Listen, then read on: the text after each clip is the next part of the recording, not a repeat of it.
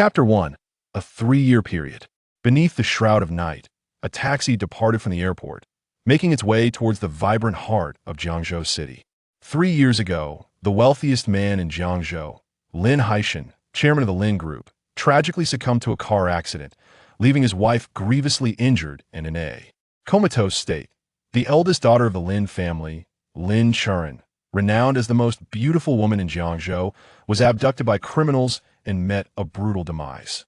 In the sprawling Lin household, only the youngest daughter, Lin Chuxia, who was studying abroad, narrowly escaped this catastrophe.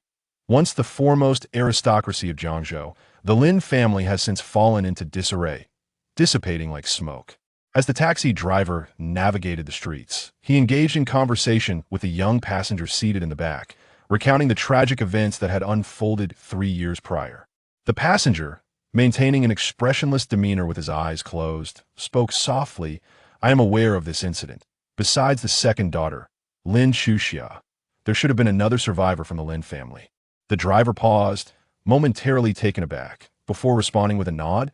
"Ah, you must be referring to that adopted son of the Lin family, Qin Feng, right? That ungrateful wretch, abandoned as a child and taken in by Chairman Lin, who even arranged for his daughter Lin Chuan to marry him, treating him as her own. Yet, after the Lin family's misfortune, that ingrate not only failed to avenge them, but also absconded with a significant portion of their wealth. That vile creature, such a lack of conscience. He certainly deserves a terrible fate." The driver exclaimed indignantly. He had hoped the young passenger would join him in condemning this man named Qin Feng, but instead, the young man merely offered a bitter smile and queried, "Have you not considered that perhaps Qin Feng had his own burdens, compelling him to endure humiliation and depart from Jiangzhou?" "Bah," the driver retorted with a disdainful expression. Even if he had reasons, his father-in-law was murdered and his newlywed wife met a horrific end. Lin Chuan was brutally slain, and even the child she carried was not spared. 2 lives extinguished in one act. It is utterly tragic. Throughout history, the enmity of a slain father and the anguish of a stolen wife are grievances that cannot be overlooked. No matter the circumstances he faced, he cannot disregard such blood feuds. As he spoke, the driver, fueled by his anger, slammed his hand against the steering wheel, causing the horn to blare unexpectedly, startling a passerby. The young passenger in the back fell into silence, remaining so for an extended period. "Indeed," he finally replied. "You are correct. Even the gravest of burdens cannot compare to the vengeance for a slain father, the anguish of a stolen wife, and the pain of a lost child." His voice was profoundly somber and restrained, yet sent an inexplicable shiver down the driver's spine. Unable to resist, the driver glanced into the rearview mirror, only to find the young passenger with his eyes now wide open, a fierce glint emanating from them, exuding an aura of palpable menace. The overwhelming intensity of that fury caused the driver to emit a terrified gasp, his hands shaking so violently that he struggled to maintain his grip on the steering wheel. In a bid to calm his frayed nerves, he reached for the water in his thermos. Seeking solace in a sip, he picked up the thermos, only to be astonished to find that the hot water inside had inexplicably frozen into ice. It is worth noting that this was May, although summer had not yet fully arrived. The evening temperatures hovered around 20 to 30 degrees. Moreover, this was a cup of hot water. How could it possibly freeze so suddenly? Just as the driver was on the verge of being utterly terrified, the ominous aura suddenly dissipated. The temperature within the vehicle returned to normal, and the ice in the cup began to gradually melt. The driver quickly pulled over to the side of the road and, trembling, inquired, "Brother, we've already entered the city." His implication was that the passenger should disembark at once. However, the passenger replied coolly, "Please take me to the Lin Corporation." "Brother, there's no Lin Corporation left," the driver said with a wry smile, hesitatingly explaining, since the tragedy occurred, the Lin family's assets have been divided among the 4 great families. The Lin Corporation has long ceased to exist. Only the Qin Group remains, which is now jointly controlled by the 4 families. "Then let us go to the Qin Group." The young passenger shrugged and then closed his eyes once more. As the driver carefully maneuvered the vehicle, he stole glances at the young man through the rearview mirror. When the external lights illuminated the passenger's face, the driver was struck with shock. "It's him. It's really him." After 3 years, he has returned. As tumultuous waves surged within the driver's mind, the young man suddenly spoke, "Drive carefully." Yes, the driver stammered, quickly diverting his gaze. Seated in the back, Qin Feng appeared to be meditating, yet his mind was engulfed in memories of the past 3 years. Orphaned and abandoned as a child, he had wandered the streets until he was adopted by Lin Haishan, the chairman of the Lin Corporation, and grew up within the Lin family. Although he shared no blood ties with them, the Lin family treated him as one of their own, truly regarding him as their son. As Qin Feng matured, Lin Haishan defied all opposition, marrying his biological daughter, Lin Chuan, to his adopted son, thus solidifying Qin Feng's bond with the Lin lineage. This was meant to be a heartwarming tale of a small beggar rising to become a victor in life. Yet, all of this shattered one fateful night 3 years prior. First, Lin Haishan's vehicle met with a sudden explosion on the road. Erupting into flames, he perished instantly, while his wife, Jiang Lan, suffered severe injuries and became a vegetable. Subsequently, Lin Chuan was kidnapped and murdered. When Qin Feng discovered Lin Chuan, he found not only her disemboweled corpse, but also the remains of a smaller, incomplete infant submerged in formaldehyde. Qin Feng had intended to die as well. However, moments before his demise, a mysterious old man intervened, offering him two choices: stay in Jiangzhou and await death with his family, or leave with him and return to exact vengeance in 3 years. Qin Feng chose the latter. He departed Jiangzhou with the enigmatic elder, and over the course of 2 years, he mastered the elder's formidable skills. In the final year, he was cast onto the true battlefield by the elder for rigorous training, forging his way through countless adversities and achieving unparalleled feats, thus becoming the youngest major general in the annals of the Dragon Kingdom. Upon the completion of the 3-year term, Qin Feng, without a moment's hesitation, relinquished all honors and returned to his homeland, Jiangzhou, seeking vengeance for his family. During these 3 years, although he was away, he utilized his cunning to uncover fragments of the truth. The mastermind behind a massacre of his family was none other than the head of one of Jiang's house for prominent families, who subsequently conspired with the other 3 families to divide the entirety of the Lin family's assets among themselves. With a resounding crack, Qin Feng's hands clenched tightly, the joints of his bones echoing ominously. Gazing towards the towering skyscrapers that drew ever closer, his eyes narrowed, exuding an aura of formidable terror. Have you 4 old hounds prepared to face the wrath of my fury? Chapter 2. Sifong Group, once known as the Lin Group, it has now been rebranded as the Sifong Group, jointly controlled by the 4 prominent families of Jiangzhou, the Zhao, Wang Lu, and Wu clans. At this moment, within the presidential office of Sifong Group, Zhao Zifong, a scion of the Zhao family, lounged casually on the sofa with his legs crossed, engrossed in a mobile game. Damn it, a bunch of fools. Don't let me discover where you live. Upon concluding a game, Zhao Zifong, infuriated, hurled his phone to the ground, crushing it beneath his feet. After taking a deep breath, he raised his gaze towards the young woman seated opposite him and smiled. Miss Lin, have you given it any thought? Noticing the girl's silence, Zhao Zifong reclined back, resting his hands behind his head, and nonchalantly continued. Miss Lin, I'm looking out for you. You're the last remaining member of the Lin family. If you wish to preserve what little wealth you have left, you must rely on me. Once you marry me, you will be a member of the Zhao family, and no one in Jiangzhou will dare to look down upon you. Lin Chuxiao remained expressionless, gently biting her lip. She was the sole survivor of the calamity that befell the Lin family. However, her position was precarious, and she could not safeguard her family's legacy, helplessly witnessing everything she once possessed being devoured by the 4 great families. In a short span of 3 years, Lin Chuxiao had fallen from the status of the esteemed daughter of Jiangzhou's foremost family to a point where she could scarcely sustain her existence. Do you believe that if it weren't for me speaking on your behalf and considering my standing, within a week, you and your mother would be left with nothing? Zhao Zifong sneered. Don't forget about your mother. She's barely clinging to life. Just the cost of her medications must be over 100,000 each month, right? With your current situation, do you have the means to cover such expenses? As he spoke, Zhao Zifong boldly reached out to caress Lin Chuxiao's face. Miss Lin, as a young woman, you cannot bear this burden alone. If you wish to survive, You must depend on a man of my caliber. Lin Chuxia gritted her teeth and forcefully slapped Zhao Zifang's hand away.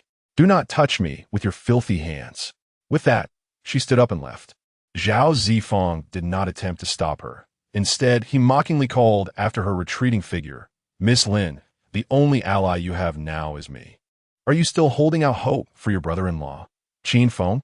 Lin Chuxia did not turn around, but her face darkened with fury. She understood Zhao Zifang's desire for her. Yet she could never accept the man who had caused her father's demise. What truly infuriated her was the mere mention of Qin Feng's name. He was her father's adopted son and her brother-in-law, who should have been the pillar of the family. But after her father and sister's misfortune, he absconded with the family fortune, leaving no trace for 3 years. They had left her and her mother to languish in Jiangzhou, awaiting their demise. Such a beast. Lower than swine. As these thoughts coursed through her mind, Lin Chuxia's hands trembled with rage. Her only desire was to flee this hell and return to her mother's side. With her head bowed, she hurriedly exited, her footsteps rapid. Not even noticing that at the moment she left the building, she brushed past a tall figure. Chuxia? Qin Feng suddenly recognized the girl who brushed past him. After a moment of astonishment, he turned to glance back. However, Lin Chuxia did not look back. Instead, she hurriedly descended the steps and boarded a taxi, leaving without a second thought. Observing his once familiar family, now safe and sound, a faint smile of relief appeared on Qin Feng's face. He then turned and walked towards the entrance of the building. Stop! What do you think you're doing? A burly man in charge of guarding the entrance immediately blocked Qin Feng's path. Yet, Qin Feng did not slow his stride. Get lost if you don't want to die. In the president's office, a man with a scarred face and a deep demeanor entered from outside and inquired, Young master, since you fancy this woman, why let her go? Why not force yourself upon her? What do you understand? Zhao Zifang shook his head, a cunning smile creeping onto his lips. Such tactics have long lost their charm for me. To conquer a woman's body is trivial, but to win her heart is a far more arduous task. I deliberately refrained from taking the initiative. I want to see her willingly kneel before me, utterly submissive. Nonetheless, it is somewhat regrettable. Zhao Zifang suddenly sighed without reason. In truth, his greatest desire was not Lin Chuxia, but rather her sister, the former beauty of Jiangzhou, Lin Churan. The Zhao family had once shamelessly sought a marriage alliance with the Lin family, only to be outright rejected. Soon after, news emerged of Lin Churan's marriage to Lin family's adopted son, Qin Feng. That old dog, Lin Haitian, truly lacks discernment. Rather than marrying his daughter to me, he allowed her to wed a mutt like Qin Feng. It serves him right for his entire family to be slaughtered. It is a pity that Qin Feng managed to escape. Zhao Zifang ground his teeth in frustration. He looked up at the scarred man and asked, It has been 3 years, and yet you have not found that wild dog, Qin Feng? The scarred man chuckled bitterly, Young master. There's no need to dwell on that kind of waste. He is merely a wild dog, perhaps long dead and rotting in some foul ditch. Indeed, Zhao Zifang nodded in agreement. He then approached the floor-to-ceiling window, gazing down at the bustling Jiangzhou, admiring the night scene illuminated by vibrant lights. A satisfied smile graced his lips. The feeling of standing atop a mountain and surveying the valley below was exquisite. Suddenly, the temperature in the office plummeted, akin to the arrival of a Siberian cold wave. Zhao Zifang felt an icy chill surge from his feet straight up his spine. What is happening? Did you turn on the air conditioning? Zhao Zifang's face darkened ominously. The scarred man appeared bewildered and glanced at the central air conditioning unit above. Is the air conditioning broken?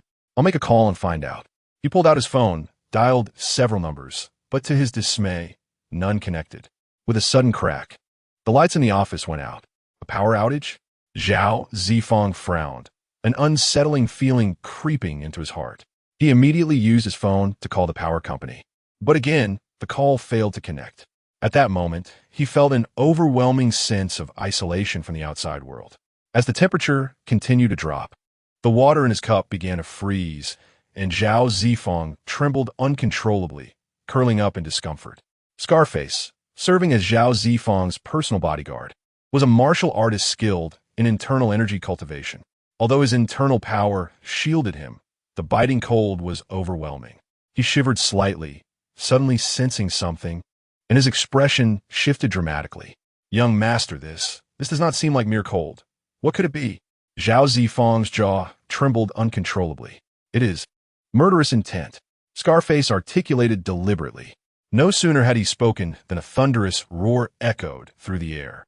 The door to the president's office was abruptly smashed open by a tremendous force, splintering the reinforced tempered glass doors into countless shards. Then, before their astonished eyes, a tall, imposing figure strode confidently into the room. Chapter 3. Down you go. Upon recognizing the visage of this towering figure, Zhao Zifang collapsed to the ground in terror. Why you are? Even after 3 years of profound changes, Zhao Zifang recognized him instantly, convinced he was witnessing a ghost. Who are you? Scarface, however, was unfazed by such revelations. Hired at great expense by the Zhao family to ensure the safety of their heir, he sensed imminent danger.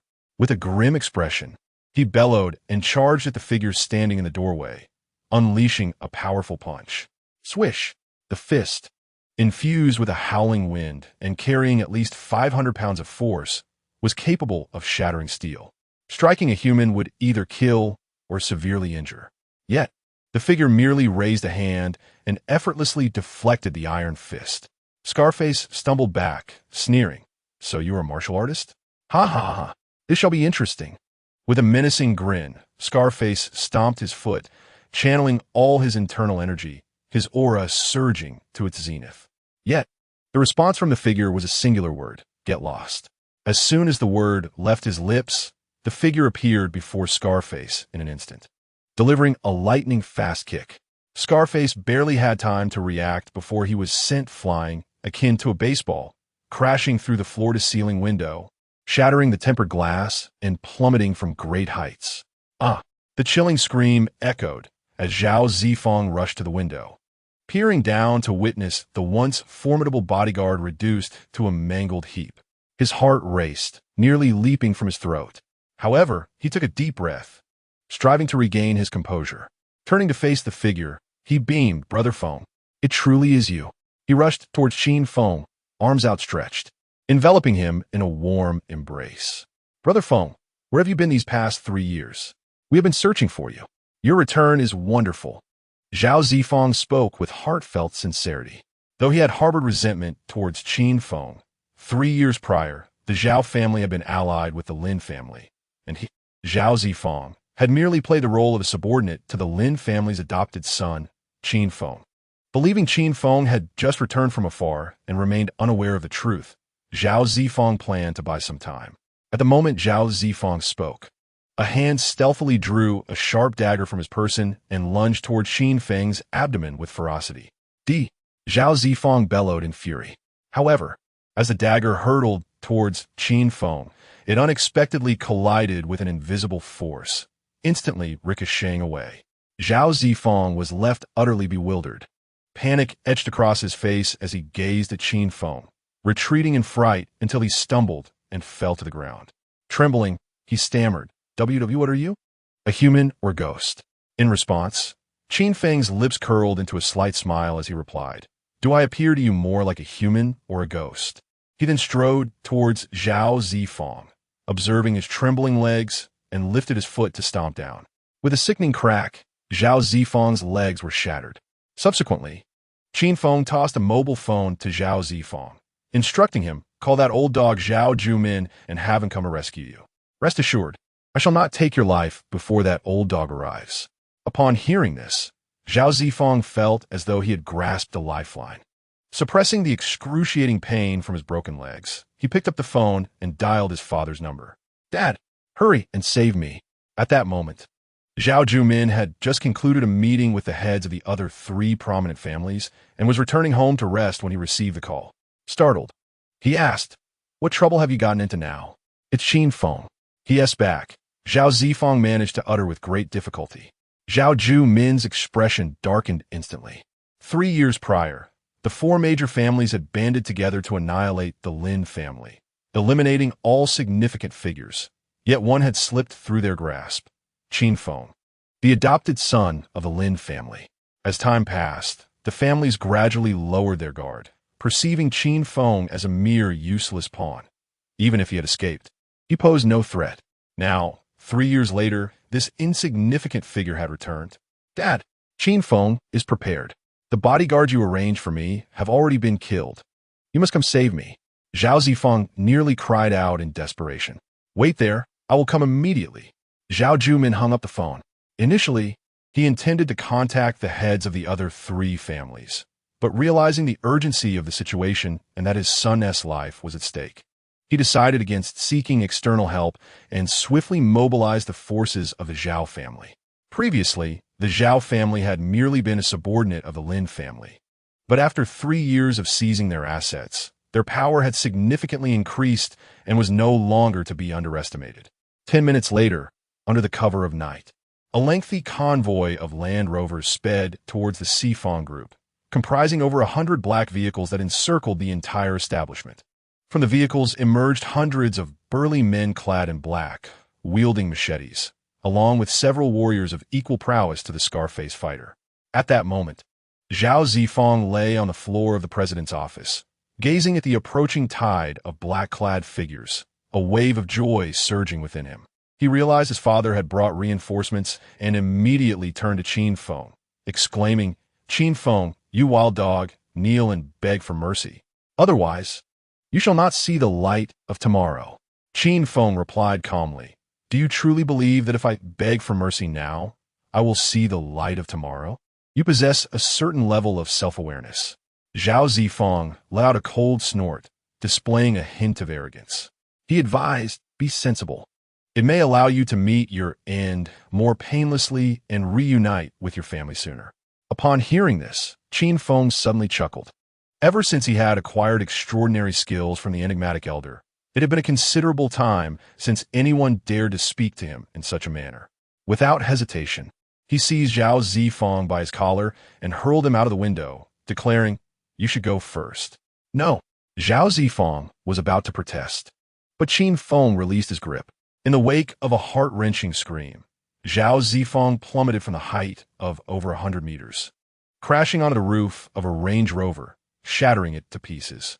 Zifeng, Zhao Juan, the head of the Zhao family, rushed over with utmost speed, but was already too late. His only son, the sole heir of the Zhao lineage, was irrevocably lost. Zhao Juan emitted a low, thunderous roar, then raised his bloodshot eyes towards Qin Feng, who stood calmly atop the skyscraper with his hands clasped behind his back. He enunciated each word with venomous intent. "Dismember him into 1,000 pieces." In an instant, hundreds of burly men clad in black, wielding knives, guns, and clubs, surged into the Four Directions building. Chapter 4. The young Marshal. Soon, all of Zhao's enforcers had stormed into the building, racing towards the top floor. Qin Feng, too, commenced his actions. Within the building, the sounds of a fierce scuffle erupted, followed by piercing screams and the sporadic crack of gunfire. Then, silence enveloped the area. As Zhao Juan felt a sense of bewilderment, a figure emerged from the doorway. "What?" Upon seeing that it was Qin Feng who stepped out, and realizing that all his enforcers had vanished without a trace, the expression on Zhao Juan's face shifted drastically.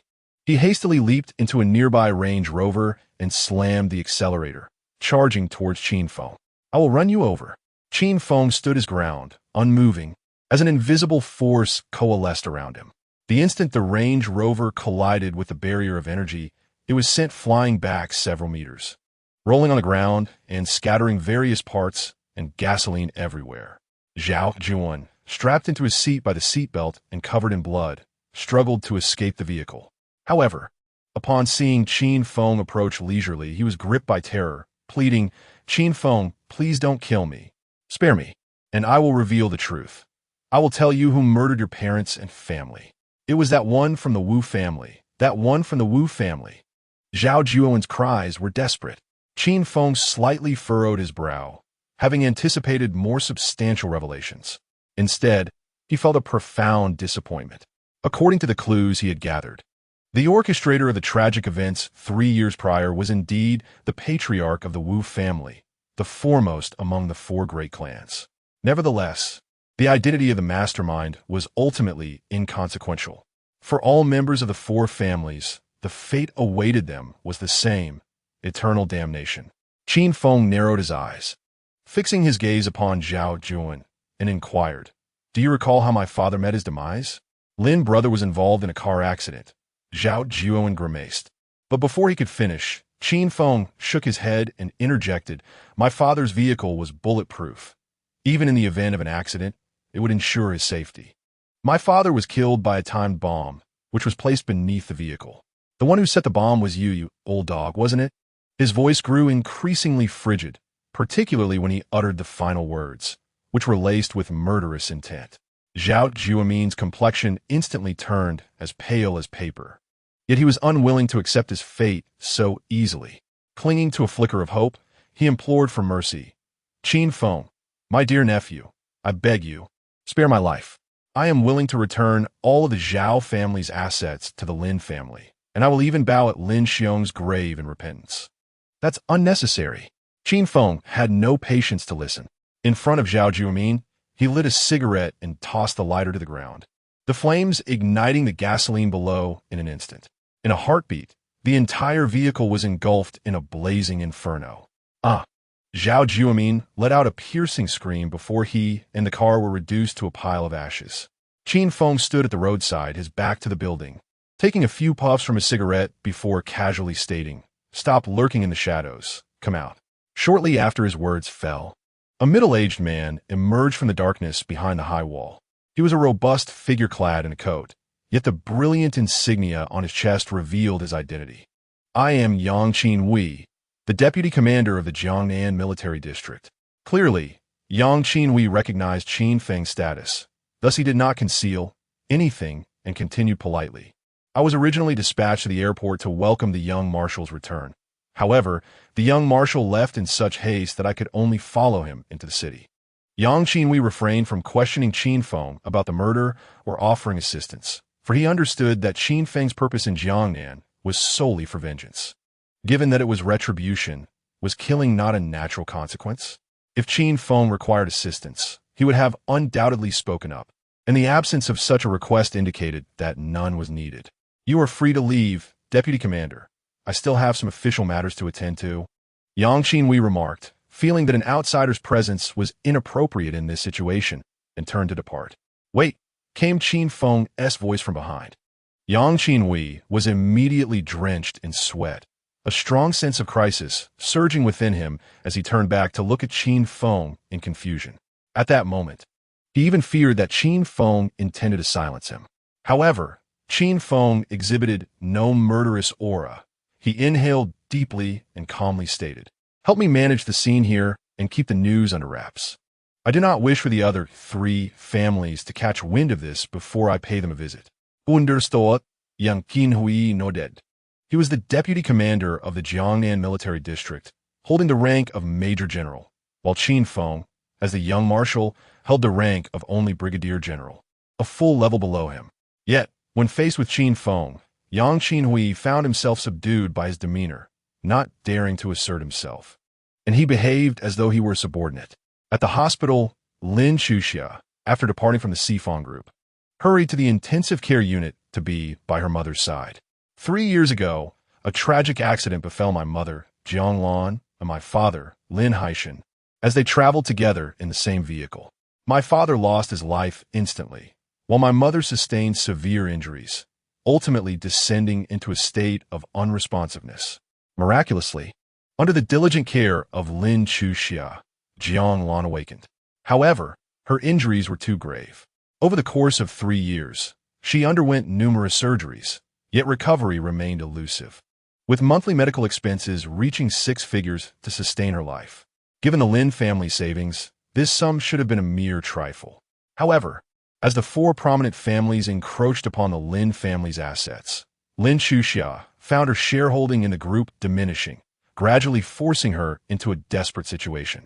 Were it not for her utter helplessness, Lin Xuxia would never have considered seeking aid from the very individuals responsible for her father's demise. Lin Xuxia sat beside her mother, remaining there throughout the night. As dawn's light filtered through the window, illuminating her delicate features, Her tears had long since dried. She gently bit her lip, summoning a faint smile, preparing to share her decision with her mother upon her awakening. "Mom, I'm not a child anymore. I plan to." Just as Lin Chuxia was about to speak, an urgent news report from the television interrupted her. Last night, a significant upheaval occurred at the Qin Group. The current CEO, Zhao Zifeng, tragically fell to his death.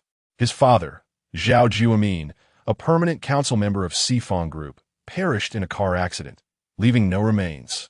Upon hearing the news report, Lin Chuxia was momentarily stunned. Initially, she struggled to believe it.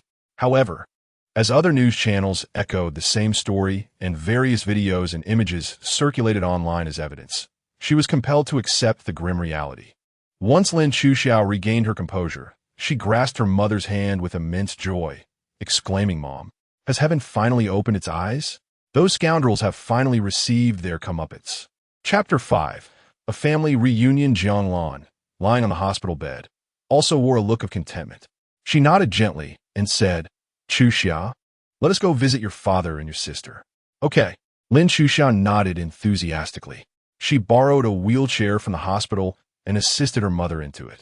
Together, they departed the hospital at dawn, heading toward the cemetery on the outskirts of Jiangzhou. Although the challenges they faced were far from over, Lin Chuxia's spirits soared like the weather itself. She could hardly wait to share this uplifting news with her father and sister, hoping to bring them peace in their eternal rest. Upon arriving at the cemetery, as they approached the gravesite of their loved ones, they noticed a tall, statuesque figure standing nearby, motionless, casting a long shadow in the morning light. "Is that you, Qin Feng?" At this moment, Qin Feng, lost in his own memories, was abruptly pulled back to reality by the call. Turning around, he beheld the mother and daughter duo, both gazing at him in surprise. "Mom, Chuxia." Qin Feng's face broke into a warm smile. "Qin Feng, is that really you?" Jianglan, seated in her wheelchair, gazed at Qin Feng's face, her expression filled with astonishment. "Qin Feng, after 3 years, you scoundrel." Lin Chuxia suddenly erupted with fury, retrieving a black baton from her bag, gripping it tightly as she swung it fiercely towards Qin Feng. This baton, meant for her own protection, was unexpectedly drawn in such a moment. "You beast! How dare you return? What audacity you possess to confront my sister!" Lin Chuxia's voice grew more agitated, tears streaming down her cheeks as she swung the baton with fervor. Thud! Thud! Thud! Each strike landed heavily upon Qin Feng, producing a dull thud. Qin Feng did not evade, retaliate, or defend himself. Instead, he stood there like a wooden post, allowing Lin Chuxia to vent her anger upon him. He offered no explanations. At this juncture, any explanation would be futile. No matter how grand the justification, it could not amend the suffering endured over the past 3 years. Moreover, his peculiar experiences would be met with disbelief if shared. "Chuxia, cease this at once." Ultimately, it was Jianglan who intervened, restraining the furious Lin Chuxia. She took the baton from Lin Chuxia's grasp and spoke earnestly. "Qin Feng has been part of our family since he was 3, raised under your father's watchful eye. You must trust your father. A man of his kindness would not raise an ungrateful child. There must be reasons for Qin Feng's actions that we do not yet understand." Lin Chuxia scoffed at this notion, but refrained from directly contradicting her mother. Jianglan lifted her gaze to Qin Feng, a gentle smile gracing her face as she inquired, "Qin Feng, did you just return?" Qin Feng rubbed his nose and replied, "Mother, I returned last night. I should have come to visit you immediately, but I had some pressing matters to attend to at the Qin Group." "What business do you have at the Qin Group? Are you pledging allegiance to them or begging for mercy?" Lin Chuxia's demeanor shifted to one of suspicion. In her eyes, Qin Feng was nothing more than a heartless traitor who had abandoned everyone to escape danger. Now that he had returned to Jiangzhou, it seemed plausible that he would seek the favor of his former enemies at the Qin Group to secure his own fortune. "Did you not see the news?" Qin Feng cast a fleeting glance at Lin Chuxia. "It was that old dog Zhao Juemin who placed a time bomb under my father's car, killing him and gravely injuring my mother. I avenged my father by killing both him and his son." Jianglan was immediately taken aback by this revelation, her face a canvas of shock. She was astounded to learn that what she had thought was an accident was, In fact, a deliberate act of malice by Zhao Juemin. Even more shocking was the realization that Qin Feng had killed the Zhao father and son. Yet Lin Chuxia continued to scoff, crossing her arms defiantly. I saw the news. The Zhao family died by accident. One fell from a building, the other in a car crash. How could it possibly be you? You're just a cowardly man. Initially taken aback, Qin Feng soon realized that his request to Yang Qinhui to help manage and suppress the information had evidently yielded results. It was perhaps for the best, as this would prevent the other 3 families from becoming suspicious, allowing him to continue his quest for vengeance. Why have you fallen silent? Continue your boasting. You killed the Zhao family yesterday. Should you not eliminate the members of the other 3 prominent families today? Lin Chuxia mocked coldly. Qin Feng offered no response, acutely aware that Lin Chuxia harbored doubts about him. Words would bear no weight. Only actions could illuminate the truth to them. With a gentle sigh, he chose silence and turned to Zhang Lan, saying, "Mother, I have a few matters to attend to. Once I have concluded, I shall visit you." However, just as Qin Feng had taken a couple of steps, a kindly voice called out from behind. "Qin Feng, where are you going?" Before he could reply, Zhang Lan continued, "I have waited for you for 3 long years. It would be a shame to rush off. If your affairs are not urgent, why not return home with us and share a reunion dinner?" Lin Chuxia's brows furrowed in discontent as she interjected, "Mother, why we need to bring back this ungrateful wretch?" "Chuxia, do not speak so harshly. Qin Feng is your brother-in-law and my son," Zhang Lan replied, her tone turning serious. "Our family now consists solely of the 3 of us. Besides myself, Qin Feng is your only remaining kin." These words pierced Lin Chuxia's heart, compelling her to relent. She lifted her gaze, fixing Qin Feng with a fierce glare, warning, "Our family has nothing left. If you seek to take advantage, you would do well to leave at once." With that, Lin Chuxia pushed Jiang Lan's wheelchair, and the mother-daughter duo turned to depart. Qin Feng hesitated. He had intended to seek vengeance against the other 3 families, but had not anticipated encountering them here. The weariness etched on their faces revealed the hardships they had endured over the past 3 years. For Qin Feng, this mother and daughter were his only remaining family in this world. Thus, accepting his mother-in-law's invitation, he found no reason to decline. "She has always treated me well. I should return and share a reunion meal with her," he reassured himself, considering that the news of his actions had been suppressed, and the other families would remain oblivious to his plans for revenge. Having convinced himself, Qin Feng swiftly followed the mother and daughter. He trailed quietly behind Lin Chuxia. Noticing her peculiar gait, it was evident that she wished to hasten her pace to distance herself from him, yet the bruises adorning her knees constrained her speed. Qin Feng couldn't help but furrow his brow, but he refrained from voicing his thoughts. After all, 3 years had passed. Lin Chuxia was no longer a child, and it was natural for her to have her own emotional life. Lin Chuxia, too, sensed Qin Feng's gaze lingering on her lower half. With the rising temperature, she wore only a pair of shorts that left much of her long, fair legs exposed, the bruises on her knees remnants of her pleas for help. Despicable, shameless. Unbeknownst to Lin Chuxia, Qin Feng's thoughts were far from impure. She merely perceived his gaze as lewd, causing her impression of him to plummet further. Suddenly, Lin Chuxia noticed Qin Feng hastening towards her, prompting her to instinctively quicken her pace as well. However, her injured leg, coupled with the wheelchair she was pushing for her mother, hindered her speed, and soon Qin Feng caught up with her. In her panic, Lin Chuxia instinctively drew out a baton, gripping it tightly in her hand, and warily asked, "What do you intend to do?" Chapter 5. The passage of time. Lin Chuxia had initially believed that Qin Feng was approaching her with ill intentions. However, as he reached her side, he offered a gentle smile and took over the handle of her mother-esque wheelchair, saying warmly, "Allow me." Watching Qin Feng push her mother-esque wheelchair forward, Lin Chuxia finally relaxed her guard and let out a small sigh of relief. Thus, the trio continued onward for a stretch. As Qin Feng pushed the wheelchair, he sensed a subtle tremor from his mother-in-law, suggesting she was enduring considerable pain. He halted and inquired, "Mother, are you all right?" "I am fine," Jiang Lan replied, her complexion pale as she managed a faint smile. But Lin Chuxia rushed over, coldly interjecting, in the past 3 years, my mother has undergone 7 or 8 surgeries. Her limbs and spine are all embedded with medical steel pins to stabilize her fractured bones. She has to take a substantial amount of painkillers daily, or else the pain becomes unbearable. Chuxia, stop! Jianglan suddenly shook her head at Lin Chuxia, interrupting her. Qin Feng understood well that his mother-in-law was merely enduring her suffering in his presence. He touched his nose, overwhelmed by a wave of guilt. Thus, he raised a hand and gently placed it on Jianglan's shoulder, channeling the profound inner strength he had painstakingly cultivated into her body as a warm, flowing energy. "Mother, do you feel better?" he asked. "Yes," Jianglan nodded. She could distinctly sense a warm aura enveloping her, easing the chilling discomfort of the steel pins. However, she was unaware that this warmth was the result of Qin Feng transferring his internal energy to her, mistakenly attributing it to the warming weather. Before long, Jianglan succumbed to sleep in the wheelchair, her eyes gently closing.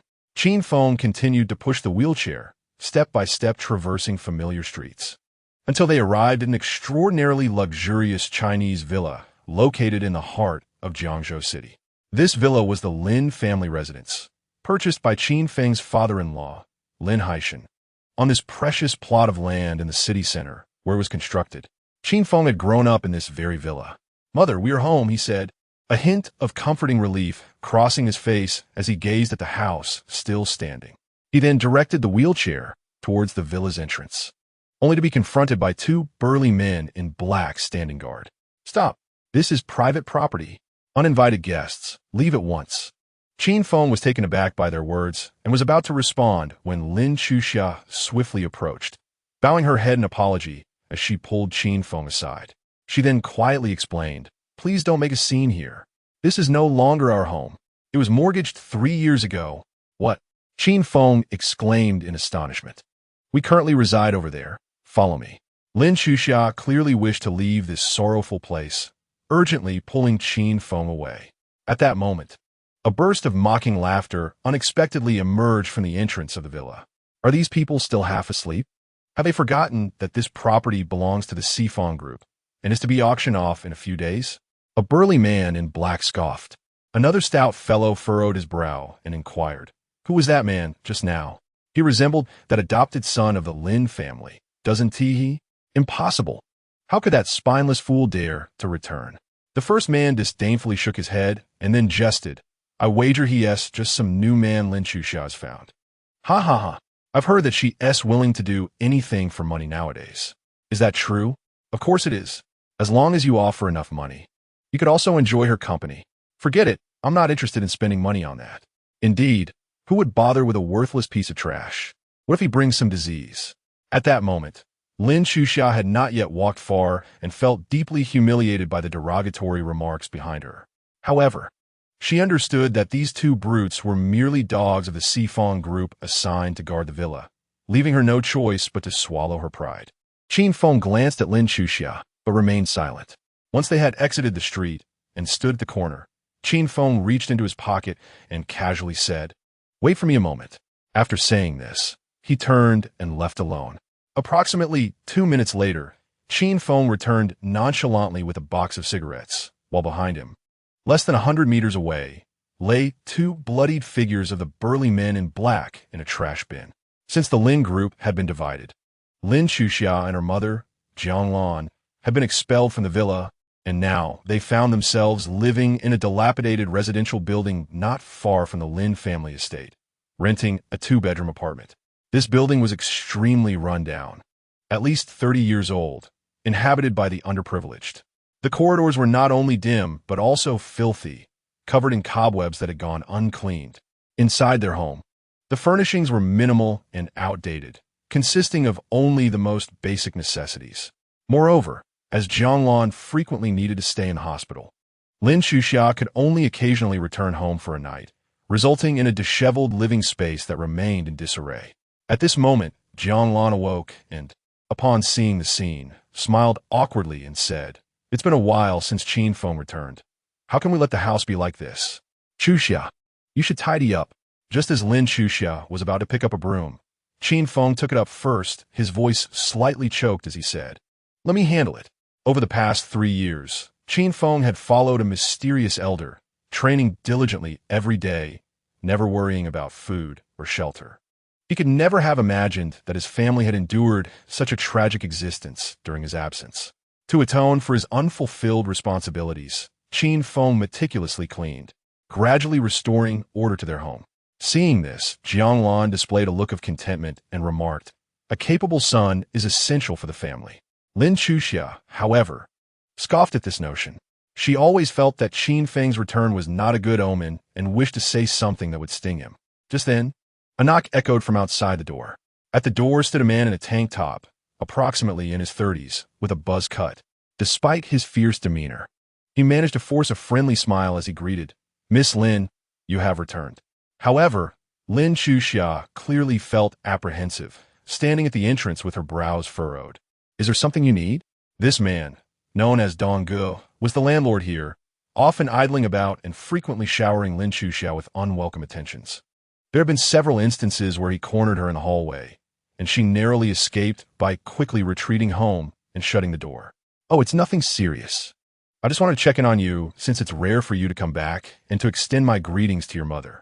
Is there anything I can assist you with?" Dong Gu said with a seemingly amicable smile. "That's unnecessary. Thank you." Lin Chuxia swiftly attempted to close the door. Yet, just as the door neared closure, Dong Gu blocked it with his hand, revealing half his face as he grinned ominously. "By the way, Miss Lin, I suddenly recalled that you have yet to settle your rent with me, haven't you?" Chapter 7. Can I assist you? Well, have I ever owed rent? Lin Chuxia replied, bewildered. She was well aware that Dong Gu was not someone to be trifled with. Thus, she would never dare to fall behind on the rent. Even when she was destitute, she ensured that her rent was paid promptly. Here's the situation. With the rising property prices, rent has naturally increased, Dong Gu continued, scrutinizing Lin Chuxia with a cunning glint in his eyes. While you were away, I neglected to inform you that the rent has increased since the beginning of this year. It was originally 1,000 a month, and now it has soared to 10,000. What? An increase of 9,000? Lin Chuxia's eyes widened in disbelief, almost convinced she had misheard. Indeed, Miss Lin, you heard correctly. It has risen by 9,000. Dong Gu nodded with a smirk. So now, you owe me 45,000 in rent. How do you plan to settle this? Seeing the look of embarrassment on Lin Chuxia's face only intensified Dong Ji's grin as he continued. How about this? Given your certain allure, why not spend a week with me? That would clear the debt. After that, if you accompany me for a week each month, you can live here rent-free. As he spoke, Dong Gu reached out to caress Lin Chuxia's face, but she forcefully swatted his hand away, firmly rejecting. Don't even think about it. I'm not that kind of person. Not that kind of person?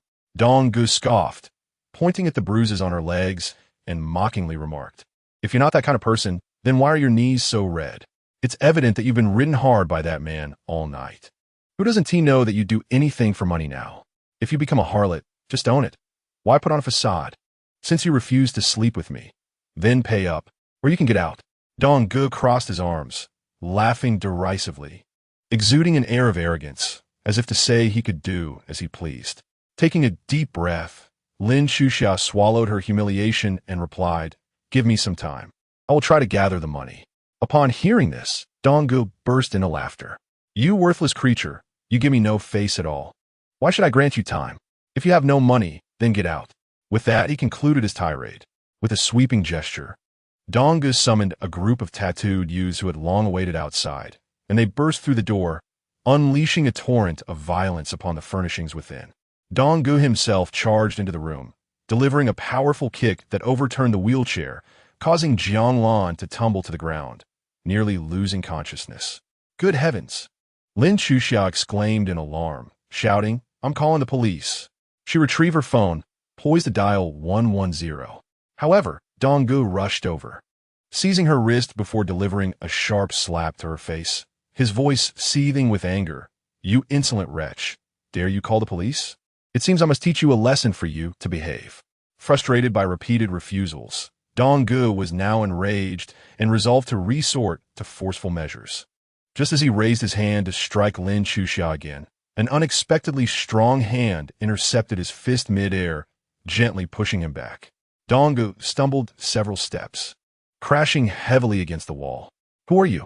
he demanded, gazing at the imposing figure who seemed to have materialized out of thin air. Momentarily shaken by the display of strength, Qin Feng glanced at Lin Chuxia, then assisted her mother to her feet, a surge of murderous intent welling up within him. Yet, before the mother and daughter, he refrained from exhibiting excessive ruthlessness, suppressing his fury and speaking calmly. "It's merely a matter of several tens of thousands. There's no need for violence.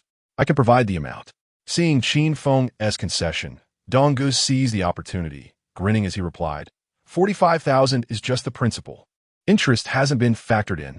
Including interest, the total comes to 200,000. How shameless!" Lin Chuxia exclaimed, covering her face in indignation, appalled by such blatant audacity.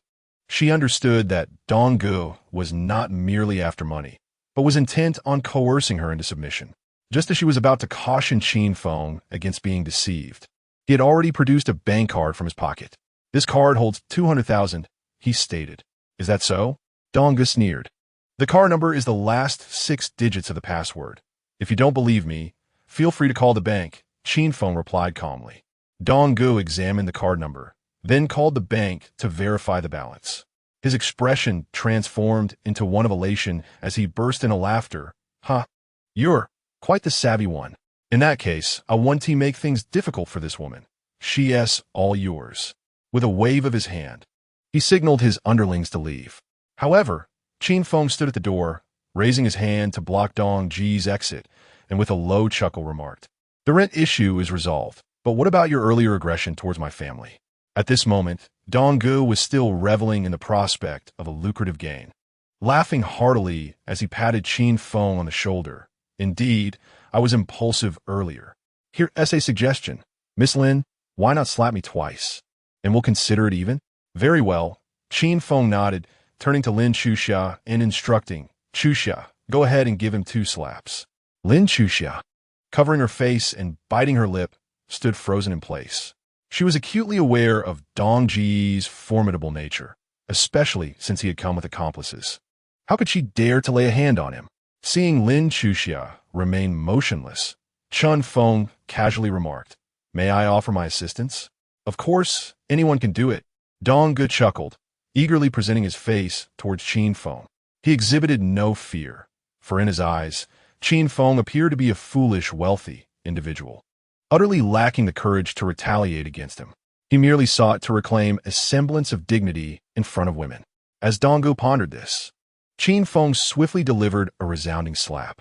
With a thunderous crack, Donggu was transformed into a spinning top, twirling through the air countless times before hurtling towards the exit, crashing through the hallway window and landing brutally on the concrete ground below. When a group of his subordinates rushed down to assist their leader, they found Dong Ji's face swollen grotesquely, resembling that of a pig, with only a few teeth remaining amidst the destruction, and his eyes nearly bursting from their sockets. Donggu was left questioning his existence after such a blow. "Quick, take me to the hospital," he cried out in desperation, just as his underlings hoisted him up, ready to sprint towards medical assistance. Qin Feng, appearing almost like a specter, blocked their path with a smile, saying, "Donggu, do not rush off just yet. Allow me to finish with this slap." Dong Ji's expression morphed into one of sheer terror. The thought of enduring a second slap was unbearable. He feared for his life. In a fit of rage and humiliation, he shouted, "Kill him." However, as soon as the group surged forward, they were swiftly incapacitated, each one clutching broken limbs and howling in agony. Qin Feng, furious at their bullying of his family, showed no mercy, especially since his family was not present to witness the confrontation. "Please, spare me, big brother." Donggu, now utterly terrified, trembling and soaked in fear, produced a bank card. Stammering, "This card, I shall return it to you. I do not want a single penny. Just let me go."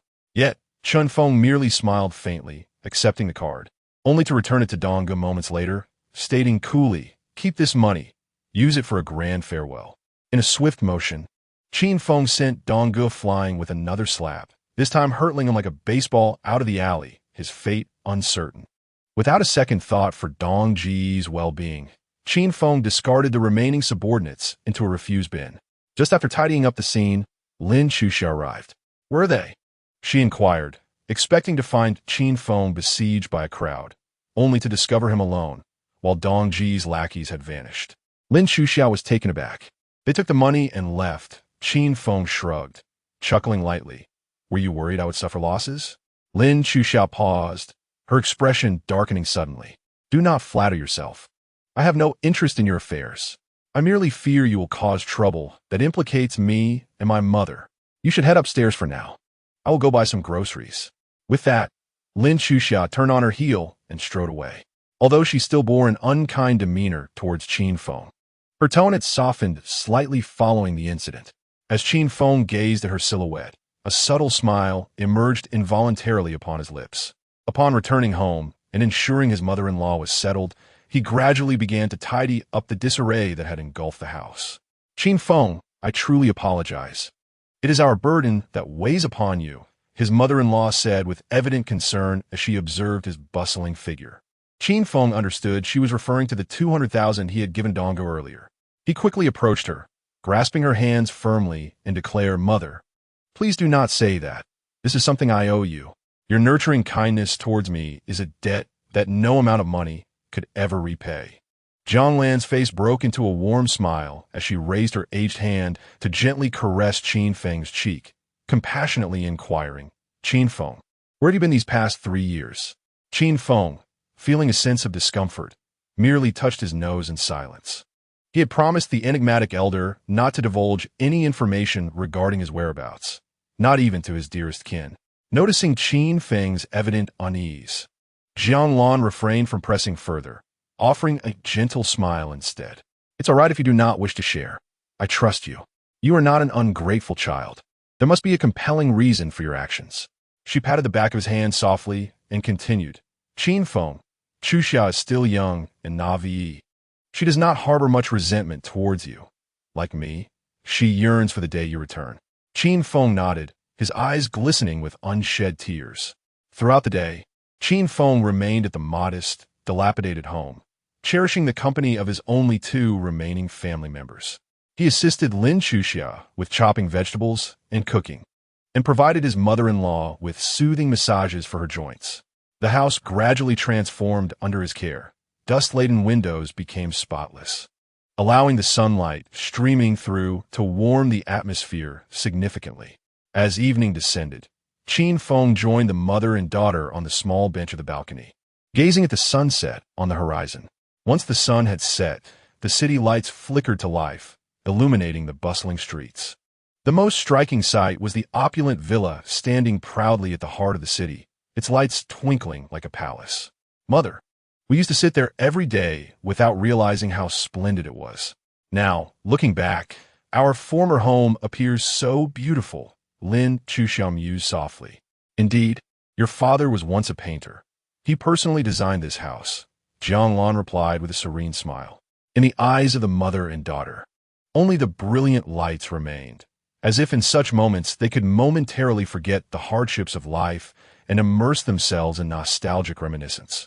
After a long silence, Qin Feng suddenly inquired, "Mother Chuxia, is the reason you reside here because this balcony offers a view of the Lin family's villa?"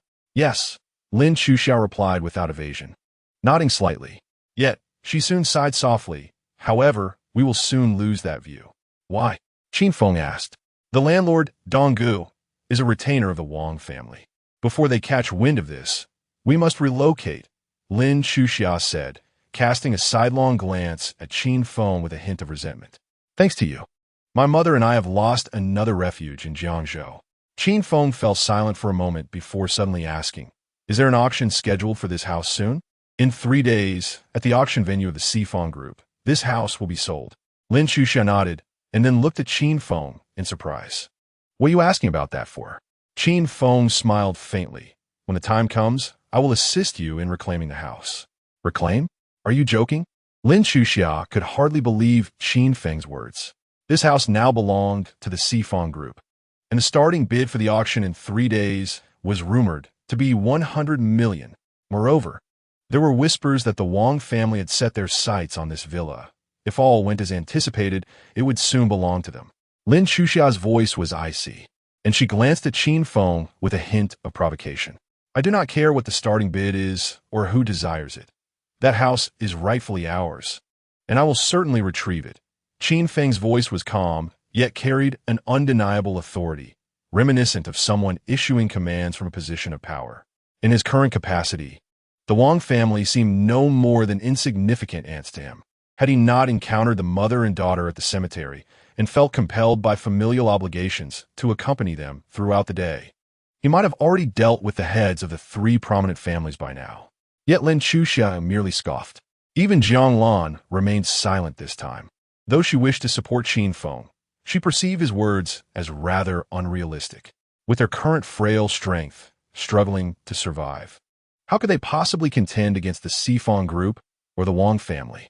Mom, let me help you back inside to rest, Lin Chuxia said, her enthusiasm waning.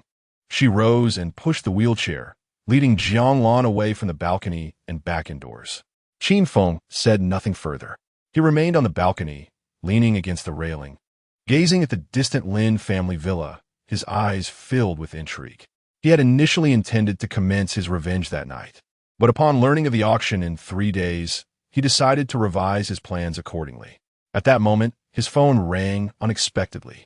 Qin Feng picked it up to find an unfamiliar number. After a moment's thought, he pressed the button to answer. "Young master, this is old Yang," came a voice of Yang Qin Wei from the other end. "I have gathered some intelligence regarding the Wang family from the 4 great families, and I thought you might find it of interest, so I want to give you a brief report." Despite having met only once, Qin Feng felt a degree of trust in Yang Qin Wei after his commendable handling of matters at the Sifang group the previous night. He nodded and replied, "Go ahead." Chapter 9. Spare your life for 3 days. I just received news that the head of the Wang family, Wang Mingquan, has suddenly suffered a stroke and has been rushed to the hospital. He may not survive the night, Yang Qin Hui said cautiously. "What?" Qin Feng exclaimed, astonished. In the days of Lin family's glory, the Wang family was merely a secondary family, entirely reliant on the Lin family's support for their existence. Wang Mingquan had been a loyal aide to Lin Haishan, second only to Zhao Juowen. After the 4 great families united to annihilate the Lin family and divide their assets, the Wang family seized the opportunity to rise, and Wang Mingquan became a formidable figure in Jiangzhou. Before Qin Feng could arrive, the situation had already taken a dire turn. Young Marshal, during your absence over the past 3 years, the Wang family, having absorbed the Lin family's assets, has begun to delve into underground industries, dealing primarily in illicit substances. Under the leadership of Wang Mingquan, the entire Wang family has succumbed to addiction. Wang Mingquan, a slave to his own vices, is hardly worthy of lament. It seems that fate has come to collect him. A hint of satisfaction tinged Yang Qinhua's voice. However, upon hearing this, Qin Feng merely snorted coldly, asserting, "The life of that old dog Wang Mingquan belongs to me. Not even heaven itself can claim him before I do." Yang Qinhua was momentarily left speechless by Qin Feng's declaration, uncertain how to respond, and could only timidly inquire, "Young Marshal, what do you mean?" "Transfer Wang Mingquan's position to me," Qin Feng said, narrowing his eyes. "I will preserve his life for now, but in 3 days, I shall personally send him to hell." In a private hospital's elite intensive care unit, Wang Mingquan lay in bed, his body riddled with tubes, receiving blood transfusions and intravenous fluids. Yet, nothing could halt the steady decline of his vital signs. Where are the damn doctors? Despite his consciousness fading, Wang Mingquan clung to the last vestiges of clarity and mumbled in desperation. He was truly unwilling to succumb to death. At just over 50, having spent his early years in the shadow of the Lin family, he had finally led his own family to ascendancy, and he had not yet tasted the fruits of his labor. "Father, the doctor said you have a cerebral hemorrhage. There's no cure," lamented Wang Feng, the young heir of the Wang family, standing by the bedside with a face full of bitterness. He wasn't grieving for his father's impending death. Rather, he was anxious because the family's entire fortune hinged on Wang Mingquan, and if he were to perish, the Wang family would likely falter within days. "You unfilial son, go find a doctor." Get a skilled one. Wang Mingquan's face was ashen, his speech growing increasingly slurred, and in a tone of despair he cried, "Whoever can save my life, I shall grant them anything they desire." The Wang family members in the room fell into a heavy silence. "I can save your life." A sudden voice pierced the stillness. Instantly, everyone turned to see a mysterious figure standing at the doorway of the ward, tall and imposing, wearing a white tiger mask. Curiously, the door had been closed, and no one knew how he had entered, as if he were a specter. "You, who are you?" Wang Feng, summoning his courage as the heir, pointed an accusatory finger at the stranger. "Who I am is of no consequence. What matters is that I can save Wang Mingquan's life." Qin Feng replied calmly.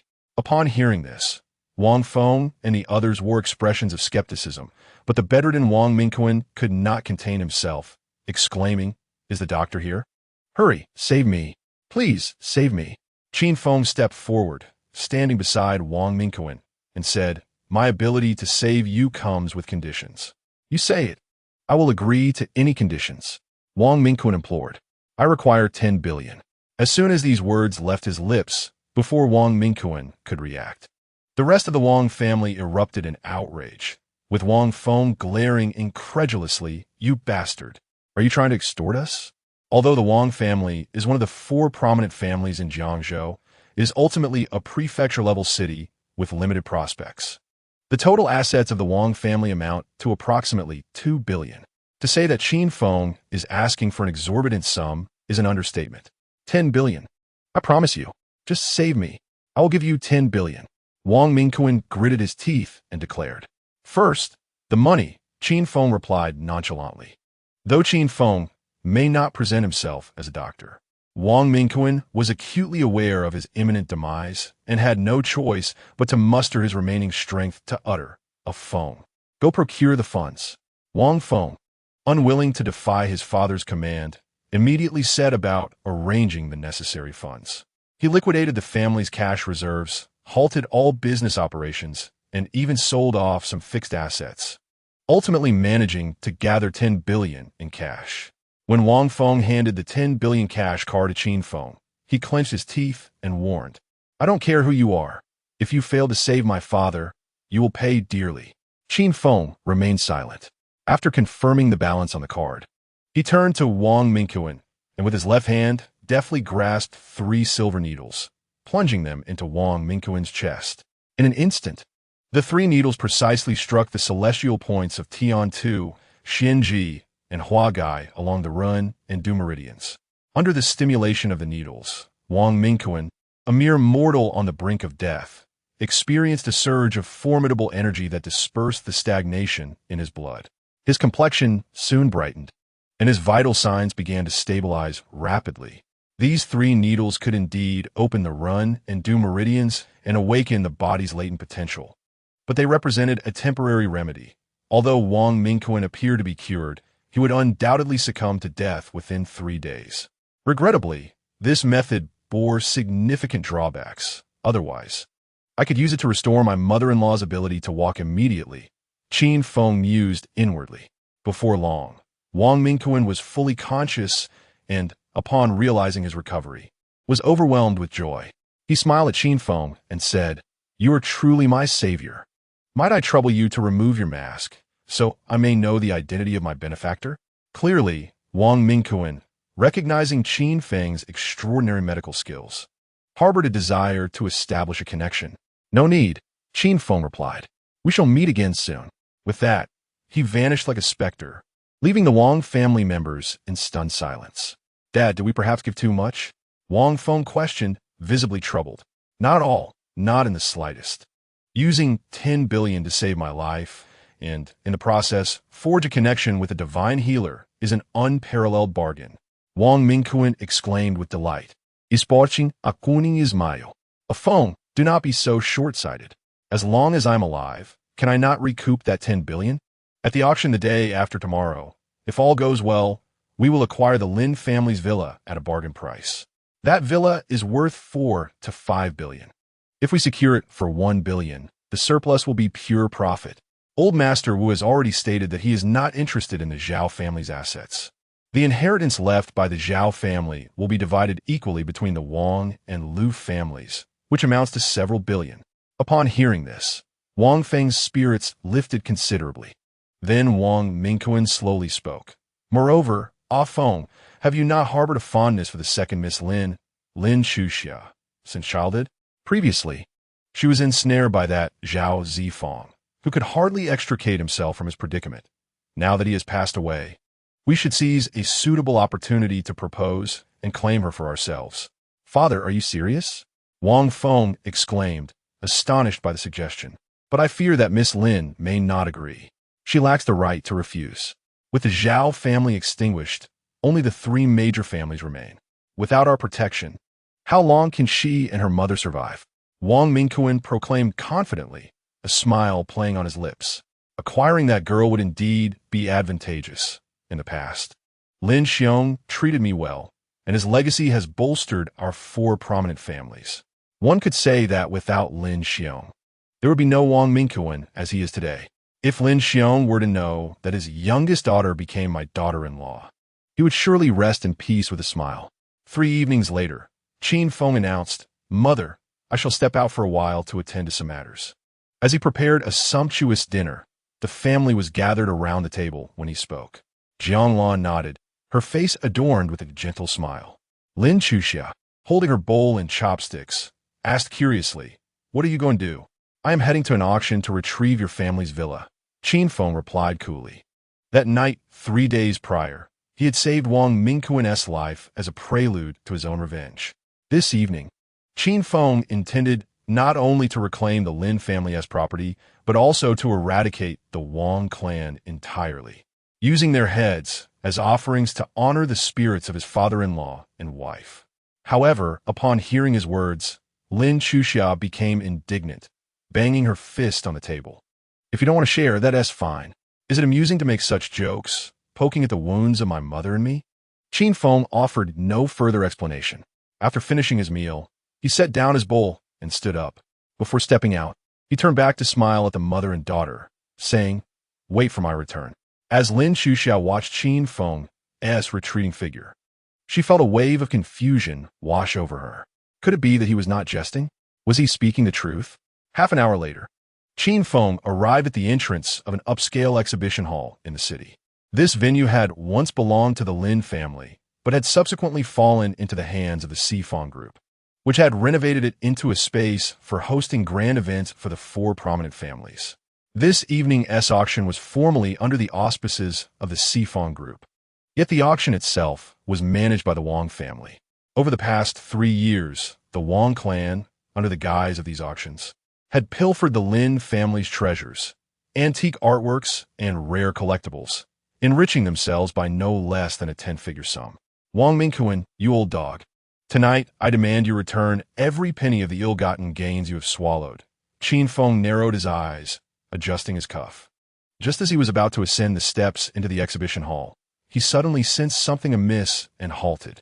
Raising his gaze slightly, he spotted a pair of strikingly clear and beautiful eyes fixed intently upon him, belonging to a girl in her early 20s, clad in a white gown, her figure graceful and her beauty captivating. Yet, Qin Feng did not recognize her. Just as he was about to depart, a girl approached with a lightness in her step. Exclaiming, I'm sorry for being late, she quickly made her way to Qin Feng, her smile radiant, as if they had known each other for ages. Do we know each other? Qin Feng furrowed his brow in confusion. Yet, the girl, unfazed by his question, maintained her sweet smile, replying, You wouldn't mind, would you? With that, she draped her delicate arms around one of Qin Feng's south and nestled close to him like a songbird. Initially taken aback, Qin Feng soon realized that he had no acquaintance with this girl. She was merely serving as a shield for someone else. Indeed, heavy footsteps, filled with palpable fury, echoed from behind, drawing nearer. Chapter 10, What are you? Bang, bang. Accompanying the thunderous footsteps, a young man in a short-sleeved shirt approached, his expression marred by anger. Though his attire was unremarkable, no one perceived him as an ordinary individual, for his aura was overwhelmingly potent. As he strode forward, several guests in line instinctively cleared a path. In Shui, what are you doing? The young man confronted the beautiful girl with a stormy countenance. Lu Yinshui remained composed, clinging to Qin Feng's arm as she replied, Li Hanhui, I've told you I have a boyfriend, yet you refuse to believe me. Today, I specifically invited him here. It would be best for you to keep your distance. Otherwise, my boyfriend's wrath could have serious consequences. Boyfriend?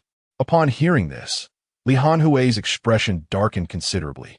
After years of unrequited pursuit of Lu Yinshui, he never anticipated that someone had beaten him to it. He scrutinized Qin Feng with a scornful gaze and derisively remarked, Yinshui, if you're seeking a shield, at least choose someone of merit. This fella you've picked, what is he worth? You could catch a stray dog on the street, that would be a better companion. Lu Yinshui hesitated, a pang of regret washing over her. The reason she had chosen Qin Feng as her shield was his slightly handsome appearance, yet apart from that, he bore no distinguishing qualities. His ordinary attire seemed almost shabby in this context. Just as she contemplated releasing Qin Feng's arm to confess the truth, he suddenly grasped her delicate hand, lifted his gaze, and addressed Li Hanhui directly, And you, what are you? Initially, Qin Feng had no desire to involve himself in this petty affair, but Li Hanhui's words ignited his irritation. You question my worth? Li Hanhui sneered, pointing to himself, his expression dripping with disdain, before turning to Lu Yinshui and saying, The man you've chosen is not only a pauper, but a fool as well. Do you realize that with such a statement in Handu, you would already be a dead man? Li Hanhui threatened ominously, finger pointed at Qin Feng. Is that so? Qin Feng narrowed his eyes. At this moment, Lu Yinshui whispered urgently in his ear, Don't be impulsive. You cannot contend with him. She clearly meant well, taking the time to remind Qin Feng, considering he was merely a temporary shield she had summoned. If Li Hanhui were to be rendered incapacitated, it would undoubtedly weigh heavily on her conscience. At that moment, Li Hanhui strode up to Qin Feng, abruptly slapping him on the shoulder with force and whispering, Kid, I've taken note of you. Out of respect for the Wang family, I'll one team make a move here, but we shall have our fun later.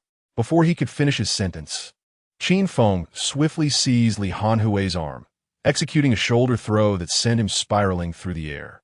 Li Hanhui barely had time to react before he was hurled several meters away, feeling as if the world was spinning around him.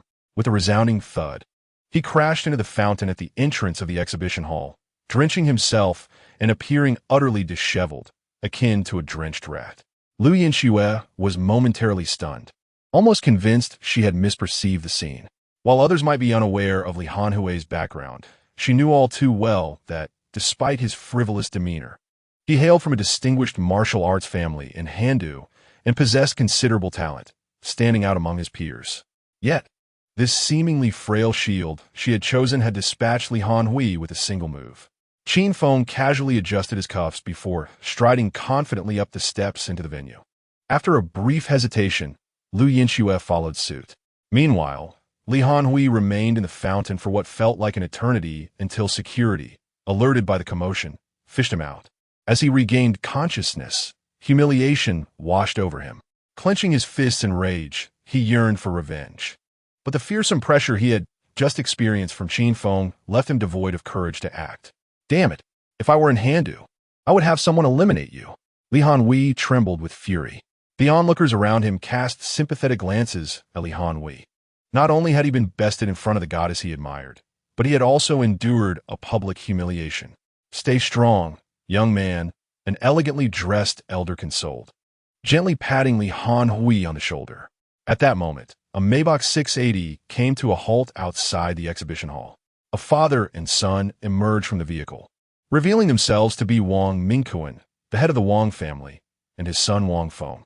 As they approached and spotted Li Hanhui standing in the fountain, they were momentarily taken aback. Young Master Li, what brings you to stand in the water? Wang Mingquan inquired, only to realize the inappropriateness of his question. He quickly corrected himself with a hearty laugh. Ha! Young Master Li swimming here is quite the refined pastime. How did I not think of that? Fengya, let us transform this fountain into a swimming pool for young Master Li to enjoy next time. Yes, I'll arrange it immediately. Wang Feng nodded eagerly. The father and son duo were influential figures in Jiangzhou, yet they regarded Li Hanhui with profound respect, bordering on servility. To them, Li Hanhui's status was monumental. After all, Jiangzhou was merely a prefecture-level city in Jiangnan province, while Li Hanhui hailed from Handu, the provincial capital, belonging to a family that was not only affluent but also renowned for its martial prowess, far surpassing the Wang family in Jiangzhou. "Young Master Li, would you like a towel to dry off?" Wang Mingquan inquired cautiously. "No need." Li Hanhui shook his head. Suddenly, he stamped his foot, unleashing a powerful force that expelled the moisture from his body, a process he repeated several times until he was nearly dry. "Young Master Li, your presence truly elevates our humble locale," Wang Mingquan exclaimed warmly as he clasped Li Hanhui's hand and led him into the exhibition hall, continuing, "Today marks a momentous occasion for the Wang family. We hope you can witness our family's glory." Li Hanhui nodded in silence. Although he felt a tinge of discontent, he was relieved that most people did not recognize him, and those who did, Wang Mingquan and his son, were unaware of the earlier incident, thus sparing him from significant embarrassment. Meanwhile, within the exhibition hall, Lu Yinxue remained close to Qin Feng, her interest piqued by his earlier display of skill. "You don't seem like a local from Jiangzhou," Lu Yinxue remarked, blinking her captivating eyes at him with curiosity. Any ordinary man would have been entranced by such attention, yet Qin Feng remained indifferent. Chapter 11. The auction commences. "My name is Lu Yinxue." She introduced herself with a smile, eager to engage with Qin Feng. However, he did not respond, instead lifting his gaze to scan the area for the Wang father and son. "Hey, I'm talking to you." Lu Yinxue's frustration grew at his lack of acknowledgement. "I heard you," Qin Feng replied coolly. He had come to avenge his family and reclaim what was rightfully theirs, lacking the inclination to flirt with a stranger. As Lu Yinxue fumed, the Wang father and son, accompanied by Li Hanhui, entered the exhibition hall. "Oh, who's that?" Wang Feng hesitated upon noticing Qin Feng, quickly turning to Wang Mingquan. "Father, look over there." Wang Mingquan glanced up, his expression shifting. Li Hanhui also recognized Qin Feng and sensed that the Wang father and son were familiar with him, causing his brow to furrow in concern over his previous indiscretions being revealed. Yet Wang Mingquan remained oblivious to Li Hanhui's worry, explaining, "Young Master Li, I had the misfortune of encountering a drowned rat today. Please bear with me for a moment while I deal with it."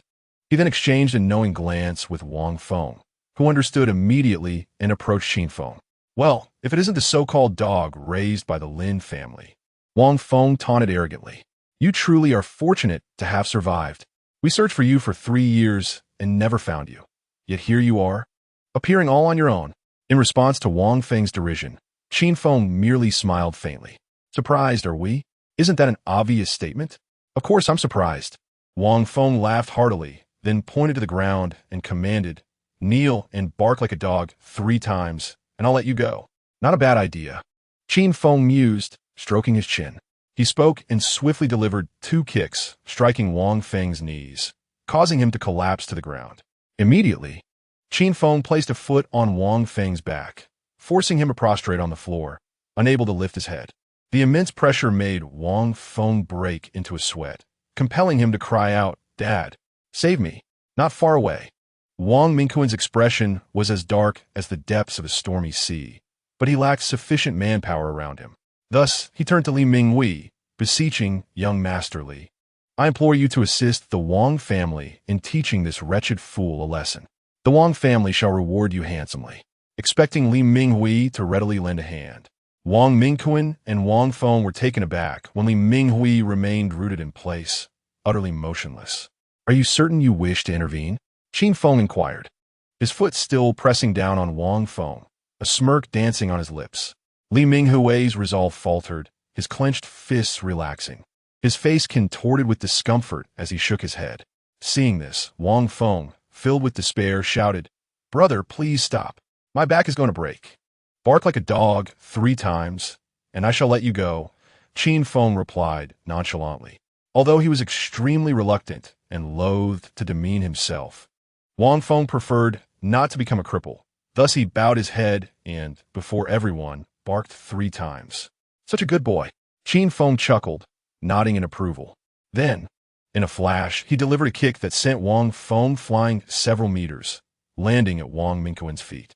Qin Feng then turned and strode away. Although these two were his adversaries, he had no intention of killing them just yet.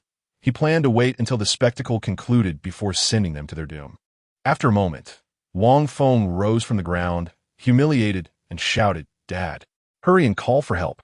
Kill him. Kill that scoundrel. What is the rush?"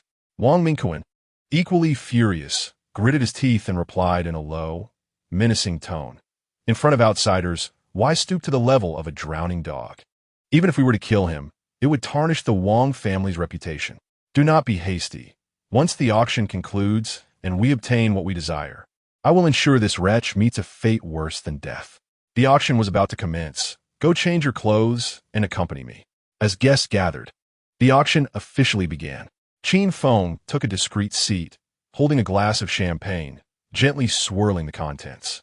"Ah, so you are the missing adopted son of the Lin family from 3 years ago," a voice suddenly chimed in. A graceful figure clad in white approached and casually sat beside Qin Feng. "Are you here for revenge or to attend the auction?" Qin Feng remained silent. However, Lu Yinxue was not offended. Rather, she smiled mischievously and lowered her voice, saying, "It seems the rumors about the Lin family's villa are mostly true." "What?" Qin Feng, taken aback, finally spoke, his gaze fixed in astonishment upon Lu Yinxue. "Enough with the pretense. We all understand the situation," Lu Yinxue pouted, continuing, "Since we are all here for the treasures of the Lin family villa, and now that the villa is in the hands of the Sifong group, why not collaborate?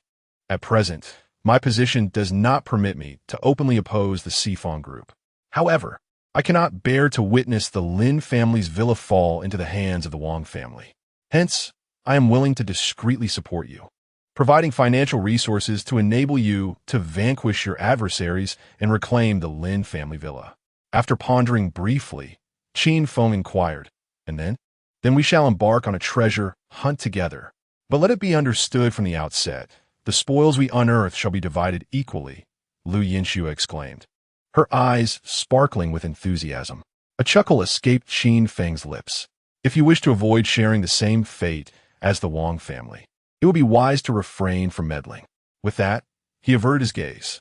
Lu Yinxue was momentarily taken aback before responding with indignation. You dare to threaten me? Do you know who I am?" Initially, she intended to leverage her influential connections to intimidate this ungrateful individual.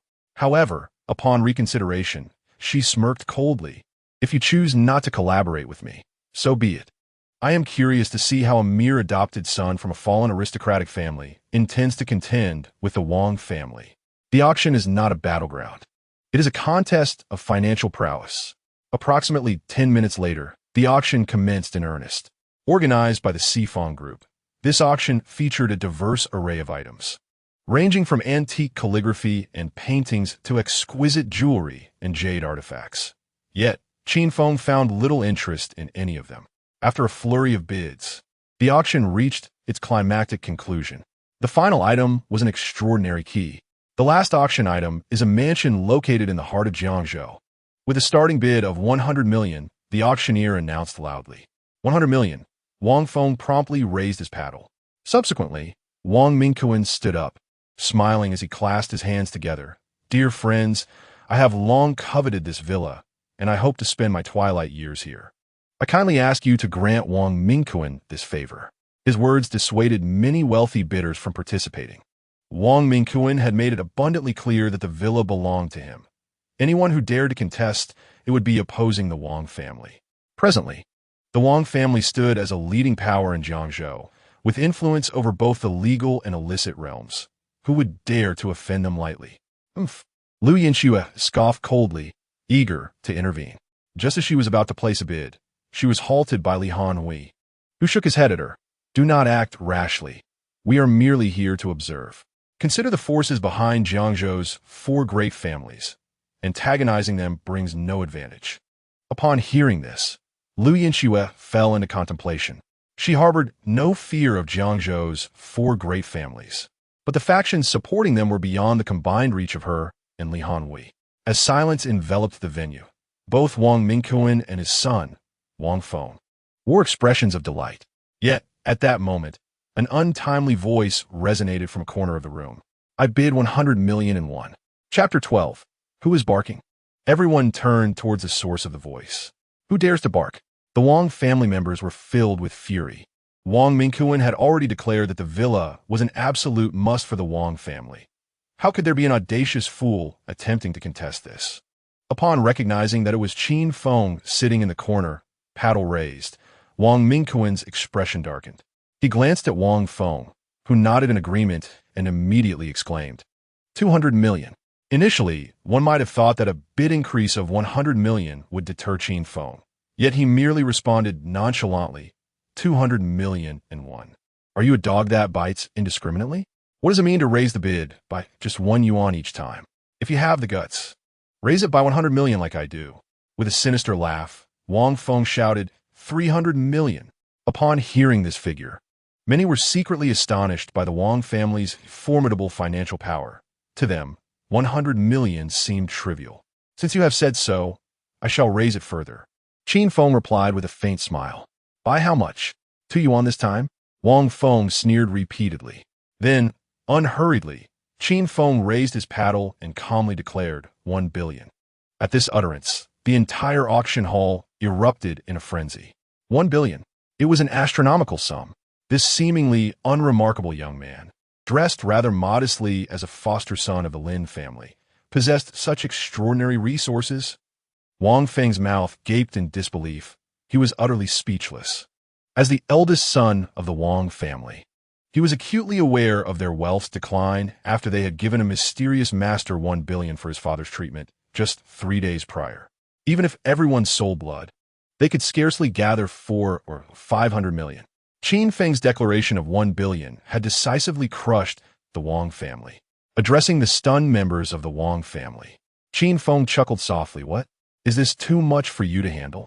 These words deeply pricked the pride of Wang Mingquan, the head of the Wang family, who gravely stated, Wait a moment, I'll call old Master Wu and borrow some funds. The Wu family was the foremost among Jiangzhou's 4 great families. Closely associated with a powerful backing, their strength and wealth far surpassing that of the Wang family by several magnitudes. However, the Wang family also had its dignity and was reluctant to seek help. Father, don't rush. Wang Feng suddenly had a brilliant idea and grabbed his father's arm, saying, Look at Qin Feng's pitiful appearance. Does he seem like someone who can produce 1 billion? Wang Mingquan scrutinized Qin Feng and shook his head. I don't think so. Exactly. The Lin family's assets have long been divided among us. This dog trainer has little money to speak of. I believe he doesn't have a single cent. He knows we intend to acquire the villa and is deliberately inflating the price to annoy us. Wang Feng scoffed. After listening, Wang Mingquan nodded in approval. The young man's mind is sharp. I almost fell for it. He immediately glanced at the auctioneer, who understood the cue and instructed the bodyguards of the Xifang group to surround Qin Feng ominously with their batons in hand. Wang Mingquan initially had no reason to act against Qin Feng at the auction, not out of fear, but due to concerns that publicly humiliating someone might draw the ire of influential socialites. However, now that Qin Feng had breached the auction's decorum himself, you brought this upon yourself. You have no one to blame but yourself. Wang Mingquan sneered repeatedly. Wang Feng then pointed at Qin Feng, mocking him, You filthy dog, barking there for no reason. We no longer want this villa. If you have the guts, produce the money. If you can truly come up with 1 billion, I will kneel before you and bark like a dog. This is what you yourself stated, Qin Feng remarked, as he nonchalantly retrieved a bank card from his pocket. Upon sighting the card, both Wang Mingquan and his son were momentarily taken aback. What? Do you find it familiar? Qin Feng said with a sly smile. How could this card be in your possession? Wang Mingquan exclaimed in disbelief. At that moment, Qin Feng adeptly used the card to withdraw a staggering 1 billion in cash, leaving the auctioneer speechless, while the imposing security guards were forced to retreat in dismay. Wang Mingquan, filled with rage, wished he could tear Qin Feng apart on the spot. But with prominent figures like Li Hanhui and Lu Yinxue from Handu observing, he restrained himself. Dad, it turns out Qin Feng is the miraculous doctor who treated you 3 days ago. We were deceived. Wang Feng lamented, his face contorted with regret. As if he needed to mention it, Wang Mingquan snapped, delivering a stinging slap to Wang Feng's face. He could have simply swallowed his pride and called old Master Wu for a loan, but due to Wang Feng's foolish words, he was now utterly estranged from the Lin family's villa. More critically, he had lost face. Just moments ago, he had boldly declared the villa to be his, only to have it snatched away before his very eyes. Where could he hide his shame? Qin Feng, holding the key to the Lin family villa, spoke impassively. This villa is the property of the Lin family. You, Wang Mingquan, were merely a loyal dog raised by my father. Do you believe you are worthy? Wang Mingquan's face darkened, leaving him speechless. Dad, what should we do now? Are we to simply stand by and let him humiliate us? Wang Feng asked, desperation etched on his features.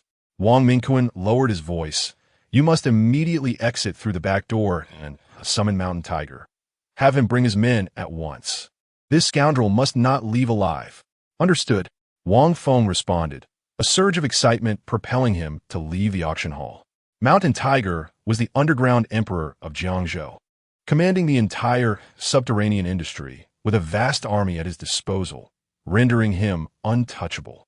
In truth, Mountain Tiger was a secret ally of the Wang family, managing businesses that largely belonged to them, merely acting as their enforcer. In recent years, many of the Wang family's rivals had mysteriously met their demise on the streets or vanished without a trace, all orchestrated by Mountain Tiger. As Wang Feng rushed to summon assistance, Wang Mingquan, fearing that Qin Feng might escape first, approached him with a feigned smile. My dear nephew, it has been quite some time. Shall we ascend to the upper floor for a cup of tea and reminisce? Apologies, but I have no interest in reminiscing with the deceased, Qin Feng replied coolly. Just 3 days prior, he had extended Wang Mingquan's life, but with the imminent deadline approaching, Wang Mingquan had become, in Qin Feng's eyes, a mere specter. Ha ha ha! Wang Mingquan laughed, unperturbed. If my dear nephew is disinterested in reminiscing, that is quite all right. However, the tragic massacre of the Lin family 3 years ago still pierces my heart. I trust you share my sentiments? Surely, upon your return to Jiangzhou, you wish to uncover the truth, to know who is responsible for the brutal slaying of your wife and child? Qin Feng stood frozen, momentarily lost in thought. 3 years ago, vivid memories flooded his mind, drawing him back to a forsaken warehouse steeped in the metallic scent of blood.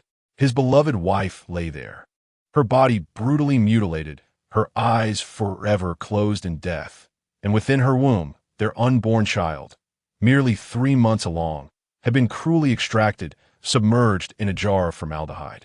Even after the passage of 3 years, the mere recollection of that haunting scene inflicted upon Qin Feng a torment akin to having his heart mercilessly cleaved by a steel blade. In an instant, the entire auction hall transformed from the warmth of summer into the chill of winter. The beverages and glasses began to solidify into ice, and the surfaces of the crystal chandeliers were marred by emerging cracks. Almost everyone present felt the suffocating grip of an ominous malevolence. Their faces contorted in terror as they beheld the figure standing at the center of the venue, eyes ablaze with bloodlust. Wang Mingquan felt as though he had plummeted into an abyss of ice. Regret washed over him for uttering words that should have remained unspoken. It was painfully evident that it was too late. Chapter 13, Unless. A chill coursed through Wang Mingquan's limbs. He held his breath, instinctively glancing back at his designated seat, beneath which lay a firearm, an exquisite piece procured by the Mountain Tiger from abroad, typically concealed beneath the cushion for emergencies. Now, a profound sense of impending danger enveloped him. After a brief moment of hesitation, he pivoted and sprinted toward his seat. However, scarcely had he taken 2 steps when Qin Feng appeared before him as if by magic, seizing Wang Mingquan by the throat and lifting him off the ground. Breath eluded him, and he could only emit a series of choking sounds. Is it you? Qin Feng's gaze was frigid, his words deliberate, infused with overwhelming fury and palpable menace. Wang Mingquan was instantly paralyzed with fear, desperately shaking his head in protest. At that moment, the grand entrance of the exhibition hall was thrust open by an overwhelming force, and dozens of burly men clad in black poured in, swiftly securing all exits of the venue. Amidst this formidable entourage emerged a man in his 40s, donned in a Zhongshan suit. Though slender of frame, His presence emanated an undeniable power, akin to a sharp blade shattering the frigid atmosphere of the hall. The mountain tiger, upon sighting this man, the countenances of most attendees shifted dramatically. He was none other than the underground sovereign of Jiangzhou. His true name remained a mystery to all, yet his moniker, Mountain Tiger, resonated like thunder, known to all who heard it. Is this truly the underground emperor of Jiangzhou? Li Hanhui's gaze lifted toward him, and as he sensed the formidable aura surrounding the mountain tiger, a flicker of apprehension crossed his face. Beside him, Lu Yinxue could not help but scoff. Did you think Jiangzhou was merely a backwater? There are many here who surpass you. Li Hanhui's expression darkened, and he chose silence. While ordinary individuals could only perceive the mountain tiger's formidable presence, Li Hanhui, hailing from a family of martial artists, had cultivated his inner strength from a young age. Thus, he was able to perceive that the descending tiger possessed formidable martial prowess, undeniably a master of internal strength at its pinnacle, far surpassing his own capabilities. Accompanying the descending tiger was none other than the esteemed heir of the Wang family, Wang Feng, who, emboldened by such a powerful ally, directed his ire at Qin Feng, exclaiming, "Qin dog, release my father at once." Seeing Qin Feng unresponsive, the descending tiger furrowed his brow, stepping forward with a decisive stride, crushing the marble beneath his foot, cracks extending several meters away. He then intoned gravely, "Release Mr. Wang immediately. This is your final warning." No one doubted the weight of the descending tiger's words. In fact, many present were secretly sweating on behalf of Qin Feng. Qin Feng, upon hearing this, turned to squint at the descending tiger and inquired, "And who might you be?" "I am a friend of Mr. Wang, known colloquially as the descending tiger," he replied ominously. Ordinarily, uttering those 3 words would send adversaries fleeing in terror. Yet Qin Feng merely sneered. "This matter concerns me and the Wang family. What business is it of yours?" With that, he disregarded Wang Ming and strode purposefully toward the descending tiger. Thud, thud, thud. The dozen or so burly men in black standing before the descending tiger were dispatched in an instant. Witnessing this, the descending tiger's expression shifted dramatically. Just as he prepared to retaliate, Qin Feng was already upon him, seizing his throat with a vice-like grip. This underground king of Jiangzhou, a master of internal strength, found himself incapacitated in a heartbeat, unable to move, beads of cold sweat dotting his brow. "You kill my wife and child?" Qin Feng asked, narrowing his eyes. The descending tiger, feeling utterly shattered, hastily protested, No, I came to Jiangzhou to develop my career. The tragedy of your wife and child has nothing to do with me." "Then why do you bark like a dog?" Qin Feng retorted icily. "I will leave at once." The descending tiger stammered, but before he could utter another word, Qin Feng twisted his wrist, snapping the descending tiger's neck with a single motion and casually casting him aside, where he fell, lifeless and motionless. The Tiger Lord was no more. His loyal subordinates rushed to his aid, but upon reaching him, they collapsed one after another. The descending tiger lay dead. The underground emperor of Jiangzhou had perished just like that. A profound silence enveloped the scene, broken only by the sound of gasps. Qin Feng, with narrowed eyes and an expression of indifference, regarded the slain descending tiger as one might swat a mosquito. His gaze swept across the assembly, and those henchmen who accompanied the descending tiger trembled in fear, discarding their weapons at once. When Qin Feng's gaze circled back to Wang Mingquan, he suddenly bolted towards his seat, extracting a black handgun from beneath the cushion and turning to aim it at Qin Feng's head. At that moment, Qin Feng was still 10 meters away, making his approach towards Wang Mingquan, but upon seeing the gun, he halted in place. "Oh dear, this is bad," lamented Lu Yinshu from the crowd, unable to contain her dismay. A smirk crept onto Li Hanhui's face as he coldly remarked, still hesitating to take revenge. "It serves him right to have someone seize the opportunity to draw a gun. Does this fellow still have a chance?" Lu Yinshu asked with a hint of concern. "Yinshu, your Lu family is a renowned martial arts lineage. You must have heard the saying, beyond 7 steps, the gun is swift. Within 7 steps, it is both swift and precise," Li Hanhui replied, shaking his head. "No matter how fast a martial artist is, they cannot outpace a bullet. Even at the pinnacle of inner strength, one stands no chance against firearms. This lad has no opportunity, unless he is. At this point, Li Hanhui scoffed derisively. But that is impossible. Lu Yinxue, well aware of the unspoken words that lingered in the air, could not help but let out a soft sigh. It is truly unfortunate. He was so close to success. Regardless of whether the Wang family or Qin Feng emerged victorious, it mattered little to Lu Yinxue as an outsider. Yet, she was driven by a sense of justice stemming from the Lin family tragedy 3 years prior, compelling her to side with Qin Feng. As Qin Feng stood resolutely, Wang Mingquan sneered, "You wild dog, weren't you just so capable? Even daring to kill my subordinates? Why don't you take a step forward? Do you believe I won't blow your head off? Go ahead and shoot." Qin Feng narrowed his eyes, unperturbed. "Do you think I lack the courage?" Wang Mingquan retorted with a cold laugh. "Father, stop wasting time. Just shoot him already." Wang Feng urged anxiously from his side. "Do I need you to instruct me on murder?" Wang Mingquan's face contorted with malice as he decisively pulled the trigger. A deafening bang echoed as a copper bullet was propelled from the muzzle at several hundred meters per second, hurtling towards Qin Feng. However, what followed was a scene that left everyone in disbelief. Chapter 14. I never said I would spare you standing in the center of the hall. Qin Feng remained motionless in the face of the bullet's onslaught. The air around him suddenly condensed into a white aura. The bullet struck this aura and was instantaneously deflected, returning with even greater speed. Wang Feng, standing beside Wang Mingquan, suddenly screamed in agony as a bullet pierced through his shoulder, blood gushing forth like a fountain. Everyone was left in shock at this sight. Is he not afraid of bullets? Is he even human? Li Hanhui's expression was one of sheer astonishment, his mind swirling with disbelief. His lips twitched as he struggled to articulate his thoughts, but found himself unable to speak. Lu Yinxue's delicate face was also a canvas of shock as she murmured the 2 words that Li Hanhui had been unable to utter. Transformation of energy. This individual had actually achieved the transformation of energy. He was a martial arts grandmaster. The energy of martial artists is classified into 3 tiers: external energy, internal energy, and transformed energy. External energy represents the common man, while internal energy signifies a certain level of accomplishment. The majority of martial artists exist within this realm, differing only in their skill levels.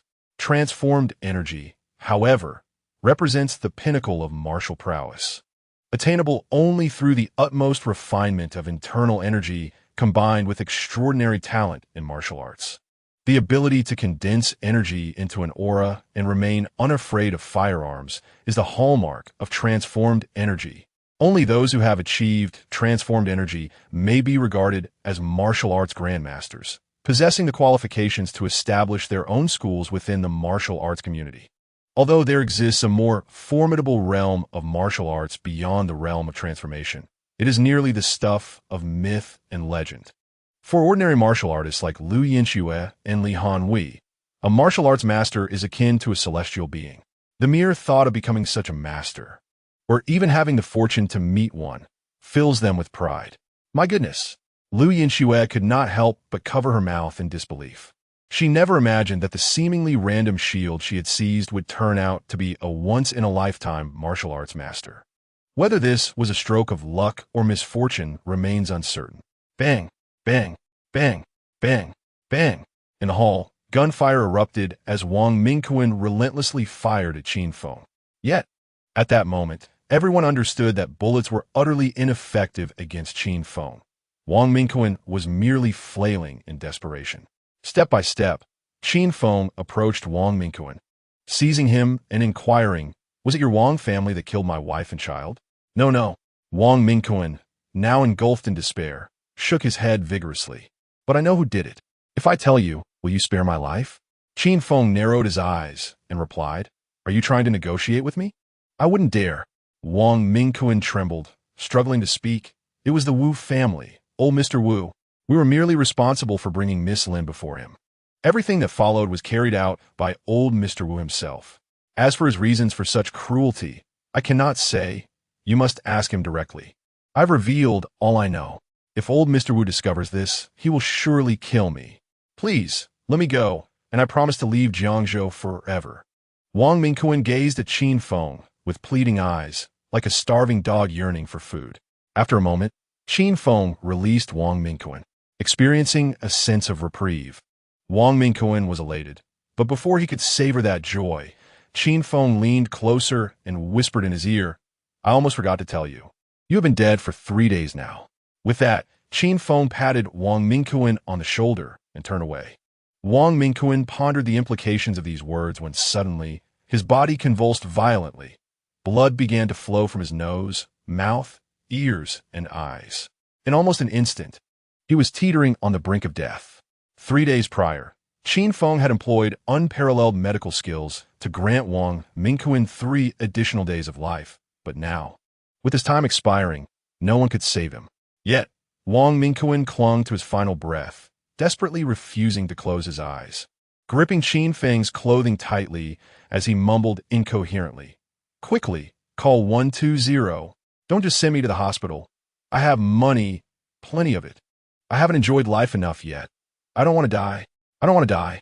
However, Wang Mingquan's voice grew fainter, weaker, until all that could be seen was the movement of his lips, with no comprehension of his words. In that moment, the head of the Wang family ceased to exist amidst overwhelming fear and struggle. "Dad, you can't die." Wang Feng collapsed before his father's lifeless body, weeping uncontrollably. It was not out of filial piety. Rather, he understood all too well that Qin Feng had come for revenge, and now that Wang Mingquan was dead, it would soon be his turn. As Qin Feng approached, Wang Feng showed no resistance and knelt before him, barking like a dog. "Brother, I'd accept my defeat. I have already begun to learn to bark," he whimpered. "Woof, woof, woof." "Well, you have done quite well." Qin Feng nodded in approval. "However, I don't recall stating that your barking would earn you my mercy." No sooner had the words left his lips than Qin Feng delivered a powerful kick. This was no mere act. He infused it with true strength, propelling Wang Feng far away, shattering countless tables and chairs along the way. By the time he landed, he was a bloody mess, lifeless and beyond salvation. After personally ending the lives of the Wang family, Qin Feng calmly retrieved his phone and made a call. Approximately 5 minutes later, a battalion of fully armed soldiers stormed the venue from various entrances, swiftly taking control of the entire space. All members of the Wang family, along with those associated with the mountain tiger, were apprehended without exception. Yang Qintian, clad in military attire, stood tall and commanded the operation. Indeed, he had come specifically to handle the aftermath for Qin Feng. "Young Marshal, I will take care of this. You may leave first." Qin Feng nodded in agreement. Yet, he did not depart immediately. Instead, he scanned the crowd, his gaze landing on 2 outsiders, Lu Yinxue and Li Hanhui, who appeared ashen-faced. Li Hanhui was already prepared to prostrate himself and beg for forgiveness at any moment. Qin Feng strode purposefully towards them, deliberately ignoring Li Hanhui, and fixed his gaze on Lu Yinxue, inquiring, "You mentioned earlier that you came for the treasure of the Lin family villa. What is the truth behind this?" Chapter 15. The Lin family secret chamber. Upon hearing Qin Feng's question, Lu Yinxue was taken aback, unable to restrain her surprise. "You actually do not know? How is that possible?" However, before she could finish her sentence, Li Hanhui was frantically signaling her, desperate to silence her. Did she not realize that this was a genuine martial arts master? How dare she speak to him in such a tone, in the presence of a master? Ordinary martial artists felt like mere grandchildren before their elders. Any hint of disrespect could lead to immediate and justified retribution. "I truly do not know," Qin Feng, embodying the demeanor of a master, stated without pretense. "That is why I am asking you. Please share what you know." Lu Yinxue bit her lip, succumbing to silence. The treasure of the Lin family villa was a closely guarded secret among the martial arts circles of Handu.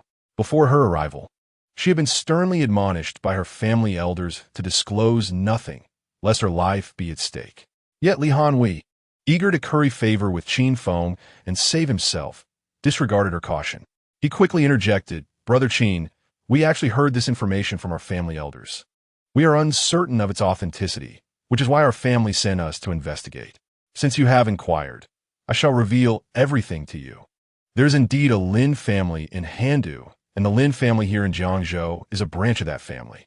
Approximately 3 decades ago, Lin Haishan, the head of the Lin family from Jiangzhou, severed ties with the Han capital's Lin family and relocated with his family to Jiangzhou for better prospects. It is said that when Lin Haishan left, he took not only his personal belongings, but also the true legacy of the Lin family. Now that Lin Haishan has passed, his inheritance has been nearly exhausted by the 4 prominent families, leaving only the Lin family villa intact. Consequently, rumors have emerged that Lin Haishan concealed the family's heritage within the villa. Upon hearing Li Hanhui's words, Qin Feng narrowed his eyes, feeling a surge of shock. He had regarded Lin Haishan as a father figure throughout his life, yet he had been entirely unaware of this matter, as had his mother-in-law Jiang Lan, his wife, and her sister. Could it be that the annihilation of the Lin family 3 years prior was due to this reason? Qin Feng murmured to himself. Just as Lu Yinxue was about to speak, Li Hanhui quickly noticed and restrained her, shaking his head in disapproval. Both stood before Qin Feng, not daring to breathe a word. After a moment, Qin Feng regained his composure and nodded at the two, stating, "This time, I shall let you go. Should I encounter you again, you will not leave unscathed." Li Hanhui nodded repeatedly, saying, "We understand. We will leave tonight and never return to Jiangzhou." With that, he grasped Lu Yinxue's hand and fled in haste. On their way back, Lu Yinxue appeared to harbor lingering regrets, seemingly unwilling to depart Jiangzhou without any gains. "Come now, my lady, are you intent on courting death? If you wish to throw your life away, I still wish to live." Li Hanhui forcibly pulled Lu Yinxue into the car and drove away from Jiangzhou at full speed. Lu Yinxue, however, gazed into the rearview mirror at the distant lights of Jiangzhou, lost in thought. After leaving the auction hall, Qin Feng held the villa key as he traversed the city alone, returning to the entrance of the Lin family villa situated in the city center. He unlocked the grand door and stepped inside. What astonished Qin Feng was not merely the villa's unchanged grandeur after 3 years, but rather the inexplicable aura that enveloped him the moment he crossed the threshold, akin to a gentle stream. If one were to compare this estate to a pool, then this mysterious essence resembled water flowing down from a high mountain, gradually and uniformly converging upon the estate. Having grown up in this house, he had never before sensed this aura, were it not for having learned various skills from a mysterious elder and honing his abilities, which enhanced his senses far beyond those of an ordinary person. He might have remained oblivious. As Qin Feng surveyed his surroundings, a growing sense of astonishment filled him. Initially skeptical of Li Hanhui's claims, he now distinctly felt that Lin Haishan's intention to establish a manor at this very location might harbor deeper secrets. Let's explore inside, Qin Feng decided, pushing open the door to the villa, immediately enveloped by an even more potent sense of mystery. Following the trail of this enigmatic energy, he found himself at the entrance to the basement. Upon opening the door, he discovered a wine cellar filled with a variety of exquisite wines. But at the very back of the cellar, there lay yet another door. The door before him was elegantly arched at the bottom, exuding an air of antiquity and grandeur. 2 round, antiqued bronze rings were firmly secured by a golden lock. The wine cellar was off-limits to outsiders, and given that the Lin family, including Qin Feng, had little inclination towards alcohol, no one other than Lin Haishan ever ventured down here. It was Qin Feng's first discovery of this door. Standing at its threshold, he felt a palpable aura of mystery emanating from the entire estate, converging around this very door, where the energy peaked. He attempted to push the door, but the golden lock was exceedingly secure. Suddenly, a thought struck him, and he swiftly turned to leave the basement, returning to his bedroom upstairs to retrieve a large set of keys from a drawer. These were bestowed upon him by his father-in-law, Lin Haishan, after his marriage to Lin Chuan. "Qin Feng, you have finally become a part of our Lin family. Here are the keys to the house. You must uphold it in my absence." As he recalled his father-in-law's words, he rummaged through the keys and, to his astonishment, discovered a small, delicate golden key, barely the size of a fingernail, among the jumble. He had found it. Clutching the golden key, Qin Feng returned to the door and unlocked the golden lock. With a creaking sound, the door swung open of its own accord. Hesitating for a moment, he stepped inside. Behind the door lay a modestly sized secret chamber, its walls constructed of blue bricks furnished with a writing desk, a chair, and the four treasures of the study, along with some ancient tomes, resembling the study of a scholar from antiquity. Just as Qin Feng marveled at the unique arrangement of this secret room, a soft voice broke the silence. "Is a descendant of the Lin family here?" Turning towards the voice, he was startled to see a woman in a blue robe seated in the chair that had been empty moments before. She was breathtakingly beautiful, her white hair cascading like a waterfall, and her eyes sparkled with the glimmer of stars. In the next instant, her expression shifted. "No, you are not a descendant of the Lin family. Who are you?" Chapter 16. The legacy of the Qi cultivator. In that fleeting moment, a formidable aura descended upon him. A layer of white protective energy enveloped Qin Feng, a manifestation of his cultivated strength, impervious to bullets and an assurance of a master's dominance. Previously, when seeking vengeance against the Zhao and Wang families, this energy had shielded him, rendering his enemies powerless. Yet now, confronted by this imposing presence, his protective energy seemed to falter. He felt as though he were ensnared by an invisible giant hand. The slightest exertion from it could extinguish his life. This was no mere illusion. "If I wish to crush you, it would be no different than squashing an ant," the woman in blue remarked coolly. Qin Feng's pupils constricted in disbelief, unable to fathom that this woman could penetrate his thoughts. A frog at the bottom of a well. She seemed to read his mind again, a flicker of disdain crossing her face. In the next moment, she suddenly flew towards Qin Feng, and in an instant, her form shrank, piercing directly into the center of his brow. Qin Feng's eyes widened in disbelief as he watched her enter his mind, delving into his spiritual realm.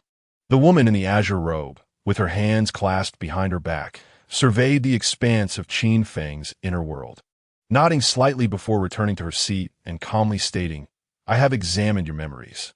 Although you are not a descendant of the Lin family, you have been raised by them and have now become their son-in-law. By all accounts, you may be considered a half-member of the Lin family. I have waited here for a century, yet I have not found a worthy successor. Now, this fragment of my primordial spirit is on the verge of collapse. Allow me to bestow upon you this fortune." With that, the woman lifted her sleeve and gently waved it, her form gradually dissipating into a wisp of white smoke that enveloped Qin Feng and merged with his being. In that moment, Qin Feng inherited all of her legacies and memories from her past life. However, the overwhelming influx of information surged through his mind, causing excruciating pain, compelling him to sit cross-legged on the ground, close his eyes, and empty his thoughts, focusing entirely on absorbing the external knowledge. Before long, Qin Feng opened his eyes, his astonishment almost beyond expression. The woman in the azure robe had been the soul of an ancestor from the Lin family, her name lost to time. This ancestor had once been a distinguished young lady who, through fortuitous circumstances, became a practitioner, mastering various arts and alchemical methods, akin to a terrestrial immortal of her era. The longevity of such immortals far surpassed that of ordinary people. They subsisted not on grains, but on the essence of heaven and earth. As the age of decline approached, the spiritual energy of the earth began to dwindle, forcing the ancestor to relinquish her corporeal form and condense all her spiritual power into her soul. Lingering in the mortal realm for a century solely to pass on her formidable skills to a worthy descendant of the Lin family. Clearly, in the past 100 years, she had been unable to find a suitable heir, thus allowing Qin Feng, an outsider, to seize this opportunity. At this moment, as Qin Feng embraced the legacy of the Lin family ancestor, he also comprehended the secrets of the Lin family villa. The villa was situated atop the only spiritual vein in the entirety of Jiangzhou where the mysterious essence converged, the very essence of heaven and earth. The entire residence functioned as a grand formation, gathering and sustaining this energy to preserve the soul of the Lin family's ancestor. Moreover, Qin Feng gained profound insights into martial arts and the cosmos. He had once believed that his exceptional talent, having cultivated into the realm of transformation and attained the status of a master, rendered him invincible. Yet, in the presence of a true terrestrial immortal, a mere master was nothing of significance. It became evident that the realm of transformation was not the pinnacle of martial arts, but merely the beginning. With a deep sigh, Qin Feng suddenly felt an overwhelming sense of insignificance, akin to that of an ant crawling upon the ground. While Qin Feng silently absorbed the inheritance left by the ancestor of the Lin family, outside the city of Jiangzhou, a middle-aged man stood at the entrance of an ancient residence nestled among the mountains and waters, pacing back and forth, his face etched with anxiety. If anyone were present, they would undoubtedly recognize the man as Lu Jinxi, the head of the Lu family, one of the four prominent families of Jiangzhou. Is Elder Wu still in seclusion? You must hurry and inform him, for I have pressing matters to discuss with the esteemed elder. It is indeed of great importance.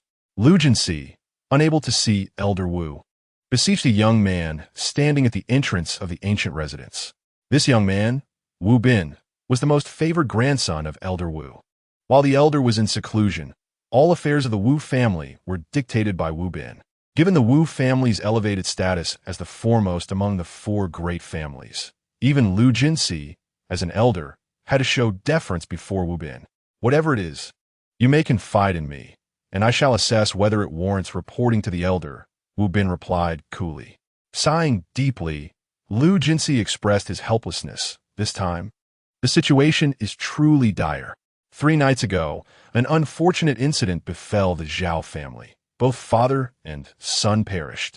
Today, the Wang family encountered a grave upheaval, with both father and son, along with the infamous downhill tiger, meeting the same fate, while the others were all captured. Surely, this cannot merely be coincidence.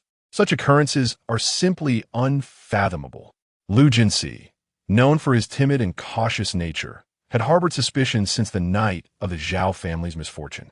With the downfall of the Wang family, he could no longer remain composed, particularly as memories of the Lin family's massacre 3 years prior haunted him, intensifying his unease. Could it be that those who survived from the Lin family are exacting revenge upon us? You are overthinking this, Wu Bin responded, shaking his head. The Wu family has already received intelligence that all of this has been orchestrated by a deputy commander named Yang Qinhus in the Jiangnan war zone. Yang Qinhus? That name sounds familiar. Could it be the notoriously strict 2-star commander?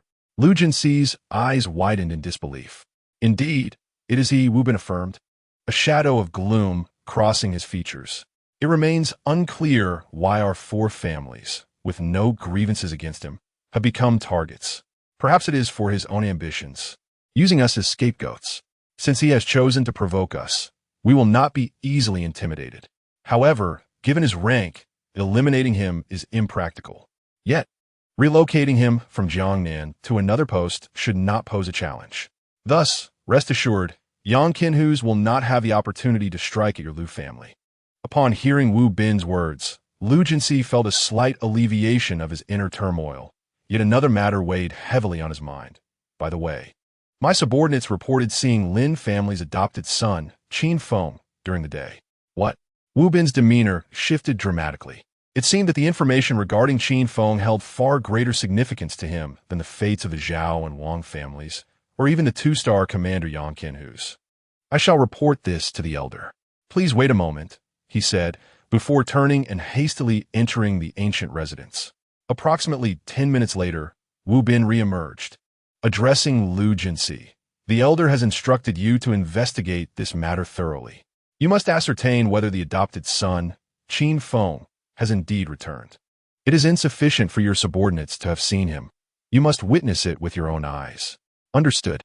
Lu Jinxi nodded, then curiously inquired, why does your Wu family seem indifferent to our lives while being so concerned about a wretched dog? Do not ask what should not be asked. Wu Bin's expression instantly turned icy. I can only tell you that our greatest mistake was failing to eliminate him 3 years ago. The old master deliberately spared the Lin family's mother and daughter, not out of mercy, but to use their lives as bait, awaiting Qin Feng's return. If this matter is handled well, your Lu family will ascend to greater heights in the future. Upon hearing this, Lu Jinxia was overjoyed and repeatedly nodded in agreement. Everything he possessed now was acquired through serving the Wu family 3 years ago. To be precise, it was not merely serving the Wu family, but rather the formidable force behind them. Although Lu Jinxia had never encountered this power and was unaware of its true nature, He recognized it as a pivotal shortcut for his continued ascent. Chapter 17. Are you truly a master? In the secret chamber of the Lin family's villa, Qin Feng expended considerable effort to imprint all of the Lin family's ancestral teachings deeply into his memory. He now possessed an additional identity as a practitioner, and, in the modern world, it was highly likely that he was the sole practitioner, were it not for his father-in-law marrying his daughter to me, allowing me to become a half-member of the Lin family. The ancestral master would have never acknowledged me. Moreover, many years ago, his father-in-law had entrusted me with the key to the secret chamber. Did he, perhaps, intend for me to become the successor of the ancestral master? As Qin Feng pondered while making his way outside, he abruptly snapped back to reality. With the inheritance of the ancestral master, his senses had once again heightened, and he had even grasped a subtle awareness of the aura, a perception of the spiritual energy of the world. At this moment, he distinctly sensed a profound aura concealed within the seemingly empty estate, imbued with a chilling, murderous intent. Who goes there? Qin Feng arched his brow, directing his gaze toward the shadows. From the darkness emerged a figure clad in a black robe, with hair graying at the temples, yet possessing a remarkably youthful visage. With a smile, the figure spoke. I presume you have already acquired the treasures of the Lin family's villa? If you're not too stingy, may I suggest you present them for my admiration? Not all, Qin Feng replied, directly dismissing the ludicrous request. The figure chuckled softly, suddenly shifting tone. Let me be more explicit. Surrender the Lin family's treasures, and I shall spare your life. With that, the figure no longer concealed himself, releasing an overwhelming aura that was suffused with an invisible pressure, causing the surrounding flora to bow under its weight. The treasures must be on you. If I kill you, I can take them just the same. The cloaked figure narrowed his eyes, transforming into a blur, instantly closing the distance of 10 meters to stand before Qin Feng. He raised his hand, poised to strike with a fist. Boom! In an instant, Qin Feng's own aura erupted with tremendous force, surpassing that of the cloaked figure by several magnitudes, sending him hurtling backwards to the ground. As the figure struggled to rise, Qin Feng had already positioned himself in front of him, delivering a decisive stomp. Thud! The man in black spat a mouthful of blood on the spot. All present were masters. What justified his extraordinary strength?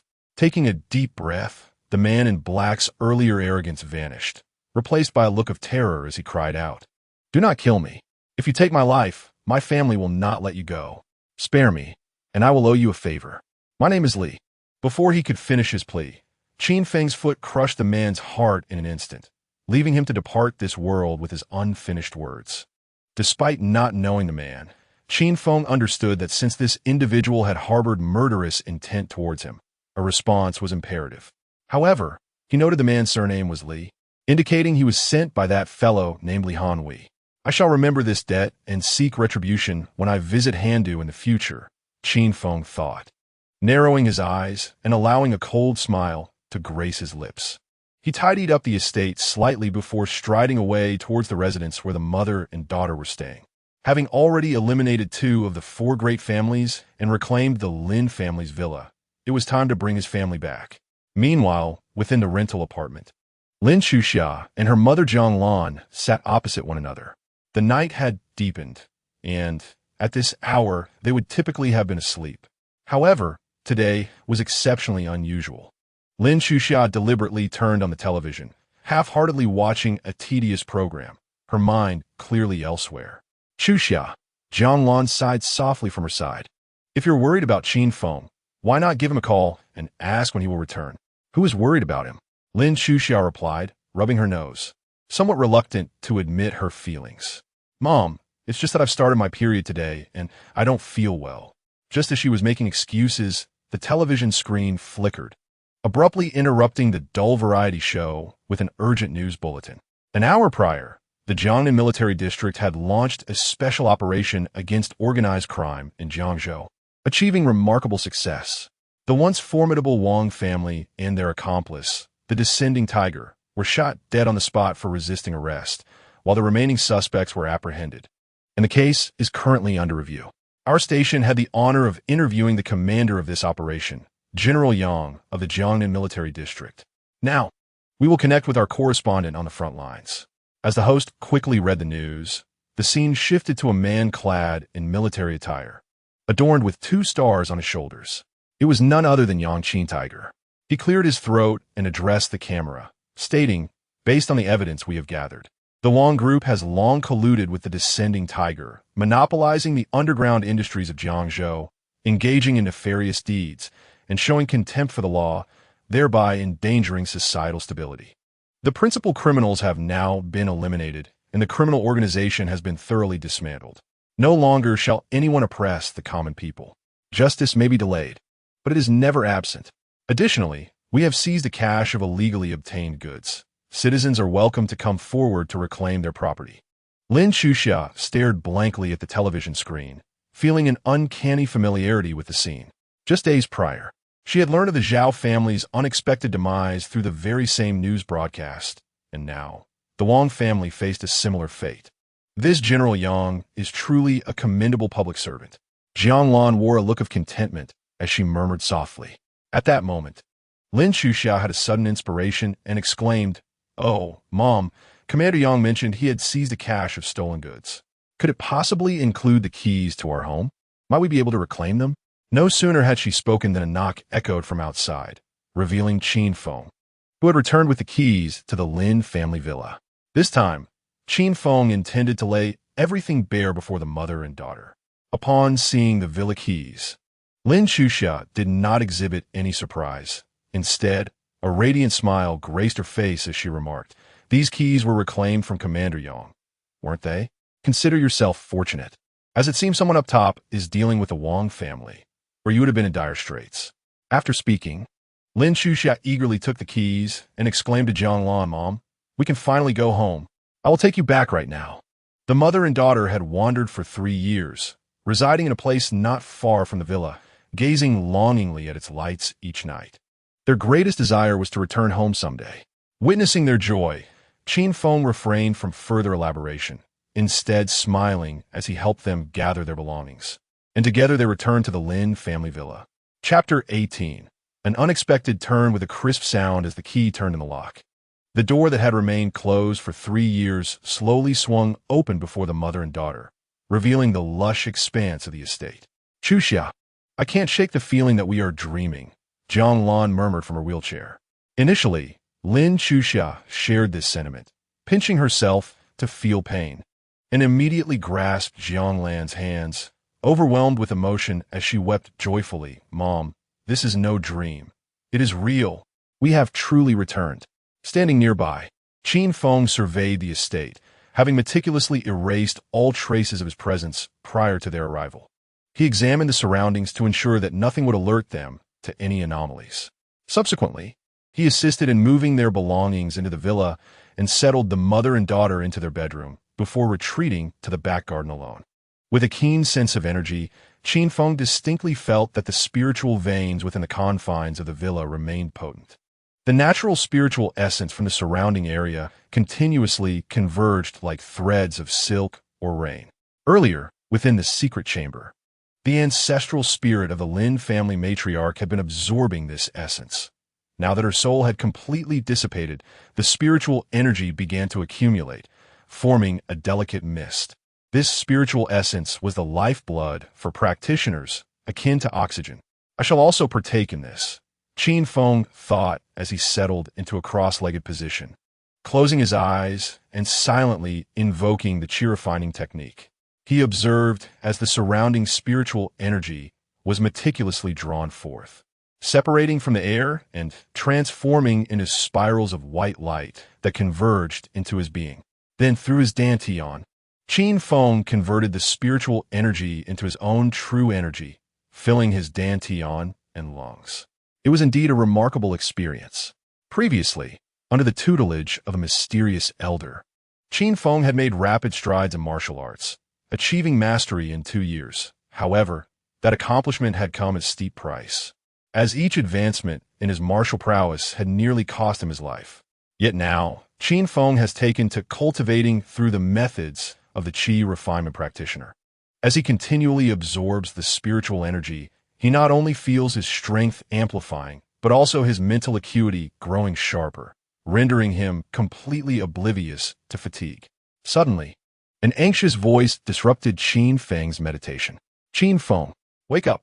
Lin Xuxia rushed out from the villa, shaking Qin Feng's shoulder vigorously, evidently under the impression that he had dozed off in this place. Without pausing to ponder why he was sleeping here, her face was etched with urgency as she exclaimed, "My mother, she suddenly fainted and has been vomiting blood." What? Upon hearing this, Qin Feng immediately sprinted into Jiang Lan's bedroom, only to find his mother-in-law lying unconscious on the floor, a pool of bright red blood before her. Ivy already called 120. They said they are dispatching an ambulance. But I don't know when they arrive, Lin Xuxia said, her face a picture of confusion and helplessness. There's no time. We must head to the hospital immediately. Sensing Jiang Lan's faint heartbeat, Qin Feng quickly lifted his mother-in-law and dashed towards the hospital. He ran with such vigor that even the wind could not keep pace, soon arriving at the nearest medical facility. After what felt like an eternity of Jiang Lan being in the emergency room, Lin Xuxia finally arrived, breathless.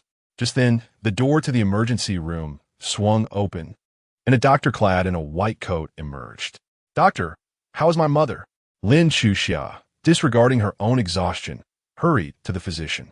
The attending physician removed his mask and spoke in a measured tone. "The patient is temporarily out of danger, but the tumor within her body is now beyond control, posing a constant risk to her life."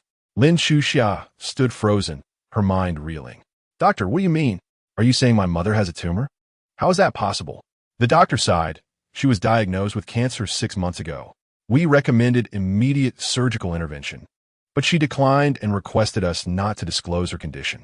Lin Xuxia covered her mouth, tears streaming down her face uncontrollably. She had not anticipated that just when life seemed to offer a glimmer of hope, she would receive such devastating news. Realizing her mother had kept this secret, likely to avoid burdening her with the exorbitant costs of surgery, Lin Xuxia hastily implored, "Doctor, please perform the surgery on my mother immediately." The attending physician appeared troubled. "I will gather the funds," Lin Xuxia pleaded. However, the doctor shook his head, explaining, "Miss Lin, this is not merely a matter of finances. I have just examined the patient and found that the cancer cells have already spread. The critical window for surgery has passed. From a humanitarian perspective, I cannot recommend proceeding with the operation. Conservative treatment is advised instead." Lin Xuxia's expression was one of shock. How could she not understand that? In the face of terminal illness, conservative treatment was akin to waiting for death. The thought of losing her only family member crushed her, and at that moment, it felt as though the very heavens were collapsing. As she gazed at Jiang Lan, who had been transferred to the intensive care unit and lay in a deep coma, Lin Xuxia could no longer contain her emotions, and her tears fell like rain in her anguish. Qin Feng stood silently by her side, offering no words. At the moment he learned of his mother-in-law's cancer diagnosis, he racked his brain, delving into the wealth of knowledge passed down through the Lin family's ancestral teachings. In search of a remedy to save her, there were numerous methods available, but the vast majority were impractical and beyond Qin Feng's current capabilities. Suddenly, an epiphany struck him. There exists a mystical practice known as talismans, where specific runes are drawn on yellow paper to summon deities and exorcise malevolent spirits, providing healing and averting calamities. Among these is a talisman called the life-creating talisman, which might temporarily sustain his mother-in-law's life and halt the progression of her illness. Just as Qin Feng was about to gather tools to inscribe the talisman, a phone call interrupted him, reaching Lin Xuxia. "Xuxia, it's been a while since we last spoke. This is Fu Hao," resonated a heartfelt male voice on the line. Fu Hao was a friend of Lin Xuxia, who had long harbored feelings for her, yet refrained from expressing them due to the presence of Zhao Zifeng, the young heir of the Zhao family, who also admired Lin Xuxia. Consequently, Fu Hao had ventured away to develop his career. Upon hearing of Zhao Zifeng's untimely demise, he returned to Jiangzhou, intending to rekindle his former pursuits. "I just returned from out of town, and you're the first person I wanted to contact. May I see you?" he inquired. "Let's talk later. I'm not in the right frame of mind," Lin Xuxia replied, her demeanor distant. Noticing the slight rasp in her voice, Fu Hao gently probed, "Chu Xiao, what is wrong? Have you encountered any troubles? Share with me. Perhaps I can assist you." Lin Chuxiao bit her lip, clinging to a flicker of hope as she confessed. "My mother has cancer, and the doctor has recommended conservative treatment. I don't know what to do." "What?" Fu Hao was momentarily taken aback, then excitedly responded, "Chu Xia, you and your mother are at the hospital, right? Wait for me. I'll be there shortly. I can help you." Chapter 19. Qin Feng's idea. Approximately half an hour later, a sleek black Porsche pulled up at the hospital entrance. Dressed in a tailored suit, Fu Hao descended from the vehicle and hurried into the building. At that moment, the hospital director was exiting and their paths crossed at the entrance. The elderly director, with his white hair, paused in surprise. "Dr. Fu?" Upon hearing his name, Fu Hao glanced back and nodded. The director, visibly excited, approached him, inquiring, "Dr. Fu, weren't you supposed to be in Handu, conducting medical research under Professor Hu? What brings you back to Jiangzhou so suddenly?" "I have a dear friend whose mother is gravely ill, and I came to pay her a visit," Fu Hao replied nonchalantly. For the past 3 years, he had distanced himself from Jiangzhou, immersing himself in medical studies at a university in Handu. It was undeniable that he had excelled in Western medicine, achieving top grades across various disciplines and even publishing a paper in the Lancet. Eventually, he was recruited by the esteemed Professor Hu, a luminary in the Chinese medical field, becoming his assistant and making a name for himself in the medical community. The director, having attended the Jiangnan Medical Conference and recognizing this talented young man, immediately acknowledged him. It was evident that Dr. Fu had a high regard for his friend, given his willingness to visit her mother. The old director nodded, saying, "Allow me to accompany you." "Dottore Fu." "That would be great," Fu Hao agreed. Thus, the two ascended in the elevator to the intensive care unit, where they encountered the unconscious Jiang Lan and the emotionally distraught Lin Chuxia. "Chuxia, do not worry too much. I'm also studying medicine. Allow me to assess the situation," Fu Hao reassured her. The esteemed old director promptly summoned Jiang Lan's attending physician to gain a detailed understanding of her condition. After listening intently, he could not help but furrow his brow and remarked, "For Ms. Jiang's condition, conservative treatment is indeed the only option." Hearing such an assertion from the venerable director chilled Lin Chuxia's heart further. However, Fu Hao contested, "Your perspective, though cautious and devoid of risk, is, in my view, exceedingly irresponsible towards the patient. Even with conservative treatment, the most we could achieve is to extend her life by a mere 3 months, which holds no true significance." "Dr. Fu, are you suggesting?" the old director inquired earnestly. "Surgery is essential," Fu Hao replied confidently. "But Ms. Jiang's physical condition is far from optimistic, compounded by the severity of the tumor's deterioration. Should any unforeseen complications arise during the surgery," the old director expressed his concerns, his face etched with worry. Fu Hao, however, radiated confidence, stating, "There will be no unforeseen complications, I assure you, as I will personally perform the surgery." Initially, the old director harbored reservations. Yet upon hearing Fu Hao's declaration, he was swiftly convinced. "Coincidentally, Professor Hu and I have recently been researching cancer cells and have formulated a targeted curative plan. First, surgery, followed by chemotherapy and radiotherapy. I believe this plan could be wholly applicable to your mother," Fu Hao declared with buoyant confidence. As Lin Chuxia listened to their exchange, she glimpsed a glimmer of hope, yet her anxiety prompted her to ask, "Fu Hao, will there be any risks associated with this plan?" Fu Hao smiled reassuringly and replied, "Chuxia, I understand your concerns, but I can responsibly inform you that this plan was proposed by my mentor, Professor Hu, who represents the pinnacle of the medical field in our country. Moreover, there have been successful treatment precedents in both the capital and Shanghai, with all patients ultimately restored to health. If there is a drawback to this plan, it is that it requires numerous treatment steps and substantial resources, which poses a financial challenge for the patient's family." Lin Chuxia furrowed her brow and inquired, "Approximately how much will it cost?" Fu Hao pondered for a moment, then extended 5 fingers, "This amount. 50,000? Lin Chuxia's beautiful eyes narrowed slightly. "At least 500,000. Fu Hao's response caused Lin Chuxia's heart to plummet. Noticing Lin Chuxia's predicament, Fu Hao expressed his understanding, saying, Chuxia, I comprehend your difficulties. But your mother's situation is critical, and immediate surgical intervention is necessary to excise the malignant tumor. How about this? I will perform the surgery first, and we can address the financial concerns later. Would that be acceptable? Lin Chuxiao looked at the old director with hopeful eyes.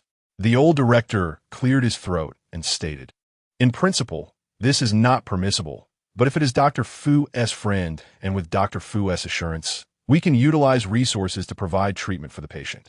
Lin Chuxiao was instantly filled with gratitude, rendered speechless by the turn of events. Fu Hao, while having the director arrange the surgical details, casually remarked to Lin Chuxiao, I will personally perform the operation for your mother shortly. However, I wish to invite you to dinner after the surgery concludes successfully, so we may reminisce. All right, I accept your invitation, Lin Chuxiao replied without hesitation. To her, her mother was the only family she had in this world. She could even tolerate a scoundrel like Zhao Zifeng if it meant saving her, let alone someone like Fu Hao, who left a favorable impression. Satisfied with Lin Chuxiao's agreement, Fu Hao wore a look of contentment. Just as preparations for the surgery were finalized, and Lin Chuxiao was about to sign the informed consent form, Qin Feng suddenly approached, grasping her delicate wrist, and said, Chuxia, I believe my mother's current health condition is not suitable for surgery. Please do not rush into this. I might have a better solution. Before Qin Feng could finish his sentence, Fu Hao scoffed, You are quite amusing. When did this place become one where outsiders could voice their opinions? Fu Hao had already taken note of Qin Feng and was well aware of his background. He held a deep disdain for such a useless freeloader, treating him as though he were invisible. The fact that Qin Feng dared to obstruct the surgery and claimed to have a superior method irritated Fu Hao immensely. Folding his arms, he coldly retorted, You, an amateur, dare to question my medical expertise? You claim to have a better method. Let us hear it. With poise, Qin Feng replied, I possess some knowledge of Taoist talismans. I could create a divine talisman, burn it to ash, mix the ash with water, and administer it to your mother as medicine. Fu Hao, surprisingly, anticipated this and exclaimed, How did you know? Qin Feng was slightly taken aback. Ha ha! Fu Hao burst into laughter, slapping his thigh in amusement. You are truly a fool. We live in an information age. Do you really think such folk remedies can deceive anyone? Lin Chuxia felt anger swell within her upon hearing this, for she had come across numerous reports online of individuals being duped by charlatans, leading to both financial loss and delayed treatment. Chapter 20. The Green Chi of Wood. As Qin Feng prepared to clarify his stance, Lin Chuxia coldly interjected, Do not speak further. The days spent together had fostered some semblance of goodwill towards Qin Feng, but his nonsensical assertions had obliterated any favorable impression she had harbored. Subsequently, disregarding Qin Feng's thoughts entirely, she signed her name and addressed Fu Hao. I entrust this to you. Understood. Fu Hao nodded. Await good news. With that, he and Jiang Lan entered the operating room, and the red light above the door illuminated. The first half of the surgery proceeded remarkably well. Fu Hao, utilizing his exceptional medical skills, successfully excised the malignant tumor from Jiang Lan's body. However, during the suturing phase, an unforeseen complication arose. The patient's blood pressure plummeted to 0, and her heart rate became undetectable. The assistant responsible for monitoring vital signs exclaimed in panic, How could this happen? Fu Hao's expression instantly darkened. He immediately commenced resuscitation efforts, first administering adrenaline and then employing a cardiac pacemaker for the final attempt. However, no matter how vigorously Fu Hao struggled, he could not restore the heartbeat of Jiang Lan, who lay on the operating table. Ultimately, Fu Hao had no choice but to concede, his face a portrait of despair. Chuxia, I regret to inform you that the success rate of this surgery was at least 95%, but alas, your mother was unfortunate enough to fall within that 5%. I have done all I could, he explained, standing behind Lin Chuxia after exiting the operating room, a heavy sense of guilt weighing upon him. Yet, Lin Chuxia was utterly oblivious to the world around her, staring blankly at her mother, whose pallid face lay in the morgue, her entire being seemingly devoid of spirit. Chuxia, death is irreversible. Please accept my condolences, Fu Hao offered a few more words of comfort, but received no response from Lin Chuxia. This left Fu Hao feeling somewhat disheartened. He could not help but glance back at Qin Feng, cursing. Do you know why the surgery failed? It's because of your cursed tongue. You've brought misfortune upon your mother. Qin Feng could hardly contain his laughter at this accusation. It was you who insisted on showing off in front of Chuxia, being obstinate, and yet you blame me in the end? Besides, mother is not truly beyond salvation.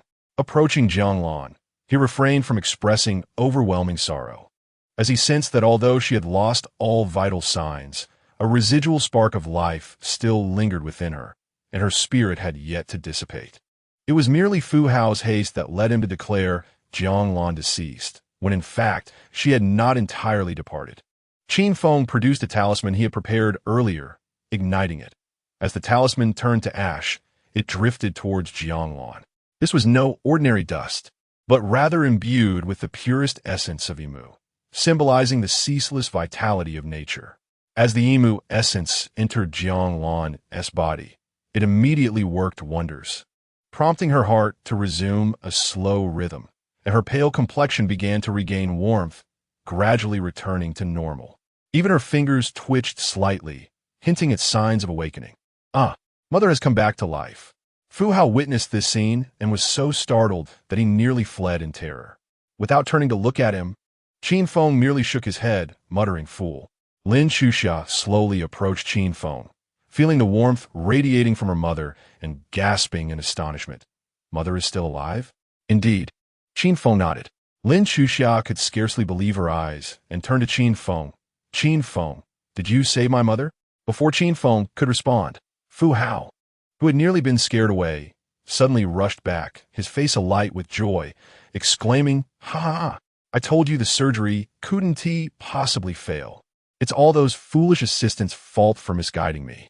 Chuxia, congratulations. Your mother's surgery was a resounding success.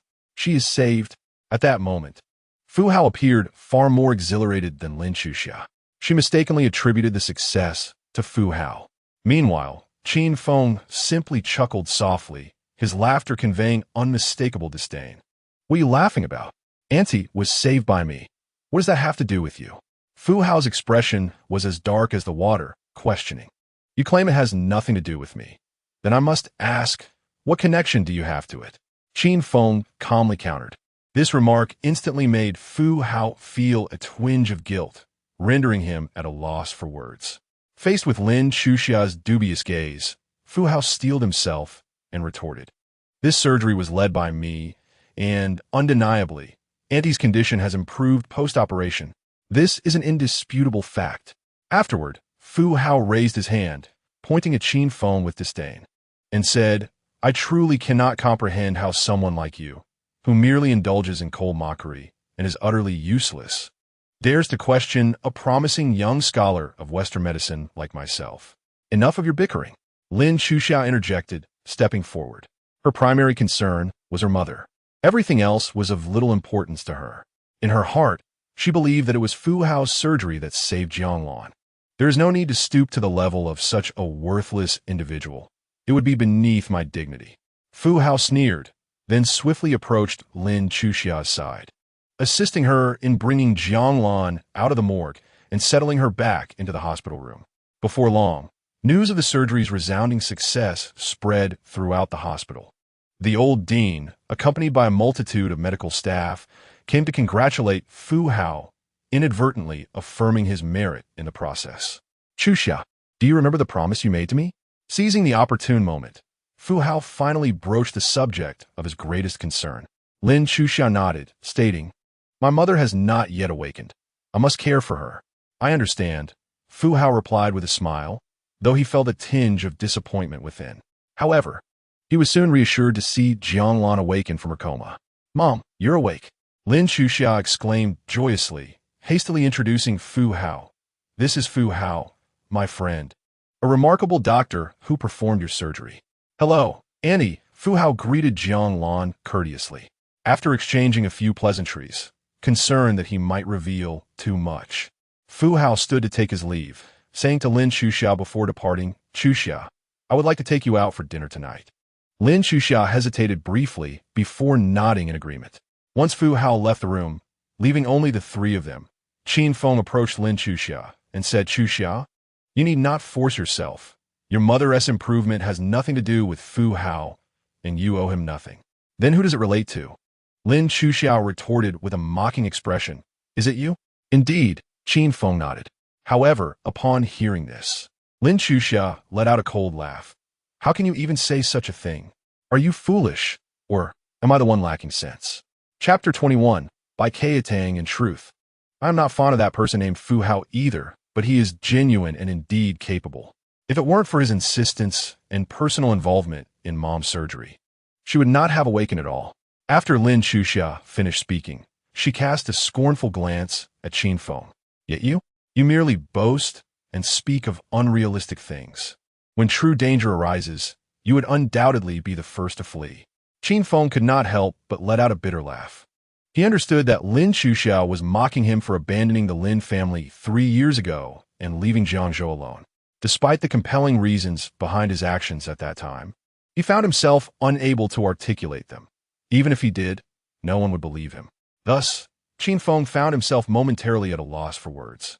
"Chuxia, such hurtful remarks should be avoided." Jiang Lan, lying on the hospital bed, spoke softly, her spirit seemingly bright despite her frail condition. "Mom believes in Qin Feng.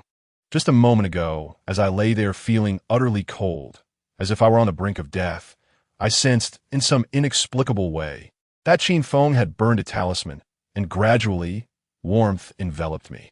Although Jiang Lan had nearly lost all vital signs, she still lingered between life and death, maintaining a faint awareness of the world around her. Upon hearing this, Lin Chuxia furrowed her brow slightly, grasping her mother's hand as she insisted, "Mom, you must be having hallucinations.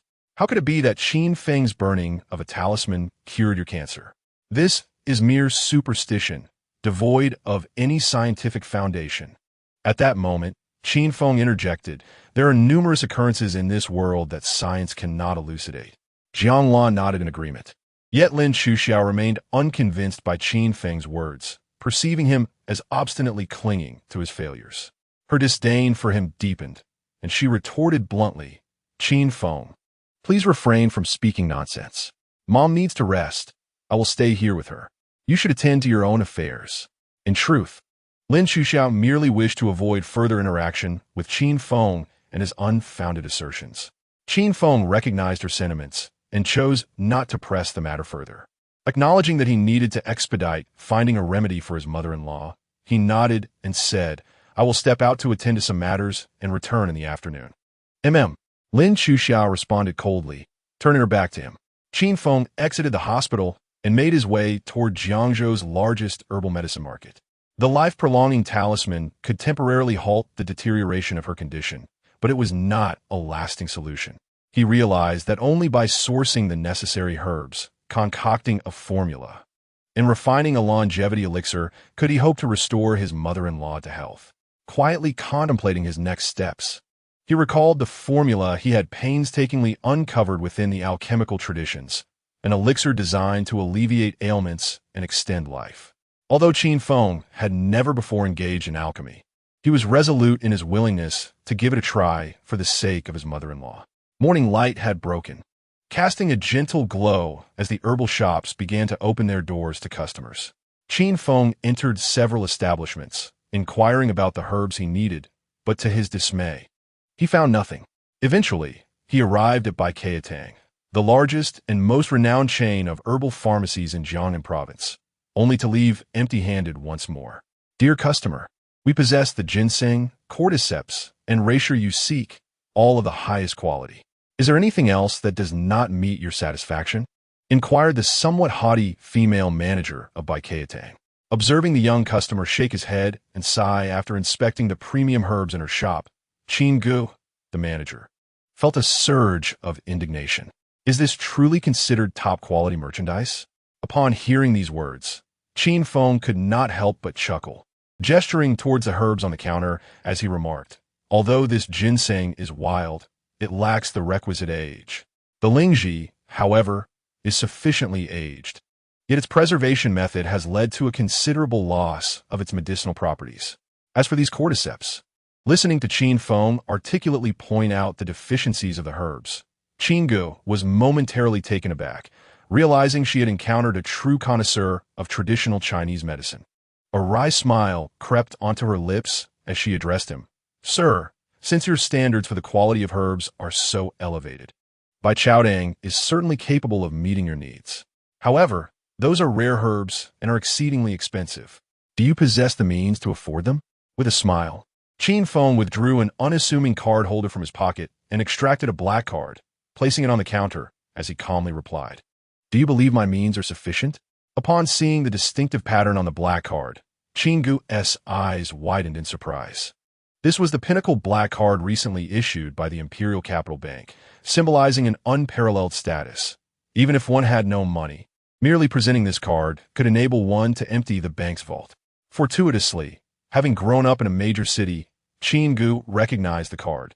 Having recently been dispatched to Jiangzhou, Please forgive my presumptuousness, she said, immediately expressing her respect for Qin Feng and offering a sincere apology. She then explained, Sir, we currently do not have those rare herbs in stock, as the Jiangzhou branch of Bai Chaodang is merely a small outlet with limited customer purchasing power. May I please contact our headquarters for approval?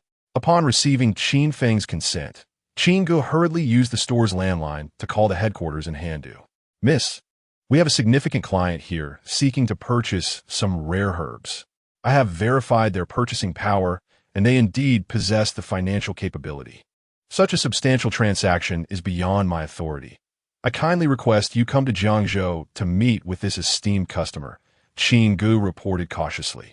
Meanwhile, in a high-end beauty salon in the capital of Jiangnan province, a girl in her early 20s with sparkling eyes was simultaneously undergoing a beauty treatment while answering the phone.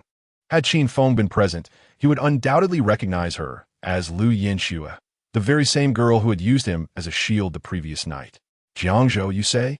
I hear there's a significant business opportunity, Lu Yanxue responded with delight, but upon hearing the name of the city, her tone shifted to one of hesitation as she touched her petite nose. After all, she had just returned from Jiangzhou in a rather disheveled state, having been warned by a martial arts master not to return. I can't possibly go there, she coughed lightly and added, Jiangzhou is too far. It would be inconvenient for me to come. Perhaps you could trouble yourself to drive that esteemed client to Handu for a meeting? Very well, Qin Gu nodded and, after hanging up, conveyed the message from the young lady to Qin Feng. Despite his reservations about the inconvenience of traveling to Handu, with no other avenues available to procure the rare herbs, he reluctantly nodded in agreement. Then let us set off at once. Qin Gu acted with remarkable swiftness, promptly instructing her subordinates before departing Bai Chaodang with Qin Feng. They set off in her luxurious Mercedes-Benz towards Handu. However, as they exited the city, an unassuming van began to shadow them closely. Chapter 22. Encountering injustice. The distance between Jiangzhou and Handu was relatively short, roughly 100 to 200 kilometers. Although Qin Gu did not drive at a high speed, her journey on the highway was notably smooth. Qin Feng, seated in the back, closed his eyes and silently practiced his qi refining techniques. Despite the slow progress of his cultivation in this place, it was better than engaging in no activity at all. At that moment, the van trailing behind suddenly accelerated and overtook the Mercedes, abruptly slamming on its brakes right in front of them. Qin Ji's eyes widened in alarm, and she instinctively pressed down on the brake pedal. However, the proximity and suddenness of the situation rendered her unable to stop entirely, resulting in the front of her car colliding with the rear of the van. Fortunately, the impact was minimal as she had reduced her speed. From the van emerged 4 or 5 young men, adorned with tattoos and a fierce demeanor. The leader, with a cigarette dangling from his mouth, approached the Mercedes and rapped on the window, inquiring, Excuse me, miss, how on earth do you drive? Were you aiming to run us over? Qin Gu promptly exited the vehicle, her anger simmering as she retorted, Shouldn't I be the one asking that question? Oh, so you're playing the blame game now? Do you even know the traffic regulations? The rear-end collision is entirely your fault. The young man pointed at the damage to his vehicle's rear. Dog brother, this is a brand new car, just registered, and now this woman has wrecked it. What a pity. One of his companions chimed in. Repairs are bound to be costly. Another added loudly, At this point, Qin Gu, observing their expressions and demeanor, could almost ascertain that this group was deliberately staging an accident. Moreover, the van hardly appeared to be new. Yet, given the desolate surroundings and the numbers on their side, she remained cautious. Adopting a stern expression, she said, "Fine, I'll consider myself unfortunate and compensate you for the repairs." She retrieved all the cash from her bag, approximately a little over 1,000 yuan, and handed it over. "Listen, beauty, you drive a Benz. How can you be so stingy? This amount is hardly sufficient for the repairs." Chen Ergu sneered ominously. "And how much do you expect?" Qin Yi inquired. "This car is brand new, valued at nearly 1 million upon purchase. The damage you've caused will easily cost at least 100,000 for repairs." Chen Ergu replied with a sinister grin. Qin Gu was infuriated, exclaiming, "What kind of absurdity is this?" Her initial plan was to accept her misfortune and offer a small sum, yet their demand of 100,000 was utterly outrageous, especially since she could not possibly afford such an amount. 100,000 is a low estimate. If it were a male driver, I would typically start at 200,000. With a cunning glint in his eye, Chen Ergu scrutinized Qin Gu, suggesting, "If you're reluctant to part with your money, perhaps you could entertain us instead, given your appealing appearance. If you manage to please us, we may spare you some losses. What do you say?" "No." Qin Yi, sensing the malice emanating from these ruffians, felt a surge of panic, her delicate face paling with fear. "Do you think a mere no is sufficient? Do you take me, Chen Ergu, for a fool?" Seizing the opportunity presented by their secluded surroundings and their numerical advantage, Chen Ergu grew increasingly brazen, striding towards her with the intent to touch her beautiful visage. Having never encountered such a situation before, Qin Gu was on the verge of tears. At that moment, a tall figure suddenly appeared before her, shielding her from Chen Ergu and his cohort's advances. Seeing that it was Qin Feng who had intervened, Qin Gu felt a wave of gratitude wash over her. Qin Feng cast her a fleeting glance and said calmly, "Return to the car. I will handle this." Aware that she would be of little assistance in this predicament, yet unwilling to see Qin Feng suffer, she whispered, "Mr. Qin, they are nothing but a gang of thugs. Please do not engage them." "I am aware," Qin Feng replied, nodding. He then turned his attention to Chen Ergu and his companions, addressing them in a measured tone. "You audaciously dare to rob in broad daylight? Your audacity is remarkable. Enough of your nonsense. If you know what's good for you, hand over your money swiftly, or you will regret it." Chen Ergu snarled, brandishing a machete as he threatened, "I demand 100,000 yuan, and it must be in cash. No transfers." Having engaged in such illicit activities for some time, he understood that cash was the safest option, even if the victim reported it later. The police would struggle to gather evidence against them. "Cash, you say?" Qin Feng stroked his chin, a playful smile gracing his lips. In his eyes, these thugs were scarcely worth the effort. Dispatching them would only sully his hands. "If you lack cash, you may call a friend to bring it. I am a fair man. As soon as I see the money, you are free to leave," Chen Ergu declared. Qin Feng nodded, saying, "I do know a friend who will deliver the cash. However, you may not dare to accept it." "Haha, are you jesting?" Chen Ergu burst into laughter. "Do you even know who I am? I have mixed with the likes of Jiangzhou's underground king, the mountain tiger. I have dared to take his money. Your friend is nothing." The lackeys surrounding him joined in mockery, deriding Qin Feng's apparent ignorance. Unperturbed, Qin Feng merely nodded and replied, "Very well. Since you insist on courting death, I shall make that call." He then dialed Yang Qin Tiger directly, stating, "I have encountered a gang of robbers on the road. Prepare 100,000 yuan and come to my aid." At that moment, Yang Qin Tiger was occupied with official duties at the camp.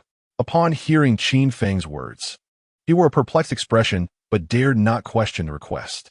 Suppressing his confusion, he nodded, saying, "Understood, young Marshal. I will set out immediately." "All right," Qin Feng said, hanging up the phone. Chen Ergu, with a sneer, inquired, "How long until your friend arrives?" "Soon," Qin Feng replied, his demeanor unfazed. However, Chen Ergu let out a cold snort and spoke ominously.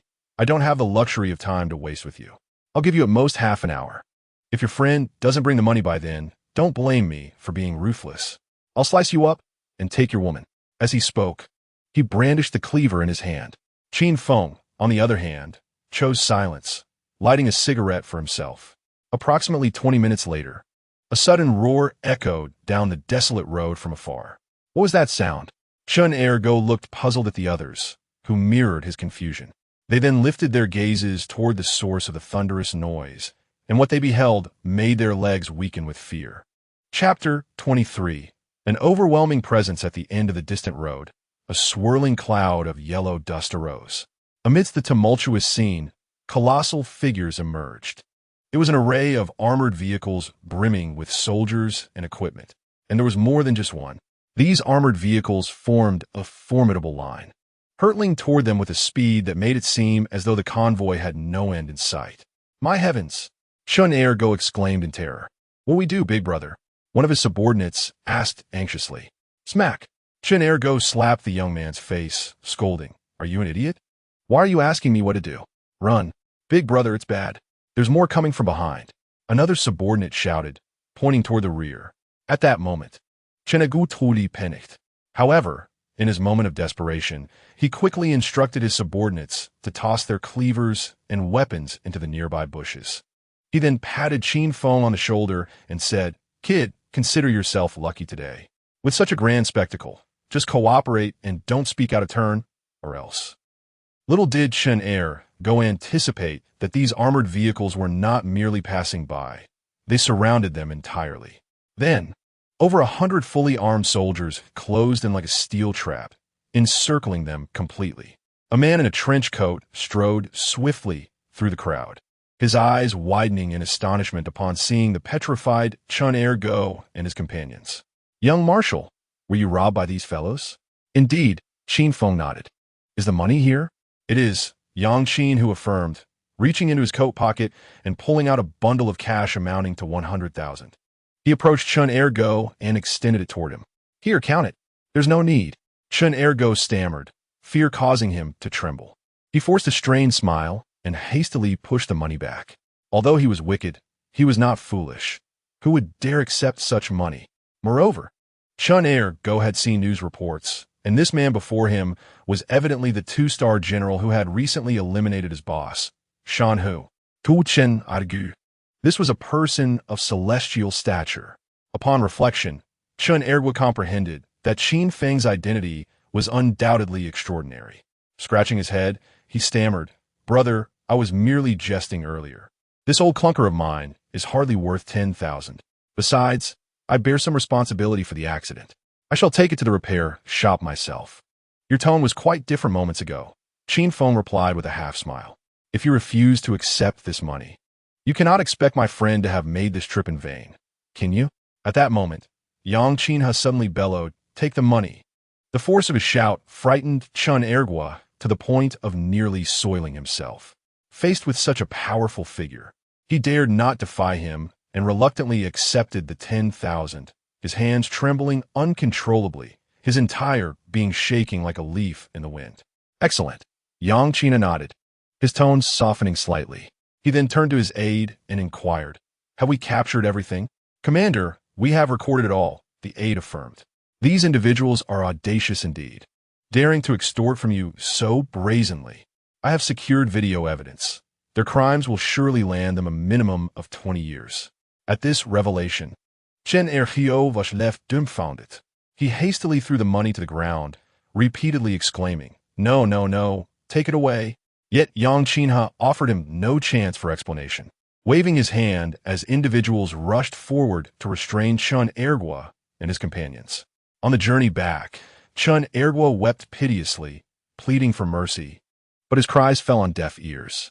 As Qin Feng retrieved a cigarette from his case, Yang Qin quickly approached him, offering to light it before asking, "Young Marshal, where are you headed?" "To handle some matters in Handu," Qin Feng casually replied. "Very well, let your men return," Yang Qin instructed. "Understood," Yang Qin nodded, promptly ordering his subordinates to withdraw before boarding a tracked vehicle himself. Once they had departed, Qin Feng discarded the cigarette and returned to the luxurious vehicle. At that moment, Qin Gu, seated in the front, could hardly contain the tumult within as he reflected on the earlier scene. The ability to summon a two-star commander with a mere phone call represented an awe-inspiring power. Even the young lady of his own household lacked such prowess. Recalling his prior doubts about Qin Feng's capabilities back at Baichao, Hall sent shivers down his spine. However, Qin Ge dared not press further, swiftly regaining his composure to continue driving. After 2 more hours, the pair arrived at the provincial capital of Jiangnan, the illustrious Handu, renowned as the crossroads of 9 provinces. They met at the Baichao Hall's main branch, where they encountered the elegantly attired and enchanting Lu Yinxue. Upon seeing Lu Yinxue, Qin Feng's gaze momentarily faltered, revealing his surprise. Lu Yinxue, lifting her chin with a hint of pride on her lovely face, remarked, "Young lady, this is Mr. Qin from Jiangzhou," Qin Gu introduced. "No need for an introduction. We are already acquainted," Lu Yinxue retorted, a slight pout on her lips as she directly asked, "I hear you require rare medicinal materials. Which specific ones do you need?" Qin Feng pondered for a moment before stating, "Wild ginseng aged over a century, reishi mushrooms harvested within the last 6 months, and the most exquisite cordyceps." Upon hearing Qin Feng enumerate the list of rare medicinal materials, Lu Yinxue felt a twinge of surprise, yet maintained her composure and replied nonchalantly, "We have everything you desire. However, here lies the question. Given how you treated me yesterday, why should I engage in business with you?" Qin Feng was momentarily taken aback, not anticipating that this young lady would hold a grudge. However, he did not foresee that their encounter would unfold in such a manner. He smiled warmly and said, "Miss Lu, I am willing to offer a substantial price." "What the price is high? Do I appear as someone in need of money?" Lu Yinxue retorted with a hint of sarcasm. Qin Feng furrowed his brow and inquired, "If Miss Lu is unwilling to conduct business with me, then what is the purpose of my visit to Handu?" Nothing in particular. I merely wish for you to be turned away," Lu Yinxue replied with a carefree laugh.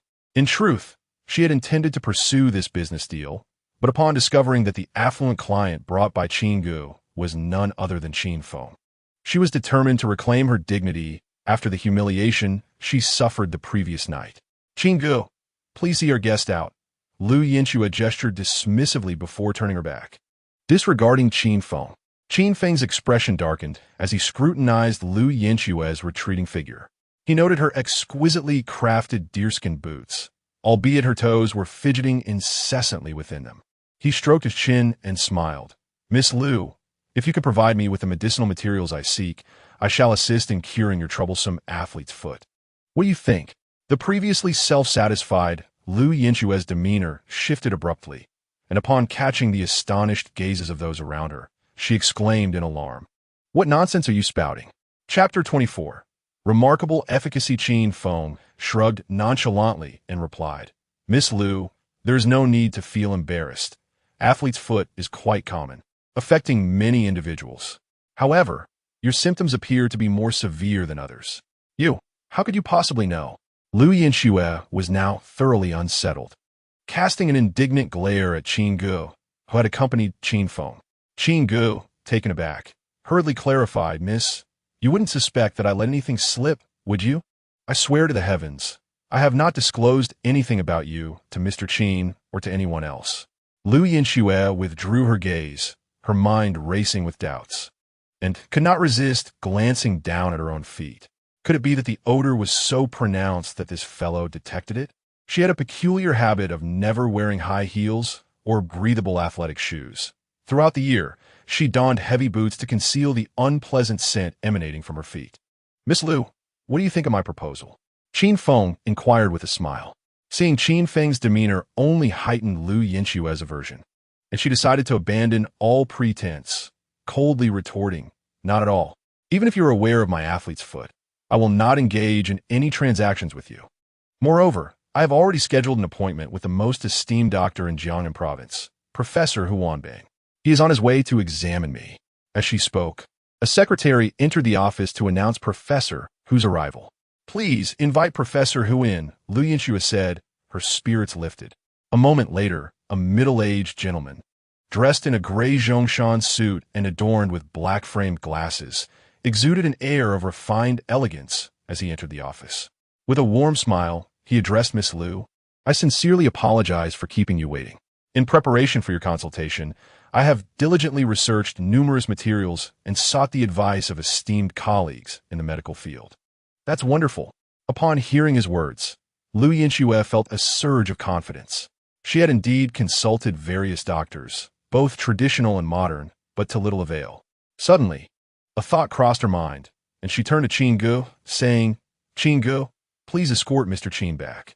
Although somewhat awkward, Qin Gu had no choice but to apologize to Qin Feng, Mr. Qin. She had anticipated that Qin Feng might not take this well. However, he responded with a gentle smile. "Miss Liu, would you mind if I stayed to observe how Professor who conducts his diagnosis?" Recognizing Qin Feng's determination, Liu Yinxue nodded. "If you wish to watch, then by all means." She then settled onto the sofa, steeling herself as she removed her thick deerskin boots, which immediately released a pungent odor that permeated the office. In truth, Liu Yinxue possessed exquisitely beautiful feet with a fair instep and elegantly elongated toes, meticulously cared for. Yet, the unpleasant scent rendered them less appealing. Noticing the other occupants of the office pinching their noses, Liu Yinxue felt a tinge of embarrassment. "Should I perhaps soak my feet first?" "No need," Professor Hu Wanbang replied, shaking his head. "This will actually facilitate my diagnosis." He donned a medical mask and leaned in to examine her feet. After a prolonged inspection, he appeared somewhat perplexed. Typically, patients with athlete's foot exhibit fungal infections, resulting in either thickened skin or blisters.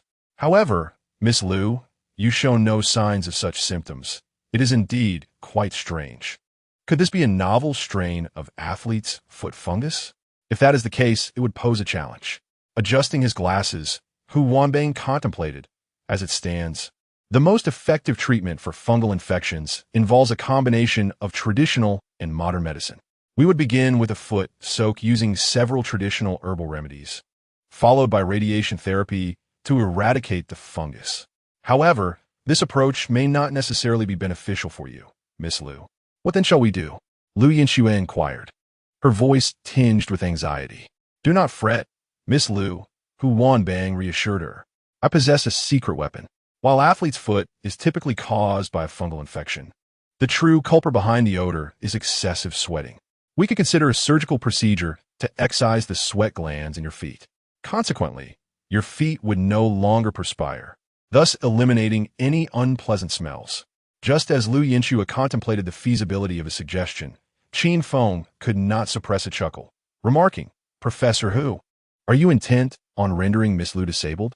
Rather than that, it would be preferable to amputate her feet entirely and fit her with the most advanced prosthetics. Are you cursing me?" Liu Yinxue shot him an indignant glare, her frustration palpable. Yet, she was acutely aware of Qin Feng's prowess as a martial arts master, and refrained from further provocation, instead turning to Professor Hu. "Professor Hu, this impertinent fellow dares to question your expertise." Hu Wanbang, displaying a hint of awkwardness, humbly remarked, "Miss Liu, to be candid, I too am at a loss for an effective solution. If this young gentleman has any insights, perhaps we should heed his counsel." However, Qin Feng merely stood there in silence. "Why are you not speaking?" Liu Yinxue prompted. "I do not wish to speak at the moment," Qin Feng replied coolly. Liu Yinxue, her face pale with anger, was suddenly overwhelmed by an impulse to slay Qin Feng. At that moment, Qin Gu turned to Liu Yinxue and advised, "Miss, you should acquiesce to Mr. Qin's proposed terms." This comment jolted Liu Yinxue back to reality, although she had initially harbored distrust towards Qin Feng. Given that Professor Hu Wanbang was powerless, she felt she had no alternative but to place her faith in him for once. With a stern expression, she stated, "I can provide you with the herbs you require, but on the condition that you must cure my athlete's foot. Is that not a straightforward task?" Qin Feng responded with a smile, speaking eloquently. Athlete's foot is referred to as dampness, stemming from an accumulation of moisture and heat within the body, allowing wind, toxins, and pests to invade. Over time, this leads to blocked meridians and insufficient blood flow to the skin, resulting in this ailment. Regardless of whether you attempt herbal baths, radiation therapy, or surgery, none will prove effective, as it is not a genuine fungal infection. In essence, it is simply an excess of internal moisture and an imbalance in endocrine function. After speaking, Qin Feng picked up some banknotes from the table and casually penned a prescription. This is a remedy for eliminating dampness and heat. Brew it into a medicinal soup and try it. I assure you it will cure the ailment. Lu Yinxue, though skeptical, instructed Qin Ge to gather the ingredients according to the prescription. Approximately half an hour later, a steaming bowl of medicinal soup was placed before Lu Yinxue.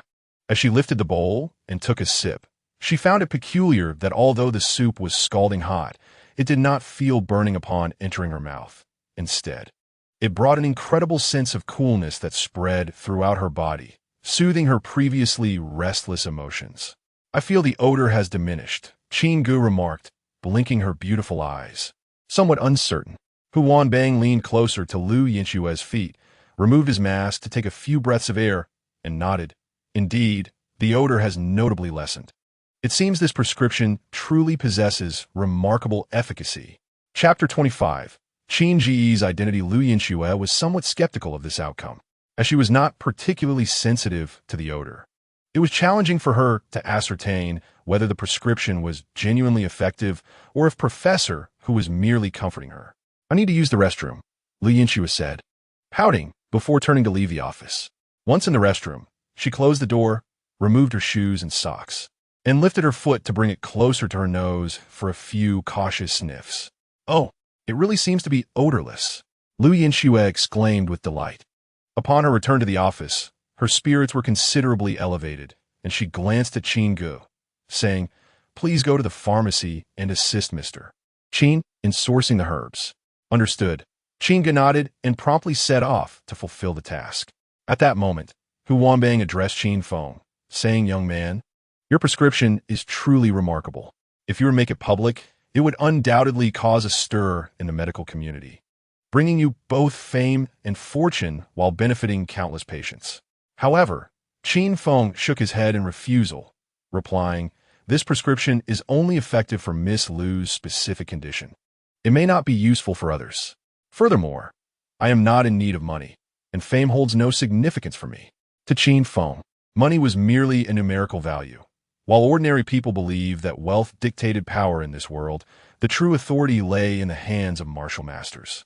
As for fame, after spending a year in the military and becoming the youngest major general in the history of the Dragon Kingdom, he had returned discreetly, seeking revenge without revealing his identity. Very well, Hu Wanbang nodded, feeling somewhat disappointed, yet sensing that this young man was far from ordinary. "Here is my business card. Since we've met today, let's be friends. In the future, we can exchange insights on medical matters." He handed his card to Qin Feng and then the renowned professor who took his leave. Soon after, Qin Ge returned from the apothecary with the medicinal herbs that Qin Feng required. As Qin Ge was calculating the price, Lu Yinxue waved her hand and said, "Let these be on my account. Mr. Qin is helping me with my ailment, and consider these herbs as my gift to him." Qin Yi knew it, presenting the herbs before Qin Feng and inquired, "Mr. Qin, do these meet your satisfaction?" Qin Feng scanned the herbs laid out on the table. Although they appeared similar to those he had seen before, the medicinal properties contained within were of an entirely different caliber, while exceeding his expectations. A smile crept onto his face. "I am satisfied." He carefully gathered the herbs and looked up at Lu Yinxue, saying, "Miss Lu, it is impressive that your Baikei can procure such rare herbs. It seems you truly possess great strength. Indeed, our Lu family has been in the traditional Chinese medicine business for generations. The herbal market in Jiangnan province is largely under our control. You cannot find such rare herbs elsewhere, but here you can have as many as you desire," Lu Yinxue declared proudly. "Is that so?" Qin Feng's interest was piqued. He harbored hundreds of formulas, capable of concocting various miraculous elixirs to enhance his strength, but they all shared a common requirement: an abundance of rare herbs. Such precious materials were exceedingly scarce. Even the mysterious elder had limited stock.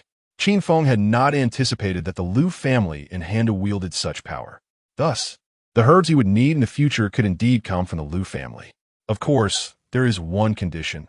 Our Lu family typically only conducts business with friends, Lu Yinxue stated, raising her chin and huffing, akin to a proud little princess. With a smile, Qin Feng inquired, "Might I ask how I could befriend Miss Lu?" "That depends on my mood," Lu Yinxue seemed to perceive Qin Feng's thoughts. After a moment of contemplation, she spoke with a hint of indignation. At the very least, Mr. Qin, even as a martial arts master, you cannot arbitrarily restrict my freedom in life. Qin Feng was taken aback for a moment, quickly recalling the events of the previous night when he had warned both Lu Yinxue and Li Hanwei not to set foot in Jiangzhou again. He then smiled and said, I retract my words from last night. Miss Lu may come and go freely in Jiangzhou, but the one namely accompanying you is another matter. That is of no concern to me, as I am not particularly close to him, Lu Yinxue replied with a sly smile. The two continued their conversation for a while. As the time approached noon, Qin Feng rose to take his leave, carrying the medicinal herbs. Just then, Lu Yinxue glanced at her watch and suddenly remarked, Time flies. It's already noon. Mr. Qin, you've come from afar? It must be quite tiring. If you're not in a hurry, may I treat you to lunch? Qin Feng hesitated for a moment, initially intending to refuse, but then realized that fostering a good relationship with Lu Yinxue would be beneficial to him. Thus, he nodded in agreement. Qin Ge, would you like to join us? Lu Yinxue smiled at Qin Ge, sensing Lu Yinxue's apparent interest in Qin Feng based on her demeanor. Qin Ge waved her hand and said, Miss Lu, you and Mr. Qin go ahead. I have some matters to attend to. Very well, Lu Yinxue replied, her expression tinged with regret. Mr. Qin, let's be off. She quickly gathered her belongings, clutching a limited edition Chanel handbag, and together they exited the office. After they left, Qin Ge remained behind to tidy up, then stood by the floor-to-ceiling window, watching as Qin Feng and Lu Yinxue got into the car. At that moment, her gaze was no longer as innocent and clear as before. Instead, it revealed a depth and confusion not typical of her age. How did he suddenly become a martial arts master? Is this the doing of that old man? Meanwhile, Qin Feng and Lu Yinxue were already en route to a restaurant in the city. By the way, Mr. Qin, what do you think of my assistant, Qin Ge? Lu Yinxue suddenly inquired. Why the sudden question? Qin Feng asked, somewhat puzzled. In the office earlier, I noticed Qin Ge was watching you intently, as if she had an interest in you. I thought I would ask for your opinion. Lu Yinxue replied with a charming smile. After a moment of reflection, Qin Feng said, Manager Qin seems to be quite decent. This was merely a perfunctory response, as his attention had primarily been on the medicinal herbs and Lu Yinxue, leaving little focus on Qin Ge. TSK, if Qin Ge hears this, she might be quite disappointed, Lu Yinxue remarked with a teasing tone before continuing. She is from the capital and was once a prominent lady of a prestigious family, holding a status far superior to mine. However, after her family fell from grace, she could no longer stay in the capital and came to Jiangnan to seek refuge with me. Moreover, considering you both share the same surname, could there be some familial connection? Lu Yinxue suddenly entertained this intriguing notion. Surely not, Qin Feng replied, a slight smirk crossing his lips, feeling somewhat speechless. Chapter 26. The pretentious wealth. Approximately half an hour later, the vehicle arrived at the foot of a grand building in the heart of Handu City. Miss, we have arrived, the driver said respectfully. Lu Yinxue nodded, turning to Qin Feng and inquired, Mr. Qin, are you accustomed to Western cuisine? Yes, Qin Feng replied, having modest expectations when it came to food. Then, let us proceed. After the two exited the vehicle, they entered the building and took the elevator to the 51st floor, where the Western restaurant occupied the entire level. The establishment boasted a quintessential European decor, with waitstaff comprising golden-haired, blue-eyed foreigners, and a cutlery crafted from pure silver. The opulence of such a restaurant was immediately evident. Mr. Qin, please peruse the menu. I shall visit the restroom, Lu Yinxue said, placing her handbag down before rising from her seat. Qin Feng casually flipped through the menu when he suddenly heard a familiar voice from a distance. Chuxia.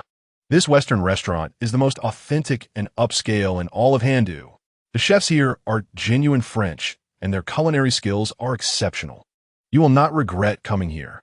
Turning towards the voice, Qin Feng spotted a young couple entering the restaurant. The man speaking was Fu Hao, who had performed surgery on Jiang Lan, and beside him was the beautiful Lin Chuxia.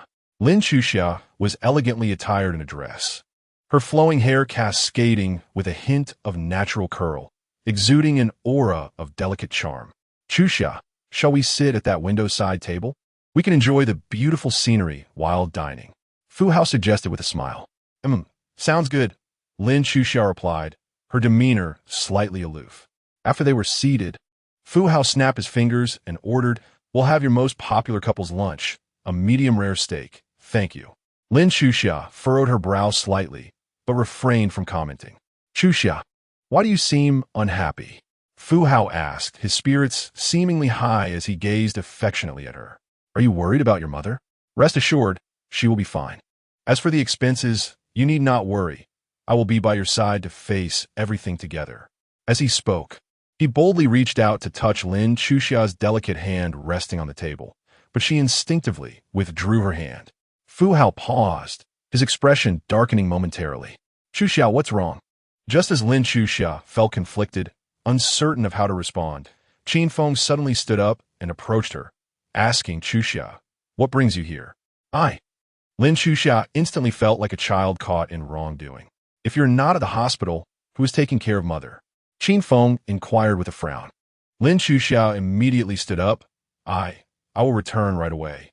As she prepared to leave, Fu Hao grasped her wrist and stood as well, stating, "You need not worry about your mother. Before Xuxia and I left, I specifically instructed the director there, who assured me that the best caregivers would be arranged, and he will oversee everything personally. There is nothing to be concerned about." Then, Fu Hao regarded Qin Feng with a dubious gaze, exclaiming, "By the way, did you secretly follow us all the way from Jiangzhou?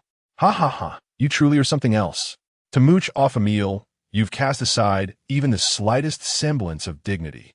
At that moment, Lin Xuxia also grasped the situation and inquired, "Qin Feng, how did you end up here?" "A friend invited me for a meal," Qin Feng replied nonchalantly. Ha.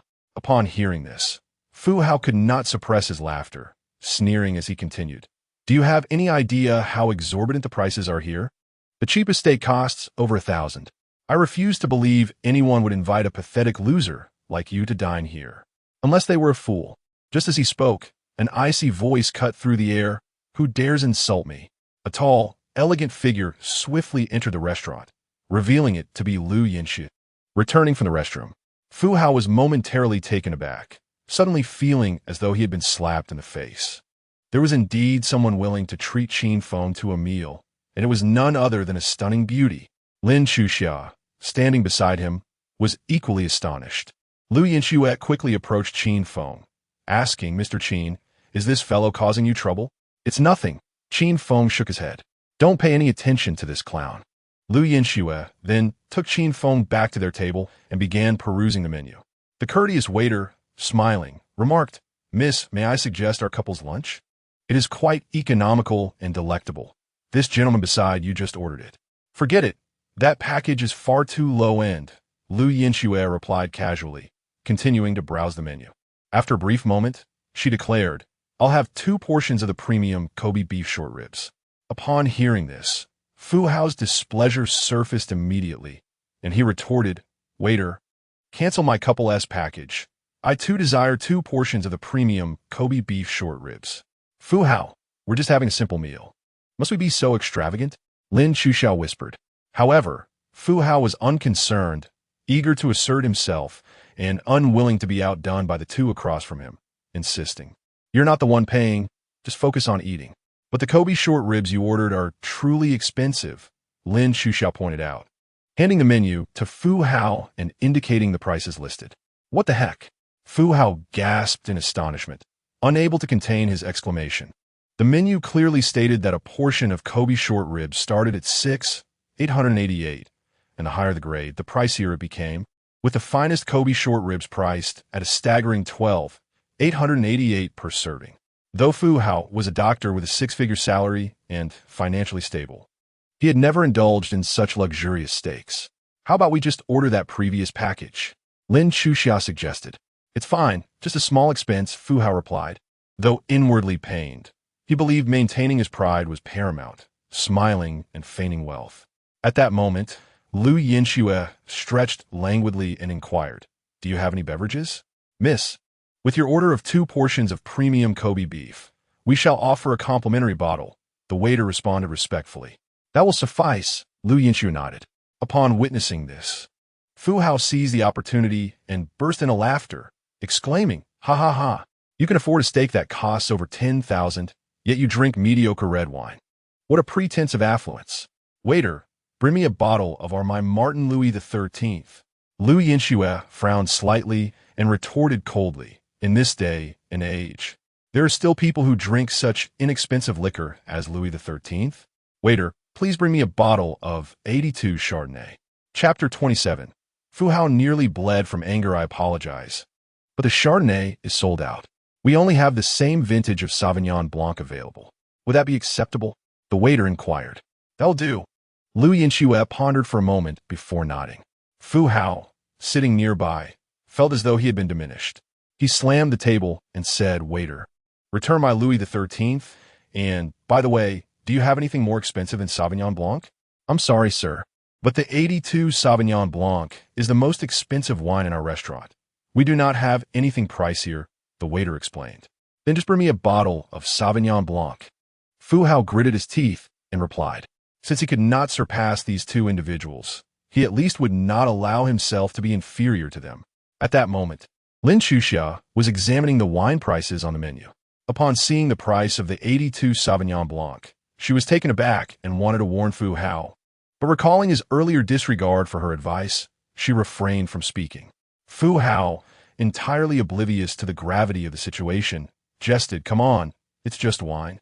At worst, it's only a few tens of thousands per bottle. I truly don't understand what's so impressive about drinking wine. I reside in a 10 million villa and drive a 2 million Porsche. Do I seem proud? The other diners in the restaurant were secretly astonished, some admiring Fu Hao's youthful accomplishments. However, Liu Yinxue responded with indifference, mentally cursing him as foolish before smiling and engaging in conversation with Qin Feng. Moments later, the waiter returned with 2 bills in hand and respectfully stated, Sir, according to our restaurant's policy, payment is required before the dishes are served. I understand. Fu Hao nodded, appearing as a regular patron. He casually pulled out a gleaming card and handed it over. I'm sorry, sir, but your credit limit is insufficient. The waiter reminded him. Impossible. This credit card has a limit of 200,000. Are you telling me it's not enough? Fu Hao's eyes widened in disbelief. Sir, your total bill amounts to 345,776 yuan. What? Fu Hao jumped up from his seat. He snatched the bill and, upon glancing at it, was rendered speechless. The 2 steaks alone cost over 20,000, while the bottle of 82 Sauvignon Blanc was an astonishing 33,000. Sir, if the price of the wine exceeds your budget, we can assist you in returning it now. Not returning. Fu Hao gritted his teeth and produced another credit card with a limit of 100,000. After exhausting 2 cards, he turned to Lin Chuxia and asked, Chuxia, could you lend me a few thousand? I'll pay you back when I get my salary in a few days. Lin Chuxia looked at him, utterly speechless. However, considering that Fu Hao was her mother's savior, she found it difficult to refuse and reluctantly took out her own card to settle the bill. Although the process of paying was somewhat arduous, Fu Hao felt a sense of pride, gazing at Qin Feng and Liu Yinxue across from him, and mockingly declared, Ha ha ha, you didn't expect that I truly possess strength, did you? I have already taken care of the bill. I'm eager to see how you 2 impoverished souls will manage to pay. Surely, you won't resort to selling your homes or cars just to dine, right? How absurd. Liu Yinxue had no intention of engaging with such a tasteless individual as Fu Hao. Qin Feng, however, calmly replied, Allow me. Just as he was about to swipe his card, Liu Yinxue, with a bright smile, grasped his arm, saying, Mr. Qin, I promise to treat you. How could I trouble you? She then retrieved a card from her handbag and handed it over. Upon seeing the card, the server's expression changed dramatically, and he exclaimed, Miss, please hold on a moment. He then hurried away with the card in hand. You must have realized that your card is fake. They're probably going to call the police. After mocking her, Fu Hao crossed his legs, preparing to enjoy the unfolding drama. Approximately 2 minutes later, a sharply dressed man approached swiftly and respectfully addressed Liu Yinxue. Miss Liu, greetings. I am the manager of this restaurant, and on behalf of all the staff, I warmly welcome your presence. After saying this, he promptly returned the card to Liu Yinxue with utmost respect, adding, It is our great honor to have you dine with us today. Your meal is complimentary. With that proclamation, Fu Hao fell from his seat in shock. What the hell? This is outrageous. He was so infuriated that he nearly spat blood in frustration. He felt he had suffered a considerable loss. If he weren't a frequent patron of this upscale restaurant, well aware of its exorbitant prices, he might have thought that Lu Yinxiu was an insider conspiring to swindle him. Why would they waive the bill for her? Was she perhaps a celebrity? Was the manager a fervent admirer of hers? Fu Hao pondered silently. If that were indeed the case, he was having an unfortunate day. Feeling exceedingly gloomy when the steak and fine wine arrived at the table, Fu Hao lacked the appetite to savor them, only taking a few bites of steak. As for the expensive wine, he refrained from opening it, planning instead to find an opportunity to return it after the meal. Lin Chuxia evidently noticed this and softly suggested, "Let us not open that bottle. After we finish eating, we can ask the manager to return it." Her intention was to help Fu Hao save money, stemming from a place of kindness. However, Fu Hao exploded in response, feeling his pride wounded, and slammed the table, exclaiming, "Return what? We're drinking it now." With that, he hastily unsealed the wine, poured himself a generous glass, and tilted his head back to gulp it down. Whether it was the high alcohol content or the sting of losing 33,000, tears began to stream down Fu Hao's cheeks. Meanwhile, Qin Feng and Lu Yinxue enjoyed their lunch immensely, savoring the exquisite ribeye while engaging in delightful conversation, with the delectable wine adding to their enjoyment. After the meal, Qin Feng planned to invite Lin Chuxia to return to Jiangzhou together. It is evident that Lin Chuxia shares this sentiment. However, Fu Hao remarked, "Chuxia, let's take a stroll in the mall downstairs." Yet, Lin Chuxia intended to decline, stating, "I must return to care for my mother." Fu Hao dismissed her concerns, saying, "It is still early. We can wander a bit before heading back. There is no harm in it." He patted his chest, feeling that the lunch had been somewhat bland, leaving him yearning for more opportunities to showcase his abilities before Lin Chuxia. The mall downstairs is filled with high-end brands. A former pharmaceutical friend once gifted me a membership card with a limit of 1 million. Allow me to treat you to some clothing. We can simply use the membership card. There will be no cost to you. Although Lin Chuxia was reluctant to shop, she felt an overwhelming sense of indebtedness to Fu Hao, leaving her with no valid reason to refuse. Thus, she reluctantly accompanied him downstairs. At that moment, Qin Feng furrowed his brow slightly. Just then, Lu Yinxue approached, naturally linking her arm with Qin Feng's, and suggested, "Mr. Qin, let us also venture downstairs for a stroll." Chapter 28. I am the key holder. Do you possess the same? This towering skyscraper is located in the heart of Handu City, valued at over 10 billion. It stands as the tallest building in the entire Jiangnan province, housing an array of facilities including commercial offices, restaurants, hotels, and shopping centers. Descending from the 50th floor to the 7th via the elevator, one arrives at the largest luxury goods mall. "Chuxia, this outfit would suit you splendidly," Fu Hao stated, pointing to a fashionable ensemble displayed on a mannequin outside a women's clothing store. The attire boasted a refreshing style, featuring a top paired with a pleated skirt. Notably, the top resembled a tank top, exposing a significant portion of the back. "Why not try it on? If it fits well, I shall purchase it for you," Fu Hao generously offered. However, Lin Chuxia shook her head, replying, "I shall not try it on." "What is the matter? Do you not fancy this style?" Fu Hao inquired, but he did not press her further. "Let's explore other stores." They wandered through several women's clothing boutiques. Yet Lin Chuxia remained resolute in her refusal to try on any garments. "Chuxia, this is rather amusing. I possess a platinum card here with a limit of 1 million, applicable throughout the store. Simply select what you desire, and I shall cover the expense," Fu Hao said, eager to demonstrate his financial prowess and ability to purchase luxury items for Lin Chuxia. However, she appeared indifferent to such extravagance. "That is not the issue. It is merely that the styles here do not appeal to me," Lin Chuxia replied earnestly. To alleviate Fu Hao's discomfort, she cleverly suggested, "How about we browse the men's section? I could assist you in selecting a stylish outfit." "That sounds reasonable," Fu Hao acquiesced. After all, his intention was to showcase his wealth. The recipient of his purchases was of little consequence. Thus, they arrived at the nearest Gucci men's store. where Fu Hao selected an exquisite suit, complete with a tie, priced at 250,000 yuan. Unfortunately, the suit was slightly ill-fitting due to Fu Hao's height. The sleeves and pants were somewhat long, resulting in a lack of harmony. Yet, Fu Hao felt quite pleased with himself as he stood before the mirror, admiring his handsome reflection. He turned to Lin Chuxiao beside him and inquired, "Chuxiao, what do you think? Am I not quite dashing?" Lin Chuxiao nodded, albeit with a hint of reluctance. "Then I'll take this suit. Please wrap it up for me," Fu Hao said with satisfaction. He believed that purchasing this suit worth 250,000 would elevate him to a higher status, allowing him to not only overshadow Qin Feng, but also impress Lin Chuxia. Just then, a mocking voice interrupted. "Mr. Qin, look at this fellow. He's so short, yet he is wearing an oversized suit. He looks just like a clown. It's utterly amusing." Two figures entered, revealing Lu Yinxue and Qin Feng. "Mr. Qin, I believe this suit would suit your height perfectly.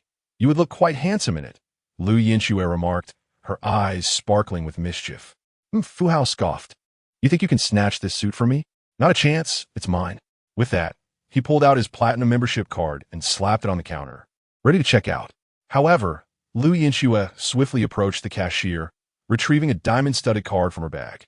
Upon seeing this card, the attendant immediately bowed respectfully, saying, "Miss, please hold on. I will assist you in packing the clothing right away." "What in the world? I clearly had my eye on that suit," Fu Hao exclaimed, his eyes wide with disbelief. "Didn't you see I'm a platinum member?" "Sir, I acknowledge that you hold a platinum membership with a limit of 1 million. However, this young lady possesses a diamond card with a limit of 10 million, granting her priority over purchases. Unless she declines, it is not your turn, Mr. Fu," the attendant explained. Infuriated, Fu Hao felt his entire body tremble with rage. Meanwhile, Lu Yinxue turned to Qin Feng with a bright smile, suggesting, "Mr. Qin, why don't you try it on and see how it looks?" "Forget it." Qin Feng shook his head, showing no interest. Lu Yinxue pouted slightly, feeling disappointed, but then continued, "Well, of course, Mr. Qin, with your esteemed status, how could you wear something a clown has donned? My apologies for my oversight. I shall not take it." She promptly reclaimed her diamond card. The attendant, hesitant to speak further, turned to Fu Hao and stated, "Mr. Fu, since the young lady has declined this suit, you may proceed with your purchase." "What does that mean? Just because she doesn't want it, I must take it? Do you think I'm scavenging for garbage?" Fu Hao, already simmering with frustration, vented his ire at the attendant. With a pained smile, the attendant clarified, "Mr. Fu, since you tried on the suit while it was on the model, it has now wrinkled. According to our store policy, you are obliged to purchase it. Otherwise, I will have no choice but to contact the authorities." Left speechless, Fu Hao was compelled to comply and reluctantly swiped his card to buy the overpriced suit. Yet, he felt no joy, only a sense of nausea, as if he had swallowed something unpleasant. Qin Feng, once outside the Gucci store, Fu Hao could no longer contain his fury. He pointed an accusatory finger at Qin Feng and shouted, "Do you even consider yourself a man? Hiding behind a woman because you lack the courage to confront me? Are you aware that you currently resemble a dog? You thrive on the power of others." Upon hearing these words, Qin Feng slightly furrowed his brow. He had never regarded Fu Hao with any respect. His presence at the mall was solely to keep an eye on Lin Chuxia. Lu Yinxue immediately retorted coldly, "You foolish jester, Mr. Qin is merely disinclined to stoop to your level. He could crush you with just a fingertip." Indeed, Lu Yinxue spoke the truth, but Fu Hao was utterly unconvinced. Bursting into laughter, "Miss, why are you so eager to defend a useless person? What does it matter to you?" With unwavering confidence, Lu Yinxue linked her arm with Qin Feng's. "If you are so desperate for male companionship, why not consider me? I certainly won't indulge in the male chauvinism that this waste embodies. I assure you, I would treat you with the utmost tenderness," Fu Hao teased. Yet, Lu Yinxue merely scoffed, "I have a friend who specializes in making keys. Do you think you measure up? How many keys could you possibly deserve?" This biting sarcasm struck Fu Hao's pride like a sharp blade. He prided himself on his good looks and physique, not to mention his affluent lifestyle, which attracted numerous women, including many who pursued him. Yet, at this moment, he found himself humiliated. Clenching his teeth, Fu Hao retorted, You may indeed possess greater wealth than I. But what of it? In Hindu, wealthy individuals are as common as dirt. One could easily stumble upon someone worth millions. Even a net worth of over 1 billion is hardly remarkable. What truly matters is social standing. Have you ever heard of the Zhui Xianlu? Chapter 29. Zhui Xianlu, I have heard of it. Why do you ask? Lu Yinxue responded dismissively. Then you should be aware of the stature of Zhui Xianlu. Although it is an establishment of pleasure, it is not a place for just anyone to enter. To step through its doors, one must be a member, and to gain membership, one must earn the approval of General Long. Fu Hao proclaimed proudly, thumping his chest. As luck would have it, I am a member of Zhui Xianlu, and I have a good relationship with General Long. Would you care to join me and broaden your horizons? Fu Hao regarded Lu Yinxue with a mocking gaze. Typically, when he encountered a woman he found difficult to impress, he would deploy this ace up his sleeve. In Hindu, everyone knew of Zhui Xianlu and its high entrance standards, which served as a symbol of status. Even the most aloof women would lower their defenses upon learning that Fu Hao held membership and could bring friends along to indulge. However, to Fu Hao's surprise, Lu Yinxue remained unfazed, coldly snorting, boring. Humph, if you choose not to go, so be it. Fu Hao rolled his eyes and turned his attention to Lin Chuxia. Chuxia, shall we head to Zhui Xianlu for a couple of drinks? It's a place filled with influential figures. Accompanying me would surely enrich your experience. Yet Lin Chuxia appeared reluctant, but it's getting late. Qin Feng nodded in agreement. Chuxia, we should return to Jiangzhou. Mother is waiting for us to take care of her. Nevertheless, Fu Hao was determined to prevent Lin Chuxia from leaving so soon, hastily asserting, I've already mentioned that Andy is in good hands with the dean and the professional medical staff. There is truly no need for concern. Moreover, I assure you, we shall merely indulge in a couple of drinks and enjoy a brief respite. I shall certainly escort you back afterward. Chuxia, having rendered you such a considerable favor, would you deny me this small courtesy? Upon hearing this, Lin Chuxia's delicate countenance revealed a hint of conflict, compelling her to nod in agreement to visit the drunken immortal pavilion. Splendid. Fu Hao responded with evident delight. Lin Chuxia then cast a sidelong glance at Qin Feng, her gaze somewhat evasive, and softly said, Qin Feng, you should return now. I will come back later. With that, she was drawn away by Fu Hao. Noticing Qin Feng's evident concern for Lin Chuxia, Lu Yinxue furrowed her brows and inquired, Mr. Qin, who is she? Your girlfriend, or perhaps your sister? My sister-in-law. Qin Feng replied, his tone calm. Oh. Upon receiving this answer, Lu Yinxue's previously tense demeanor relaxed considerably, and she continued, from the standpoint of a brother-in-law, Mr. Qin, you are indeed correct. However, I must caution you that the drunken immortal pavilion is a place of ill repute, situated in a gray area. It may not be entirely safe for a young lady to venture there alone. How about we join you for a drink? Lu Yinxue proposed with a charming smile. Very well. Qin Feng pondered for a moment before acquiescing, not out of interest in Lu Yinxue, but rather to keep an eye on Lin Chuxia. Thus, the two of them took the elevator down from the mall, and as they exited the building, Lu Yinxue called for the driver to bring the car around. Just as Fu Hao emerged from the underground garage in his Porsche. Oh, where are you two headed? Fu Hao inquired with a broad grin from his vehicle. We're off for a drink, Lu Yinxue replied, her smile radiant. Huh, just a moment ago, you claimed to be bored. How swiftly your intentions have changed. It seems the saying holds true. Though one declares disinterest, the body remains honest.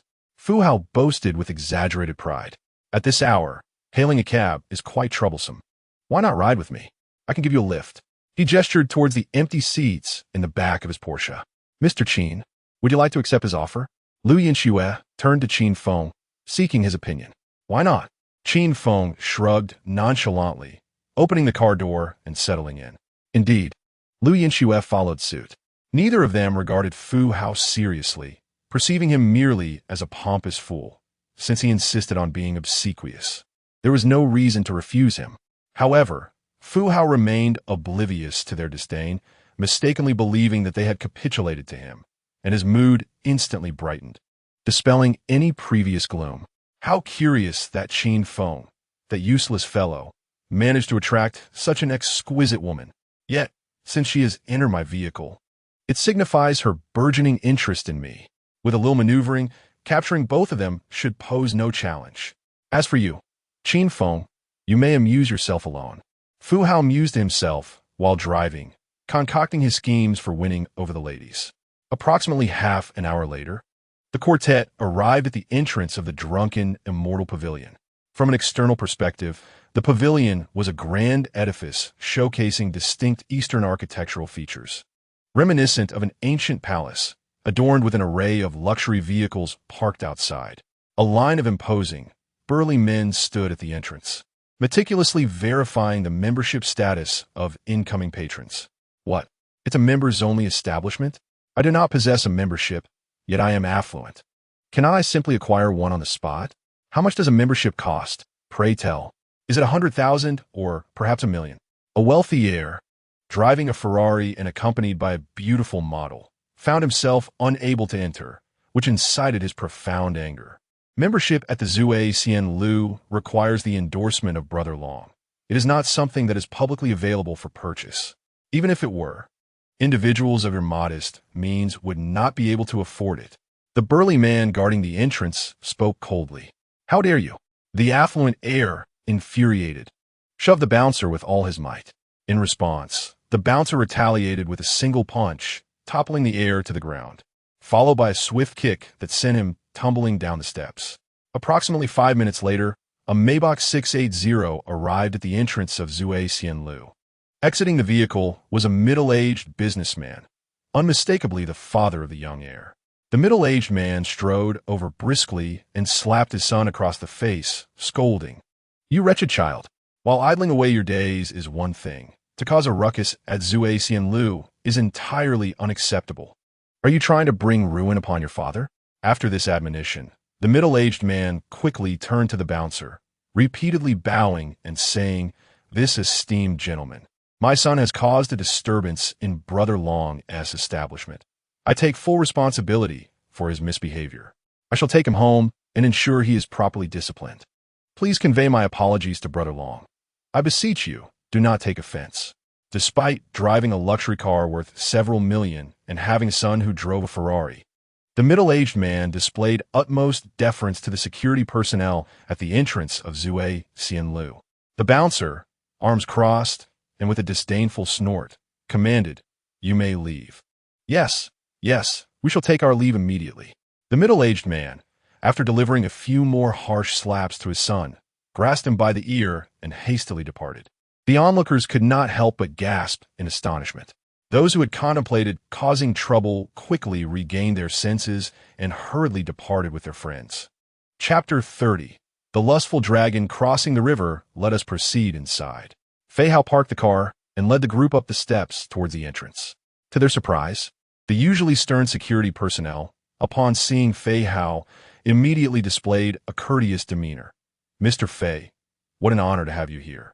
I have brought a few friends to experience this place," Fei Hao stated nonchalantly, gesturing toward the 3 individuals following him. "Is there a way to arrange for us?" "Certainly. Of course." The security personnel quickly cleared a path, even foregoing the need to verify Fei Hao's membership status. Instantly, Fei Hao felt a surge of superiority and turned to Lu Yinxue with a grin, saying, "Miss Lu, do you see the esteem I command here?" Lu Yinxue merely rolled her eyes in response, remaining silent. In truth, she found Fei Hao's smug demeanor quite distasteful. With her status as the eldest daughter of the Lu family, a mere mention of her name would have prompted not only the security, but even the owner of Zhuai Xianlu to come forth to greet her. However, Qin Feng's identity as a martial arts master was evidently of a higher caliber. Since Qin Feng had yet to speak, Lu Yinxue chose not to engage with him. Lin Chuxia remained silent throughout the entire affair. She held no affection for such establishments, having been dragged there by Fu Hao against her will. Before long, Fu Hao led the trio into the interior of the Zhuai Xianlu. Despite the establishment's exterior exuding an ancient charm, the interior was adorned in a conventional nightlife style, albeit with a touch of Eastern elements. Even the waitstaff, responsible for serving tea and refreshments, donned exquisite kipeos, their figures graceful and alluring. As soon as they took their seats, The waitstaff promptly presented an array of beverages. "Mr. Fu, these drinks are courtesy of Brother Long," the manager stated courteously. "What? Brother Long is here?" Fu Hao responded, momentarily taken aback. "Indeed, Brother Long is here for business discussions with a few out-of-town friends," the manager explained, gesturing toward the nearby VIP room. "Upon hearing of your arrival, Brother Long specifically asked me to extend his hospitality and mentioned that he would come over to toast you once he finishes his business." "Ha ha ha! Brother Long is too gracious. How could I allow him to toast me? I should be the one going over." Fu Hao laughed artily, feeling immensely honored. Seeing this, Qin Feng smiled faintly and deliberately turned to Lu Yanxue, inquiring, "Miss Lu, who is Brother Long? Do you know him?" Lu Yanxue recognized Qin Feng's intention to tease Fu Hao, but chose not to reveal it. She blinked her beautiful eyes and replied, "Brother Long, known as the Crossing Dragon, is the underground king of Handu. His status is likely comparable to that of the former descending tiger of Zhangzhou. Such an impressive figure. How could I possibly know him?"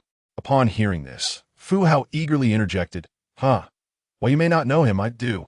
Not only do I know Brother Long, but he also knows me and has even invited me for drinks. Chuxia, I'm heading over to toast Brother Long. Would you like to join me and make his acquaintance?" Lin Chuxia shook her head.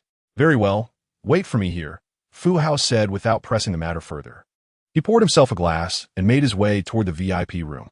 Inside the VIP room, the atmosphere was lively, with 7 or 8 middle-aged men seated, each accompanied by 2 charming women.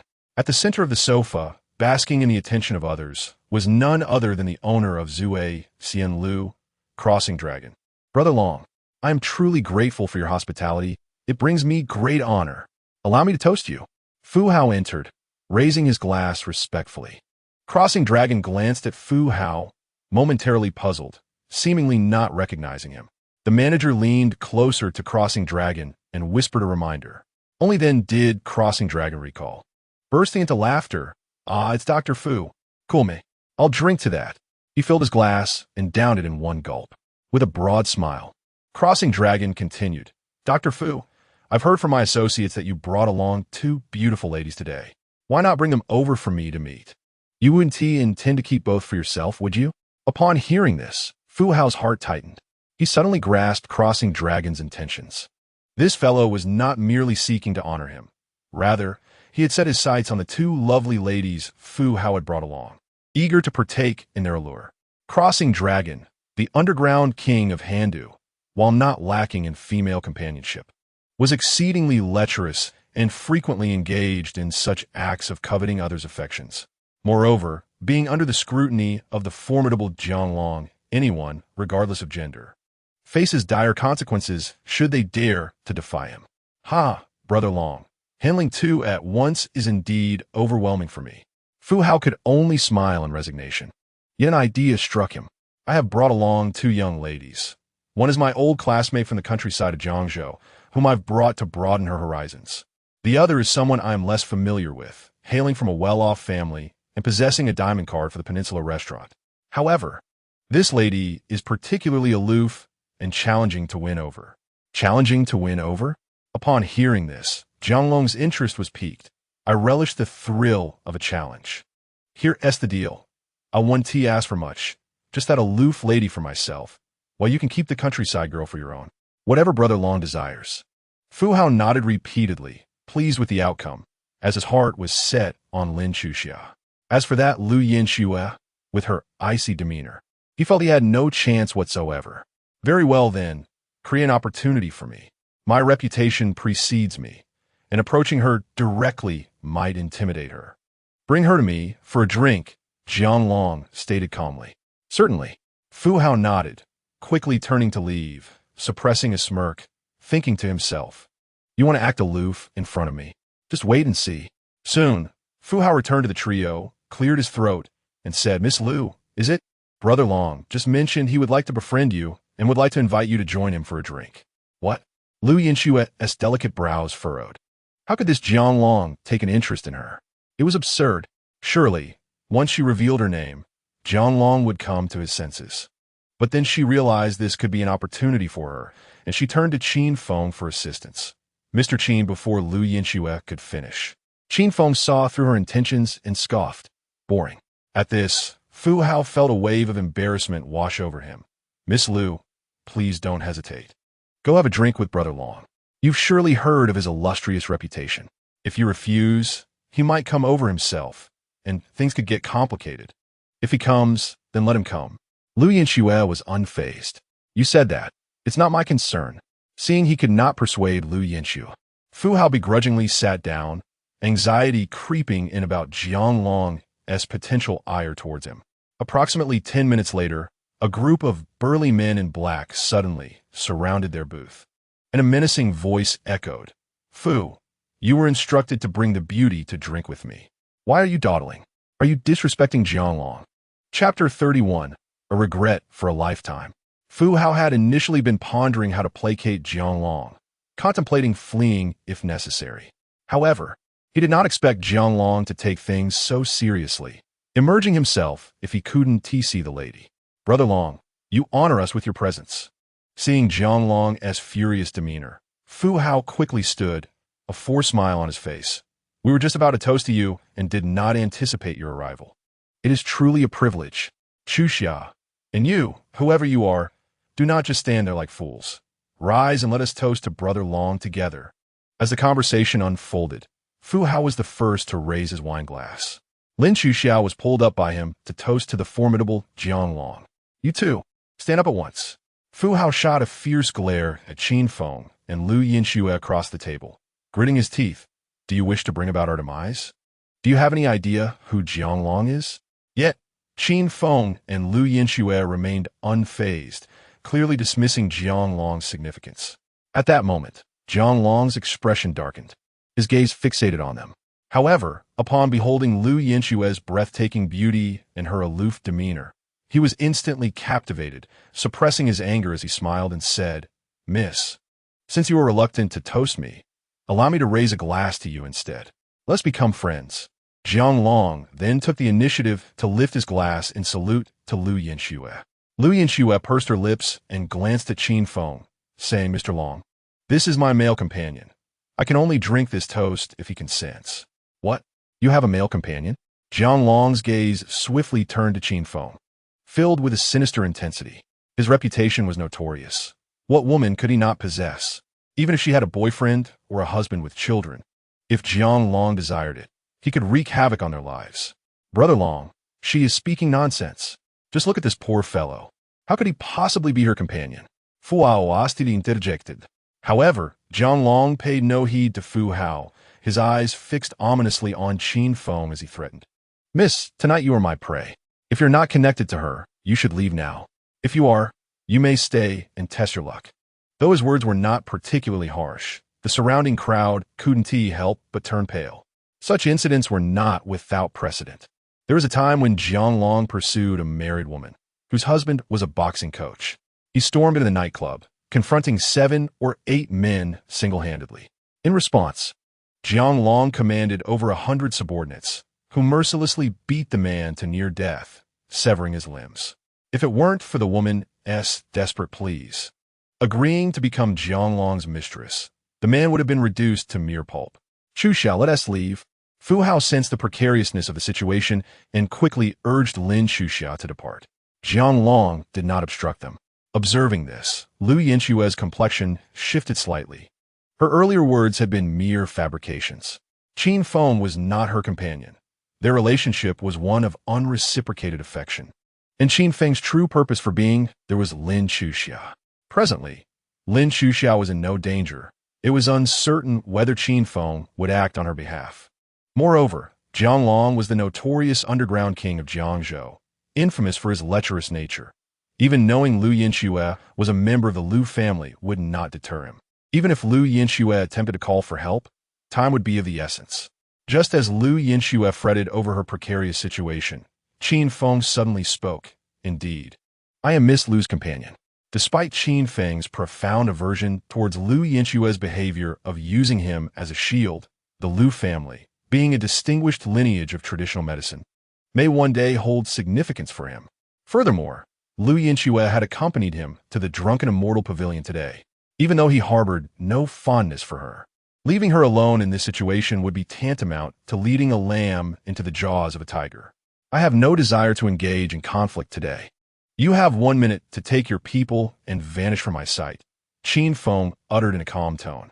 If his initial statement had left the onlookers astonished, his subsequent words rendered them utterly speechless. Every individual aware of the identity of the river dragon bore expressions of disbelief, as if unable to fathom that someone would dare to threaten the river dragon within the confines of the drunken immortal pavilion. You scoundrel, have you lost your mind? Fu Hao's complexion shifted dramatically, rage boiling within him, wishing he could crush Qin Feng underfoot. Originally, all would have been well if they merely delivered Lu Yinxue to the river dragon, ensuring that no one would face repercussions. However, the situation had now escalated. Indeed, the river dragon turned a frigid gaze upon Fu Hao. These two individuals are your friends, correct? No, Fu Hao vehemently denied. If they weren't friends, why would you bring them along for drinks? Spare me your nonsense. This scoundrel dares to threaten me. I will not show mercy to anyone today. The river dragon's expression darkened. He glared at Qin Feng and inquired ominously, "What will you do if my people refuse to leave?" "What I can do is best left unknown to you. Otherwise, you shall regret it for the rest of your life," Qin Feng replied. "Very well." The river dragon, rather than becoming enraged, chuckled sinisterly, repeating the words thrice while pointing at Qin Feng, enunciating each word. "I truly wish to see how you will make me regret for a lifetime." At this moment, Fu Hao was paralyzed with fear, nearly fainting from terror. Just as he was about to plead for mercy, the river dragon's voice thundered, "Kill those four. No, eliminate the two men. Spare the woman." Fu Hao felt an overwhelming wave of despair wash over him. However, the river dragon was in a furious state, and Fu Hao's pleas, even his kneeling, were of no avail. "Execute him," the river dragon commanded with a sweeping gesture, his voice filled with murderous intent. Dozens of knife-wielding, black-clad brutes surged from all directions. A sea of darkness that swiftly engulfed Qin Feng. This young man seemed destined to be torn to shreds. While one could understand the youthful pursuit of fame, to provoke the river dragon was a folly of monumental proportions. The patrons within the drunken immortal pavilion could not help but murmur amongst themselves at this spectacle. In their eyes, even if Qin Feng possessed extraordinary prowess, his fate was sealed. Lin Xuxia's beautiful eyes narrowed slightly. Although she believed Qin Feng was courting death and beyond salvation, witnessing him in such peril stirred an unexpected concern within her. She did not wish for any harm to befall him. Yet, Lin Xuxia understood that she was utterly powerless in this scenario.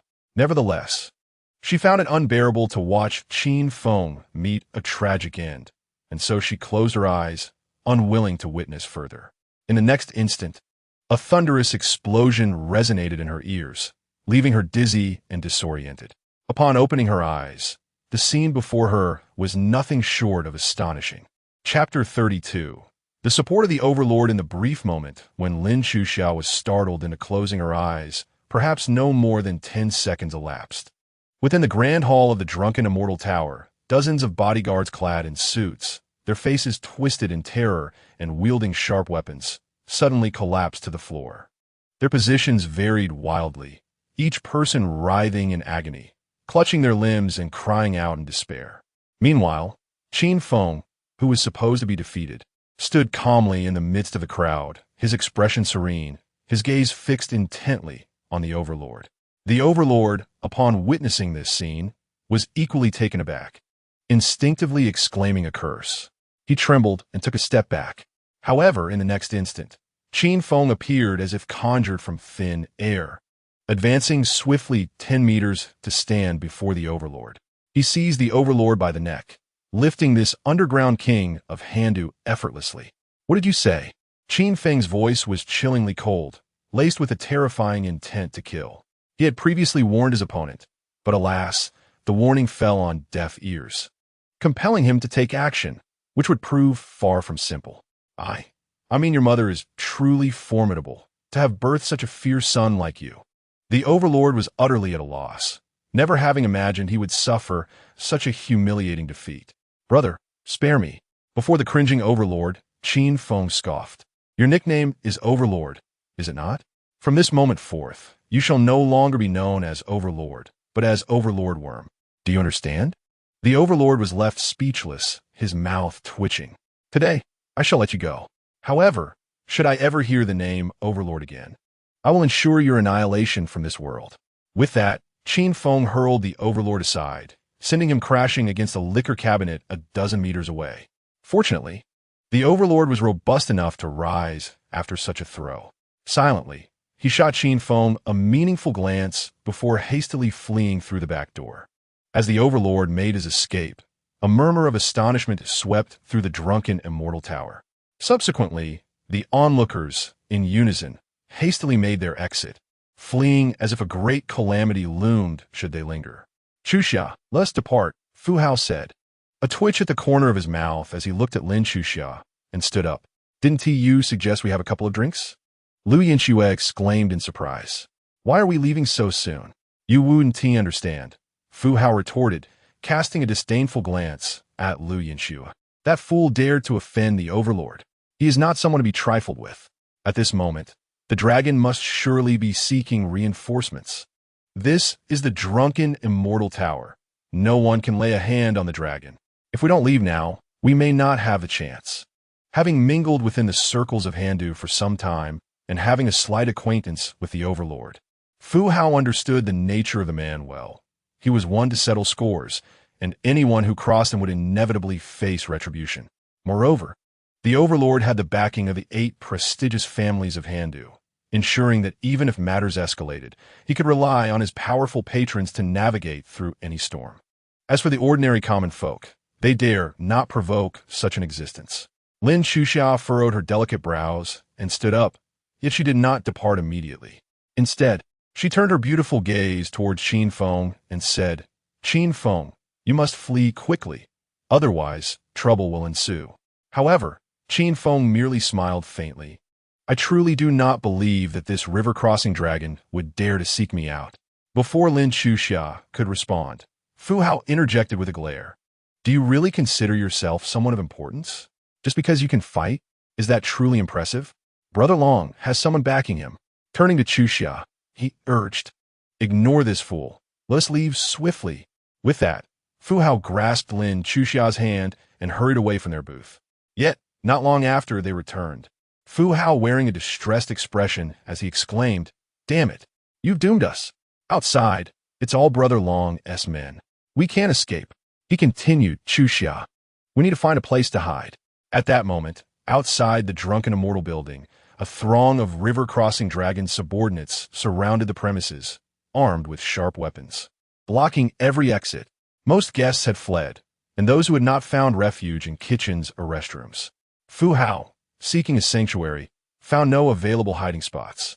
Seeing Lin Chuxia influenced by his anxiety, her face marked by fear, Qin Feng calmly reassured her, Chuxia, remain close to me. That river-crossing dragon will not touch a single hair on your head. Chuxia, do not believe him. He will be the first to perish. Fu Hao shouted. Lin Chuxia bit her lip, hesitating momentarily, but as she realized there was no escape, she reluctantly chose to stay by Qin Feng's side, her heart filled with trepidation. Damn it, you all fear not death. Fu Hao exclaimed helplessly, seeking refuge beneath a table, though it was a rather undignified position. At least it ensured his survival. Meanwhile, outside, the drunken immortal building, river-crossing dragon, cigarette in mouth, was on the phone calling for reinforcements. Aware of Qin Feng's formidable skills, he feared his subordinates would be inadequate to contend with him. So he directly contacted his benefactor, the Leaf family of the 8 prominent clans of Handu. Much like the downhill tiger of Jiangzhou, river-crossing dragon's ability to command respect stemmed from the protection offered by the Leaf family. In return, he was obliged to oversee their business and engage in some unsavory dealings. Before long, a black sedan arrived at the entrance of the drunken immortal building. Emerging from a vehicle was a young man clad in black, his demeanor stern. Young master. Upon seeing this individual, river-crossing dragon was filled with elation, for it was none other than Li Hanhui, the direct heir of the Li family, a testament to their regard for him. Li Hanhui frowned slightly, looking down on a man like river-crossing dragon. How have you come to this? A dignified underground king of Handu reduced to such a state? I miscalculated. Today, I've provoked a formidable opponent. It must be a martial artist. No, it is undoubtedly a martial artist. River crossing dragon lamented, clutching his head in distress. In Handu, who does not know that I, Along, am merely a dog of the Li family? That scoundrel has made a mockery of me. This is a disgrace to the Li family. Li Hanhui's expression remained cold, his silence reflecting the thoughts swirling in his mind. The news of the Jianglong's beating spread, tarnishing the reputation of the Li family. Were it not for their honor, the Li family would scarcely care about this dog. They could simply acquire another if this one were to perish. I shall confront him. Li Hanhui tugged at his collar and strode swiftly through the gate. Jianglong, filled with elation, hurriedly followed Li Hanhui inside with his entourage. Suddenly, Li Hanhui inquired, "Have you ascertained the identity of the person who struck you?" Chapter 33. The fear of Li Hanhui's trepidation did not stem from a fear of the adversary's identity. After all, he was the scion of the illustrious Li family, one of the 8 prominent families that stood atop Handu, wielding control over all of Handu and even Jiangnan. Furthermore, the relationships among these 8 families were exceedingly harmonious. Each governed their respective domains, maintaining a respectful distance while often forming marital alliances. Should the individual in question belong to one of these esteemed families, direct confrontation would be ill-advised, lest they disturb the delicate balance of relations. Thus, Li Hanhui sought to uncover the truth. Rest assured, young master, this fellow is certainly not from one of the 8 great families, Jianglong declared indignantly. He was no fool and understood Li Hanhui's thoughts. He continued, he was accompanied by a striking woman who referred to him as Mr. Qin. That surname is virtually unheard of in Handu, so he must be of no significance. He clicked his tongue, adding, however, that scoundrel possessed some formidable skills. He dispatched all my subordinates in the blink of an eye. I was ambushed as well. Otherwise, I would not have been so thoroughly outmatched. Upon hearing Jianglong's words, Li Hanhui's brow furrowed as a sudden realization struck him. Why did Jianglong's description seem vaguely familiar? Moreover, the surname Qin was indeed quite rare in Jiangnan. In his over 20 years of life, Li Hanhui had encountered scarcely a handful of individuals from the Qin family. What did this person look like? Li Hanhui pressed. I truly do not know. Jianglong shook his head. Li Hanhui pondered for a moment before asking, is he around 1 meter 80 tall, of a build similar to mine? Dressed rather ordinarily? That seems to be the case. Jianglong nodded. Hearing this, Li Hanhui's heart sank. He continued, and what of the woman beside him? What was she like? She was exceedingly beautiful, clad in white, and exuded an air of aloofness. She seemed utterly unperturbed by me. When I offered her a toast, she didn't even acknowledge me. Jianglong lamented, young master, those 2 are utterly arrogant. The drunken immortal pavilion is also a property of the Li family. You must seek justice for me today. However, before Jianglong could finish, Li Hanhui struck him across the face. How dare you? Li Hanhui's face turned as cold as ice, seething with anger. Why did you not mention something so crucial sooner? You nearly led me to ruin. Do you realize who that woman is? Who? Jianglong asked, bewildered. That is Lu Yinshu, the eldest daughter of the Lu family. How could you have dared to have her drink with you? If the Lu family finds out, no one will be able to protect you. Li Hanhui articulated each word with deliberate severity. Jianglong's jaw dropped in shock. Although he was quite the libertine, engaging with numerous beautiful women, most of them came from humble backgrounds.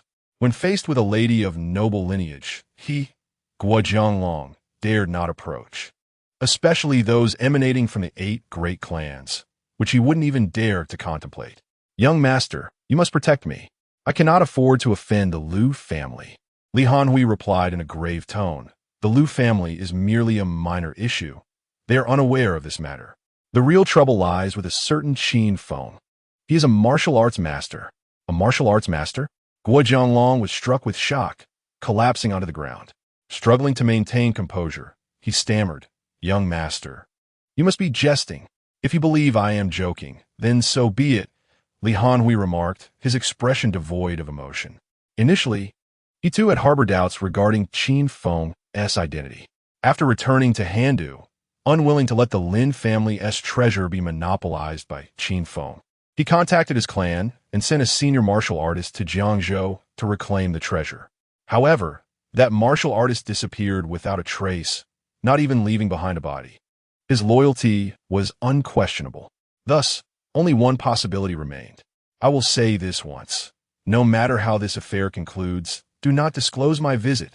Otherwise, even if they do not kill you, I will. Li Hanhui warned, fixing Guo Jianglong with a stern gaze.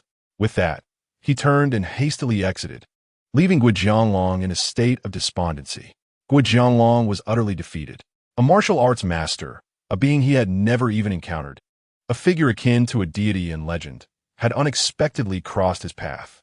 Quickly arrange an exit. Guo Jianglong, regaining his wits, urgently sought a way out. Brother, it may be too late. The one inside is already aware of our presence. His subordinate murmured, trembling. At that moment, Guo Jianglong felt an overwhelming desire to vanish. Yet he understood that since Qin Feng had discerned his vengeful intentions, fleeing would be futile. Offending a martial arts master, he had no chance of escape, and only family would not let him off lightly. A sudden thought struck him, and a smile appeared on his face as he straightened his attire. Briskly entering the Zue Xianlu. Upon his entrance, the remaining guests froze in fear, while Fu Hao cowered beneath a table like a frightened dog.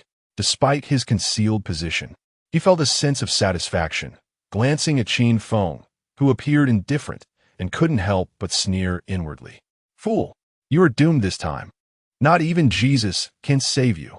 Seeing Guo Jianglong muster the courage to return suggested he was well prepared. Indeed, Guo Jianglong strode determinedly to Qin Feng's side, hesitating briefly before producing a bank card from his pocket and respectfully presenting it. Mr. Qin, I have unwittingly offended you, and I feel quite remorseful. This card contains 5 million, a token of my sincerity. Oh, Qin Feng expressed mild surprise at Guo Jianglong's demeanor, a playful smile gracing his lips. Has someone informed you of something? No, Guo Jianglong stammered, clearly flustered. The dragon crossing shook his head like a crashing wave, and I felt a pang of guilt. Tonight was meant to be uneventful, but due to my momentary lapse in judgment, I had inadvertently dampened Mr. Qin and his friend's spirits. I had witnessed the dragon crossing adopt a surprisingly humble demeanor, and with a nod, he refrained from resorting to violence. Accepting the bank card I offered before rising to his feet. Let us depart, he stated, and immediately, Lu Yinxue and Lin Chusha followed suit. Observing this, Fu Hao, disregarding his astonishment, hurriedly crawled out from under the table, preparing to flee alongside them. Stop right there. A sudden, furious bellow from the dragon crossing halted them after barely 2 steps. Damn it, you scoundrel. What kind of foolish idea did you come up with? You nearly got your brother Long killed. The dragon crossing lunged forward, seizing Fu Hao by the collar. However, upon sensing Qin Feng's gaze, he quickly amended his words. The dragon crossing nearly met my demise due to your foolishness. Tonight, you shall stay, and I shall treat you to a few drinks. The dragon crossing, wary of provoking Qin Feng, did not hesitate to confront Fu Hao instead, adeptly picking up on the subtle nuances of their relationship. It was evident that while Fu Hao had shared drinks with Qin Feng, their bond was rather tenuous. Upon hearing this, Fu Hao was utterly terrified, exclaiming, Chusha, save me. Chapter 34. Setting up a stall. Fu Hao was no fool. He understood that in this predicament, Qin Feng was unlikely to extend a helping hand. His only recourse was to seek Lin Chusha's assistance. Lin Chusha glanced back at Lin Hanhui, a flicker of conflict evident in her beautiful eyes, as she still wished to help Li Hanhui. Yet, before she could voice her thoughts, Qin Feng pulled her aside and spoke calmly. Chusha, do you not see? Doctor, Fu and the dragon crossing are good friends. Given their friendship, is it not entirely normal for them to share a drink? Indeed, we're good friends. It is truly just a matter of drinking. The dragon crossing gripped Fu Hao's shoulder, a grin plastered on his face, his voice almost squeezed out from between clenched teeth. Fu Hao, seized by fear, dared not utter a word. Very well, Lin Chusha conceded, realizing she had perhaps overthought the situation. Fu Hao, my sister and I shall take our leave now. Do not drink too much. It's not good for your health. After a brief exchange of pleasantries, Lin Chuxia turned and departed with Qin Feng from the drunken immortal building. Fu Hao was left in utter despair, reflecting on how perilous the situation had been. Grateful for Mr. Qin's presence. On the street, Lu Yinxue displayed a look of relief as if she had escaped from a near disaster, casually linking her arm with Qin Feng's as she spoke. Qin Feng, however, wore a face of indifference.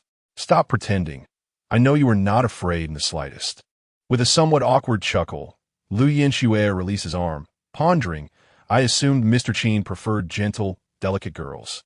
Simultaneously, a wave of uncertainty washed over her. Could it be that Qin Feng favored strong-willed individuals instead? Confident in her appearance and physique, Lu Yinxue was certain that Qin Feng could not possibly find fault with her looks, suggesting any dissatisfaction must stem from her character. Nonetheless, she refrained from being overly forward, wary of provoking Qin Feng's ire. "Mr. Qin, may I arrange transportation for you both?" Lu Yinxue inquired with a hint of respect. Qin Feng had initially intended to acquiesce, but upon perceiving Lin Chuxia's nearly furious demeanor, he pondered for a moment and said, "Never mind, Chuxia and I shall simply take a car back. We won't trouble you any further. Miss Lu, farewell." After a hasty farewell, Qin Feng took Lin Chuxia's hand, and the two turned to leave. On their way to the bus station, Qin Feng handed Lin Chuxia the bank card that Guijianglong had given him. "Chuxia, take this card. The funds within are just sufficient for our mother's treatment." Lin Chuxia hesitated for a moment before accepting the card, her curiosity finally getting the better of her as she asked, "What was your relationship with that woman just now?" "Her name is Lu Yinxue, the eldest daughter of the Lu family in Handu," Qin Feng explained. "The Lu family?" Lin Chuxia's beautiful eyes narrowed slightly, clearly aware of the prestigious 8 families of Handu. "How do you know her?" "Did I not attend the Wang family's auction that day? I met her there. At that time, Miss Lu was being harassed by a man, and she pulled me in as her shield," Qin Feng recalled briefly before continuing. "Oh," Lin Chuxia nodded, appearing somewhat reassured. However, adopting the stance of a concerned younger sister, she earnestly cautioned, "Be vigilant. Do not let her status as a wealthy heiress cloud your judgment, lest you find yourself sold and counting her money." "Haha, understood," Qin Feng replied with a chuckle. As they spoke, the pair arrived at the Handu bus terminal. Although the hour was late, the terminal remained operational.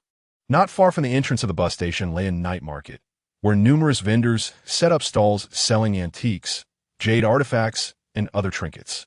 As Qin Feng and Lin Chuxia passed by, his gaze suddenly caught on a particular stall, prompting him to halt in his tracks.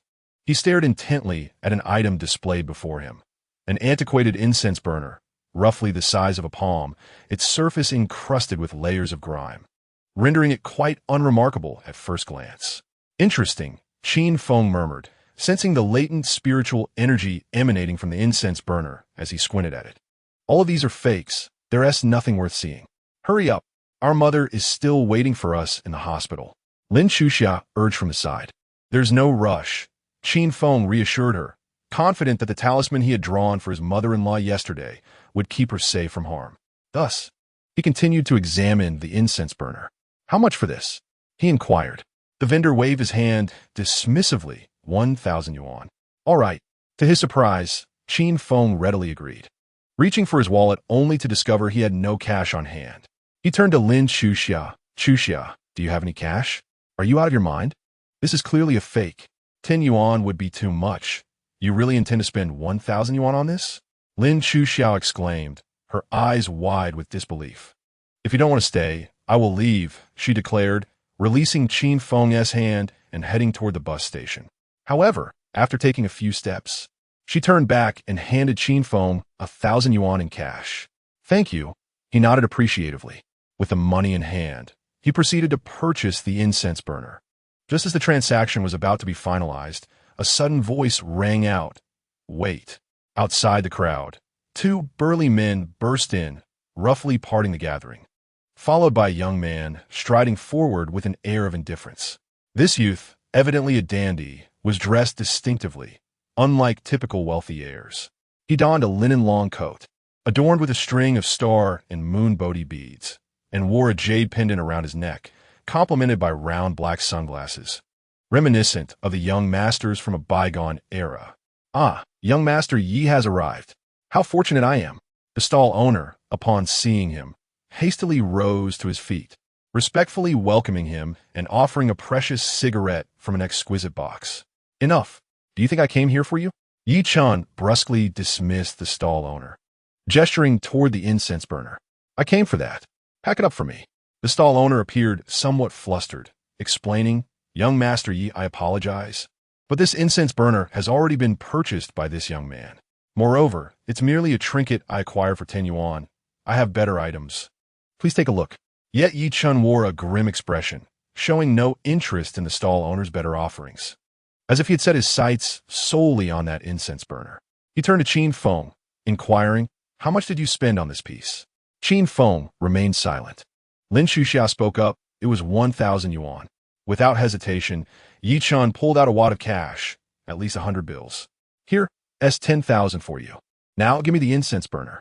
Lin Shuxiao was taken aback, wondering if such a stroke of fortune could be true, and glanced at Qin Feng. However, Qin Feng remained unfazed. Chapter 35. There is no order in learning.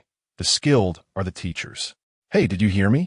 Seeing Qin Feng's lack of response, Yi Chun frowned slightly and prompted him. I heard you, came Qin Feng's calm reply. So what do you say? Yi Chun waved his hand, and a bodyguard produced a stack of 100 yuan notes. Yet, Qin Feng showed no inclination to accept the money. Nothing much. Yi Chun was taken aback, and his bodyguard seemed ready to intervene. But in the next moment, Yi Chun flashed a smile, saying, I understand.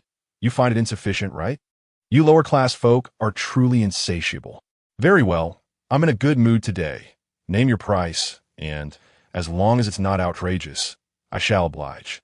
Qin Feng cast a disinterested glance at Yi Chun, unperturbed by the wealthy youth. Regardless of your offer, I have no interest.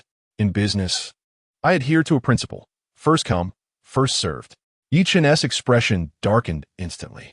Although he was displeased with Qin Feng, it was a public setting, and directly instructing his bodyguard to act could tarnish the Yi family's reputation, potentially bringing repercussions upon himself. Yi Chun scoffed, playing with the star and moon Bodhi beads in his hand, adopting a seasoned demeanor. You see, the items sold here are antiques, part of the antiquities trade. Do you know that in this circle, there is a saying, there is no order in learning. The skilled are the teachers? As an expert in antiques, I am a predecessor to someone like you, an outsider. The onlookers nodded in agreement, acknowledging Yi Chun's seniority. Since Yi Chun was the elder, it was only natural for Qin Feng, as the junior, to yield and pass the item to Yi Chun. Lin Shuxiao furrowed her brow slightly and whispered, Qin Feng, do not argue with them. This incense burner is not of great value. Let them have it. 10,000 yuan is more than enough. However, Qin Feng shook his head, gesturing for Lin Shuxiao to remain silent, and chuckled softly. You claim to be a veteran in the antique circle? If my knowledge surpasses yours, should you not address me as senior? What did you say? Yi Chun dug into his ear, nearly convinced he had misheard, a sneer of disdain forming on his lips. The two bodyguards nearby erupted into laughter, and even the onlookers could not help but shake their heads in disbelief. This young man, speaking such words, truly lacked awareness. Indeed, who is young Master Yi? The Yi family is a renowned lineage in antiques, and young Master Yi has grown up amidst blue and white porcelain. Having encountered more antiques than you have had meals, Yi Chun let out a cold snicker and removed the star and moon Bodhi beads from his wrist, waving them in front of Qin Feng. Can you discern anything from this string of beads? Seeing Qin Feng remain silent, Yi Chun scoffed. I doubt you can figure it out. Allow me to enlighten you. This string of Bodhi beads was originally consecrated by an enlightened monk. After the monk's passing, these beads fell into the world. Do you see those black specks on them? That is a miracle. Other Bodhi beads do not possess such a feature. Just based on this, their value exceeds 30 million. 30 million? At this declaration, Qin Feng could not suppress a laugh. Indeed, a fool with money. Such an item, in my eyes, is hardly worth 30 yuan. How dare you spout such nonsense? Yi Chun's expression darkened immediately. Although I did not comprehend star and moon Bodhi, Those black specks are certainly not a miracle. 9 times out of 10, they are merely ink marks applied by unscrupulous merchants to deceive you, Qin Feng stated calmly. He spoke the truth. While he may not be well-versed in antiques, most relics, due to their ancient origins, naturally exude an aura. By assessing the strength of this aura, one can gauge the quality of the antique. This string of star and moon Bodhi beads possesses absolutely no aura. They are entirely modern creations. If you do not believe me, I can understand. After all, you have spent 30 million on a piece of junk, and it would be hard to save face. However, I can offer you a method. Procure a basin of hot water, immerse the beads, and the ink will disperse in due time. Bring me a basin of hot water. Yichun commanded with a wave of his hand, his expression grim as he glared at Qin Feng. Boy, if you're speaking nonsense, you shall see how I deal with you. Soon, one of his subordinates brought a basin of hot water. Without hesitation, Yichun tossed the star and moon Bodhi beads into the steaming liquid. As time passed, all eyes were fixed on the basin. Initially, everyone believed Qin Feng was merely spouting nonsense. However, as wisps of black ink began to surface in the clear water, the expressions of the onlookers changed dramatically. Young master, this. Even the bodyguards exhibited astonishment. Yichun's eyes widened, bulging like light bulbs. This string of star and moon Bodhi beads was recently acquired by him from a merchant from afar. Upon hearing the legendary tale surrounding it, he developed a particular fondness for it, constantly toying with it in his hands and boasting to anyone who would listen. Ultimately, he fell victim to his own naivety. This is nothing but rubbish. 30 million is a trivial matter, but the real issue is the loss of face. With this thought, Yichun kicked over the water basin in frustration and took the Bodhi beads into his hands, speaking in a solemn tone. A frivolous trick. Allow me to show you something even more formidable.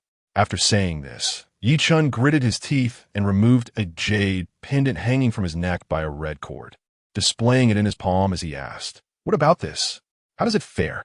Before Qin Feng could respond, the surrounding crowd erupted in gasps of astonishment. Wow! The shape of this jade pendant must date back to the Qin and Han dynasties. It cannot be mistaken. It is certainly from that era, worth a fortune. Yet, upon seeing the pendant, Qin Feng could not help but furrow his brow, a grave expression crossing his face. Yichun chuckled smugly. "Young man, do you see the red hue within this jade pendant? This is the rarest type of blood jade in the world. Had you not encountered me, you would never have laid eyes on such a treasure in your lifetime." Yichun wore an air of triumph. This blood jade, purchased from tomb raiders, was undoubtedly genuine, as it still bore traces of the soil from the burial site when he acquired it. Indeed, this jade was a true treasure. Qin Feng nodded in acknowledgement, refraining from contesting the claim. "This incense burner is now yours. I shall forego the money. Chuxia, let us depart." Qin Feng grasped Lin Chuxia's wrist and swiftly turned to leave. Yichun, taken aback by Qin Feng's abrupt concession, felt an unfulfilled sense of excitement and scoffed. "You think you could just leave like this? At the very least, you should apologize to me." "Stop right there." With that, Yichun, filled with rage, pursued him, accompanied by 2 security guards. Meanwhile, Lin Chuxia felt utterly perplexed, unable to comprehend Qin Feng's thoughts. Why had he suddenly changed his stance after previously refusing to relinquish the incense burner? And why was he now willing to forego the money? As they walked, Qin Feng explained, "That foolish man's blood jade is a harbinger of doom. He is doomed, and anyone associated with him is either destined for death or injury. It is not worth offending such a misfortune over an incense burner." Chapter 36. A calamity approaches at that moment. Yichun was hot on their heels, coincidentally overhearing Qin Feng's words. "Damn you! How dare you speak such nonsense here? Calling me a harbinger of doom?" Yichun seethed with fury, wishing to unleash his bodyguards upon Qin Feng. Yet, Qin Feng maintained a calm demeanor, replying, "Whether it is true or not, you know in your heart." Yichun fell silent, reflecting on his recent misfortunes, being struck by a vehicle, stepping in dog feces, and most recently, tripping on the stairs and nearly breaking his arm. Moreover, after Qin Feng's reminder, it seemed these misfortunes coincided with his acquisition of the blood jade. Nonetheless, Yichun was reluctant to accept this notion, believing that jade, with its gentle and nurturing qualities, was a treasure to be worn close to the body, and he occasionally flaunted it for effect. At this moment, Qin Feng spoke casually. Rather than seeking trouble with me here, you should hasten home to prepare for your own demise. What did you say? Yichen exclaimed, taken aback. Qin Feng continued. By the way, it's not just you. Your Yi family is not far from annihilation either. Upon hearing this, Yi Chen's fury surged. You dare to curse the Yi family? I see you're courting death. Break his legs. With Yi Chen's furious command, 2 bodyguards rushed forward. Yet, within a heartbeat, they were sent flying. Yi Chen's expression darkened, and he seethed, You scoundrel, just wait, I will call for reinforcements. Bored, Qin Feng had no intention of entangling himself with such a calamity. He took Lin Chuxiao by the hand and turned to leave swiftly.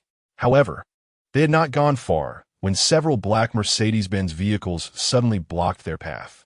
From these cars emerged a dozen men clad in fitted attire. Though not particularly imposing in stature, they were formidable martial artists, exuding a powerful aura and possessing piercing gazes. Dad, it's this scoundrel. Quickly teach him a lesson. Yichen shouted, pointing at Qin Feng, standing beside a middle-aged man.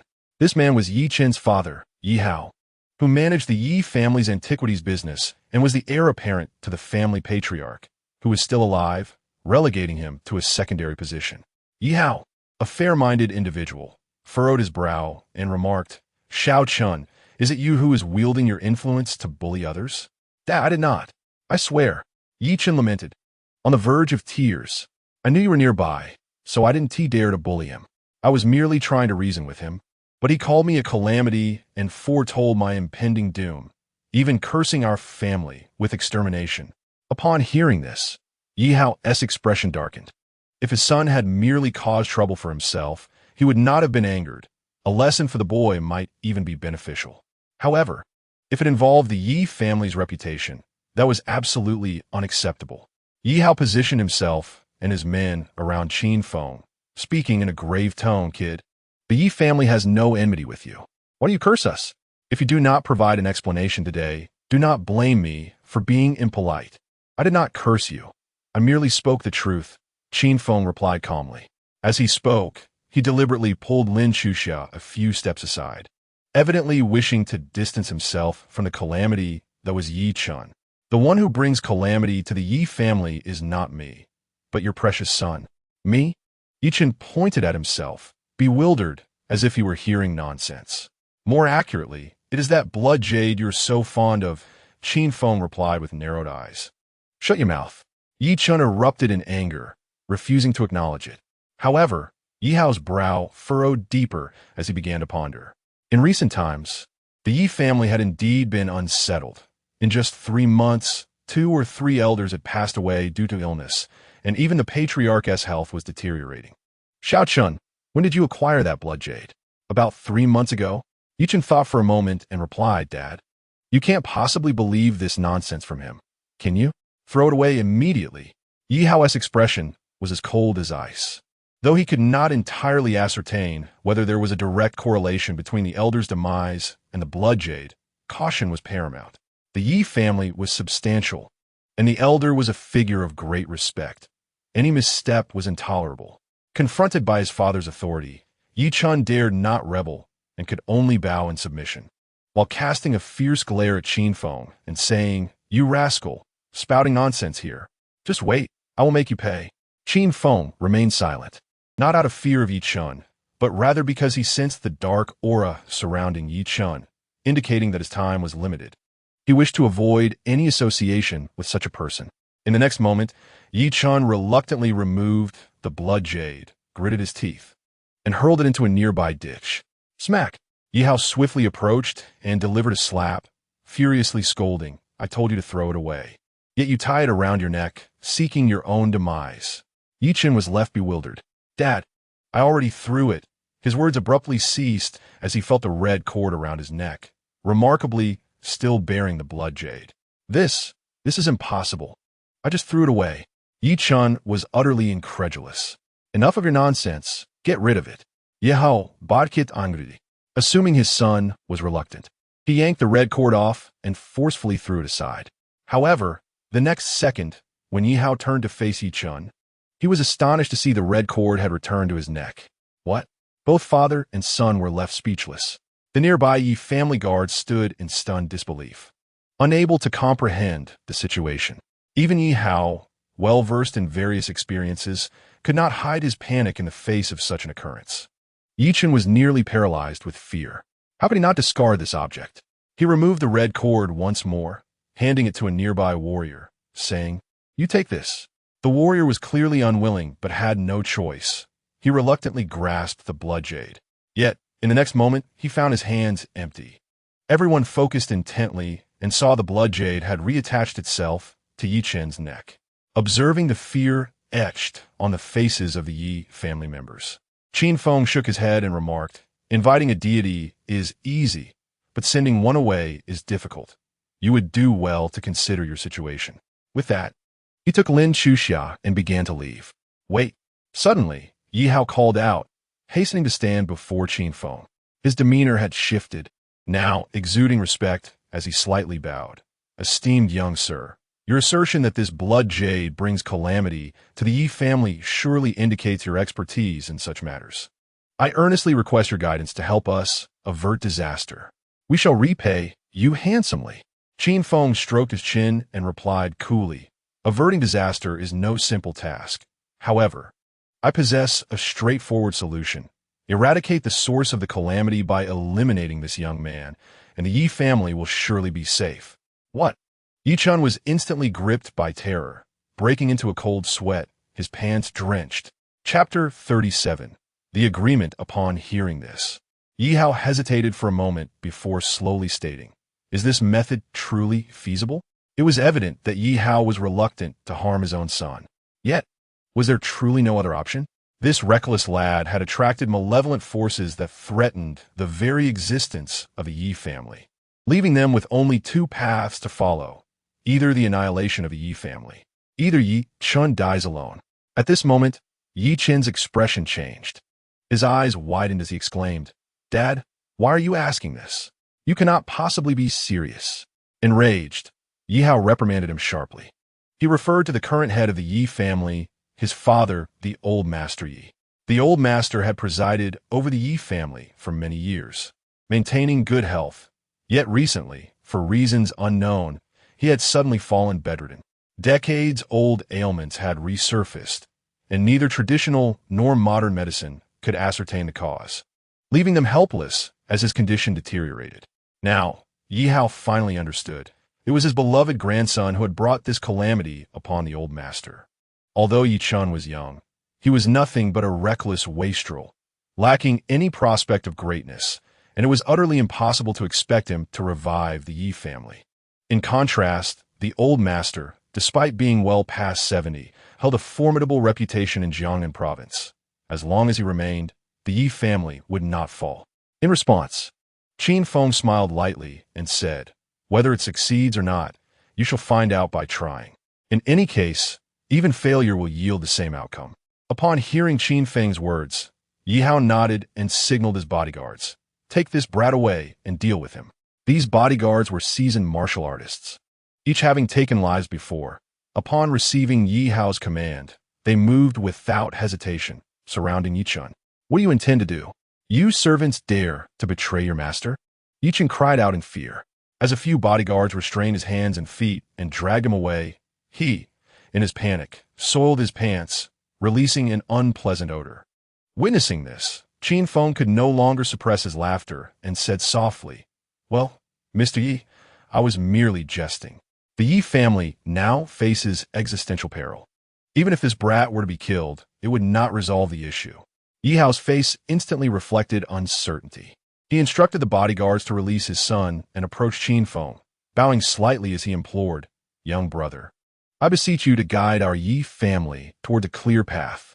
Qin Feng stroked his chin, pondering for a moment before replying, "I may have a solution, but I need to consider it." "Excellent." Yi Hao seized this lifeline without hesitation, his smile returning as he retrieved a business card. "Please contact me once you have concluded your considerations. I shall await your response." While accepting the card, Qin Feng pointed to the incense burner in Yi Chun's hands. "This object is of no use in the hands of a fool. It is merely a waste. You should give it to me. W, what do you mean by calling someone a fool? Yi Qin's eyes widened in anger. Slap. Yi Hao rushed over and struck his face. Scolding, you reckless brat. Instead of attending to serious matters, you cause chaos daily. You have attracted such a great evil. How dare you take things indiscriminately? Hand it over. He snatched the incense burner from Yi Chun and respectfully presented it to Qin Feng. Young brother, it is my failure in parenting. I apologize on behalf of my son. Qin Feng nodded and said, I will reach out to you. Having spoken, he turned with Lin Chuxia and made his way towards the station. Due to delays along the route, by the time they arrived, the last bus to Jiangzhou was on the verge of departure. Fortunately, they managed to secure the final 2 tickets. On the return journey, Qin Feng took out the incense burner, cradling it in his hands as he examined it closely. Despite its apparent age and the layer of rust adorning its surface, Qin Feng's eyes sparkled with a sense of treasure unearthed. In an instant, he raised his hand and gently tapped the surface of the burner. Boom! In that moment, countless fissures erupted across the incense burner, causing it to shatter.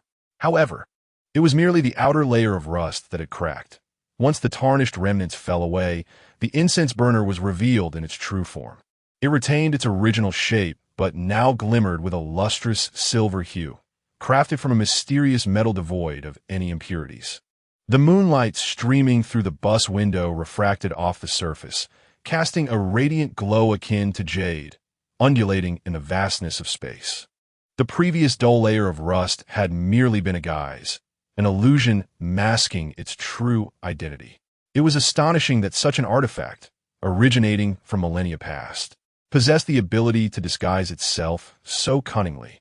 Were it not for my refined sense of energy, which alerted me to the unusual spiritual aura emanating from the burner, I might have overlooked its significance altogether. Qin Feng felt a mix of astonishment and regret, pondering how many precious artifacts may have been discarded as mere refuse by those lacking such sensitivity. With a single hand, Qin Feng supported the incense burner and retrieved the medicinal herbs he had obtained from Lu Yinxue, casting them into the burner in batches. He then channeled his internal energy, causing the burner to levitate gently in his palm, rotating slowly in a clockwise manner. Concurrently, white vapor wafted from the small holes on its surface, infused with a rich medicinal aroma. Many passengers on the bus caught a whiff of this fragrant scent, though they were unaware of its source. Lin Chuxia, seated beside Qin Feng and on the brink of slumber, was suddenly drawn to the aroma, lifting her gaze in surprise and asking, What are you doing? I am concocting a spiritual elixir, Qin Feng replied calmly. Lin Chuxia regarded him with skepticism. Do you mean to say that with a handful of herbs and this shabby incense burner, you can create an elixir that will cure my mother's terminal illness? Qin Feng shook his head. Relieved, Lin Chuxia thought to herself that at least he was not completely delusional. Yet, Qin Feng then added, Not only can it heal your mother's ailment, but it may also restore her mobility, allowing her to walk freely again. At that moment, Lin Chuxia's eyes widened in astonishment. A flicker of hope ignited within her. A fervent wish for her mother to be liberated from the torment of illness and return to a state of normalcy. However, she quickly regained her composure, scoffing and rolling her eyes at Qin Feng. She then closed her eyes, opting to ignore the eccentricity of the person beside her. Qin Feng chose not to elaborate further, redirecting his focus to the alchemical process. By the time the bus reached Jiangzhou, it was well into the night, and coincidentally, Qin Feng had successfully completed the elixir. Clutching the precious concoction, he and Lin Chuxia made their way to the hospital. In front of the hospital, a black sedan was parked under the cover of night, catching Qin Feng's attention and prompting him to pause and glance back. Chapter 38, Wu Qingtian's Intentions. This black sedan had been stationed at the hospital entrance for nearly half the night, even receiving a parking ticket from a passing traffic officer. Everyone assumed that someone had merely parked the vehicle and stepped away for a while. However, there was indeed someone inside the car. It was none other than Lu Jinxi, the head of the Lu family, one of the 4 great families of Jiangzhou. Lu Jinxi had been lurking in the seat, his gaze fixed intently on the hospital entrance. The moment he spotted Qin Feng and Lin Chuxia, his pupils constricted in recognition. It was unmistakable. It was Lin family's hound, Qin Feng. At that instant, Qin Feng's gaze unexpectedly shifted towards him, piercing like two sharp swords. Lu Jinxi felt his heart race with fear. In the next moment, he hastily started the car, pressing the accelerator to flee the hospital at top speed, heading towards the Wu family's old residence on the outskirts of the city. Qin Feng remained at the hospital entrance.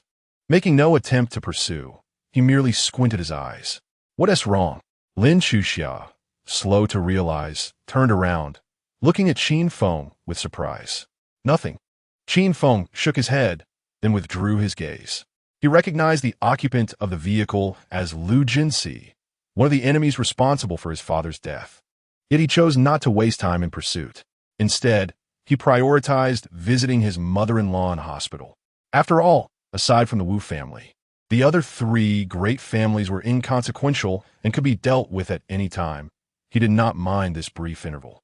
Soon, the two arrived at the intensive care unit of the hospital.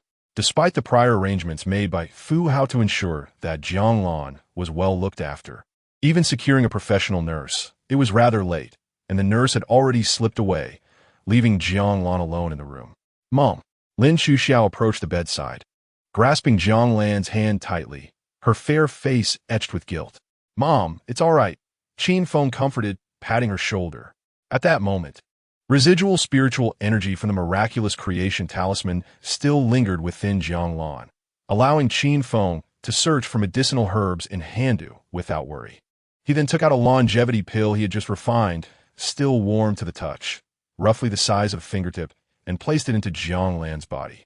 The elixir dissolved instantly upon contact with moisture, transforming into a torrent of spiritual energy that spread throughout Jiang Lan's frail body, akin to a warm spring, dissolving the stagnation and malaise within her limbs. What did you just give, Mom? Lin Chuxia, finally realizing what had transpired, felt a surge of anger and widened her beautiful eyes, demanding an explanation from Qin Feng. She certainly did not believe that Qin Feng could truly cure her mother's ailment. His earlier claims of alchemy seemed nothing more than a trick. However, before Lin Chuxia could unleash her frustration, she suddenly heard a soft sound emanating from the bed behind her. Turning around, she was astonished to see Jiang Lan, who had previously been in a deep coma, now moving her eyelids, slowly regaining consciousness.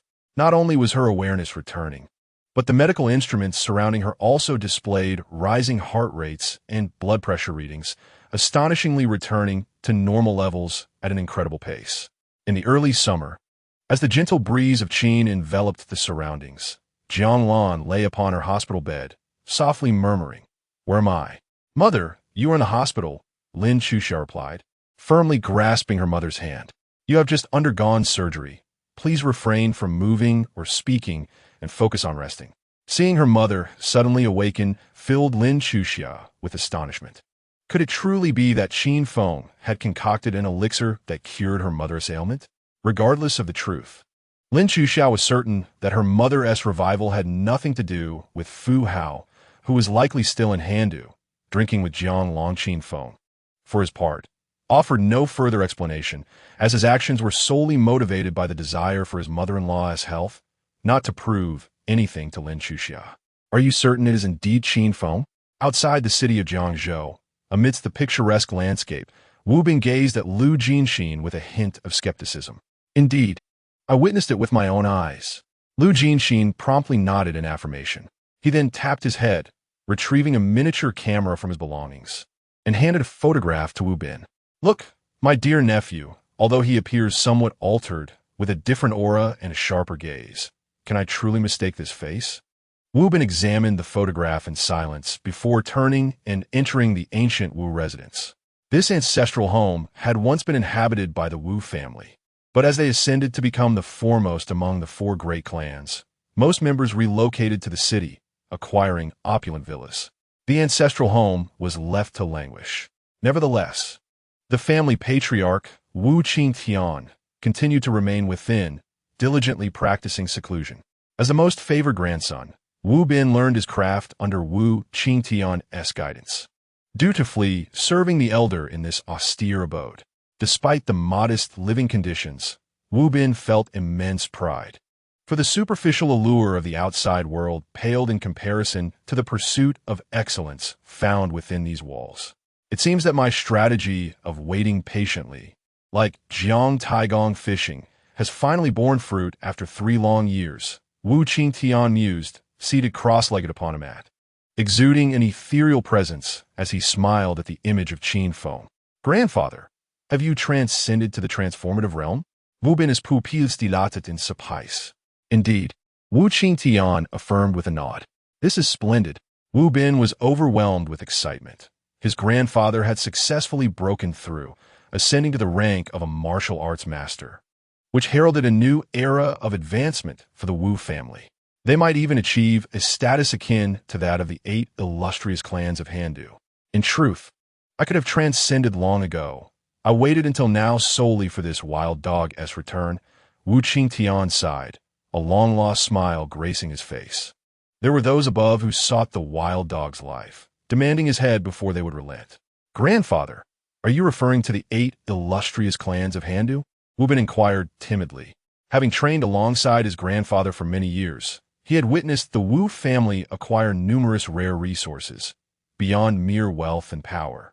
They had gained martial arts manuscripts and elixirs, yet he remained oblivious to the forces that lay behind the Wu family. Ha ha ha ha!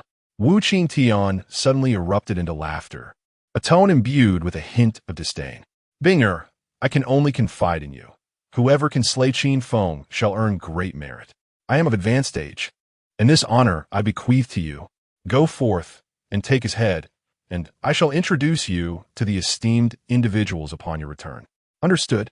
Wu Bin was overjoyed. You shall take it with you. Suddenly, Wu Qingtian pointed towards the altar in the hall, where a resplendent golden dagger was enshrined.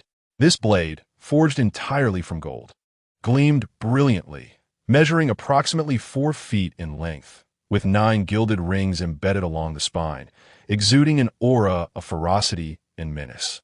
Wu Bin hesitated, saying, Grandfather, it seems unnecessary to use our family's ancestral golden dagger merely to dispatch a wild dog from the Lin family, does it not? Wu Qingtian replied with a smile. However, Qin Feng is no mere hound of the Lin family. Otherwise, why would those prominent figures above be so concerned for his life? Take this dagger, sever his head, for this victory belongs to you, as well as to the honor of the Wu family. Chapter 39. A bloodshed calamity at Jiangzhou Hospital. Qin, my young brother, a grave situation has arisen. The old man is critically ill, bleeding from all 7 orifices. The doctors cannot ascertain the cause. It must be a malevolent force that has afflicted our patriarch. I implore you, Qin, to intervene and alleviate the Yi family's misfortunes. Yi Haofeng hurriedly arrived, finding Qin Feng smoking in the corridor, bowing repeatedly in reverence. Qin Feng furrowed his brow. Yet, he soon comprehended the situation. The Yi family is one of the 8 distinguished clans of Handu, controlling the resources of the entire Jiangnan province. Moreover, he had not deliberately concealed his itinerary upon his return. Thus it was not surprising that the Yi family sought him out. We are aware that you, young brother Qin, have your own matters to attend to and should not embark on a lengthy journey. Hence, we brought the old man to Jiangzhou. He is currently waiting outside, and I beseech you to extend your healing hand. Yi Hao was exceedingly agitated, and after speaking, he even knelt and bowed deeply. Unfilial son, you are the cause of this calamity. Kneel and show your respect. Seeing Yi Chun remain indifferent, Yi Hao's expression darkened. Yi Chun was taken aback, despite his reluctance. He dared not defy his father's authority and knelt in submission. At that moment, others traversing the hospital corridor witnessed this scene, their expressions filled with astonishment. Qin Feng had initially been reluctant to intervene, yet upon observing the father and son whose foreheads were darkened and whose brows were shrouded in an ominous aura, he felt the malevolence seep into himself as well. He furrowed his brow and said, Take me to see your patriarch. Very well. Yi Hao nodded vigorously. The father and son hastily guided Qin Feng out of the hospital, boarding a waiting vehicle that took them to a luxurious estate on the outskirts of Jiangzhou. This manor was the private property of the Yi family, its opulence rivaling that of the Lin family's villa. Yet, None of Jiangzhou's 4 prominent families dared harbor any thoughts towards this estate. It typically remained vacant, only occupied by the Yi family during their visits to Jiangzhou. At this moment, the estate was secured by the guards of the Yi family. In the largest bedroom, an elderly man, approaching his 70s, lay with his eyes slightly closed and blood oozing from his 7 orifices, presenting a dire situation. Surrounding him were practitioners of both traditional Chinese and Western medicine, utterly at a loss. Indeed, after a brief glance at the old man, Qin Feng formed an immediate conclusion. While others could only see the blood streaming from the elder's orifices, Qin Feng, possessing a keen sense of energy, distinctly perceived that the old man was enveloped in malevolent qi, much of which had already infiltrated his body. Your patriarch is afflicted not by a mere illness, but rather by the intrusion of sinister energy. To effect a cure, it is imperative to dispel the malevolent energy that has tainted your Yi family. After stating this, Qin Feng gestured towards the blood jade hanging around Yi Qin's neck and remarked softly, "This object has attracted the malevolence, and it has now claimed allegiance to your Yi family. To extricate yourselves from its grasp will not be a simple endeavor." Upon hearing this, Yi Hao felt an impending calamity and implored, "Qin, my young brother, please devise a solution. To save a life is more meritorious than erecting a 7-tiered pagoda. Allow me to ponder." Qin Feng, at a loss for a better strategy, closed his eyes, allowing the vast knowledge inherited from the Lin family ancestors to flood his mind, seeking an effective method to dispel the sinister energy. Seeing Qin Feng standing still with closed eyes, exuding an air of profound mystery, Yi Hao and the others dared not urge him, remaining patiently at his side. At that moment, Yi Qin suddenly tugged at Yi Hao's sleeve, leading his father to a corner of the room, whispering, "Father, I find this Qin fellow rather suspicious." "What do you mean?" Yi Hao furrowed his brow. Despite his son's irritating demeanor, he was curious to hear what pearls of wisdom might emerge from his lips. "This fellow has been silent for ages, putting on an aloof facade. Is he deliberately trying to impress us?" Yi Qin paused before continuing. "Perhaps he intends to extort us for a hefty sum." Slap! Without hesitation, Yi Hao delivered a resounding slap across Yi Qin's face, rebuking, "We sought out Qin, my young brother. If he can resolve this affliction, it is a monumental request, and we must comply. Now you're to wait outside." Fearing that Yi Qin's reckless words might provoke Qin Feng's displeasure, Yi Hao promptly dismissed him. Standing outside the room, Yi Qin seethed with frustration, feeling an unsettling aura surrounding Qin Feng. Suddenly, a subordinate approached, reporting, "Young master, there's a beggar outside the estate. Drive him away." Yi Qin ordered. "We cannot," the subordinate replied, looking troubled. "Incompetent fool." Yi Qin's anger flared as he stormed out of the estate. At the entrance, he encountered a middle-aged Taoist priest clad in a yellow robe, appearing to be around 40 years of age. His attire was immaculate, with sleeves billowing in the breeze. Untainted by dust, one's life, fortune, and feng shui, along with the accumulation of virtue and education, are paramount. The middle-aged priest chanted aloud, "I perceive that this household has attracted malevolent spirits. Their days are numbered, and there is a grave danger of annihilation." "What nonsense are you spouting?" Yi Qin thundered in fury. "Do I speak in vain? Are you not aware of the truth within your heart?" The middle-aged Taoist priest smiled as he pointed to the blood jade pendant around Yi Qin's neck. "The calamity of your family stems from you, and I feel compelled to inform you that you are on the brink of a blood disaster. I see you are the one who is in peril." Yi Qin clenched his fists and charged at the priest, intent on delivering a severe reprimand.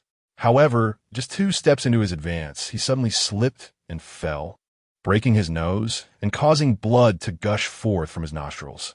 At that moment, Yi Qin was struck with enlightenment. His eyes widened in astonishment. "Can you truly foresee the future?" "I do not predict the future. I merely read fortunes," the Taoist replied calmly. "Young master, you have unwittingly attracted malevolent spirits, and now you cannot shake them off. Moreover, there is an elderly person in your family who is gravely ill and may not survive the night. Is that not so?" "Indeed, you speak the truth." Yi Qin nodded vigorously. "I can perform a ritual to help dispel the malevolence. However, I will require some form of compensation, the Taoist continued. Please, name your price. I will pay anything. Monetary gain is too mundane for me. What I desire is the pendant around your neck, the middle-aged Taoist smiled. Yichen was taken aback, but quickly agreed. No problem. I willingly give it to you. No payment needed. But it seems to be bound to me.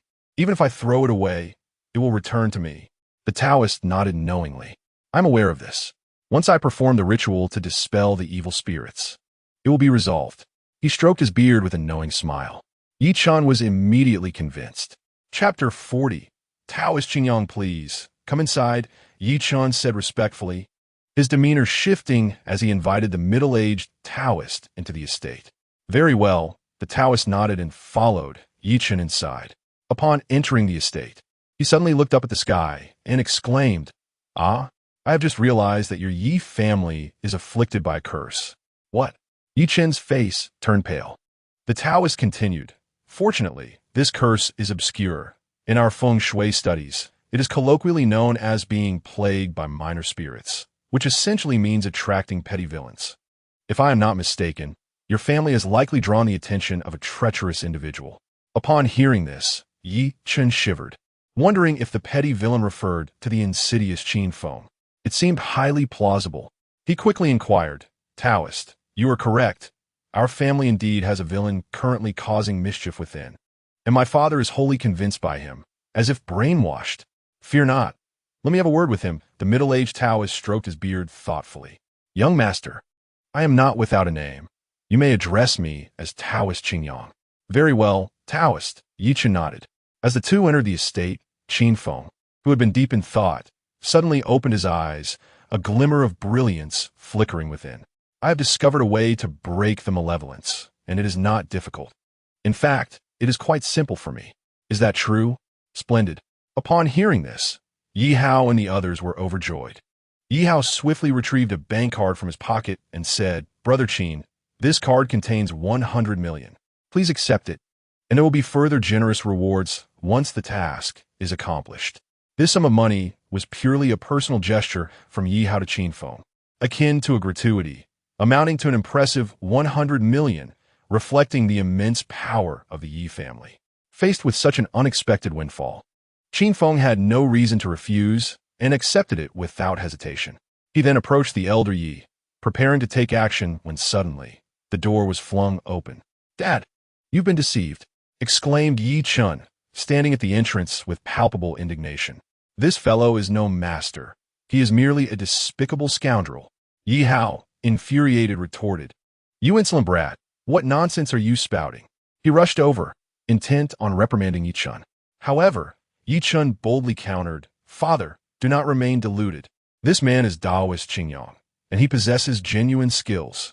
It was Taoist Qingyang who indicated that our Yi family is afflicted by the calamity of petty villains, and a schemer has already infiltrated our home. He is the only outsider. If he is not the villain, then who among us is? Yi Hao furrowed his brow, scrutinizing the middle-aged Taoist brought by his son.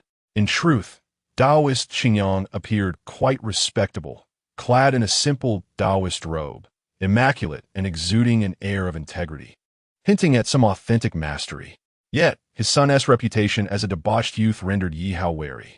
At that moment, Taoist Qingyang smiled gently and said, Mr. Yi, forgive me for speaking candidly. Throughout your life, you have been upright, yet you possess a detrimental habit, your penchant for smoking. After 2 decades of indulgence, your lungs are gravely afflicted. If this continues, I fear you may not have many years left. How do you know this? Yi Hao's expression shifted dramatically. He indeed had a smoking habit, often consuming a pack daily, sometimes more.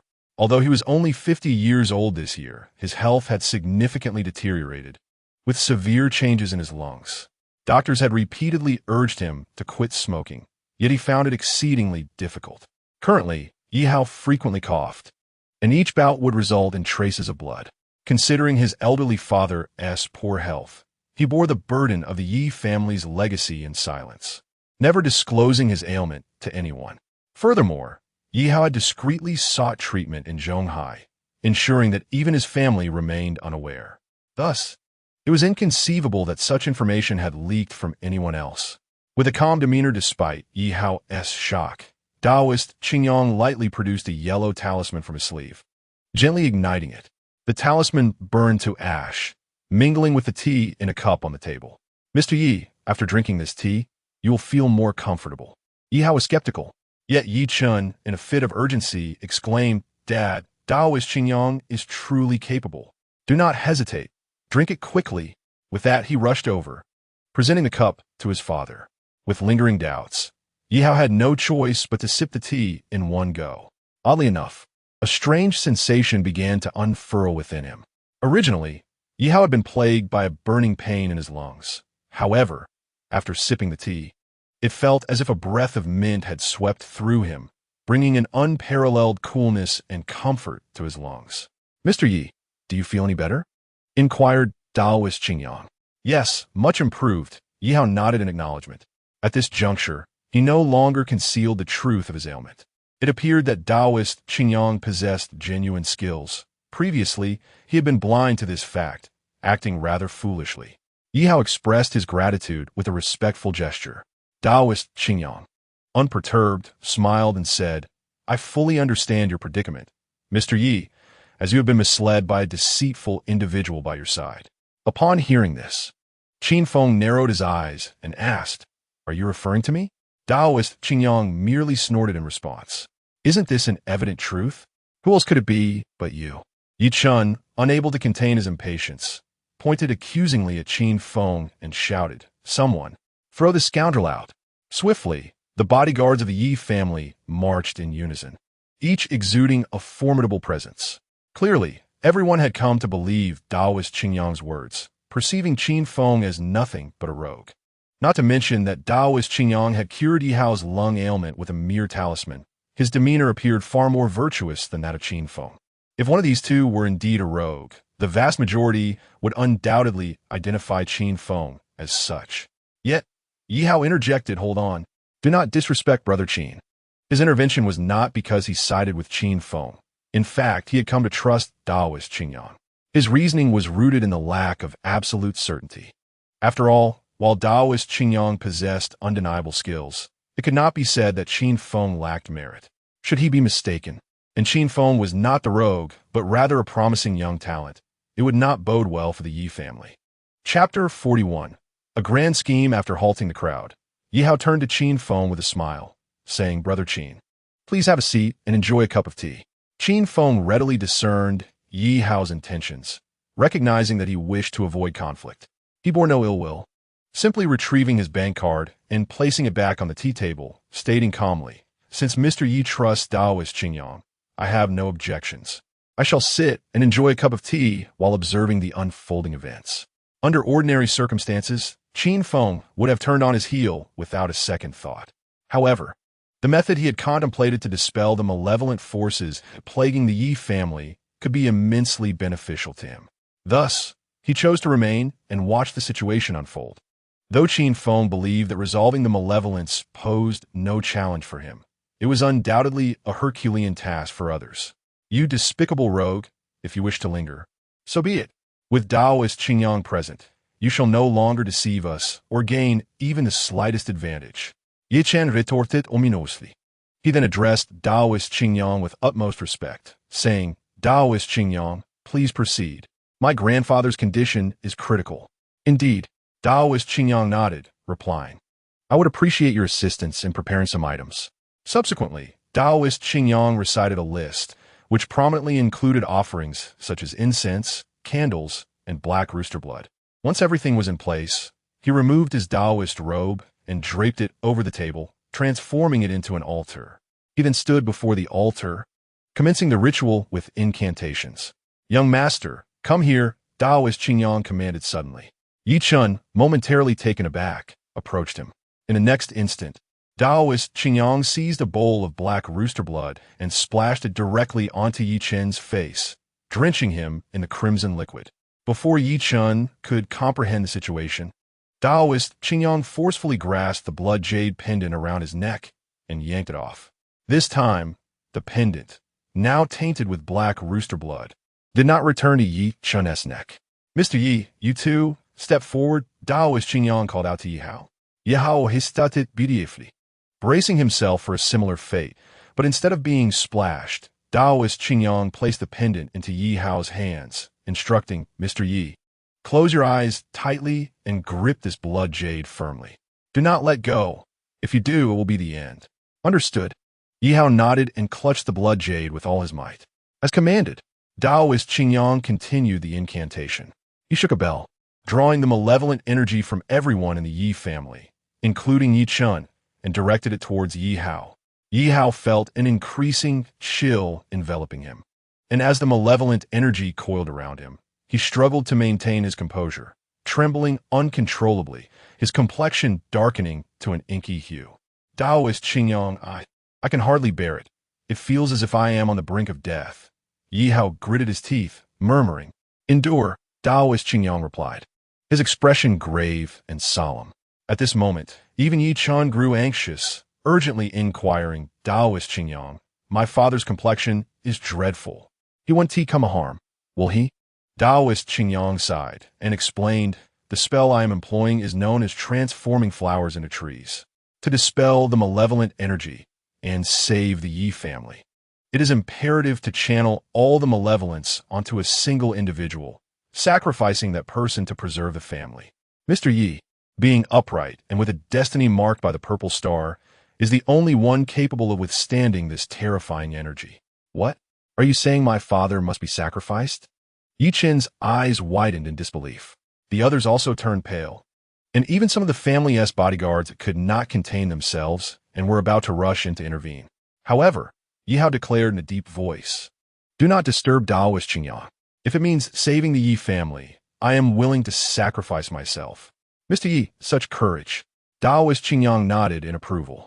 He then intensified the spell, continuously funneling all the malevolent energy towards Yi Hao. Yi Hao felt increasingly overwhelmed, even finding it difficult to breathe, yet he gritted his teeth, drawing upon his formidable willpower to endure, bearing the calamity of the entire Yi family. At that moment, Qin Feng, sitting casually at the tea table, suddenly spoke with a calm demeanor. What you are doing will not only fail to avert disaster, but may also bring misfortune upon yourself. It is not too late to cease. The countenance of Master Qingyang appeared somewhat pallid.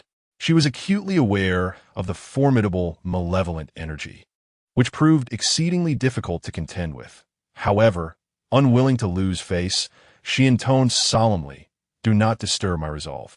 Focusing intently on her incantation, she even held her breath, refraining from exhaling. Mr. Yi, hold on for just a moment longer, and we shall succeed. Yi Hao replied feebly. Yet, at that instant, an unforeseen calamity ensued. Yi Hao, unable to withstand the pressure, collapsed and lost consciousness, his grip on the blood jade slackening. Suddenly, the jade emitted a blinding radiance, levitating into the air before erupting with a thunderous roar. Boom! Accompanied by a powerful wave of air, a terrifying malevolence surged forth, manifesting as a tangible black mist that rolled outward in all directions. In an instant, the black malevolence enveloped the entire bedroom and began to spread across the estate. Everyone present in the room was instantaneously surrounded by this ominous energy, their faces paling not from anger, but from shock and terror. The dark aura enveloping them was unmistakably lethal. Cough, cough, cough.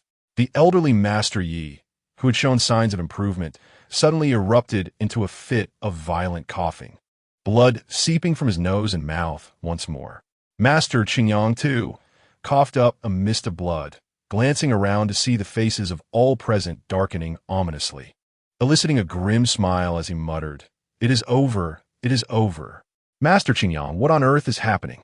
Yi Chen managed to ask, forcing himself to speak.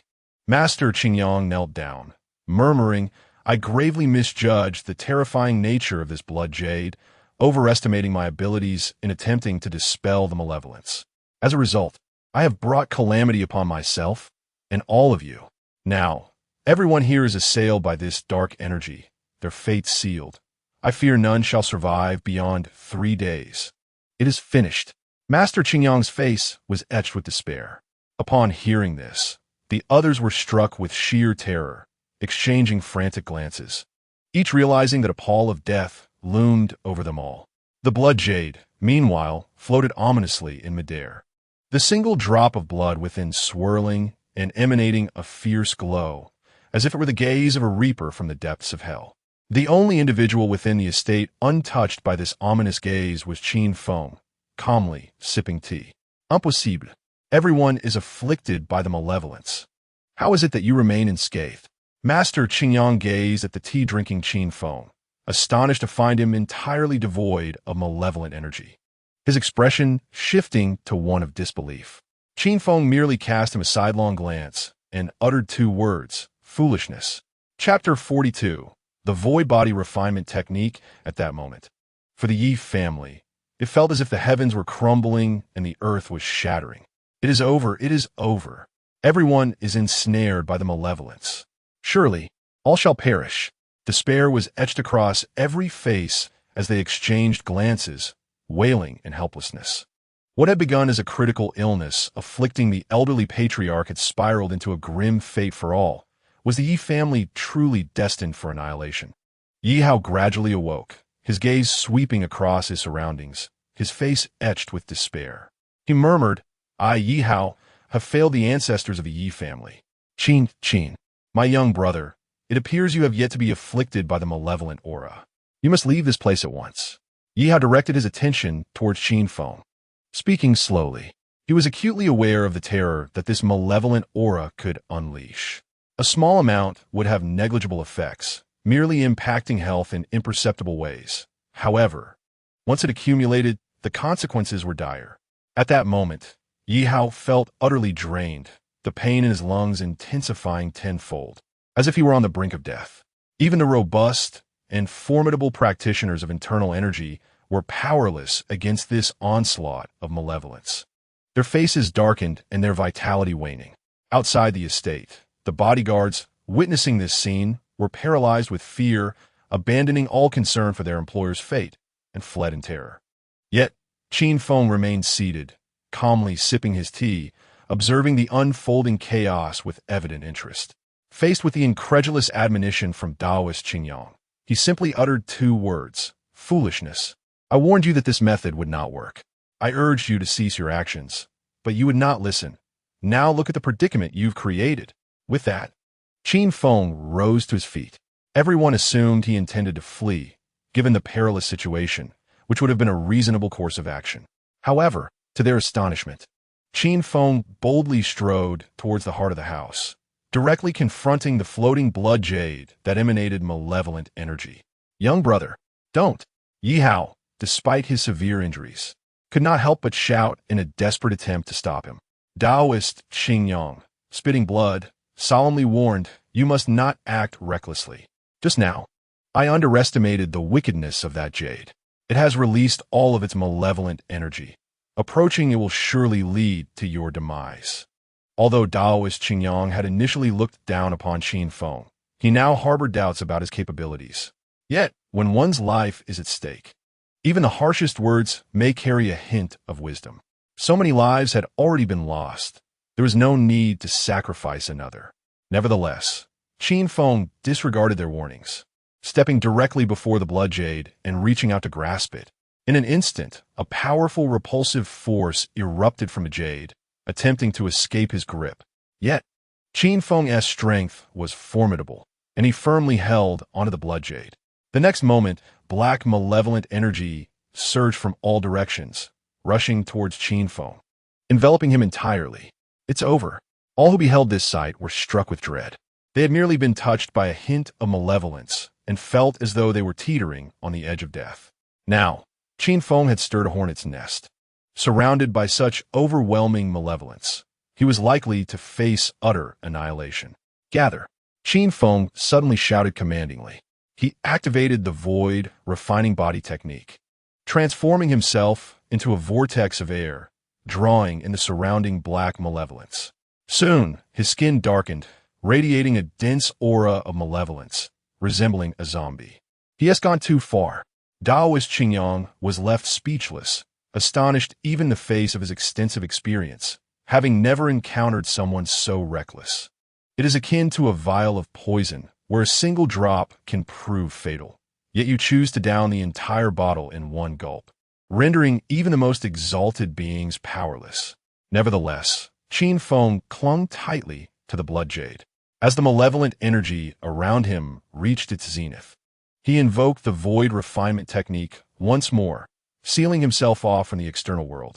His limbs and bones transformed into a crucible, forcibly refining the malevolence.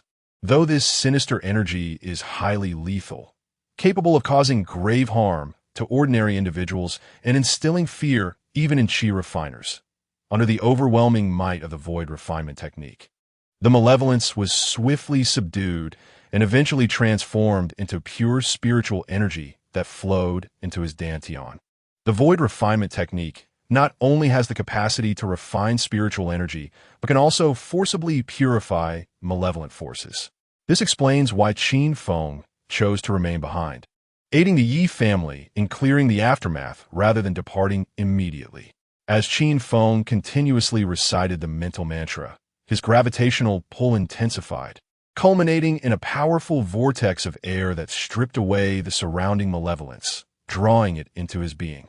Not only was the residual malevolence in the air absorbed, but even that clinging to the members of the Yi family and Taoist Qingyang was extracted, all drawn into Qin Feng. Soon, everyone felt a return in normalcy. Yi Hao noticed that the pain in his lungs had dissipated. The warriors felt a newfound freedom of movement, and the critically ill elder Yi, who lay in bed, began to show signs of recovery. "My heavens, Brother Qin, have you sacrificed yourself to save us all?" Yi Hao gazed at Qin Feng with profound gratitude. It was not just Yi Hao. The entire Yi family was filled with appreciation, even including Yi Chun, who had previously held doubts about Qin Feng. They all understood that it was Qin Feng who had delivered them from peril. Moments later, Qin Feng opened his eyes and remarked softly, "Do I appear to be on the brink of death?" At that moment, his eyes sparkled with vitality, his blood surged with energy, and his cultivation had dramatically increased, with the true qi in his dantian nearly overflowing. The malevolence within the blood jade, which would instill dread in others, was for Qin Feng a rare treasure that elevated his cultivation by at least half a realm. "Brother Qin, you are truly a celestial being," Yi Hao exclaimed, at a loss for words and resorting to calling him a divine figure. The others clasped their fists and bowed deeply, expressing their respect for Qin Feng. With a sudden weakness in his knees, Yi Chun collapsed before Qin Feng, utterly convinced and submissive. Taoist Qingyang, silent until then, twitched his lips and suddenly sprang to his feet, then knelt before Qin Feng, prostrating himself in the most profound display of reverence. "Ah, so you are a celestial master," he exclaimed. Rising, Taoist Qingyang slapped himself hard twice, the force so great that he knocked out a tooth. Yet he remained unfazed, continuing, "I did not realize a celestial master had descended. I have been presumptuous. I am blind to your greatness, and I deserve the gravest punishment." He then continued to bow fervently. Witnessing this scene, the members of the Yi family exchanged puzzled glances, but they found it understandable. After all, Qin Feng was indeed a celestial being, and for mere mortals to prostrate themselves was not an act of great consequence.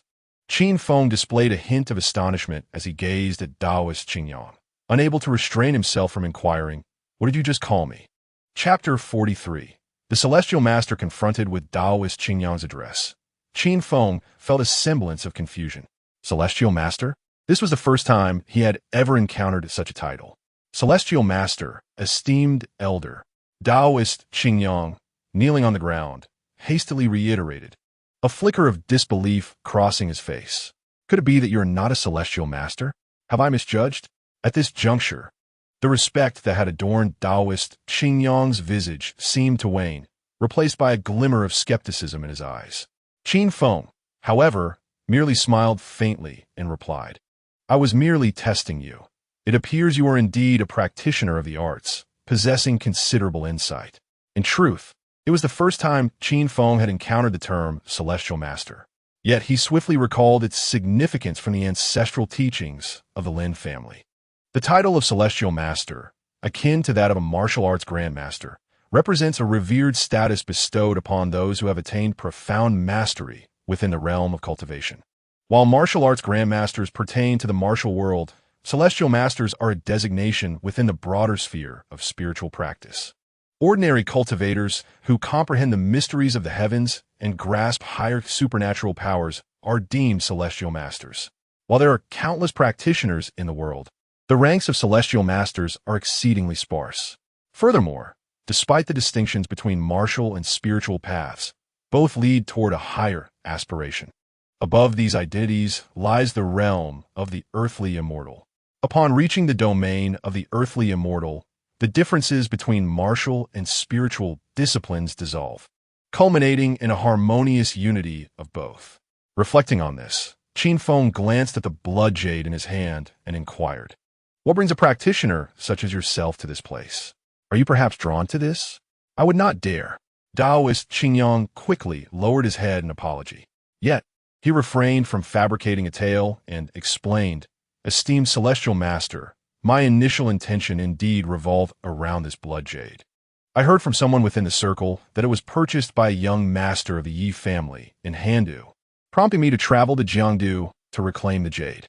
Yet how could I possibly contend with an esteemed celestial master?" Noticing his earnest demeanor, Qin Feng nodded and curiously asked, "Is this blood jade truly so extraordinary?" In his estimation, the blood jade must have been unearthed from a tomb, buried deep underground for centuries, gathering malevolent energy, and undoubtedly a harbinger of calamity. Any ordinary person who encountered it would not only face misfortune, but might even risk their life. Even practitioners would likely steer clear of it. Were it not for Qin Feng's unique mastery of the void refinement technique, he would have found himself at a loss against its ominous aura. What could Taoist Qingyang possibly desire with the blood jade? Could it be that he possessed knowledge of such a technique as well? "Elder, surely you are not unaware of the nature of this blood jade?" Taoist Qingyang's expression was one of incredulity. "Could it be that you truly do not know what this blood jade entails? If you are oblivious, what use could it serve you? It is a formidable instrument of calamity. One misstep could cost you your life." Taoist Qingyang paused momentarily before elucidating, "Esteemed elder," upon its excavation, there were actually two pieces of blood jade. They form a pair. However, they were later separated by tomb raiders and sold to two different parties. I acquired one along with an ancient scroll that emerged from the accompanying tomb, which contains ancient texts detailing the secrets of the blood jade. The blood jade, as it turns out, is not merely a burial artifact, but rather a treasure map, concealing the true riches of the tomb's master. The life of this master is recorded in the Silk manuscript, leading me to believe with almost certainty that he was not a feudal lord of the Warring States period, but rather a practitioner of that era. Thus, the treasure indicated on the map must undoubtedly be associated with cultivation, exclaimed Taoist Qingyang, filled with excitement. As a practitioner, he had long since set aside the allure of wealth and fame, which held no significance for him. Their sole pursuit was the attainment of greater power, even the prospect of immortality and transcendence. Alas, it is regrettable that the other piece of blood jade has gone missing, rumored to have been lost overseas. Taoist Qingyang sighed. Upon hearing this, Qin Feng furrowed his brow and replied softly, "It is indeed a pity." As a cultivator, he found himself in dire need of resources for his practices, and if he could uncover the treasures left behind by this practitioner from the Warring States period, it would undoubtedly be of great benefit to him. However, the treasure map comprised two pieces of blood jade, and he possessed only one, the whereabouts of the other remaining unknown. At that moment, Taoist Qingyang suddenly stated, "Senior, I believe I have a rough idea of where the second piece of blood jade is located in Southeast Asia. I can undertake a journey there personally. Perhaps fortune will be on my side, and I may retrieve it. However, I request that you promise me one thing. If I am fortunate enough to recover the other piece of blood jade, I hope you will join forces with me to decipher the secrets of the treasure map, and together we shall seek the treasure." Qin Feng stroked his chin in contemplation and nodded, "Very well. With your promise, I shall devote myself wholeheartedly." Taoist Qingyang's face lit up with a smile, clearly elated. He then rose from the ground, dusted himself off, and clasped his hands, saying, "In that case, I shall take my leave now to search for the blood jade. Upon receiving news, I will immediately return to Jiangzhou to report to you." "Yes, you may go," Qin Feng nodded. Shortly thereafter, Daoist Qingyang turned to depart. Master Qin, you are truly a great benefactor to our Yi family. Yi Hao promptly approached with the members of the Yi family surrounding him. At that moment in their eyes, Qin Feng was akin to a savior. Had he not acted with righteousness, the Yi family may have faced annihilation. Master Qin, please, if there is anything you desire from the Yi family, do not hesitate to ask, Yi Hao said respectfully. Being an upright man, he felt compelled to repay the kindness he had received, for failing to do so would weigh on his conscience. After a moment of contemplation, Qin Feng replied, in truth, your Yi family lacks anything that I truly require. Wealth and power are inconsequential to me. Rather, I would appreciate your assistance in locating some antiques. Yi Hao was taken aback and responded, Master Qin, you may not be aware, but our Yi family monopolizes the antique market throughout the Jiangnan province. From the spring and autumn period to the Ming and Qing dynasties, we possess an abundance of antiques. If you need them, I can arrange for a truckload to be delivered immediately. What I seek are not ordinary antiques, but rather those of special nature, such as this blood jade, possessing unique spiritual energy or capable of eliciting supernatural phenomena, Qin Feng stated. You mean magical artifacts, do you not? Yi Hao inwided. Indeed, Qin Feng was taken aback, surprised that Yi Hao was knowledgeable about magical artifacts. He nodded in affirmation. Very well, Master Qin. Please wait a moment. I shall have someone investigate the artifacts immediately. Yi Hao promptly made several phone calls, instructing his subordinates to search for the magical artifacts within the Yi family's antique vault. While Qin Feng and Yi Hao awaited news, a tall, gaunt figure emerged from the shadows outside the estate, striding purposefully towards the manor. A golden blade slung across his back. Halt! The security guards at the entrance immediately intercepted him. I have been ordered to kill. Those who wish to live, step aside. The newcomer declared coldly, enunciating each word. Chapter 44. The Golden Blade and the Knight. Upon hearing this, the guards' expressions shifted dramatically. Who do you intend to kill? They were high-paid bodyguards employed by the Yi family, tasked with protecting everyone associated with them. Naturally, the news of an impending murder sent waves of tension through them. The dog of the Lin family, Qin Feng, Wu Bin stated expressionlessly. The crowd was momentarily stunned, unsure of whom Wu Bin referred to, until the captain of the guards suddenly realized, exclaiming in shock, You mean to kill Master Qin? Stop him. It was imperative to protect Qin Feng, the esteemed benefactor of the Yi family, and no harm could befall him. At the captain's command, a throng of bodyguards quickly assembled at the entrance, forming a united front against Wu Bin. Wu Bin merely shook his head with a cold smile. Since you all seek death, I shall oblige. With that, he clasped his hands behind his back and advanced boldly. Bang! Just as Qin Feng and Yi Hao were conversing within the estate, a bloodied figure burst through the grand doors, screaming, Master Qin, someone is here to kill you. You must flee. The individual collapsed and died on the spot. This shocking scene left the Yi family in a state of alarm. Yi Hao swiftly glanced towards the entrance, inquiring, What is happening? Who dares to threaten Master Qin? I do. A voice emerged from outside as Wu Bin leisurely approached the doorway, his long garment stained with blood. Seize him. Although somewhat taken aback, Yi Hao remained composed and commanded decisively.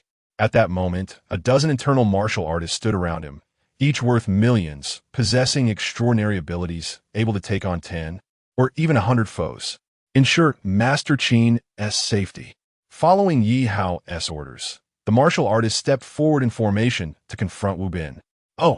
Upon realizing that these guards were not ordinary individuals, but rather skilled internal martial artists, a playful smile crossed Wu Bin's face. He then raised his hand and drew the golden blade from his back. In an instant, its radiant glow illuminated the faces of everyone present. Swish! Before the martial artist could react, Wu Bin charged at them, striking first. In the blink of an eye, several heads had already fallen to the ground. This is bad. The remaining martial artists quickly responded, either attacking or defending, but their efforts proved futile. Wu Bin surged into the throng like a blade through flesh, each strike accompanied by a wail of anguish or the sickening thud of a severed head. Fortunate warriors, sensing the gravity of the situation, retreated to a considerable distance. producing handguns from their persons and aiming them at Wu Bin. Having come to serve as bodyguards for the Yi family, they were no longer mere martial artists. Alongside their formidable martial prowess, they were also equipped with firearms for emergencies. The crack of gunfire echoed as bullets hurtled toward Wu Bin. He merely raised his blade to deflect them, the bullets striking the surface of the sword with little more than a tremor in his wrist. Swiftly, he executed a powerful swing, astonishingly cleaving a line of bullets in twain. As he witnessed the annihilation of his bodyguard contingent, Yi Hao's expression flickered with a hint of panic. "I am Yi Hao, the acting head of the Han capital Yi family. Might I inquire as to your esteemed identity? Do you not fear the retribution of the Yi family for slaying our kin?" He boldly proclaimed his name, hoping to instill a modicum of intimidation. Wu Bin, upon hearing this, replied coolly, "Is this the famed Yi family of the Han capital? Merely a trifle." With that, he cast a glance at Qin Feng, his eyes glinting with amusement. "You, wild dog, do not presume that the Yi family can safeguard your life. That was never my intention. I have never entertained such a notion," Qin Feng responded calmly. "Qin Tianshi, what is the background of this individual?" Yi Hao inquired urgently, turning to Qin Feng. "He is Wu Bin, the eldest grandson of the Wu family from Jiangzhou," Qin Feng elucidated. "What?" Yi Hao exclaimed, disbelief etched across his face. Yi Chun, standing nearby, widened his eyes in astonishment. What sort of impoverished backwater is Jiangzhou? A petty clan from there dares to act against the Yi family. What audacity! Wu Bin, in response, brandished the golden blade in his hand. Is this sufficient?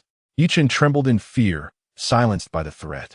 With a deep breath, Yi Hao remarked, "It is truly unexpected. A mere Jiangzhou Wu family possesses a martial master." "Master? You refer to me?" Wu Bin pointed to himself, then chuckled lightly. "Indeed. Our Wu family has a master in residence, but it is not I. It is my grandfather. In comparison to him, I am still woefully inadequate."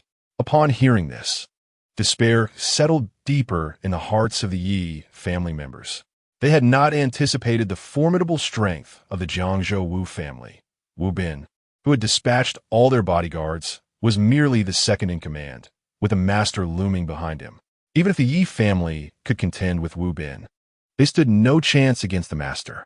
Furthermore, this was Jiangzhou, the domain of the Wu family. It was indeed a case of a powerful dragon encountering a local snake. At that moment, Yi Chun hurriedly interjected, "Brother Wu, you have come to kill Qin Feng, have you not? We have no connection to him. We merely sought his aid to treat our grandfather's illness. If you must kill, let it be him alone, and spare the Yi family." Others joined in, affirming their family's lack of ties to Qin Feng. Despite his disdain for the treachery exhibited by his own kin, Yi Haoming comprehended that the Yi family no longer possessed the capacity to safeguard Qin Feng. With a heavy heart, he addressed Qin Feng, saying, "Master Qin, I sincerely apologize. As the acting head of the Yi family, I cannot drag the entire clan down with me into oblivion." With that, Yi Haoming withdrew alongside Yi Chun and others, distancing themselves from Qin Feng. Qin Feng remained unfazed by their actions. He had never regarded the Yi family as trustworthy allies. Moreover, it was only natural for individuals to abandon one another in times of peril. He lifted his gaze to Wu Bin and inquired, "Was it that old dog Wu Qingtian who sent you to eliminate me?" Wu Bin nodded, a mocking grin upon his face. "Grandfather could have long since departed from this small place, Jiangzhou, but he lingered here for 3 years solely to await your return, you wild dog. How about this? I can offer you a choice of death to the best of my ability. However, the order I received was to sever your head with this blade and bring it back as a report." Wu Bin brandished the golden dagger with a charming smile. Qin Feng narrowed his eyes slightly, asking, "A report? To whom?" Wu Bin hesitated, realizing he had perhaps divulged too much, yet he was undeterred, chuckling, "Of course. To those esteemed individuals who truly desire your demise." A flicker of curiosity crossed Qin Feng's eyes. "You aim to extract information from me, do you?" Wu Bin suddenly laughed, appearing to see through Qin Feng's scheme. Nevertheless, he was indifferent, for in his eyes, Qin Feng was already a dead man. Wu Bin continued among those powerful figures. "Only my grandfather currently has access. I have merely heard of them, aware of their existence.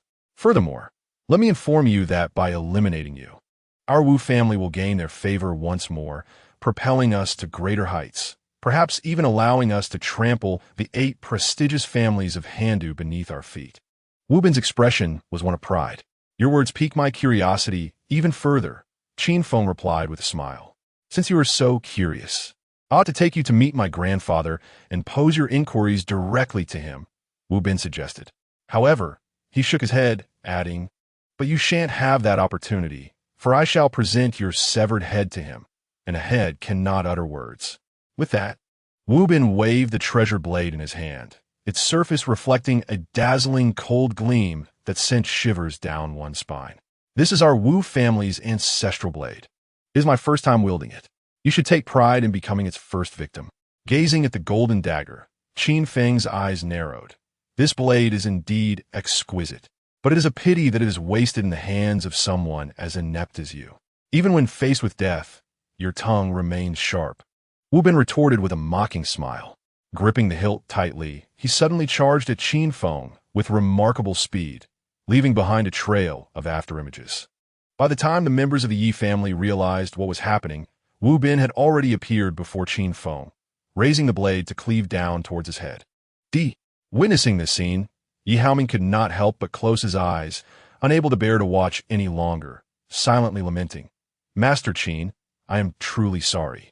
I promise to give you a proper burial and burn ample paper money for you. In the next moment, a sharp sound echoed. A sudden, crisp sound of metal colliding reverberated through the air, followed by an exclamation of disbelief. How could this be? Wu Bin's eyes widened in horror as he stared at the ancestral blade of the Wu family, which he clutched tightly in his hand. The once magnificent golden sword had now shattered into 2 pieces, one half still in his grasp while the other lay abandoned on the ground. Qin Feng, having effortlessly countered the blade with a hand strike, had severed it cleanly, leaving only a faint white line across his hand. With a sudden eruption of blood, Wu Bin staggered back, trembling in shock. He gazed at Qin Feng, rendered speechless by the terror of the moment. After a brief pause, Wu Bin regained his composure. Seething with rage, "You bastard," he declared as he seized the remaining half of the broken sword and lunged at Qin Feng, the blade still razor-sharp despite its fracture. In response, Qin Feng raised his leg and executed a lightning-fast kick, propelling Wu Bin, along with his weapon, 7 or 8 meters away, shattering the villa's glass and sending him crashing onto the grass outside. The force of that kick nearly cost Wu Bin his life.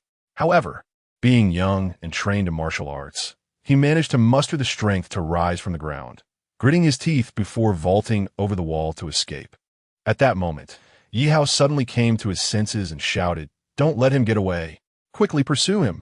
The surviving bodyguards of the Yi family exchanged determined glances, each brandishing their firearms as they rushed out in pursuit of Wu Bin. Yi Hao then approached Qin Feng and assured him, "Master Qin, rest assured, this assassin will not escape. I will definitely help you capture him, and you can decide his fate." Qin Feng smiled lightly in response. "You do not truly believe he can flee from me, do you? I intentionally let him go, merely to deliver a message to that old dog, Wu Qingtian." Yi Hao felt a wave of embarrassment wash over him, regret surging within. Had he known of Qin Feng's extraordinary prowess, not just as a celestial master, but also as a martial artist of remarkable caliber, comparable to a grandmaster, he would never have considered distancing himself from Qin Feng. Instead, he should have stood resolutely by his side. The Yi family had the opportunity to befriend such a prodigy, yet now they faced the prospect of becoming adversaries instead. "Master Qin, I sincerely apologize for what transpired earlier," Yi Hao said, lowering his head in contrition. Qin Feng replied in a calm tone, "Mr. Yi, there is no need for apologies. It is human nature to fear for one's life. After all, we are but mortals." Although his tone was light, it carried an unmistakable sense of detachment from the Yi family. Turning away, Qin Feng departed alone. Yi Hao, Yi Chen, and the others from the Yi family watched his retreating figure, yearning to call him back but lacking the courage to do so. In a fit of regret, Yi Hao suddenly slapped Yi Chen across the face, his voice low but stern. "You were the first to suggest abandoning Master Qin, weren't you, you wretch?" "Dad, how can you blame me for that?" Yi Chen protested, clutching his face, his expression one of grievance. In truth, in that moment of tension, everyone had harbored thoughts of retreat. It was just that Yi Chun had voiced what they all felt but dared not say. Otherwise, everyone would certainly oppose Yi Chun rather than nod in agreement. Yi Hao coldly snorted and said, upon our return, let us all put in some effort to diligently search for as many magical artifacts as possible that Master Qin requires. Understood, everyone nodded in unison. Currently, the relationship between the Yi family and Qin Feng is quite tense. The only hope for reconciliation lies in promptly locating the artifacts needed by Qin Feng and delivering them to him, in hopes of achieving settlement.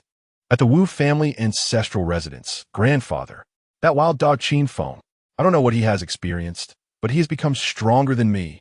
He severely injured me and even destroyed our ancestral sword. Wu Bin returned, dragging his wounded body, gritting his teeth in indignation. Wu Qingtian's expression shifted ominously. First, let us tend to your wounds, he declared. Wu Qingtian channeled his inner energy to heal Wu Bin, then continued, no wonder that wild dog dared to return.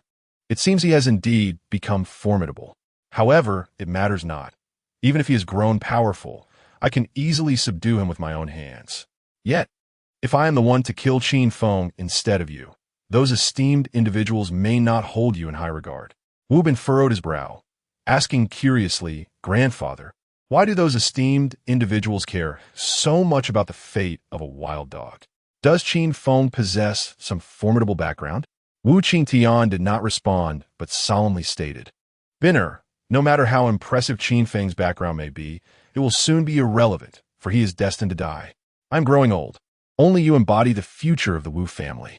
Once your injuries stabilize, I shall personally incapacitate Qin Feng, and then you will execute him, thereby achieving unparalleled merit, which will allow you to represent me before those esteemed individuals. Upon hearing this, Wu Bin was filled with immense joy, exclaiming, Thank you, grandfather, for your support. I shall not disgrace this mission and will revive the Wu family. Suddenly, without warning, Wu Bin coughed up a mouthful of blood, immediately collapsing, his lips moving briefly before he ceased to breathe. Bin'e. Wu Qingtian's expression changed drastically.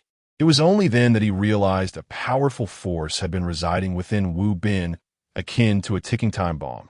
Just moments ago, that energy had erupted, shattering Wu Bin's heart and lungs. Even a celestial immortal would be unable to save him. Wu Qingtian certainly knew who was responsible. Boom! The aura of the head of the Wu family erupted violently, shattering all the doors and windows of the ancestral residence in an instant. Wu Qingtian rose, his hair and beard standing on end as he gazed outside, speaking each word with deliberate weight. You wild dog! How dare you kill my eldest grandson and sever the bloodline of the Wu family? I will ensure you suffer a fate worse than death. Chapter 46. The arrival of allies in the dead of night. Having witnessed the sudden demise of his most cherished grandson Wu Bin, Wu Qingtian was consumed by fury, his aura fully unleashed. His terrifying presence shattered the entire ancestral residence, obliterating all doors and windows. If any of the Wu family descendants were present, they would undoubtedly tremble in fear, begging for mercy. Despite the numerous descendants of the Wu family, most were merely debauched youths or limited in their capabilities, engaging only in trivial businesses. In Wu Qingtian's eyes, the only one capable of succeeding him and revitalizing the Wu family was his grandson Wu Bin. For many years, Wu Qingtian has kept Wu Bin by his side, personally imparting martial arts to him. This includes the recent opportunity to slay Qin Feng and make a name for himself before the influential figures, an opportunity that was granted to Wu Bin. However, to his dismay, Wu Bin not only failed to eliminate Qin Feng, but was instead killed by him. This incited a furious wrath within Wu Qingtian. It is worth noting that although the Wu family currently enjoys great prominence, there exists a generational gap. Among the younger members, only Wu Bin possesses the qualifications to lead. Without Wu Bin, the Wu family is destined for decline in a century's time. It can be said that Qin Feng's act of killing Wu Bin was akin to severing the roots of the Wu family. I shall ensure your utter destruction. Wu Qingtian, consumed by rage, was poised to emerge from his seclusion to avenge Wu Bin. Yet, in the next moment, he suddenly froze. He had noticed the ancestral blade of the Wu family that Wu Bin had brought back. It was shattered, the break smooth as a mirror, suggesting it had not been fractured in a fierce battle, but rather cleaved in a singular blow. Wu Qingtian furrowed his brow, examining the fracture of the broken blade closely, and quickly arrived at a conclusion. This blade had been severed by a martial arts master with a mere hand strike. A look of astonishment crossed Wu Qingtian's face.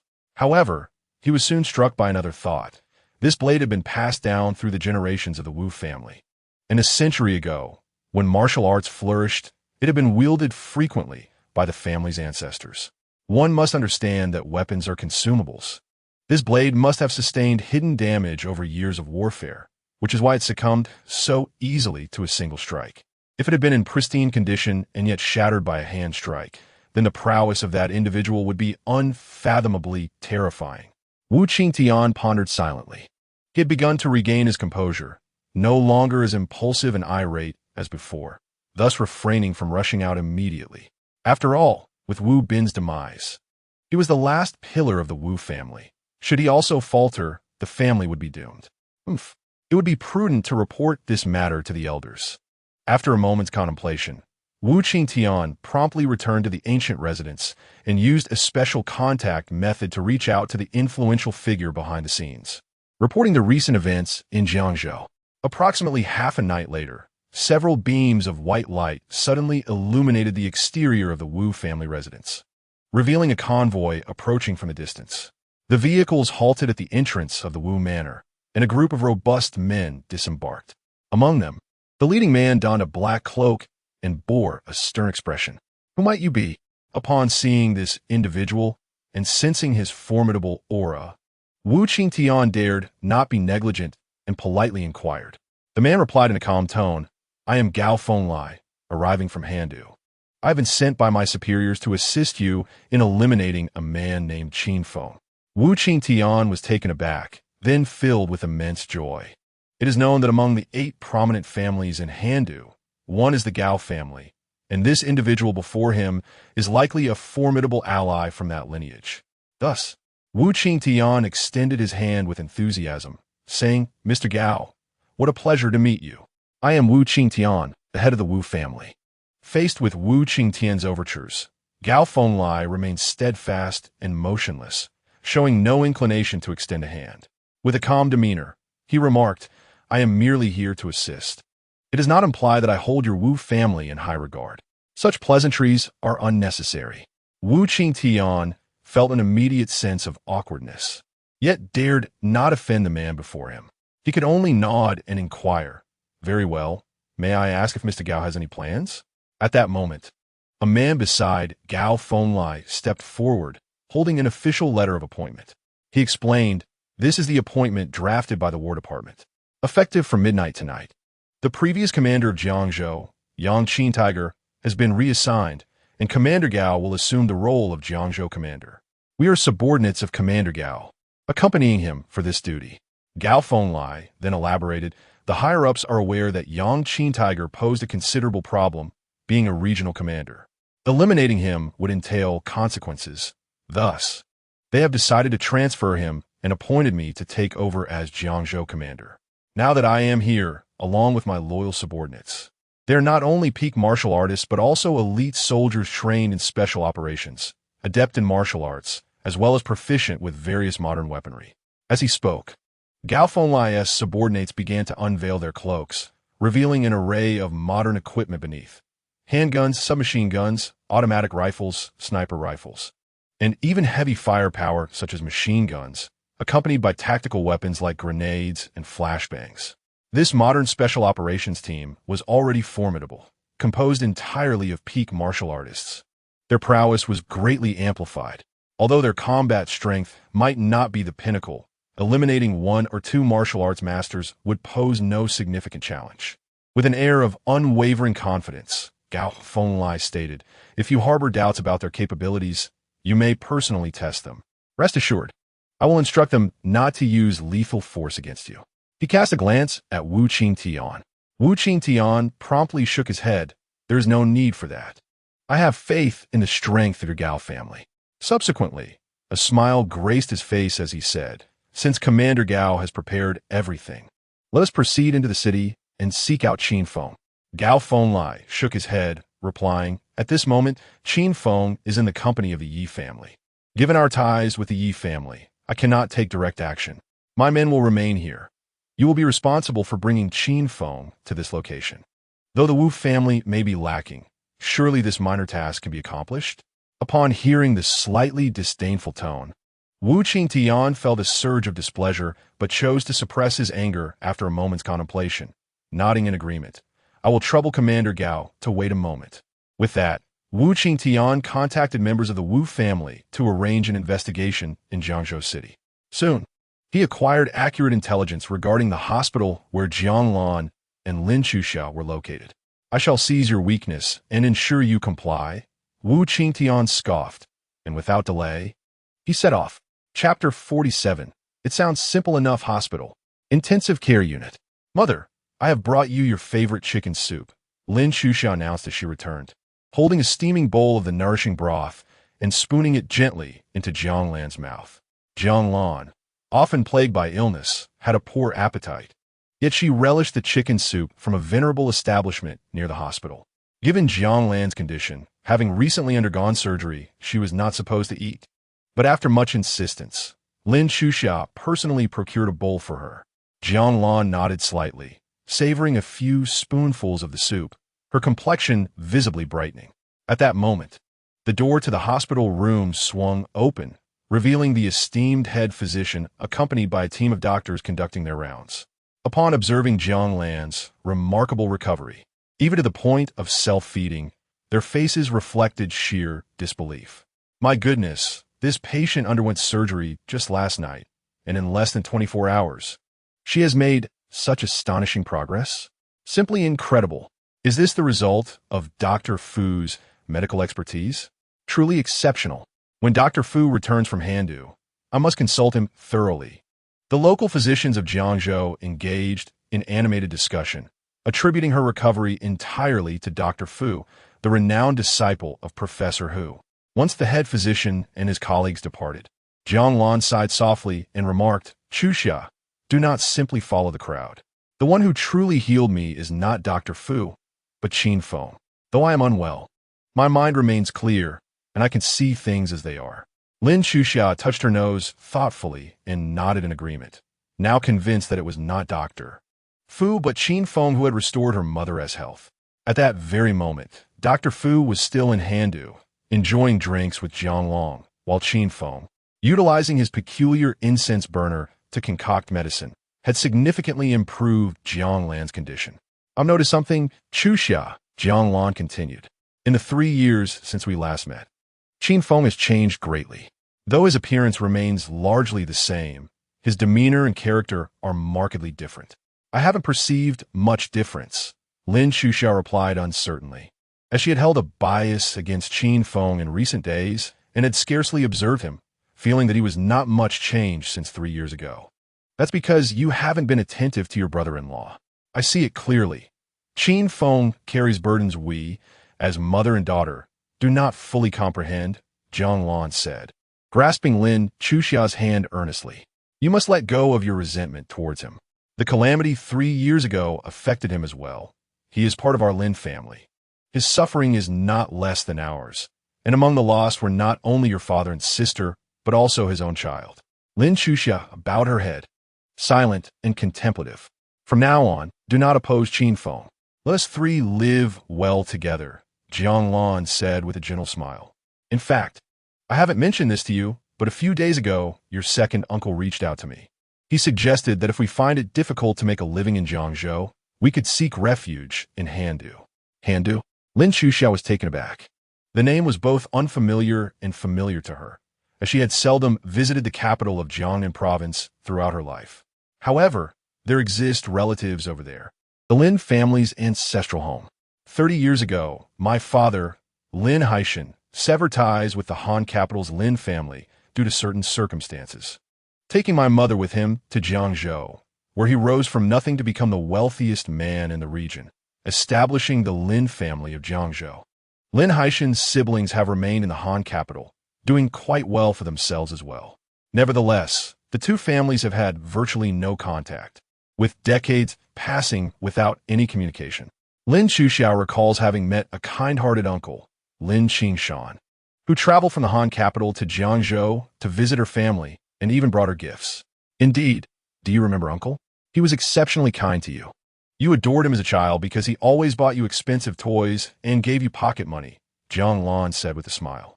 This time, the three of us are going to seek refuge with Uncle in the Han capital. He is doing quite well now, managing his own company, and he mentioned over the phone that he would arrange jobs for you and Qin Feng, mentoring you both in the company. Since we can no longer thrive in Jiangzhou, we shall move to the Han capital. We cannot provoke the four major families of Zhao and Lu, but can we not evade them? Lin Chuxia nodded slightly, wholeheartedly agreeing with her mother's words. Despite Qin Feng's persistent declarations of vengeance for the Lin family, and with the assistance of Commander Yang Qin Tiger, successfully eliminating the Zhao and Wang families, the Lu and Wu families remain undisturbed. Their strength is currently diminished, making the probability of defeating their enemies exceedingly slim. Previously, Lin Chuxia had no choice but to live under the shadow of the four major families. However, now that a choice exists to leave this sorrowful place and embrace a new life in the Han capital, is certainly an appealing option. Yes, Mother, living in hatred is not a solution. Once your health improves, I shall speak with Qin Feng about the three of us moving to the Han capital to forget these grievances, Lin Chuxia said earnestly. Just then, a chilling voice interrupted. Forget these grievances? Such words come easily. As the voice fell, the hospital room's door was violently flung open, and a group of well-dressed individuals from the Wu family poured in, completely filling the room. Following their entrance, an elderly man clad in traditional attire strode in, his expression dark as thunder. It was Wu Qingtian, the head of the Wu family. Wu Qingtian, with a stern visage, fixed his gaze upon the two, stating, "Originally, I had no intention of concerning myself with you, a solitary mother and daughter, but your dear relative, that scoundrel Qin Feng, has slain my most favored grandson, Wu Bin, disrupting the fortune of the Wu family. If I do not annihilate his entire lineage, my hatred shall not be quelled." Lin Chuxia's beautiful eyes narrowed as she rose to her feet, retorting, "Then you should seek vengeance against Qin Feng. Why come after us?" As she spoke, she discreetly retrieved her phone, preparing to dial for help. However, Wu Qingtian saw through her subtle maneuver. Umph. With a cold snort, Wu Qingtian suddenly appeared before Lin Chuxia, seizing her wrist. The grip of a master is terrifying. With a mere pinch, a sharp crack echoed as Lin Chuxia's delicate wrist was crushed. Lin Chuxia cried out in agony, her phone crashing to the ground, the screen shattering into pieces. In Wu Qingtian's eyes flashed a glint of fierce murderous intent. He yearned to eliminate Lin Chuxia, that wretched woman, in vengeance for his grandson Wu Bin. Yet, upon reflection, he realized that should he act on this impulse, Qin Feng might never arrive. Thus, he suppressed his fury and commanded the members of the Wu family, "Take these two women back." Chapter 48. The secret pact with Yang Qin Tiger soon. Lin Chuxia and her mother Jiang Lan were forcibly escorted from the hospital by the enraged members of the Wu family. Faced with the Wu family's overpowering presence, the hospital staff dared not intervene, merely watching helplessly. Although Jiang Lan had significantly recovered after taking the longevity elixir, she remained quite weak. The shock of the situation, compounded by the lack of oxygen equipment, soon rendered her disoriented, and she collapsed beside Lin Chuxia. "Mother!" Lin Chuxia grasped Jiang Lan's hand tightly, tears streaming down her face. She was still in a daze, utterly unaware of the unfolding events. When they arrived at the ancient Wu residence on the outskirts of Jiangzhou and beheld the hundreds of Wu family guards, along with Gao Fenglai and his elite subordinates from the Han family, she finally comprehended the gravity of their predicament. All of this trouble stemmed from that scoundrel Qin Feng. Lin Chuxia's heart brimmed with indignation. Time and again, it was Qin Feng who stirred up chaos, dragging them into peril, while he seemed to vanish whenever trouble loomed. She couldn't help but wonder if it was intentional. Wu Qingtian snorted coldly and spoke in a grave tone. Do you two wish to live? If so, I offer you a chance. Immediately call Qin Feng and summon him here to face his demise. With that, he tossed a mobile phone to Lin Chuxia. Flustered, Lin Chuxia picked up the phone and saw a series of numbers on the screen. She entered half of them, but suddenly hesitated, gritting her teeth as she stammered. I don't remember Qin Feng's number. Wu Qingtian's gaze sharpened as he appeared before Lin Chuxia, gripping her neck and demanding, Do you truly not remember? Or is this a ruse? I genuinely do not recall, Lin Chuxia replied, her face pale and her voice faltering. With a swift motion, Wu Qingtian, consumed by rage, struck her with such force that she was sent flying, crashing to the floor. One side of her delicate face turned a deep shade of purple, and blood flowed from the corner of her mouth. This blow nearly brought Lin Chuxia to the brink of death, pretending to be oblivious even when death is upon you. It seems you both have grown weary of life. Wu Qingtian seethed, though he managed to temper his murderous desire. After all, his primary target for vengeance was Qin Feng. Until Qin Feng arrived, he could not eliminate them. If Qin Feng caught wind of the situation and fled, it would spell trouble. Given Qin Feng's formidable strength, escaping would not pose a challenge for him. Locating someone of his caliber amid a sea of people would be an insurmountable task. Thus, Wu Qingtian turned to his family. Commanding, what are you all standing around for? Immediately begin the search. Even if we must dig 3 feet into Jiangzhou's earth, we shall find that scoundrel Qin Feng. Yes, the family members responded in unison. At that moment, on the outskirts of the crowd, a young man suddenly dashed forward. This youth, named Wu Lang, was the brother of Wu Bin and the most capable among the younger generation of the Wu family, second only to Wu Bin, with Wu Bin now deceased. The sole heir to the Wu family was Wu Lang. Grandfather, that Qin Feng has come right into the trap. Wu Lang huaritli aphoachet Wu Qingtian. Speaking in a flustered manner. Is that so? Wu Qingtian was taken aback, somewhat incredulous. Wu Lang nodded and said, Grandfather, please wait here for a moment. I will immediately gather people to capture Qin Feng and bring that scoundrel before you to face your judgment. Take plenty of people with you. If the situation turns unfavorable, return immediately to seek my counsel and that of Commander Gao. Do not linger in battle, understand? Wu Qingtian admonished, though he was not particularly fond of this grandson. He recognized that the Wu family had no other successor and thus was compelled to treat him with greater consideration. Consequently, Wu Qingtian arranged for several peak internal strength experts of the Wu family to accompany Wu Lang in his endeavor to apprehend Qin Feng.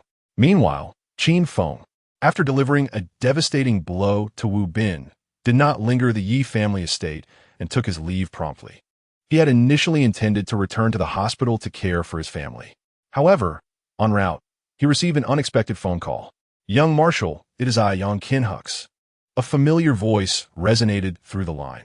I have encountered some unforeseen circumstances and must leave Jiangzhou shortly. Before I depart, I wish to meet with you. Qin Feng did not decline and replied, Where shall we meet?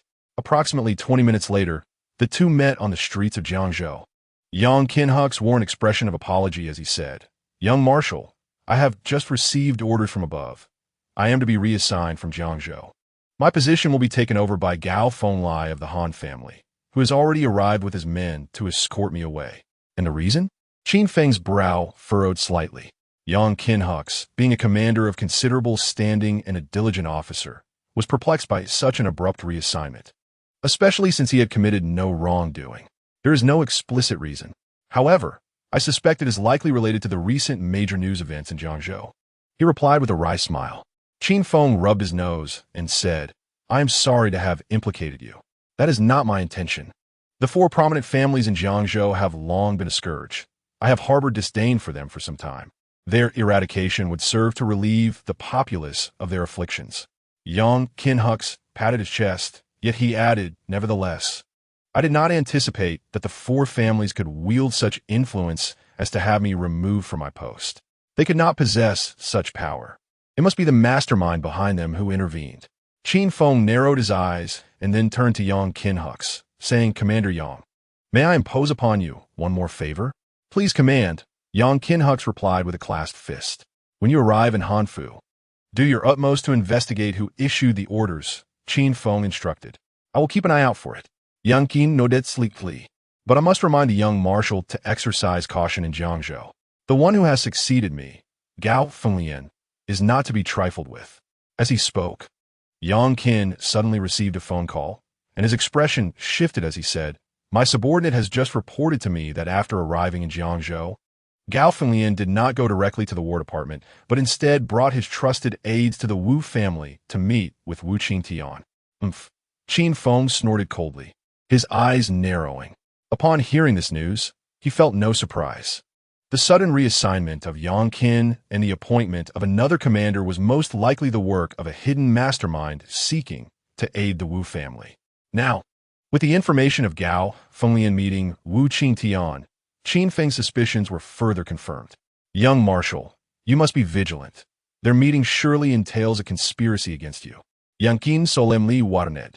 Qin Feng nodded and coldly chuckled, saying, "Rest assured, I shall not allow their schemes to succeed. I will strike first and eliminate them directly." Having spoken, Qin Feng bid farewell to Yang Qin and swiftly made his way towards the ancient residence of the Wu family. Chapter 49. A resolution. When Qin Feng arrived near the Wu family mansion, he was astonished to find it bustling with activity, surrounded by layers of guards, each armed and exuding a palpable aura of menace. Qin Feng frowned slightly. Soon, a young man rushed out from the direction of the Wu family mansion, followed by 10 formidable warriors, each at the pinnacle of internal strength. "Qin Feng, everyone has been searching for you tonight. I never expected you to walk right into the trap." Wu Lang laughed maniacally, pointing a finger at Qin Feng in threat. "At least you are sensible enough to know you cannot escape this calamity. Come here to meet your demise, will you? I shall ensure that you and your family perish together." No sooner had he finished speaking than Qin Feng, who had been standing several meters away, appeared directly in front of Wu Lang, as if he had teleported, seizing Wu Lang by the throat before anyone could react. Wu Lang's feet left the ground, his face turning crimson. The 10 peak internal strength warriors behind him watched in horror, their pupils constricting, fists clenched, yet they dared not intervene. After all, their young master was in Qin Feng's grip. If they acted recklessly, what if he were harmed? Qin Feng narrowed his eyes at Wu Lang and inquired, "What did you mean by saying that I and my family would die together?" Although Wu Lang was unable to breathe, he remained confident, believing that their numbers and the formidable support from the Gao family would ensure his victory. "You killed my elder brother. Grandfather has already captured your family. Submit quietly, and you can die together, otherwise before he could finish." A sharp crack echoed as a bone snapped. In an instant, Wu Lang, who had been boasting just moments ago, found his neck twisted at a near 90-degree angle. His life extinguished in an instant. "Master." Witnessing this scene, the expressions of everyone from the Wu family changed dramatically, particularly those 10 peak internal strength warriors. Since they were dispatched by Wu Qingtian to protect young Master Wu Lang, it is evident how significant Wu Lang's status is within the Wu family. However, before they could react, Wu Lang was slain by Qin Feng, and it is quite possible that all 10 of them are now facing dire consequences. Eliminate this man. Present his head to the family master. The 10 martial artists exchanged glances, nodding in agreement, and then launched their attack simultaneously. They acted without hesitation, unleashing their utmost power, fully aware that their only hope of survival lay in vanquishing Qin Feng and redeeming themselves. Qin Feng let out a cold snort, a fleeting expression of disdain crossing his face. In the next moment, he stepped forward, initiating his strike against the 10 formidable adversaries. His speed surpassed theirs by more than tenfold, and before the martial artist could even react, he swiftly overwhelmed them. With a sickening thud, the 10 martial artists fell to the ground, blood spewing from their mouths, some lifeless, others grievously injured. Subsequently, the outer circle of Wu family guards spontaneously formed a robust human wall, encircling him from all directions, intending to leverage their numerical superiority to subdue Qin Feng. "Foolish rabble," Qin Feng declared with a sharp voice, charging headlong into the human wall. Despite its formidable nature, composed of over 100 Wu family guards arranged in multiple rows, not even a truck could easily breach it. Yet, astonishingly, Qin Feng smashed through the barricade, creating a gaping hole as he surged forth, his body radiating an overwhelming force. Anyone unfortunate enough to come into contact with him was sent flying several meters away, either dead or severely injured, utterly defenseless. In mere moments, Qin Feng had broken through all defenses of the Wu family, standing at the entrance of their grand estate. He brushed off the blood that had inadvertently stained his sleeves and gazed at Wu Qingtian, who stood before him in traditional attire, stating in a deep voice, "Wu Qingtian, you wretched old dog, you reap what you sow. I have slain your 2 grandsons, and here I stand, ready to engage. Release them both." However, upon hearing this, Wu Qingtian let out a sinister laugh. "You still have the audacity to speak? You have killed 2 of my most valued grandsons. What reason do I have to entertain you? Even if I were to flay you alive and annihilate your entire lineage, it would not quell the fury within my heart. Today, we shall settle this. It is either your demise or mine." Wu Qingtian pronounced each word with deliberate weight. Qin Feng replied with a cold chuckle. "What qualifications do you possess to challenge me to a duel? Are you merely an old dog? Or is it your collection of worthless hounds from the Wu family?" He surveyed the surrounding members of the Wu family, his gaze filled with contempt. "Ha! Rather than being angered, Wu Qingtian laughed heartily. "If I did not possess absolute confidence in my ability to kill you, would I have made my move? This evening, it is not just I who seek your life. There is also Commander Gao." As he spoke, a middle-aged man emerged behind Wu Qingtian, hands clasped behind his back, draped in a black cloak, his gaze frigid and exuding an aura reminiscent of a harsh winter. Behind him stood 10 other formidable figures, similarly cloaked. "Engage."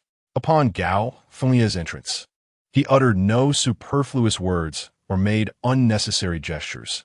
He simply raised his gloved left hand into the air and then forcefully pressed it down. In an instant, the 10 formidable warriors behind him acted in unison, instantaneously surrounding Qin Feng from all directions. Although they numbered merely 10, they hailed from a special operations team trained in comprehensive combat tactics, their positions and formations meticulously arranged, starkly contrasting with the ordinary martial artists of the Wu family. More crucially, they were not unarmed. They unfurled their cloaks, revealing an array of modern firearms, automatic rifles, submachine guns, handguns, and even shotguns. Bang! The leader of the tactical squad, wielding a Desert Eagle, aimed it directly at Qin Feng's forehead and pulled the trigger. A bullet thundered forth. Despite being a handgun, its power was formidable, often employed for hunting large game abroad, capable of bringing down massive beasts with a single shot. Yet, Qin Feng merely raised his hand, deftly pinching the soaring explosive round between 2 fingers, astonishingly catching it mid-air. What? The adversaries were momentarily taken aback, then quickly commanded, "Fire!" In an instant, a barrage of gunfire erupted from all sides, enveloping Qin Feng like an impenetrable net. No matter how formidable Qin Feng was, could he catch dozens, even hundreds of bullets with merely 2 hands? Bang! Suddenly, Qin Feng stomped his foot, causing the ground beneath to shatter violently, and his internal true energy surged forth, manifesting as an oval, visible white aura that encircled him. All the bullets collided against this protective barrier, producing a cacophony of crackling sounds and occasional sparks, yet failing to budge it even slightly. Chapter 50. Annihilation of the tactical team. After a brief moment, the thunderous noise of gunfire ceased. The surrounding warriors, weapons still smoking, wore expressions of sheer astonishment. Before them stood Qin Feng, immobile, his protective aura as indomitable as steel, while the ground around him was littered with hundreds of deformed bullet casings. Despite the 10 of them firing simultaneously with overwhelming firepower, emptying their magazines, they had inflicted not a scratch on Qin Feng. The squad leader's complexion shifted, a flicker of deep apprehension crossing his gaze. As a special operations team, they typically faced foes who were far from ordinary. Most were incredibly powerful martial artists, some even of master-level prowess, or skilled practitioners of the arcane arts. It was nearly unheard of to withstand a full volley of firepower head-on. The young man before them was likely the most formidable opponent they had ever encountered. How could this be? Even Wu Qingtian, witnessing this scene, could not help but narrow his eyes in disbelief. If he were in such a predicament, he would likely endure only a moment before being mowed down by gunfire. With his own cultivation level, although he could sustain a protective aura, he could never last this long. This meant that Qin Feng, this youthful prodigy, surpassed him in martial prowess by leaps and bounds. A plan. Suddenly, with a commanding shout from the tactical squad leader, the deployment of all team members shifted in an instant. These highly trained special forces operatives cast aside their modern firearms, opting instead for an array of classic melee weapons, butterfly knives, daggers, and military stiletto knives among them. The leader produced a hand grenade from his person and hurled it with great force. In mere moments, the grenade exploded, not with a deafening roar, but with an intensely sharp crack, causing the eardrums of those present to thrum and momentarily impairing their hearing. Simultaneously, an incandescent white flash erupted, rendering vision utterly ineffective. It was a flashbang. Just before the explosion, all 10 members turned away to shield themselves from the blinding light. Yet as the radiance enveloped Qin Feng, it granted him a fleeting moment of sensory deprivation. In that instant, they all charged towards him, united by a singular motive, to eliminate Qin Feng without hesitation. Even though Qin Feng was a martial arts master with profound abilities, the flashbang incapacitated him, leaving him virtually defenseless, at least for those brief seconds. In high-stakes confrontations, the outcome can be determined in a heartbeat, and indeed, this was the case. As the flashbang detonated unexpectedly, Qin Feng found himself enveloped in a blinding white light, stripped of both sight and sound. However, he could still sense danger closing in from all directions. In that moment, he stamped his foot, concentrating his inner strength at his brow, forming an incredibly minute point. This energy then underwent a transformation, erupting into an invisible web of mental acuity that surged outward in all directions. Within the confines of this vast net, Qin Feng became acutely aware of everything around him. Therefore, as the squad launched their surprise attack, he deftly evaded their every assault, retaliating with swift punches and kicks, sending several of them flying in an instant. Not good. Fall back. The squad leader, realizing the tide had turned, immediately commanded a retreat. The remaining 5 scrambled to withdraw. Yet Qin Feng pursued relentlessly, striking with lightning speed to incapacitate 2 of them, then raising his hand to launch a flurry of silver needles, each about 3 inches long and as fine as a hair, sealing their throats without a drop of blood to be seen. All of this transpired within mere seconds. As the blinding light dissipated and vision was restored, the scene that unfolded was not one of Qin Feng lying lifeless, but rather that of the once formidable squad, completely annihilated. Each member had been dispatched with a single strike, leaving no survivors. A profound silence enveloped the Wu residence, akin to still waters, with no one daring to speak, only the sound of gasps reverberating in the air. Wu Qingtian was rendered speechless, astonished beyond measure. He could scarcely comprehend how Qin Feng had managed to turn the tables in such a dire situation. What manner of being was this, man or ghost? Qin Feng narrowed his eyes and let out a cold snort.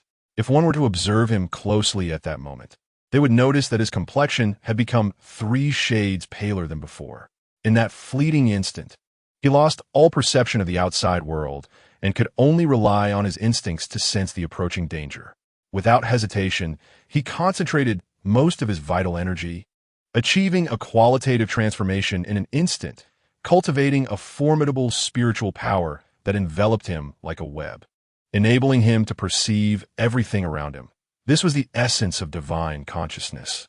Originally, divine consciousness was an exceedingly profound cultivation method, requiring one to transcend the Qi refinement stage and reach the mystical understanding stage before attempting to practice it. However, in the face of imminent peril, Qin Feng had no time for hesitation. At this moment, he had successfully cultivated his divine consciousness. Although it was not yet powerful, he could still sense every subtle movement within a 10-meter radius. The cost, however, was the depletion of his substantial cultivation base, nearly rendering his previous efforts futile. He had been operating the void refinement technique, absorbing the malevolent energy of the blood jade, and had already reached the 9th level of Qi refinement, on the verge of a breakthrough to the mystical understanding realm. Yet, in order to cultivate his divine consciousness, he had expended nearly 90% of his vital energy, leaving him uncertain of how long it would take to restore his former strength. Qin Feng sighed silently. Meanwhile, Gao Fenglai and Wu Qingtian, standing opposite him, were utterly oblivious to Qin Feng's current frailty. They were already terrified beyond measure. Gao Fenglai spoke first. "We have no enmity. I am merely following orders. But I can withdraw and no longer oppose you." "Is it too late to say that now?" Qin Feng replied with a cold smile. Gao Fenglia's expression shifted slightly as he said, "Do you intend to kill me? Do you have any idea of my status? I am not only a commander, but also a scion of the Gao family. If you kill me, you will be courting disaster." Yet, Qin Feng remained unfazed, responding softly. "The one courting disaster is not me, but you.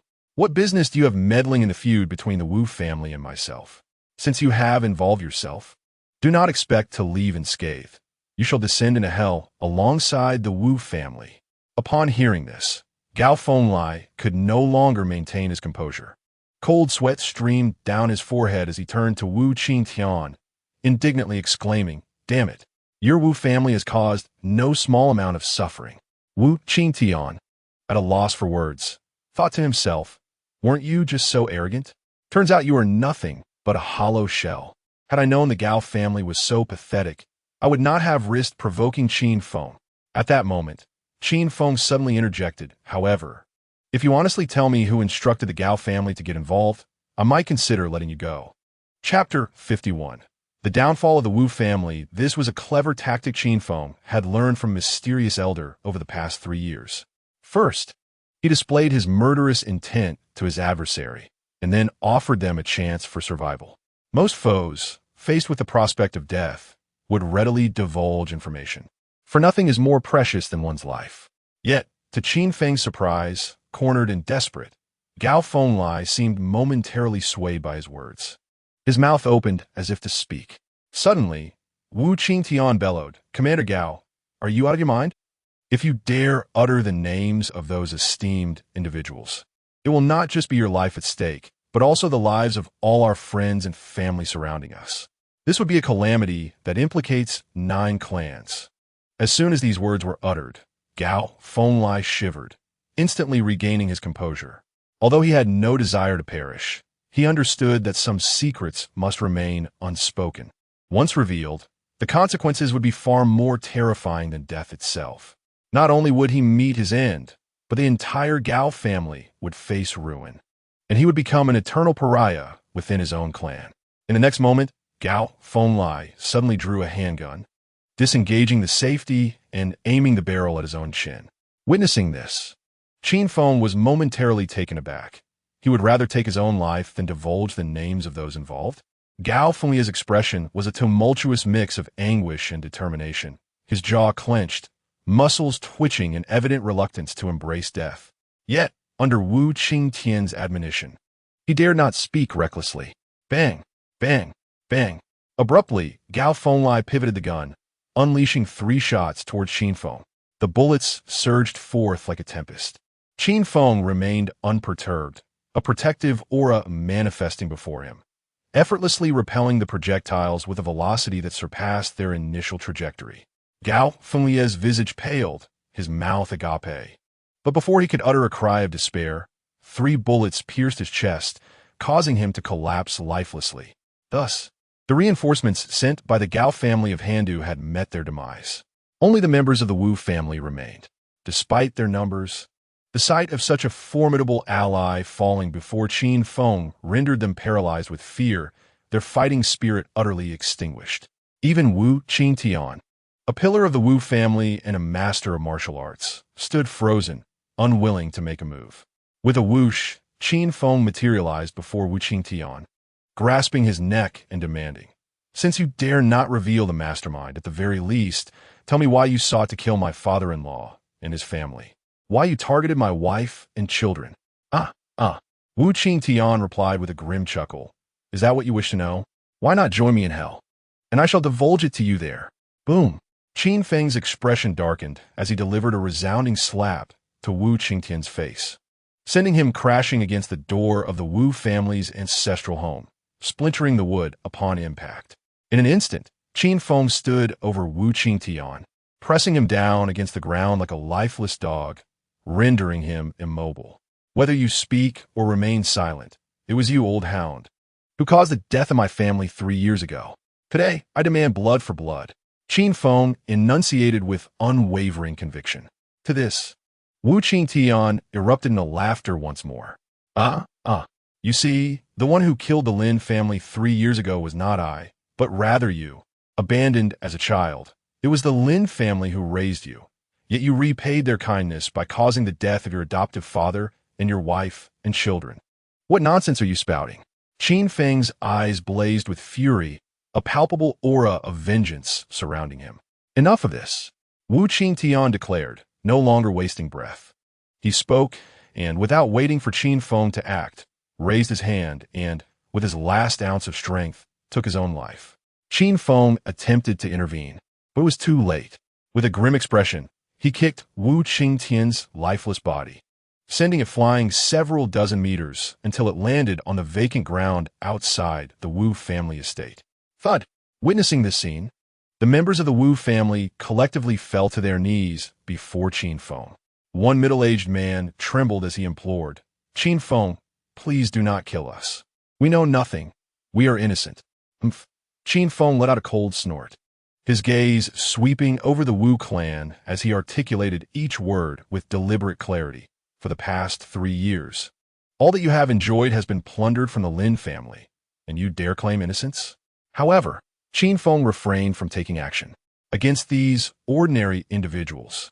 There was no value in killing them. Stripping them of everything would render them more miserable than death itself. From this moment forth, the Wu family is erased from Jiangzhou. All that you possess shall cease to exist. All of you, leave Jiangzhou at once. Should I see you again, there will be no mercy. With that, Qin Feng delivered a powerful kick, shattering the plaque of the Wu family's ancient residence into fragments. With the fall of the once mighty Wu family, the formidable Four Directions group that had once wielded power in Jiangzhou was formally declared in ruins, never to rise again. The following day, as the first rays of dawn filtered through the window, illuminating Lin Chuxia's face, she suddenly awoke, her eyes flying open as she sat up, alert and scanning her surroundings. Then she froze. Everything around her felt so familiar, so comforting. It was unmistakably her own bedroom. Had it all been a nightmare? Reflecting on the events of the previous night, Lin Chuxia felt a sense of unreality wash over her, glancing at her right hand. She distinctly remembered that her right hand had been twisted off by the enraged Wu Qingtian, yet now her wrist moved freely, her bones intact, save for a faint red mark around her wrist, accompanied by a slight ache. This left Lin Chuxia utterly bewildered. She could not discern whether she had experienced a nightmare or if the events had indeed transpired. If they had been real, how had she returned home? At that moment, Lin Chuxia suddenly heard a familiar voice nearby. Instantly, she leapt from her bed, her bare feet padding across the floor as she opened the door, traversed the corridor, and descended the stairs to the living room on the first floor of the villa. There, on the south-facing balcony, she beheld 2 figures bathed in the morning light, Jianglan and Qin Feng. Jianglan sat in a wheelchair, a smile gracing her face, while Qin Feng knelt before her, wielding silver needles, gently inserting them into the acupuncture points on her legs as he administered a massage. With each application, the nerves in Jianglan's legs gradually regained vitality, the stagnant blood within her vessels slowly dispersing, restoring the flow of circulation. Chapter 52. Journey to Handu over the past 3 years. Qin Feng had acquired a wealth of knowledge from the mysterious elder. However, it was within the depths of the Lin family villa, after receiving the ancestral teachings, that he truly underwent a transformation. Initially, he possessed only a rudimentary understanding of medicine and had been utterly helpless in the face of Jianglan's injuries. After inheriting the legacy of the Lin family's ancestor, he grasped the true essence of traditional Chinese medicine. Utilizing the art of acupuncture, he was able to restore some sensation in Jianglan's paralyzed legs, albeit with the understanding that it would require time. Following this treatment, while the progress appeared slow, in the realm of medicine, it was deemed miraculous. Observing Qin Feng diligently tending to her, Jiang Lan merely smiled, refraining from inquiring about the origins of his remarkable skills. Meanwhile, Lin Chuxia could not suppress her curiosity and asked, Qin Feng, were you the one who brought us back last night? Yes, Qin Feng nodded in affirmation. Lin Chuxia had the urge to delve into what had transpired the previous night, but held her tongue, having resolved to cast aside past grievances and embrace a new chapter in her life. I shall prepare breakfast, she declared, turning toward the kitchen. With fresh ingredients from the refrigerator, she crafted a sumptuous and light meal. The first-floor hall of the Lin family villa was expansive, spanning nearly 100 square meters. With the living room and dining area distinctively separated, the dining room alone occupied around 30 to 40 square meters. Yet, with only 3 individuals seated at the table, it felt rather desolate. Chuxia, please tidy up your luggage shortly, Jiang Lan remarked softly while sipping her congee. This morning, your second uncle called, urging us to visit him in Handu. I've arranged for him to send a vehicle to pick us up this afternoon. Lin Chuxia was taken aback. She had not anticipated such a swift departure for Handu, feeling unprepared. However, she thought it might be advantageous to arrive there sooner. With a sense of relief, she nodded and then glanced at Qin Feng, inquiring, will you accompany us? Though framed as a question, Lin Chuxia's tone conveyed a preference.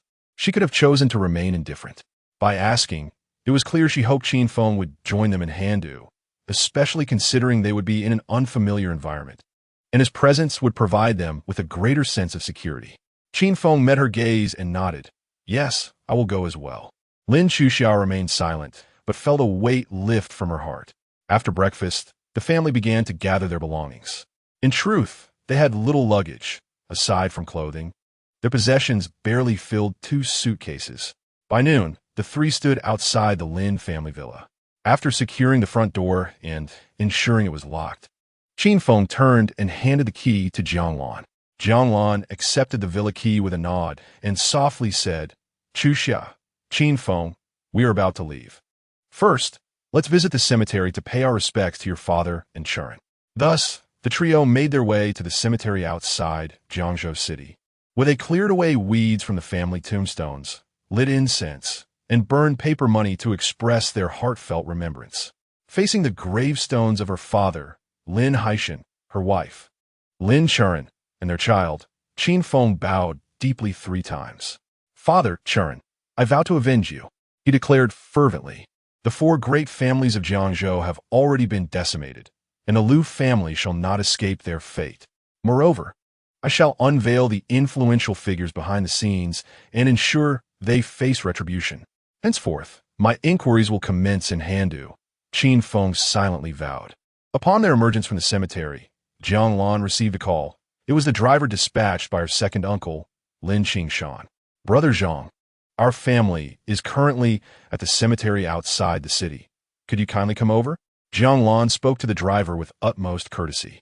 However, the driver, surnamed Zhang, exhibited a rather unfriendly demeanor. Wasn't it agreed that I would wait at your doorstep? I've arrived at the villa's entrance, only to be informed that you wish to go to that dismal cemetery? Jiang Lan, with an apologetic smile, explained, we thought since we were about to leave, we might pay our respects to our departed relatives before our departure. All right, I shall be there shortly, Brother Zhang impatiently concluded, abruptly hanging up the phone. Approximately half an hour later, an older model of the extended Maybach glided into view, halting at the cemetery entrance. This limited edition vehicle, now discontinued, bore the license plate of Handu, clearly sent by Lin Qingshan. Once the car had come to a standstill, the driver, Brother Zhang, sat inside smoking a cigarette and gestured dismissively. Stop dawdling. Quickly load your luggage and get in. We are leaving. This driver, not directly hired by Lin Qingshan, but rather serving the Lin family, held considerable status within the household, thus exuding an air of arrogance and unwillingness to assist with the luggage. Very well, Jiang Lan replied with a smile, beckoning Lin Chuxia and Qin Feng to load the luggage into the vehicle. Lin Chuxia, grasping a suitcase, approached the trunk only to find it stubbornly locked. Annoyed, she approached the car window to inquire, what seems to be the problem with the trunk? Is it broken? This old car has its parts prone to malfunction, and I haven't had the chance to repair it. Brother Zhang shrugged nonchalantly. In any case, you don't have much luggage, so why not just place it in the back seat? You three can squeeze together. Noticing Lin Chuxia's displeasure, he added, with such little luggage, is it really necessary for me to get out and assist? Lin Chuxia chose not to respond, harboring a sense of dissatisfaction. Ultimately, it was Qin Feng who managed to load all the luggage into the vehicle before helping Jianglan into the backseat of the Maybach. Fortunately, being an extended model, the rear cabin offered ample space, and once the luggage was placed, the three of them found it comfortable. Subsequently, Brother Zhang discarded his cigarette and started the vehicle. However, he drove at a rapid pace, causing the cabin to jolt. Jianglan, already in fragile health, began to feel dizzy, experiencing symptoms of motion sickness. Qin Feng furrowed his brow and cautioned the driver. Could you drive a bit more steadily? Tsh, Brother Zhang scoffed, a dismissive tone in his voice. I would like to drive steadily, but unfortunately, your family is running amok, wasting my time. I must hasten back to Handu. I need to get you to old Master Lin's place quickly. I have my own schedule to keep. With that, instead of reducing his speed, he accelerated further. Although merely a driver, his long tenure with the Lin family had earned him their elders' trust. Thus he looked down upon Qin Feng and his relatives from afar, showing them little respect, especially in the eyes of Brother Zhang. A son-in-law like Qin Feng is scarcely regarded as more than a dog. Chapter 53. Lin Qingshan. Qin Feng's expression darkened, a flicker of anger flashing in his eyes. He could certainly perceive the disdain the driver held towards him. However, he was indifferent to others' perceptions, yet deeply concerned about his family's well-being. Just as he was about to speak, Jianglan suddenly shook her head and said, Qin Feng, it's all right, Mom is fine. Qin Feng fell silent. Throughout the journey, Brother Zhang drove with a cigarette constantly in hand, filling the car with the stench of second-hand smoke. He also cranked up the volume of the sound system, making it exceedingly noisy, preventing Jianglan and her daughter Lin Chuxia, who sat in the back, from resting. Fortunately, Zhang drove swiftly. The journey from Jiangzhou to Handu, over 100 kilometers, took merely an hour. Their destination was a luxurious community in the Handu urban area called Greenwater Bay, ranked among the top 3 upscale residential areas in Handu, inhabited by billionaires. Uncle Lin Qingshan resided in the villa district of Greenwater Bay, in an exceptionally opulent standalone villa, surrounded by high walls, featuring both front and back gardens, as well as a small outdoor swimming pool. Although it appeared less spacious than the Lin family's villa in Jiangzhou, this was Handu, a place where every inch of land is invaluable. The value of this villa certainly rivaled that of its Jiangzhou counterpart. As the car approached the villa, the owner, Lin Qingshan, had already received the call and promptly stepped out with his wife and daughter to welcome them at the door. Sister-in-law, niece, after waiting for what felt like an eternity, you finally arrived. Lin Qingshan, dressed in a formal suit, appeared to be in his 50s, bearing a resemblance to Lin Haishan, with a slightly plump physique and a warm smile, warmly greeting the family. Even in the presence of Qin Feng, who bore no blood relation to the Lin family, Lin Qingshan remained exceedingly courteous. You must be my third brother's adopted son, Qin Feng. Truly a remarkable young man. Allow me to assist. He took the wheelchair from Qin Feng and personally pushed Jianglan's wheelchair towards his home. Qin Feng and Lin Chuxia each grasped a suitcase, following closely behind. After exchanging pleasantries with Jianglan, Lin Qingshan turned to the mother-daughter pair at the door and said, Iran, why are you just standing there? Come and help your cousin with the luggage. The young girl, Lin Iran, was Lin Qingshan's only daughter, raised in the Lin household, accustomed to a life of luxury, exuding an air of aloofness. Upon seeing Lin Chuxia, she merely offered a lackluster greeting and showed no inclination to assist. Beside them, Aunt Lin furrowed her brow and remarked, Old Lin, our daughter is an artist. How can she engage in such menial labor? Lin Qingshan's expression darkened. Just as he was about to respond, Lin Chuxia hastily interjected, Uncle, it's fine. These bags are quite light, I can manage. Though Lin Chuxia struggled a bit, she felt compelled to say so. Observing this, Qin Feng stepped beside Lin Chuxia and said, Let me handle it. Thus, with each hand grasping his suitcase, Qin Feng continued to stride forward with agility. Lin Yiran stood at the entrance of the villa, observing the impoverished relatives who had come from the countryside, her expression notably frosty. She first glanced at Jiang Lan, then at Lin Chuxia, and finally her gaze settled on Qin Feng. Upon noticing his tall stature and handsome features, her eyes flickered with interest. However, she soon realized that he was clad in shabby attire, his hair disheveled, lacking any semblance of refinement, presenting a distinctly impoverished appearance. She could not help but shake her head, losing interest and murmuring softly, "Father always claims that uncle's adopted son is exceptionally handsome and talented. Could it possibly be him? My father has a penchant for exaggeration. He hardly seems impressive, merely a down-and-out laborer." Antier also disdainfully shook her head. Lin Yiran sighed softly. Fortunately, there are no outsiders present. Otherwise, they might think the relatives of the Lin family are faring poorly. When Jiang Lan and her family of 3 entered the villa's hall and placed their luggage down, Lin Qingshan promptly beckoned everyone to the dining room for a meal. In truth, it was not yet dinner time. The dining table was adorned with an array of exquisite fruits and delicacies, such as caviar. After such a long journey, you must be hungry. Feel free to help yourselves, Lin Qingshan said with a smile, noticing that the 3 individuals across from him barely touched their chopsticks. Are these fruits not to your liking? If you desire anything specific, just let me know, and I shall have the butler procure it. Lin Chuxia smiled gently. Uncle, these are quite good. We are merely not very hungry. Lin Qingshan nodded and turned to Jiang Lan. Sister-in-law, you look quite well today. It seems your health has improved significantly. I know a renowned Western doctor here in Handu. I shall invite him to examine you tomorrow. Thank you, second brother. Jiang Lan replied graciously. We are family. There's no need for formalities, Lin Qingshan said in a warm tone. After exchanging a few pleasantries with the mother and daughter, he turned to Qin Feng, intending to speak with him, only to discover that Qin Feng was already devouring the fruits voraciously. The most expensive caviar and cherries on the table were nearly consumed by him. Such an appetite. Are you a reincarnation of a famished ghost? Lin Yiran, sitting across the table, was taken aback by the sight. It was worth noting that these cherries were imported from Southeast Asia, a gift from a friend, and she typically indulged in only a handful each day. Yet, in mere moments, Qin Feng had devoured an entire plate, leaving only the pits behind. You certainly have a hearty appetite, Lin Qingshan remarked with a smile. Turning to Lin Yiran, it appears Qin Feng greatly enjoys fruits. Why don't you retrieve another plate of cherries from the fridge? I won't, Lin Yiran replied coldly, waving her hand in refusal. You stubborn girl.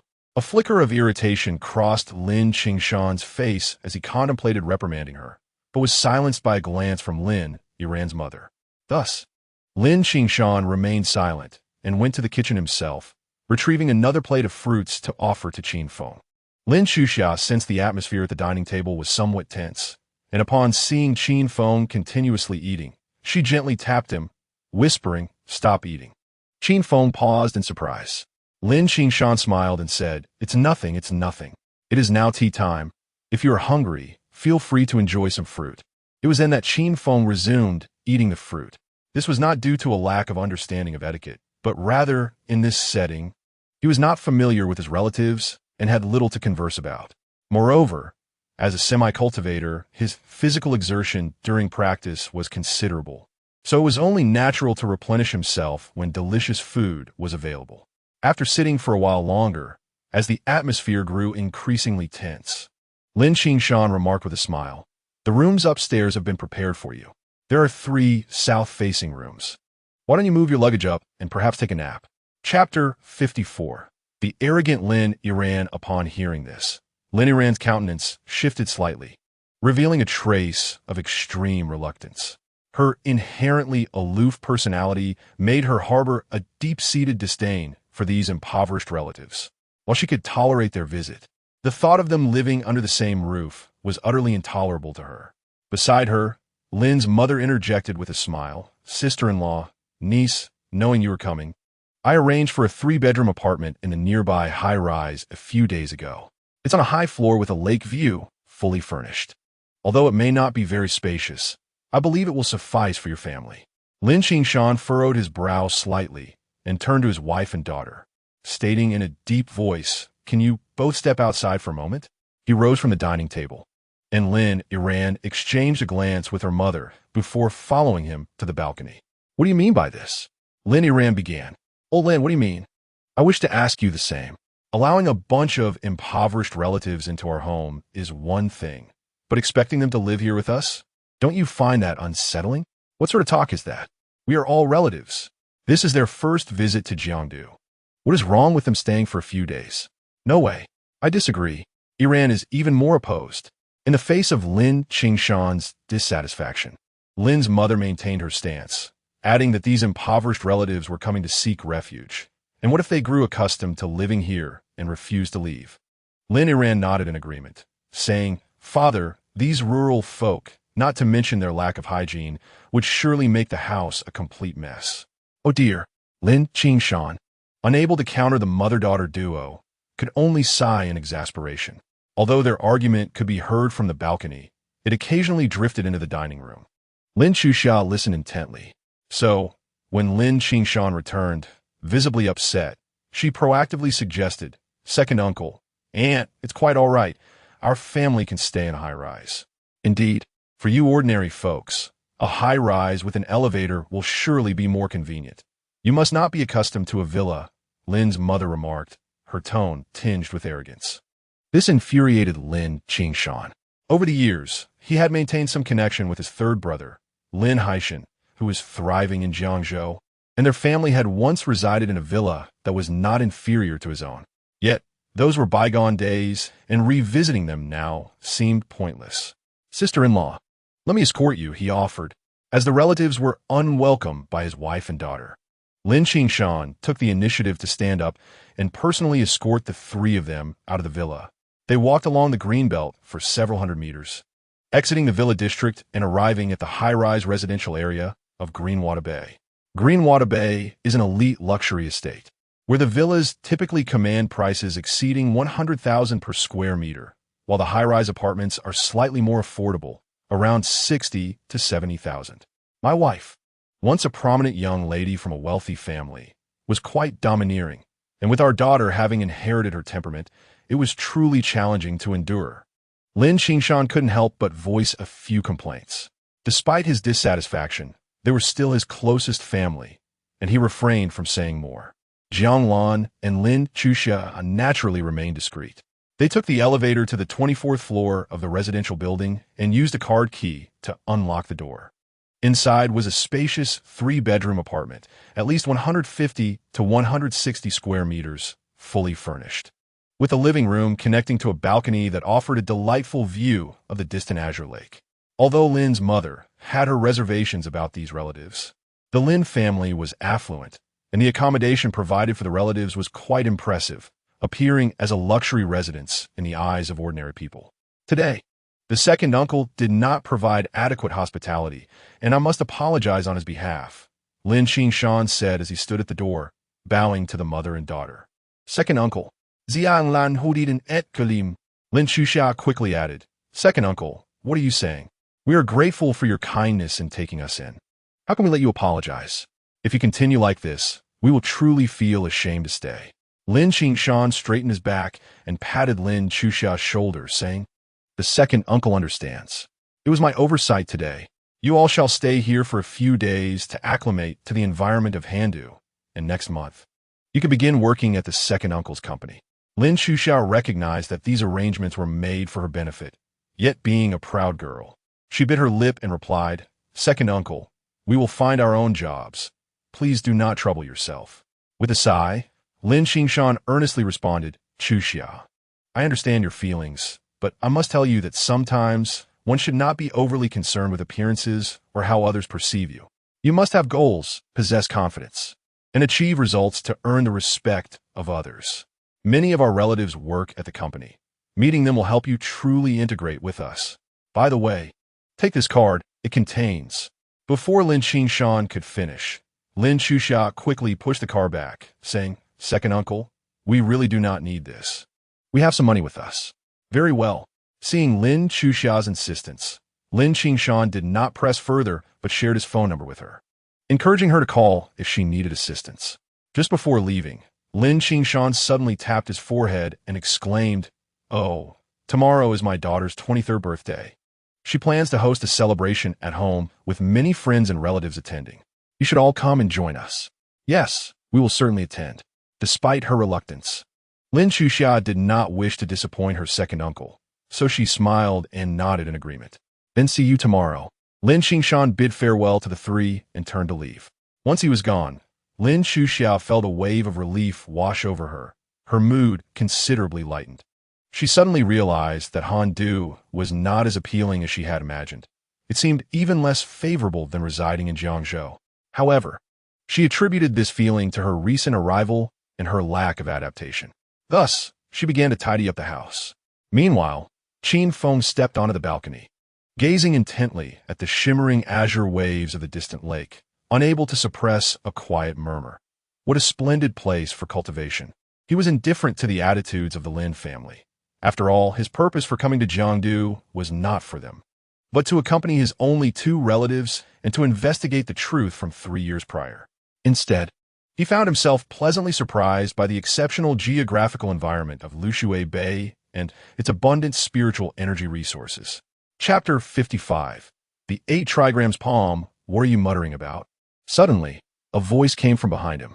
Lin Chuxia had appeared on the balcony, having caught Qin Feng in his soliloquy, and looked at him with a bemused expression. Qin Feng was taken aback and chuckled lightly. "I was merely remarking on how lovely this place is, nestled between mountains and water, a tranquil oasis amidst the bustle." Lin Chuxia rolled her eyes in response. "Everything seems wonderful in other people's homes, doesn't it?" Qin Feng felt a twinge of embarrassment. Nevertheless, he was not one to squabble with a young girl. Instead, he was eager to experience the lakeside himself. "Chuxia, I assume we are short on groceries? How about I step out to find a supermarket and pick some up?" "Sure," Lin Chuxia nodded. After a long journey, she was somewhat fatigued and did not wish to venture out for groceries again. Thus, Qin Feng set out alone, arriving at a small community store outside Lushui Bay, where the produce, fruits, and meats were all exceptionally fresh, catering specifically to the affluent residents of Lushui Bay, naturally at prices several times higher than usual. Fortunately, Qin Feng was not financially constrained, and he casually purchased a substantial amount of ingredients. With a plastic bag in hand, he did not hurry home, but instead took a detour to the lakeside within the Lushui Bay community. Although this lake was situated between high-rise apartments and villas, creating a remarkably organized terrain, it was not man-made, but rather a natural formation, surrounded on 3 sides by mountains, with only one side lower in elevation. The lake became a gathering point for spiritual energy from all directions, accumulating over time, thus establishing it as a haven for cultivation. Qin Feng found a willow tree, sat cross-legged beneath it, closed his eyes, and began to practice the void body refinement technique. After approximately half an hour, he reopened his eyes, his pupils gleaming with brilliance, akin to a light bulb, the radiance gradually dissipating after a long while. This was a clear sign of fruitful cultivation, with his internal true energy surging powerfully. The entire structure of the Lushui Bay community resembled a natural feng shui site, encircled by mountains on 3 sides and a high-rise building on the other, acting as the walls of a bucket, allowing the external spiritual energy to flow in but not out, all converging by the lakeside. Even those who were not practitioners of the art, dwelling in such an environment, would experience longevity and be free from ailments. Qin Feng couldn't help but sigh in contemplation. Rising to his feet, he felt an abundance of strength within him and directed a powerful punch towards a nearby willow tree. Thud! The ancient willow, which could be embraced by 2 individuals, trembled violently, and in mere seconds, all its leaves fell to the ground. Remarkably, Qin Feng had exerted less than 30% of his strength to achieve such an effect. Perhaps it is best not to disrupt the environment. With a light chuckle, Qin Feng picked up a plastic bag filled with ingredients, preparing to return home. Just then, he noticed 2 figures clad in white martial arts attire approaching from the distant villa area, one elderly and one youthful. Upon closer inspection, he discerned that the youth was a girl of about 16 or 17, assisting an elderly man of around 70 or 80 years. The girl, though young, possessed a strikingly serene beauty and exuded an air of nobility. She was unmistakably a true lady of high society, far surpassing someone of Lin, Iran's modest background. As they brushed past each other, neither acknowledged the other. Subsequently, the duo arrived at the lakeside, standing at the very spot where Qin Feng had just practiced, and commenced their martial training. Although it was termed practicing fists, it would be more apt to describe it as practicing palms, as the movements of the grandfather and granddaughter primarily involved open palms, employing them to push or withdraw, with their footwork being agile and graceful. Qin Feng chanced a glance back and instantly perceived something extraordinary. He discovered that the aloof girl was imbued with traces of true energy, unmistakably a practitioner of internal martial arts. The elderly man, despite his advanced age, radiated a powerful aura, nearly reaching the stage of transformation, though he still fell slightly short, likely at the pinnacle of internal energy. Could it be that martial prowess is esteemed by all in this Han capital? Qin Feng felt a twinge of confusion. Having been in Han capital for less than a day and having encountered only a handful of individuals, he was surprised to find two internal martial artists, suggesting a high prevalence of martial practitioners. Moreover, the martial system they were practicing was notably profound and enigmatic. Their footwork concealed the secrets of Taoist Bagua, as their movements adhered to a circular pattern reminiscent of the Bagua. Even their hand techniques continuously traced the Bagua. Surely, this cannot be the legendary Bagua palm? Qin Feng observed intently. Soon, he discerned the essence of their martial technique, and it was highly probable that it was indeed Bagua palm. However, the grandfather and granddaughter engaged in their practice seemed somewhat amateurish, failing to grasp the true quintessence of Bagua palm, merely executing superficial movements, which explained their lack of strength. Wasn't this a futile endeavor? Qin Feng shook his head, letting out a soft sigh. With that, he prepared to depart. The elderly man remained engrossed in his practice, oblivious to his surroundings. Yet the aloof girl was not as focused. She had been observing Qin Feng since he stood there, noticing his head shakes and sighs, as if he found their training unsatisfactory. Coming from a noble background, her pride surged, as she could not help but scoff, stepping in front of Qin Feng to block his path.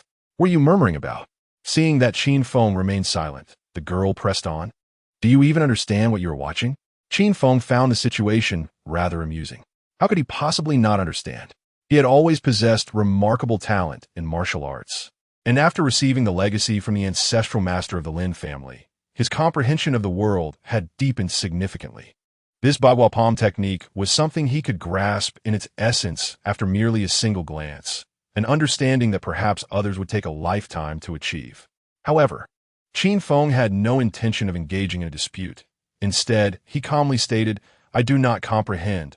My earlier distraction was due to other matters. I apologize for interrupting your practice." Umph. Chunxing snorted disdainfully, lifting her chin to glare at Qin Feng before turning away.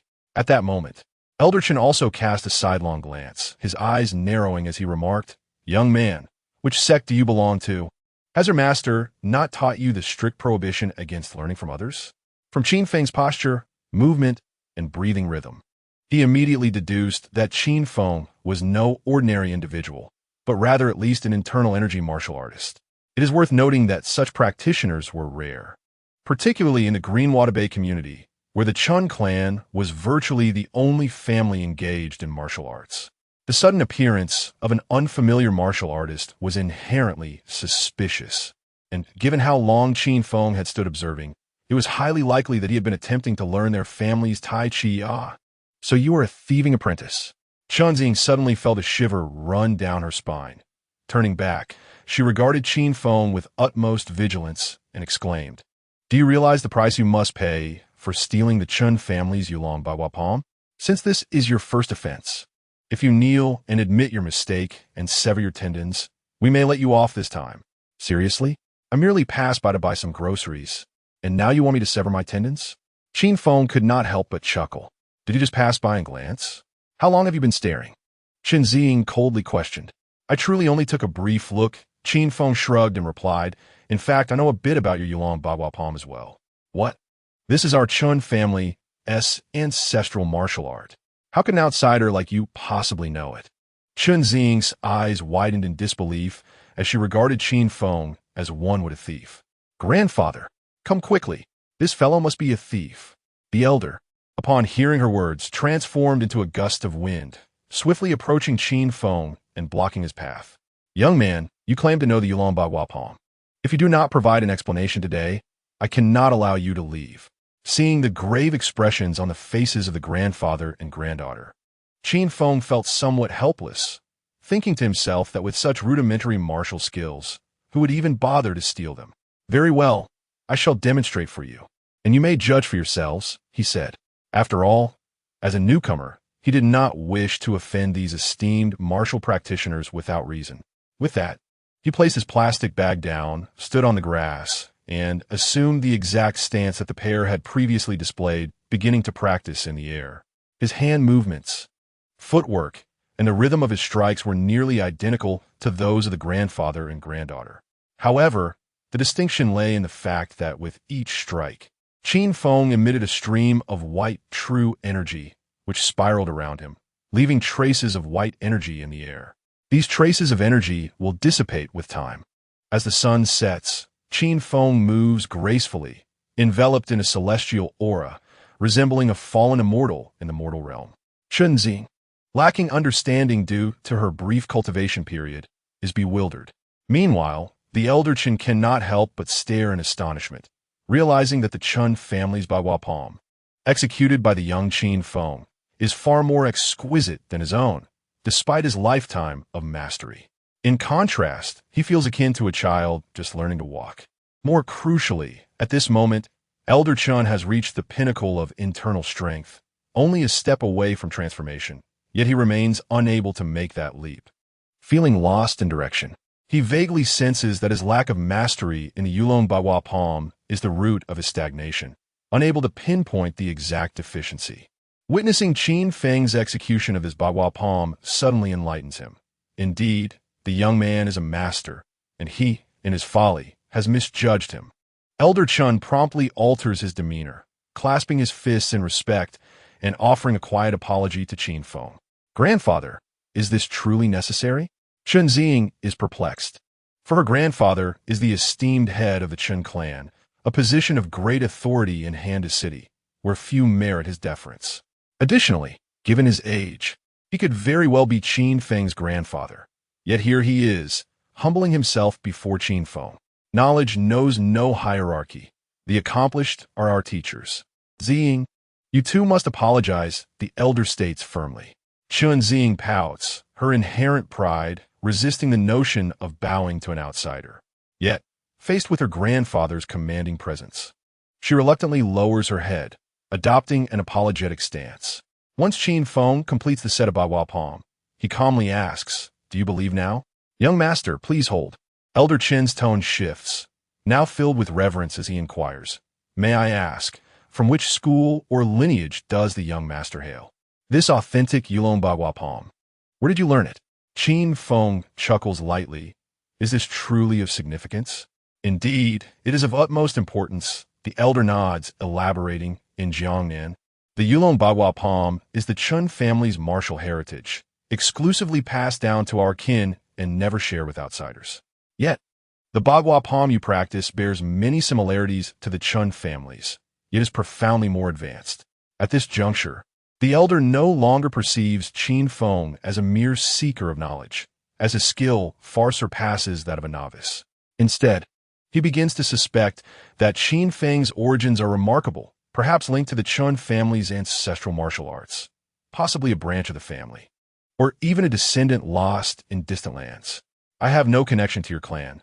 Qin Feng preemptively clarifies before Elder Qin can inquire further. He initially intended to dispel any notions of thievery in his learning, but inadvertently complicates matters, explaining, in truth, I have never practiced Bagua palm before. I merely learned it on the spot by observing your execution. Learn on the spot? Elder Qin stares in disbelief. Beside him, Qin Feng felt a surge of indignation upon hearing this, perceiving Qin Feng's words as an affront to their cherished Qin family's martial arts. It is worth noting that she had dedicated 3 full years to her training and had only just begun to scratch the surface. This situation is akin to witnessing Su Bingtian sprinting 100 meters in a mere 9.83 seconds, and then believing you could surpass him with a time of 9.5 seconds. Utterly implausible. Indeed, Qin Feng nodded and remarked, "To be candid, your Qin family's bawajong appears rather simplistic in my view. What I demonstrated earlier was merely to help you identify gaps in your understanding. I trust you, old sir, have gleaned some insights from it." Old Chun murmured in agreement. "Indeed, I have gained some understanding. Then I shall take my leave. You shall not attempt to stop me, will you?" Qin Feng glanced at the elderly gentleman and his granddaughter. Old Chun remained silent, while Chen Xing's pretty face reflected her dissatisfaction, yet she dared not impede him. After all, Qin Feng's execution of the Bagua formation surpassed both her and her grandfather's skills. If they were to engage in combat and fail, it would indeed be a source of great embarrassment. Thus, Qin Feng turned and swiftly departed, leaving the Chun grandfather and granddaughter to watch his retreating figure. Suddenly, Old Chen inquired, "Young sir, may I know your name?" "Qin Feng," he replied without looking back. Upon hearing this name, Old Chun felt a flicker of confusion, recalling that there was no prominent clan by the surname Qin in the entirety of Handu or even Jiangnan province. However, a sudden realization struck him, and a glimmer of insight sparkled in his eyes. "Could it be him?" "Grandfather, who do you mean?" Chen Xing asked, puzzled. Old Chen's face broke into a knowing smile as he spoke softly. "There have been rumors recently that a branch of the Lin family in Jiangzhou has absconded with their ancestral treasure. Both the Liu and Li families dispatched individuals to Jiangzhou to inquire, only to return empty-handed. This young sir, Qin, is likely the adopted son of the Lin family, and he has probably acquired that treasure." Chen Xing blinked her beautiful eyes and then asked, "Grandfather, should we notify the other prominent families to confront him together?" "Xing, what are you suggesting?" "Our Qin family bears no enmity towards young Qin. In fact, he has extended kindness towards us. How could we betray his trust and conspire with others against him?" Old Chun cast a glance at his granddaughter, a hint of exasperation crossing his features, as he thought to himself that his granddaughter's vision was still rather limited. Subsequently, Old Chun led his granddaughter back to the training ground where they had practiced earlier. "Forget about that. Let us continue our training." Meanwhile, Qin Feng returned home in the evening and prepared a sumptuous dinner with Lin Chuxia. After satisfying their hunger, he concocted an excuse to step out for a stroll. Originally, he intended to practice by the lakeside, but upon approaching, he discovered that the Chun grandfather and granddaughter had not yet departed. They were still engaged in their training. If he were to approach, he would surely become entangled with them again. With a sigh, Qin Feng turned and left, contemplating his next move. He decided to take a taxi to the largest traditional Chinese medicine trading market in Handu, Baikatang. Although Baikatang also had a branch in Jiangzhou, it was only a fraction of the size of the Handu headquarters, perhaps merely 1/10 or even less. The headquarters of Baikatang in Handu is a modern commercial edifice, adorned with 3 layers of traditional Chinese medicine shops, both inside and out. Over half of the herbal materials available in the market are monopolized by the Liu family. However, they have not completely cornered the market, allowing smaller vendors to operate and establishing numerous shops within Baikatang, renting them out to various businesses that pay monthly fees. When Qin Feng arrived at Baikatang, he narrowly avoided being struck by a speeding white Bentley. The car raced past him and came to an abrupt halt, accompanied by a cheerful voice. "Mr. Qin, good evening." Sitting in the vehicle was none other than Liu Yanshu, the eldest daughter of the Liu family, smiling as she greeted him. "Ah, Miss Liu," Qin Feng replied, instinctively rubbing his nose. Despite their acquaintance, this encounter felt somewhat awkward, as he had almost been run over by her vehicle. He gestured towards the Baikatang market and said, "I came here to select some rare medicinal materials."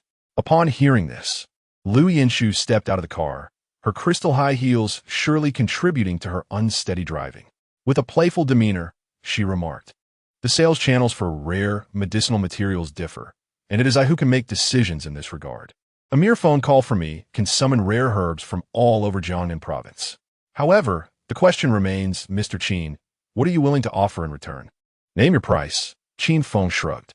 "Mr. Qin, you are quite humorous. I know you have much to offer, but the Liu family is not lacking in funds either. Moreover, Rare medicinal materials are inherently valuable yet scarce, not our primary revenue source. Lu Yinshu replied with a mysterious smile. You must present sincerity and something unique to impress me.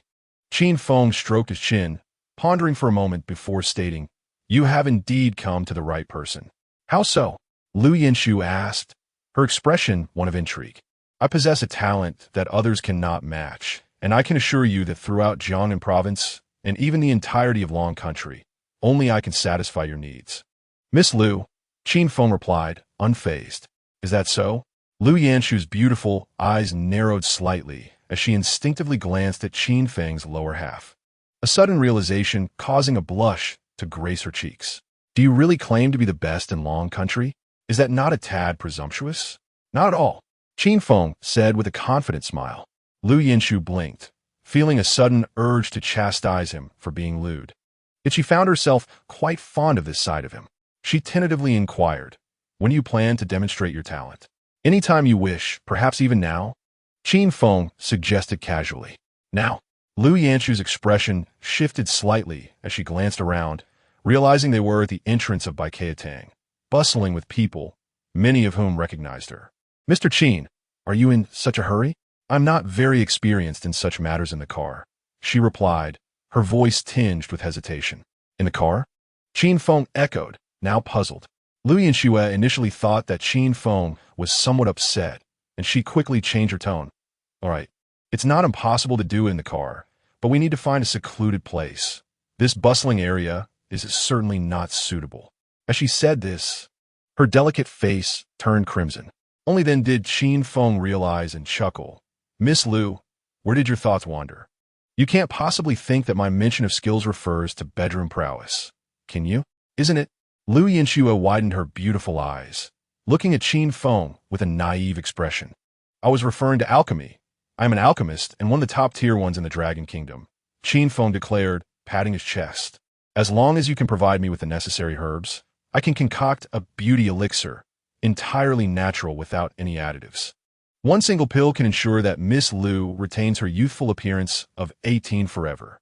However, in return, I would need you to supply me with as many rare herbs as possible. What do you think? His mind was filled with various recipes, beauty pills, longevity pills, and foundation-enhancing pills, with the types numbering in the hundreds. However, he tailored his concoctions to the individual. After all, Lu Yanxue was neither a practitioner nor an elderly person, and it was evident that she would be particularly interested in a beauty elixir that promised eternal youth. As expected, upon hearing this, Lu Yanxue was immediately intrigued. Really? It can keep me forever 18? If this were their first meeting, she would have dismissed Qin Feng as a charlatan. Yet, given his prowess in martial arts and impressive medical skills, which had cured her long-standing ailment and earned the endorsement of Professor Hu, she contemplated for a moment before inquiring. What herbs do you need? Qin Feng listed the ingredients required for the beauty elixir. Follow me, Lu Yanxue said.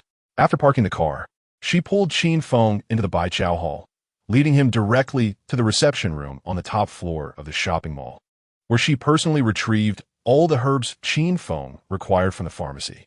Once Qin Feng obtained the herbs, he wasted no time. He took out a white tiger incense burner and activated it with his vital energy, tossing the herbs inside before entering a state of focused refinement. Approximately an hour later, he lifted the lid of the furnace and poured out two similarly shaped pills, one larger and one smaller, amidst a cloud of white smoke. It seems I miscalculated the quantity of herbs and ended up with two pills, Qin Feng remarked, tapping his forehead. However, this did not affect the outcome. He handed the larger beauty elixir to Lu Yanxue. Try taking this. Swallow it directly? Lu Yanxue hesitated for a moment, then fetched a glass of water and took the elixir with it. Soon, she felt a refreshing sensation ripple through her abdomen, flowing with her blood and coursing through her limbs.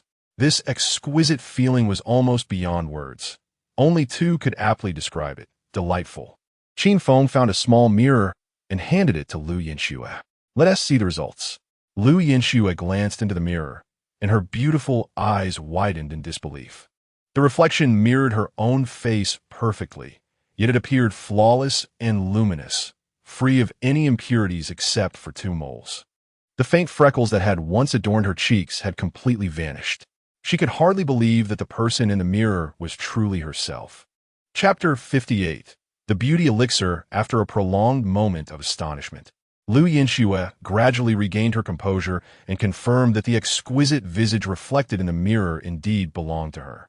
She was overwhelmed with joy, unable to articulate the elation that surged within her.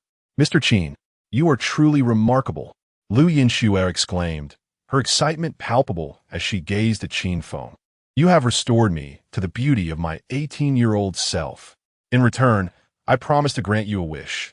Feel free to ask for anything you desire." Qin Feng shrugged nonchalantly and replied, "What I seek, as I mentioned earlier, is merely some rare medicinal herbs. I understand. I will provide the herbs. However, what I refer to as a request made in my name. Ask me anything you wish to obtain from me," Lu Yinxue said, adopting a gracious demeanor as she fixed her gaze upon Qin Feng, harboring a flicker of anticipation in her heart.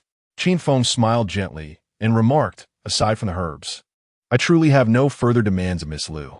But if you insist on being so generous, then what?" Lu Yinxue prodded, noticing that Qin Feng had paused. "Never mind," she added with a charming smile. "Feel free to express your desires openly." At that moment, Lu Yinxue reflected that her previous inability to captivate Qin Feng's interest might have stemmed from her looks, which were lacking. Yet now, having regained her peak beauty from 18, even without makeup, she outshone any celebrity. Surely no man could remain indifferent to her allure. "Very well then, let us discuss the matter of the herbs," Qin Feng responded. Lu Yinxue fell momentarily silent, her hopes extinguished and replaced with irritation. She stamped her foot in frustration, her countenance darkening. An urge to voice her displeasure welled up within her. However, recalling her earlier promise and striving to maintain her poise, she took a deep breath, suppressing her anger, and forced a smile to reappear. "All right," she conceded.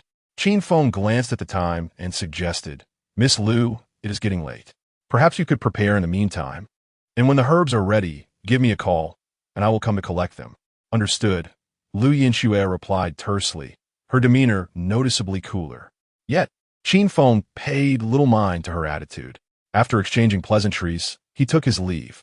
As she watched Qin Feng's retreating figure, Lu Yinxue felt a mix of frustration and resignation, letting out a soft sigh. Shortly thereafter, a figure entered the reception room.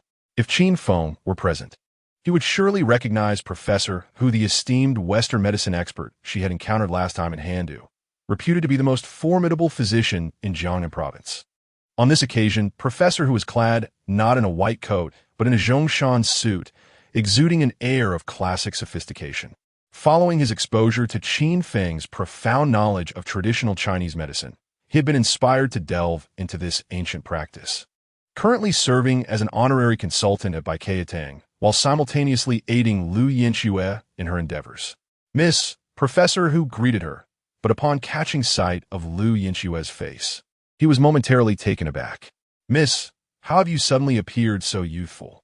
After all, Professor Hu is a physician, and, given his esteemed status, he need not flatter anyone. His words are always quite candid. Since he remarked that Lu Yinxue appears much younger, it must indeed be the truth.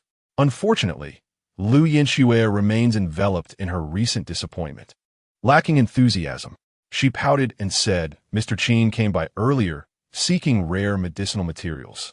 As part of our exchange, he gifted me a pill called the Beauty Elixir." "The Beauty Elixir? How extraordinary!" Professor Hu was visibly astonished. Regret washed over him as he lamented not arriving sooner. He could have witnessed the legendary elixir and met the remarkable Qin Feng. He clasped his hands and said to Lu Yinxue, "Miss Lu, it seems that Mr. Qin shares a close rapport with you. He may visit again soon. I hope you will notify me when he does, so that I might have the pleasure of meeting him as well." While Lu Yinxue was preoccupied with her reflection in the mirror, Qin Feng had already returned to Greenwater Bay. He brought back the smaller beauty elixir, having purchased a modest box to store it during his journey. Upon arriving home, he presented it to Lin Chuxia, saying, "Chuxia, this is a gift for you." Lin Chuxia was somewhat taken aback, wondering why Qin Feng would buy her a gift for no apparent reason. The packaging was rather simple, failing to pique her interest. She pursed her lips and replied, "What kind of gift is this? You might as well save it for your cousin tomorrow. It's her birthday, and it wouldn't be polite to arrive empty-handed." Qin Feng furrowed his brow slightly. For her? But this gift is quite precious. He had no favorable impression of Lin Iran, the beauty elixir he painstakingly crafted.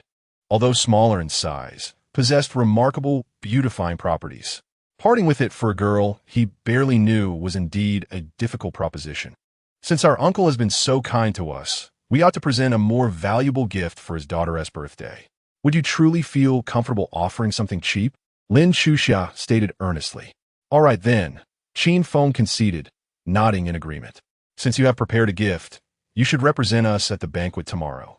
Lin Chuxia looked at Qin Feng and continued, we are not very familiar with our cousin. Having too many people would be rather awkward. You could deliver the gift in return. Qin Feng chuckled softly and nodded very well. The following evening, Qin Feng set out alone, carrying the beauty elixir, to the villa district at Greenwater Bay once more. Upon arriving at his uncle Lin Qingshan's villa, he observed a dozen luxury cars parked outside. Lamborghinis, Ferraris, Rolls-Royces, all bearing local Hondu license plates. The villa door was ajar, and the atmosphere inside was quite lively. Approximately 30 guests were present, divided into two groups. One comprised of young men and women in their 20s and 30s, clearly the affluent offspring of Hondu, who had arrived in the extravagant supercars. They congregated in the large living room, with Lin Iran attending to them. The other group consisted of older relatives and business acquaintances of Lin Qingshan, along with his wife, engaged in conversation with them in the dining area. As Qin Feng entered, he was met with the bustling scene. Many gazes turned towards him, each laced with a hint of astonishment. After all, everyone belongs to their own circles, and none had previously encountered this stranger, Qin Feng. Lin Iran merely cast a fleeting glance at Qin Feng, choosing to feign ignorance. Lin Qingshan, however, rose with a smile, exuding warmth. Qin Feng, you've arrived. Iran, why don't you come and greet our guest? In truth, Lin Iran had noticed Qin Feng's entrance long ago, yet her indifference compelled her to act as though she hadn't tea. Yet, with Lin Qingshan's remark, the little gathering in the living room turned their attention towards Lin Iran. A close friend inquired, Iran, is this your friend? A distant relative of modest means. Lin Iran thought, rolling her eyes in embarrassment. Internally, she lamented the insensitivity of this impoverished relative. On her birthday, they either failed to show up or sent only Lin Chuxia. Yet here stood the most pitiful and ineffectual Qin Feng. Nevertheless, she rose and approached him, leading him into the living room. Pointing to an empty seat on the sofa, she instructed, please take a seat. Choose whatever television program you wish to watch. With that, she handed him the remote control and poured him a glass of cold water before turning on her heel and departing, her demeanor frigid, as if fearing that prolonged exposure to Qin Feng might be contagious. In the living room, aside from Lin Iran, there were over a dozen young men and women, all affluent scions from the Han dynasty, adorned in lavish attire, exuding an air of privilege. In stark contrast, Qin Feng appeared in his ordinary garments, his entire outfit likely worth less than even a single watch or wallet of those present. Thus, as he sat there, he resembled a solitary droplet of oil and water, glaringly out of place. The surrounding youths evidently shared this sentiment, rising to distance themselves from Qin Feng, effectively isolating him.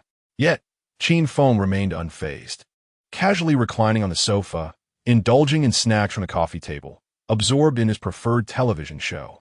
Ah, Iran, your relative isn't half bad looking, commented one onlooker. What does that matter? Just look at his impoverished demeanor, sitting there with such arrogance. Clearly, he lacks proper upbringing. One can tell he has received much education. Indeed, the impoverished will always remain so. A chasm of class divides us, the crowd murmured. Hearing these remarks, Lin Iran felt a surge of displeasure, not out of loyalty to her relative, but rather due to her annoyance with Qin Feng, whose presence seemed unwarranted. Had it not been for her father, she would have longed to send him away. Among the gathering stood a handsome young man, Lin Iran's ardent admirer, named Li Teng. He belonged to the illustrious Li family of the Han dynasty, a branch of the esteemed clan, yet still noble by blood. Sensing Lin Iran's discomfort, he approached her, holding a glass of champagne, and remarked, "Iran, I believe your father is perhaps too kind-hearted, lacking discretion. While he may be family, he is but a distant cousin, and given his financial standing, he hardly possesses the right to attend such a prestigious birthday celebration. Isn't this a disgrace to all of us? If he has no shame, should we?" Lin Iran sighed softly and murmured, "Tengu, I too am not fond of such impoverished relatives, but what can I do? I cannot simply drive them away." Li Tengxiong made a gesture towards Lin Iran, then, holding a glass of champagne, approached Qin Feng with a feigned friendliness. Introducing himself, "I am Li Teng." After speaking, he extended his hand. In response, Qin Feng also reached out for a brief handshake. Qin Feng, however, immediately after, Li Teng suddenly produced a handkerchief and vigorously wiped his hand, appearing concerned about contracting any impurities from Qin Feng. The onlookers couldn't help but chuckle at the sight. With a beaming smile, Li Teng continued, "Young Master Qin, I have heard that you're a relative of Iran, correct? You wouldn't attend Iran's birthday celebration empty-handed, would you? Look at us ordinary friends. We have all prepared gifts for her." He gestured toward the coffee table where an impressive mound of beautifully wrapped birthday presents lay, including a Gucci handbag, athletic shoes, and Prada clothing. The most valuable among them was a diamond necklace Li Teng had purchased from Lao Fengxiang's silver shop, worth over 800,000. "I have also prepared a modest gift," Qin Feng said humbly, retrieving a rather unremarkable box from his pocket, which contained a rejuvenating elixir he had brought back from Baikatang. Was this worthless item? Li Teng was taken aback upon seeing the elixir. Then a sneer emerged on his face. Lin Iran's eyes widened in indignation. "What kind of ridiculous gift is this? How dare you bring such a thing to my home?" Qin Feng calmly explained, "This is a rejuvenating pill crafted from 7 rare medicinal herbs, known as the beauty pill. All cosmetics pale in comparison to it. Consuming it can make you at least 3 years younger." Before Lin Iran could respond, Li Teng burst into laughter. "Ha! Beauty pill. You country bumpkin really knows how to boast. Why don't you claim it's a potion for immortality? Just eat it and you'll live forever." "I have an immortality pill too, though the recipe is rather complex," Qin Feng replied.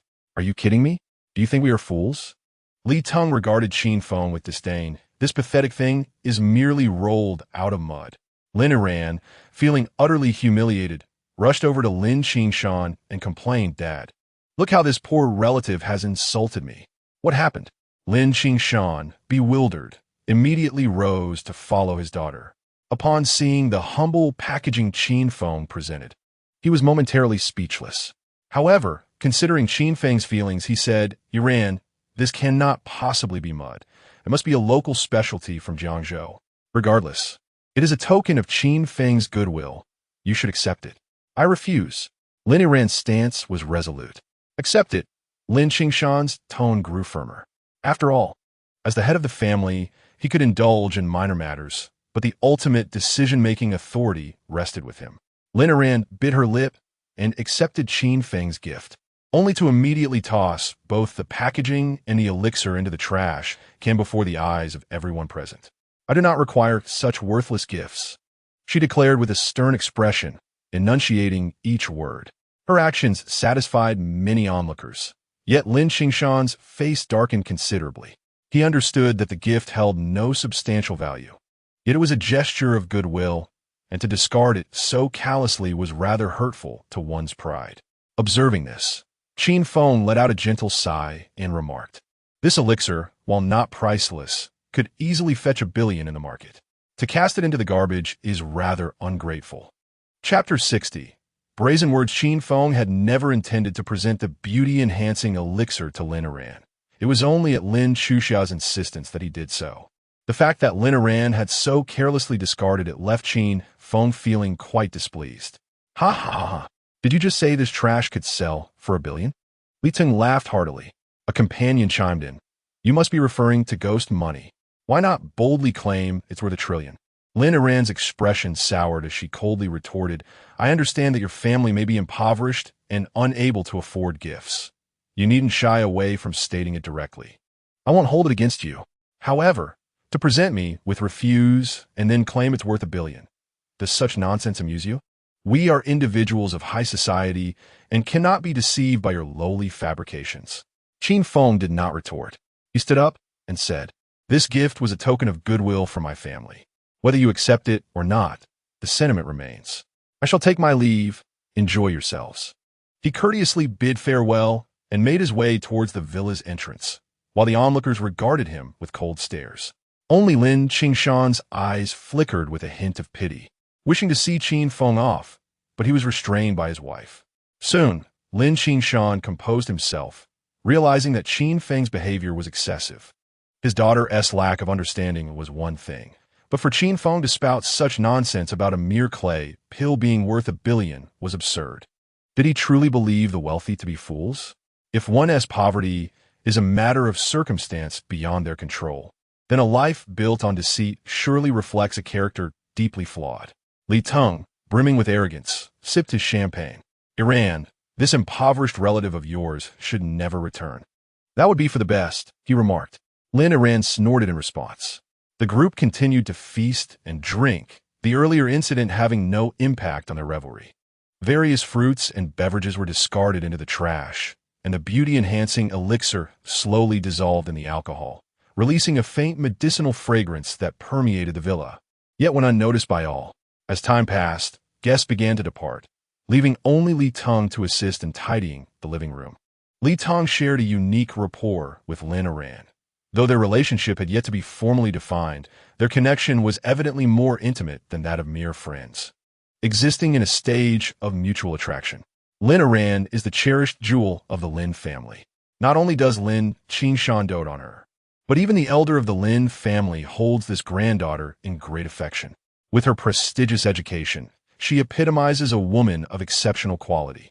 Although Li Teng may appear somewhat frivolous and the archetype of a playboy, he is nonetheless the scion of the Li family in Handu, and a distant cousin of the prominent Li Hanwei. This connection suffices to earn the favor of the Lin family. Consequently, the entire Lin household wholeheartedly endorses this auspicious match. Lin Qingshan and his wife treat Li Teng with utmost courtesy. "Li Xiao, later I have a friend, Professor Hu from the Provincial Association of Western Medicine, who will be visiting. If you are not busy, I hope you can stay a while longer and meet Professor Hu," Lin Qingshan suggested. Li Teng nodded in agreement. Of course, by inviting Li Teng to remain and face the guests alongside their family, Lin Qingshan implicitly acknowledged him as a prospective son-in-law. Li Teng really acquiesced, also signifying his acceptance of the Lin family. Both parties achieved their desires. Approximately half an hour later, a white Audi came to a halt in front of the villa. Despite its appearance as merely an Audi, it was, in fact, the flagship model. The Audi 8, fully equipped, with a market price exceeding $2 million. Stepping out of the Audi was none other than Professor Hu. "Old Hu, it has been too long," Lin Qingshan greeted enthusiastically, embracing Professor Hu, clearly indicating the depth of their friendship. "Iran, come grito un cleu." Do not forget that when you suffered from pneumonia as a child, it was Uncle Hu returned from abroad specifically to help you recover. Lin Iran approached Professor Hu with a radiant smile, embodying grace and charm. "Uncle Hu," she sweetly addressed him. "Ha ha ha, my dear niece, you are increasingly beautiful," Professor Hu said with a smile, presenting a small gift box to her. "Thank you, Uncle Hu." Lin Iran felt a surge of joy. She was not particularly concerned about the contents of the gift. Rather, it was the stature of Professor Hu that delighted her. As a towering figure in the medical field of Jiangnan province, receiving a birthday gift from such a distinguished personage, even if it were just a lump of clay, would be an immense honor. Moreover, the generosity of Professor Hu assured her that the gift would be of considerable worth. "Hello, Professor Hu, I am Li Teng." He introduced himself, seizing the opportunity to greet the esteemed professor. "Li Xiao, I have heard Lin Ladi speak of you. You truly are a remarkable young man," Professor Hu remarked, nodding with a smile. "You and Iran make a splendid pair." Li Teng felt an overwhelming sense of pride. Laughing heartily, Professor Hu, "Should Iran and I marry in the future, I hope you will be our witness." "Certainly," Professor Hu readily agreed with a nod. At that moment, Professor Hu suddenly paused, his expression shifting as he scanned the surroundings with a scrutinizing gaze.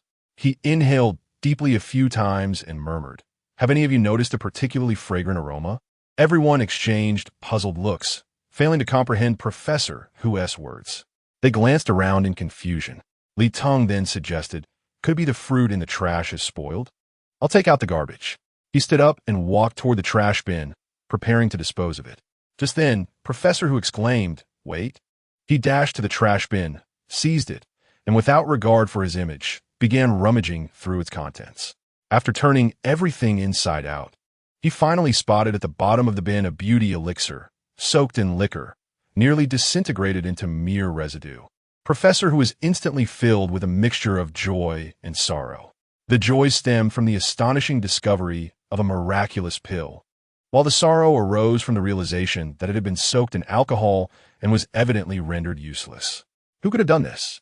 Professor Hu felt an overwhelming surge of indignation. The Lin family, perplexed, could not comprehend his fury. Han Qingshan stood up to explain. This was likely a birthday gift from a distant relative for Iran, purportedly a local specialty from Jiangzhou.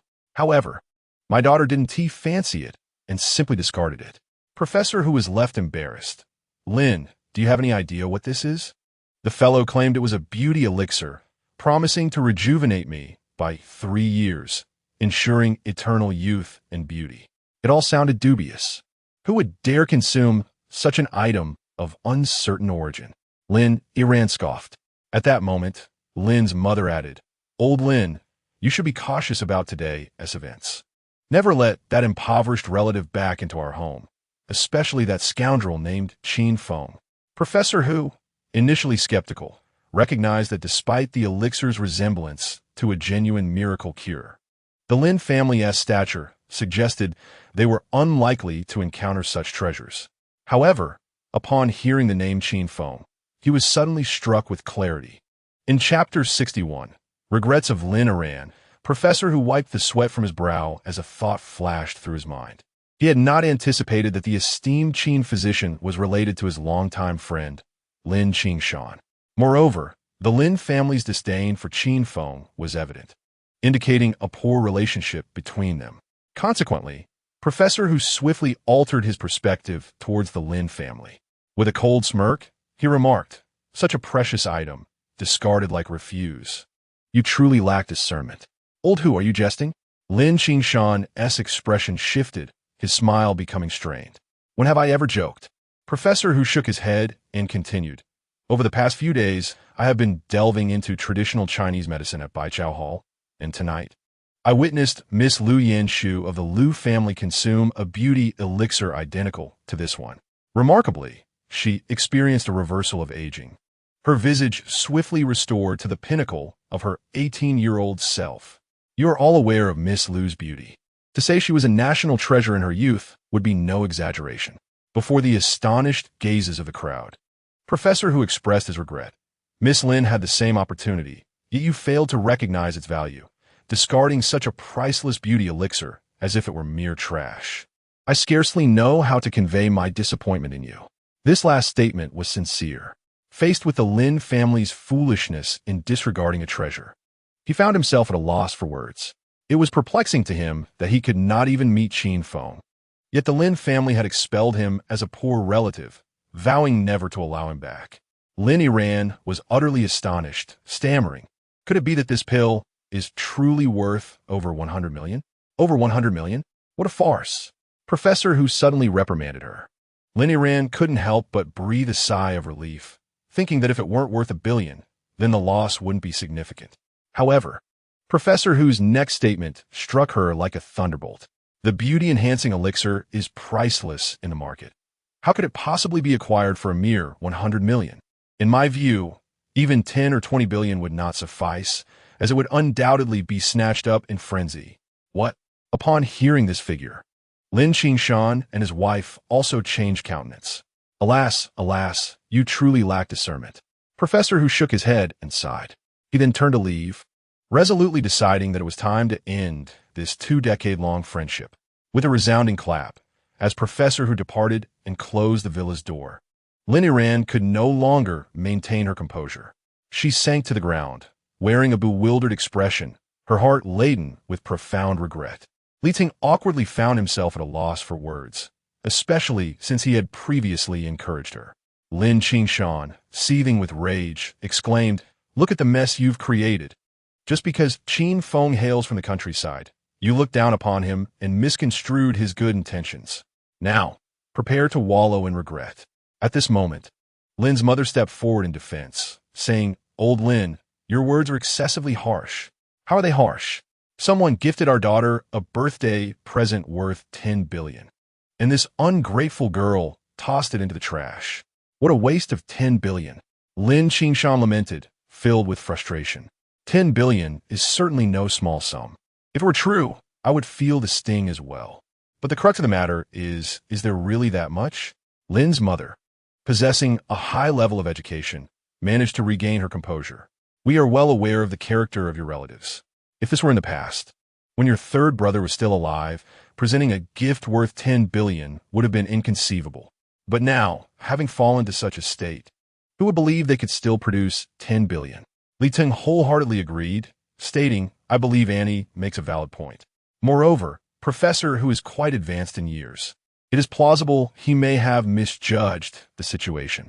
After all, no one is infallible.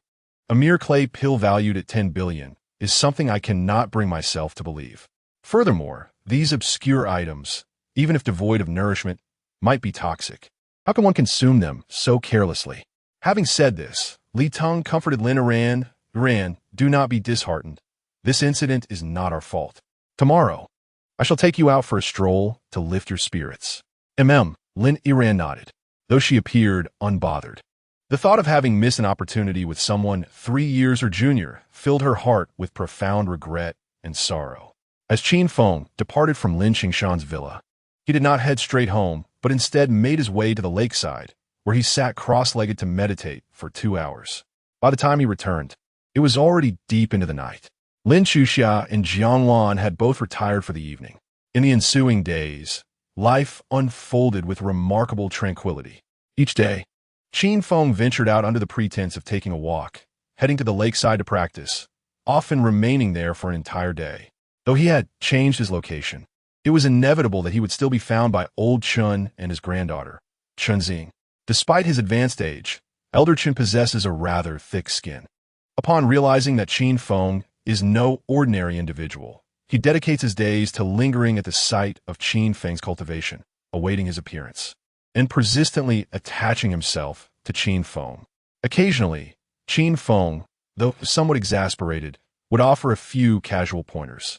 However, what he considered mere trivial advice proved to be nothing short of enlightening for Elder Chun, who derived immense benefit from it. Within just a few days, while Qin Feng's cultivation level remained unchanged, it appeared that Elder Chun was on the verge of a breakthrough, approaching the realm of a master of transformation. One evening, upon returning home, Qin Feng was taken aback to find his second uncle, Han Qingshan, visiting. Han Qingshan was engaged in conversation with Jiang Lan and, upon seeing Qin Feng, greeted him with a warm smile.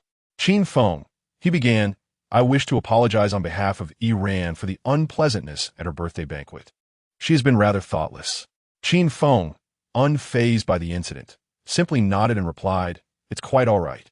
Relieved, Han Qingshan felt a sense of ease, as he did not wish for any rift to develop between his daughter and his nephew. After a moment, he glanced at Lin Chuxia and then back at Qin Feng, inquiring, "How you both been adjusting these past few days? Is the accommodation to your liking?" "Yes, Aunt Qingshan has been very considerate. The house is spacious and quite comfortable," Lin Chuxia affirmed with a nod. "That's wonderful to hear," Han Qingshan responded, visibly pleased. "You two young people staying at home without any engagement is not a sustainable situation. Coincidentally, my construction materials company is in need of additional hands. If you are amenable, you could join the company, which would also allow us to keep an eye on each other. What do you think?" Without hesitation, Lin Chuxia agreed.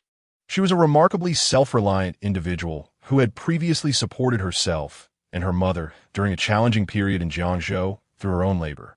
Qin Feng, with a nonchalant shrug, replied, "I'm open to it." Seeing their readiness, Han Qingshan beamed with satisfaction and declared, "Then it is settled. Tomorrow rise early.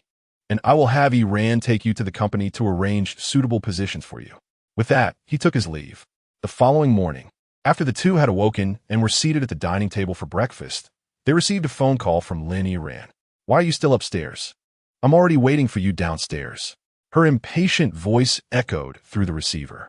"Dear cousin, we were just having breakfast," Lin Shusha attempted to explain. "Forget breakfast. Hurry down. It's your first day at work. You cannot afford to be late," Lin Iran retorted. "Understood," Lin Shusha conceded, refraining from arguing further. She urged Qin Feng to hasten their departure, grabbing 2 boiled eggs to consume later at the office. They hurriedly descended in the elevator. Upon reaching the ground floor, they spotted a white Maserati Quattroporte parked beside the road, a luxurious sports sedan imported from Italy, perfectly befitting Lin Iran's elegant demeanor. She sat in the driver's seat, waving at them, getting quickly. As the two individuals settled into the vehicle, Lin Iran swiftly pressed the accelerator, causing the car to surge forward at an impressive speed. The Lin family is regarded as an esteemed lineage in Handu, possessing numerous enterprises. Lin Qingshan, positioned second in the family hierarchy, oversees a construction materials company under the Lin Group, primarily engaged in the wholesale and retail of building supplies. The company, of moderate size, employs around 1 to 200 staff members and, during prosperous years, achieves revenues in the vicinity of 1 to 200 million. Once a modest operation with merely a few dozen employees, Lin's construction materials company has flourished under my father's stewardship, evolving into a substantial enterprise with annual revenues exceeding 100 million and nearing 200 employees. Despite the workforce being sizable, each individual plays a crucial role, akin to cogs in a machine, making every contribution indispensable. Thus, we diligently seek talented personnel, strictly avoiding inefficacious individuals and parasites. Upon entering the company, one must demonstrate their value, otherwise they will not last. While driving, Lin Iran elaborated on the company's operations with incisive language, then glanced at Lin Shusha and Qin Feng in the back seat through the rearview mirror, inquiring, "Did you comprehend?" Lin Shusha nodded in affirmation, but noticing Qin Feng's silence, she promptly nudged him. Only then did Qin Feng respond with a slight nod. "That's good to hear," Lin Iran remarked with a soft hum, before asking, "What have you both done previously? What skills do you possess? Share them, and I shall assign you to suitable positions based on your strengths." After some contemplation, Lin Shusha replied, "I previously worked as a sales consultant in Jiangzhou, dealing with real estate, automobiles, and insurance, among other things." "How were your sales performances?"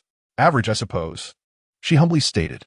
In truth, she possessed a remarkable talent in this area, having consistently topped sales charts in previous roles, often outpacing her colleagues by several multiples. Had it not been for the need to care for her gravely ill mother, her achievements would have been even more impressive. Given the exorbitant medical expenses incurred for Jianglan each month, Lin Shusha found the burden to be overwhelming. "Then you shall join the sales department and handle external sales," Lin Iran decided. "I am the sales director, and I will guide you through the process." Lin Iran then cast a sideways glance at Qin Feng. "And you?" Qin Feng replied in a subdued tone, "I can do whatever is needed." His presence in the workplace was not motivated by financial gain, but rather a sense of obligation to his family. He remained indifferent to the specific tasks at hand. Lin Iran scrutinized Qin Feng closely, finding it difficult to perceive him as a versatile talent. Rather, she deemed it more probable that he lacked any substantive skills. Withdrawing her gaze, she declared, "Then you shall serve as a security guard. The compensation for that role is quite decent." Before long, the vehicle arrived at the Lin Construction Materials Company, located in the industrial park of Handu. The office building, though not particularly large, boasted lavish decor, exuding an air of sophistication. An open parking lot lay just outside the building, secured by guard around the clock. Lin Iran stood at the entrance and made a phone call. Shortly thereafter, the manager of the security department arrived downstairs. "Mr. Qin, greetings. I am the manager of the security department, surnamed Wu. You may call me Xiao Wu. It has come to my attention that a relative of Lin Iran has joined the company, and Manager Wu has exhibited an extraordinary degree of courtesy, treating Qin Feng as though he were a superior. He has taken it upon himself to guide Qin Feng around, serve him tea, and even personally handle his employment application. Manager Wu, isn't there a need for an interview? Qin Feng inquired, puzzled. Haha, just call me Xiao Wu. An interview is unnecessary. We merely go through the motions. Manager Wu replied with a cheerful demeanor. However, when it came time to determine Qin Feng's position, Manager Wu seemed uncertain. He stepped outside to call Lin Aran. Director Lin, he began. Although Lin Aran was the daughter of the chairman and could easily be addressed as Miss, she preferred to be referred to by her title. Hence, Manager Wu addressed her as Director Lin. I am considering appointing Mr. Qin Feng as our security team leader. What do you think? Security team leader? Are you out of your mind? Lin Aran reacted vehemently. Manager Wu's expression shifted slightly as he hastily responded. Then perhaps I should make him the deputy manager? The second in command of the security department? Do not act recklessly. Even if he is family, we cannot disregard the company's regulations. Lin Aran's voice quivered with indignation. Our company does not support idleness. Even relatives are not exempt. You must conduct a rigorous assessment. If he does not meet the criteria, you can dismiss him without concern for anyone's feelings. Lin Aran's tone was resolute. Beyond wanting to demonstrate her impartiality, Lin Aran had harbored a lingering displeasure towards Qin Feng. She had never thought highly of this rustic fellow, and the events of the recent birthday banquet had only exacerbated her irritation. Understood. Upon grasping Lin Aran's true sentiments, Manager Wu promptly returned to the office, cleared his throat, and said to Qin Feng, well, before your employment is finalized, we still need to follow the interview procedure. In our line of work, educational qualifications are not paramount, but physical fitness is essential. Therefore, you must pass several assessments. Failure to do so will result in your termination. Observing Manager Wu's abrupt change in demeanor, Qin Feng could vaguely sense the underlying reasons but remained indifferent, nodding in agreement, whatever works. Chapter 63. Lin Aran's challenges come with me. Manager Wu gestured for Qin Feng to follow him out of the office, leading him directly to the security department's training room. Given that the security personnel engaged in physically demanding tasks, the department had arranged for a spacious training area filled with various exercise equipment, including dumbbells, barbells, and a dedicated boxing ring, resembling a small gym. Apart from the security personnel on duty, most others were training here. Considering your lean physique, how is your physical fitness? Manager Wu scrutinized Qin Feng with skepticism. Qin Feng responded with a faint smile, it's adequate. What does adequate mean? Manager Wu's brows furrowed slightly. He initially assumed that Qin Feng was an acquaintance of Lin Aran, intending to use connections to gain favor, hence his courteous demeanor. However, he soon realized that Lin Aran had no intention of facilitating Qin Feng's entry through the back door, subtly conveying a desire for him to leave. Consequently, Manager Wu led Qin Feng to a barbell bench press and stated, our assessment has strict standards. To remain here, you must perform a single-arm bench press of at least 50 kilograms, and do so for a minimum of 10 repetitions. Upon hearing this, many around them looked on in astonishment, for Manager Wu was not being truthful. While there were indeed stringent criteria, the actual requirement was a single-arm press of merely 10 kilograms, not 50.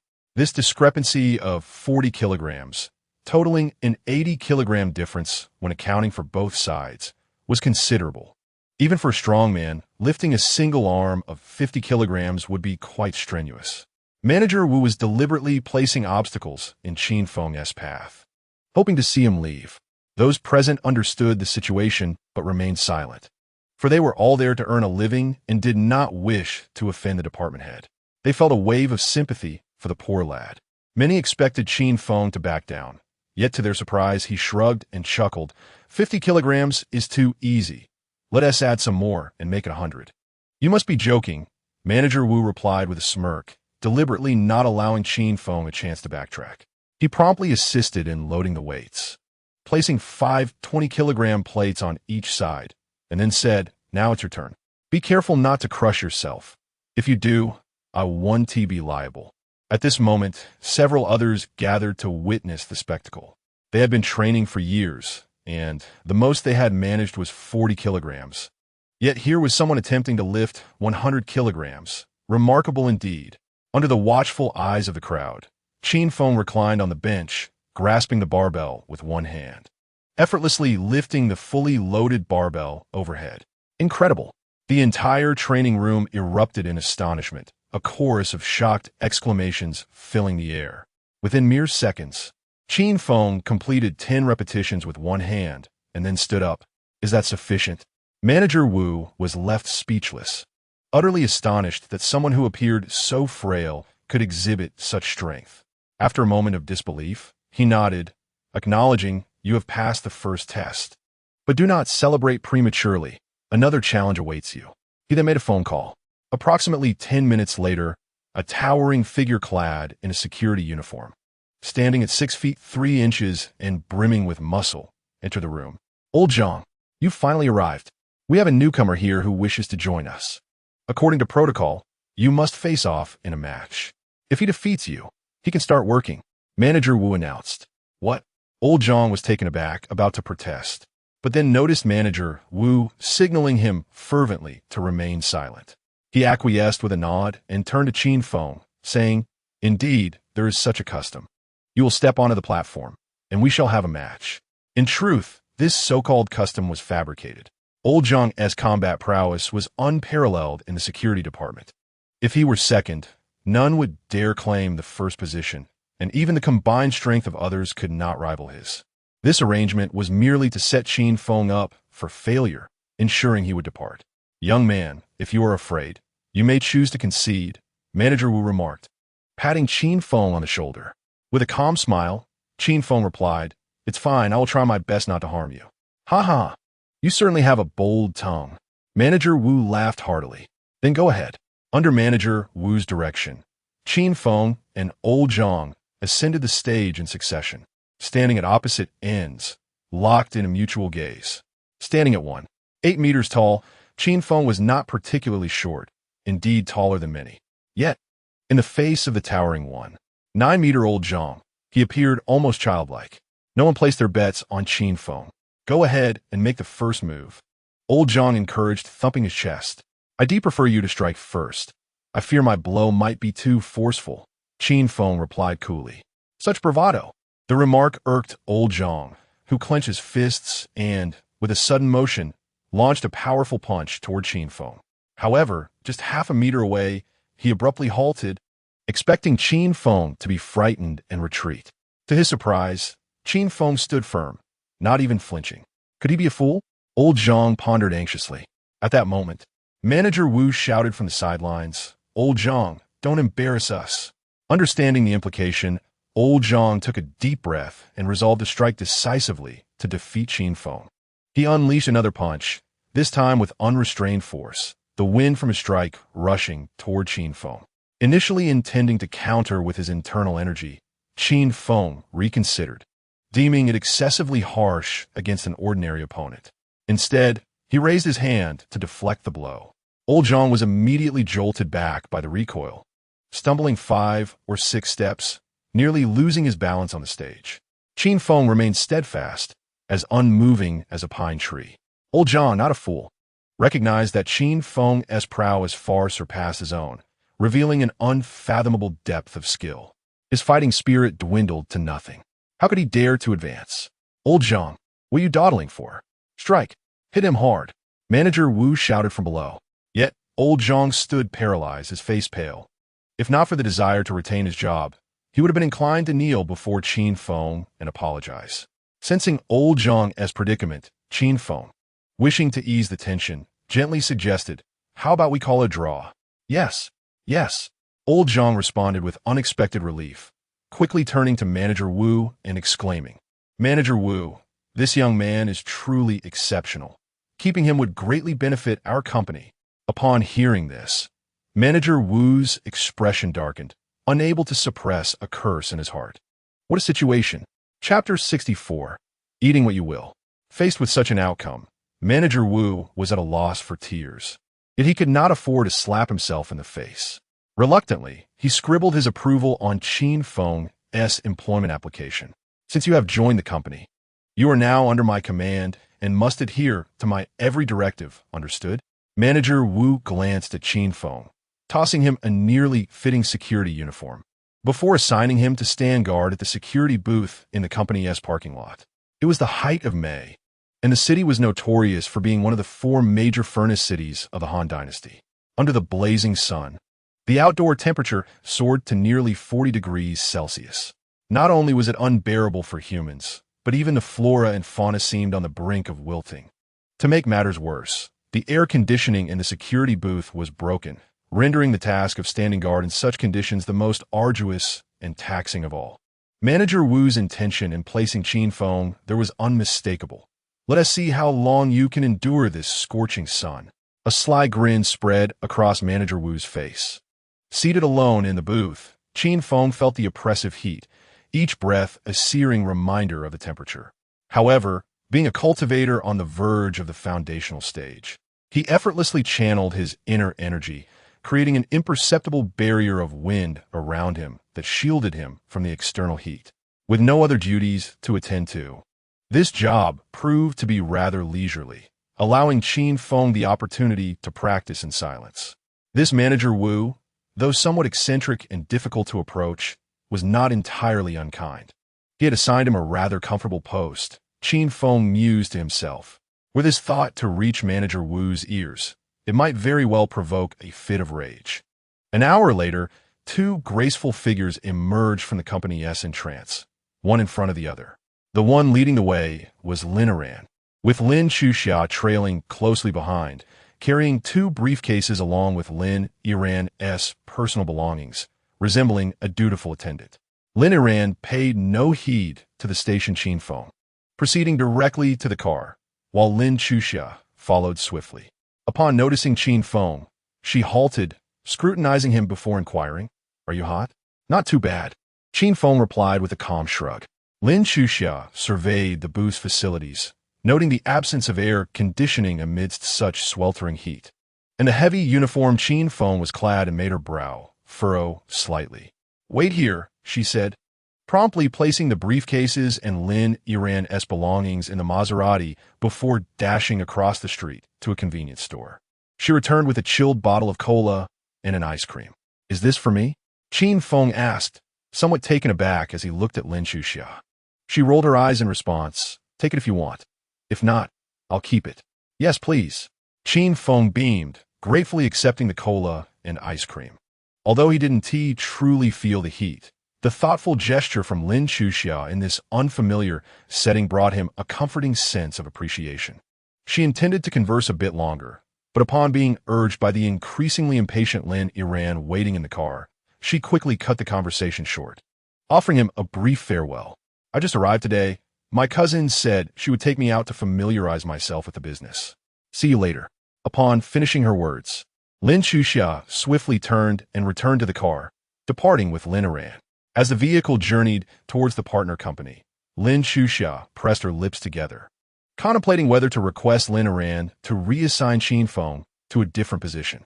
After all, enduring the sweltering summer heat while standing guard under the blazing sun was rather torturous. However, after much deliberation, she ultimately refrained from voicing her thoughts. Though she had only been there for a day, she was astute in reading the room and understood her limited influence. Speaking up might yield no results. Thus, she resolved to first achieve some merit before advocating for Qin Feng. At the company entrance, Qin Feng savored an ice cream, watching the Maserati depart. A short while later, a sleek Lamborghini roared in from a distance, heading straight for the parking lot. Yet, as the sports car passed the guard booth, it suddenly halted, and the window slid down to reveal a familiar face. "Ah, isn't that young Master Qin? What brings you here to work as a security guard after just a few days?" The tone dripped with sarcasm. The man behind the wheel of the Lamborghini was none other than Li Tong, a distant scion of the Li family, who had garnered the admiration of Lin Qingshan and his wife during Lin Iran's birthday celebration at the Lin family villa. At that moment, a man hurriedly exited the company, Manager Wu, head of the security department. He approached the booth with a welcoming smile. "Young Master Li, how delightful to see you. I sincerely apologize, but the young lady has just stepped out on business. Would you care to wait in the reception room with a cup of tea?" "Very well," Li Tong replied with a nonchalant nod, although his gaze remained fixated on Qin Feng. Manager Wu noticed this and curiously inquired, "Young Master Li, Do you know this individual? Of course. I remember him distinctly, Li Teng replied through gritted teeth. His words held a kernel of truth. Just a few days prior at the Lin family villa, he had indeed been struck by the impression Qin Feng left, primarily due to the elusive rejuvenation pill. While no evidence could substantiate the claim that the pill was worth over $1 million, since that fateful day, Lin Iran's demeanor toward him had grown notably colder, and several attempts to arrange meetings with her had been thwarted. Thus, Li Teng found himself compelled to seek out Lin Iran directly. It was worth noting that, given his status as a young master of the Li family, women typically vied for his attention. Yet, here he was in the position of having to pursue her. Li Teng felt a surge of dissatisfaction, attributing all his negative feelings towards Qin Feng, harboring thoughts of revenge. So this fellow is acquainted with young Master Li. I'll make immediate arrangements to assign him to a lighter role.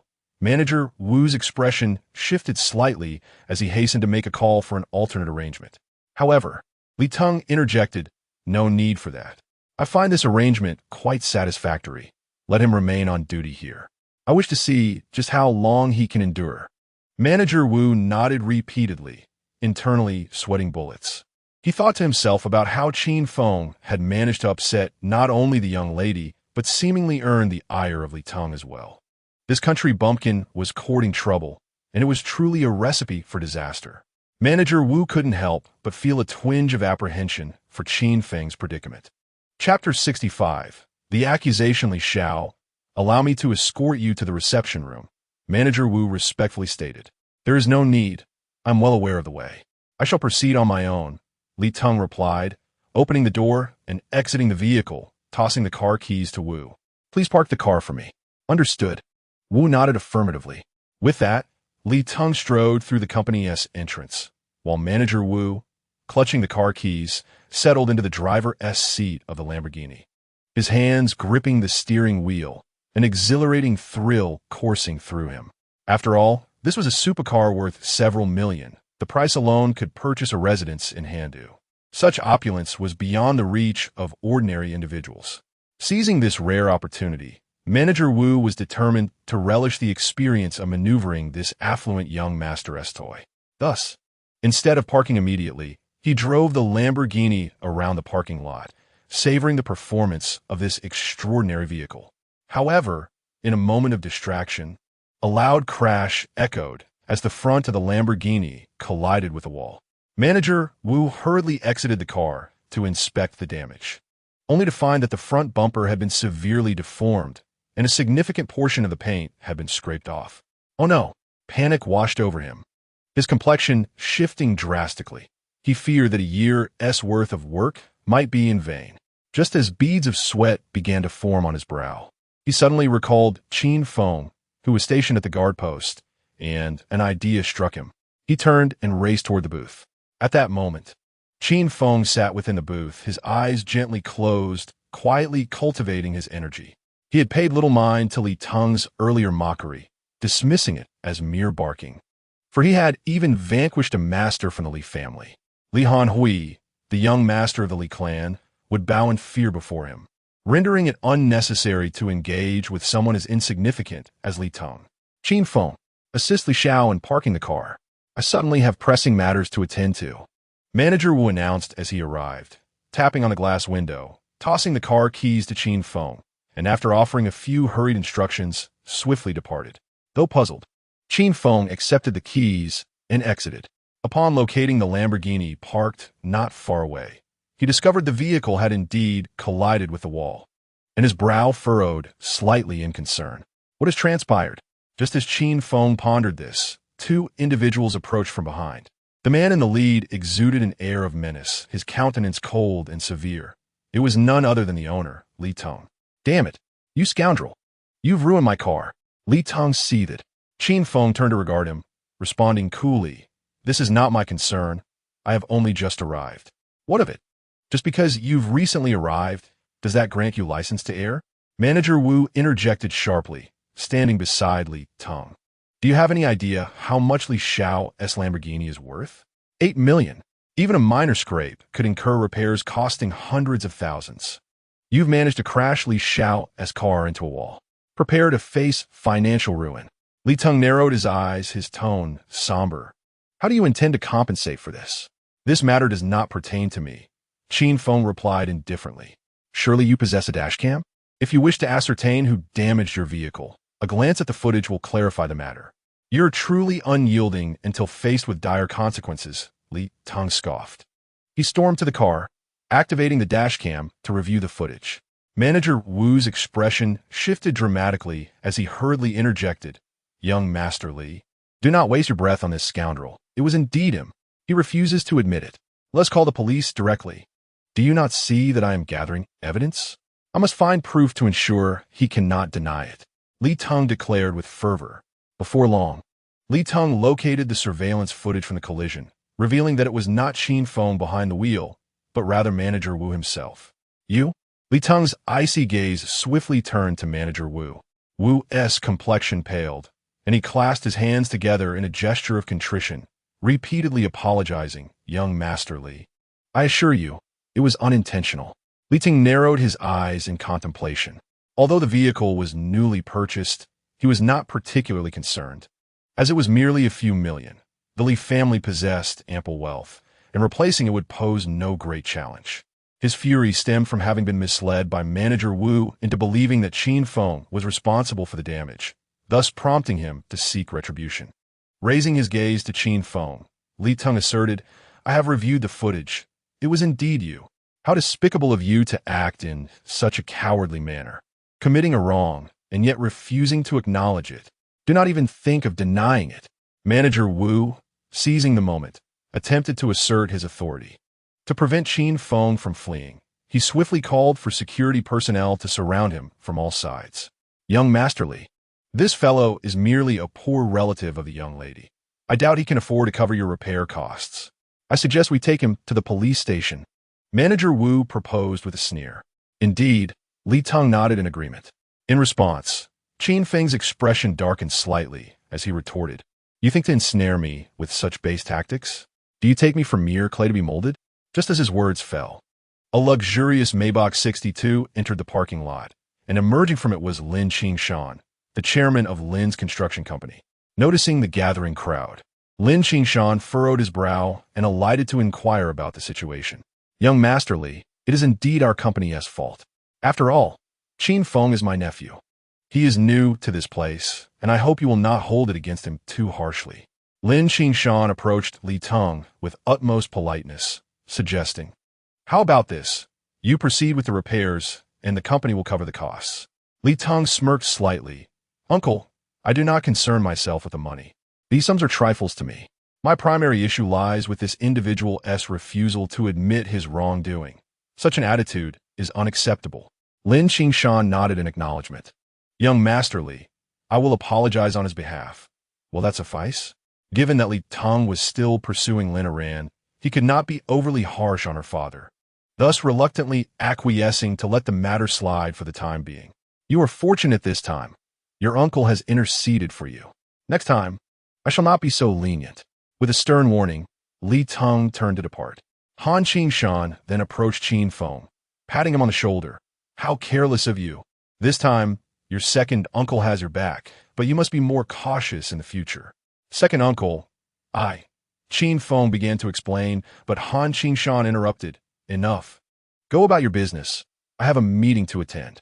Lin Qingshan did not grant Qin Feng the opportunity to speak, turning directly to enter the company.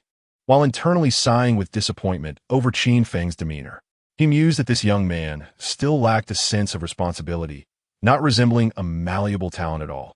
Chapter 66. Lin Chuxiao's trial in the afternoon. After work, Qin Feng returned home.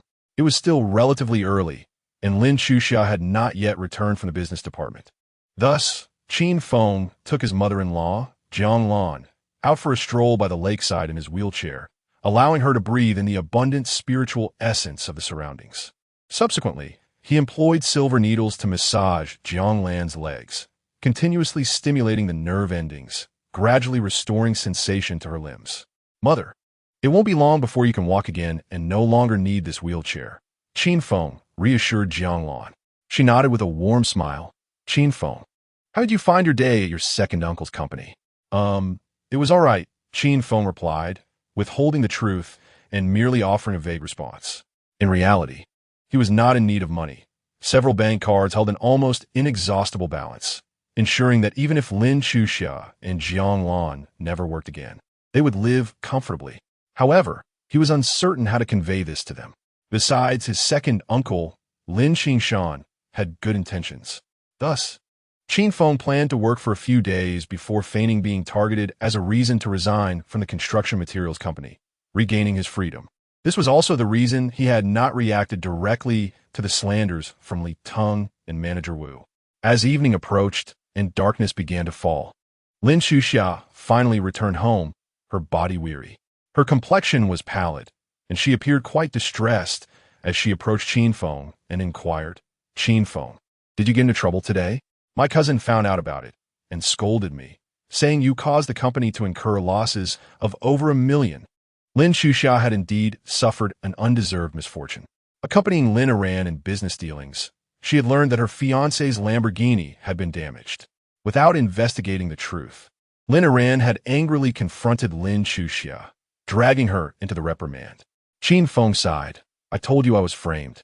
Do you believe me? Ido, Lin Chuxia nodded. But you shouldn't oppose those people.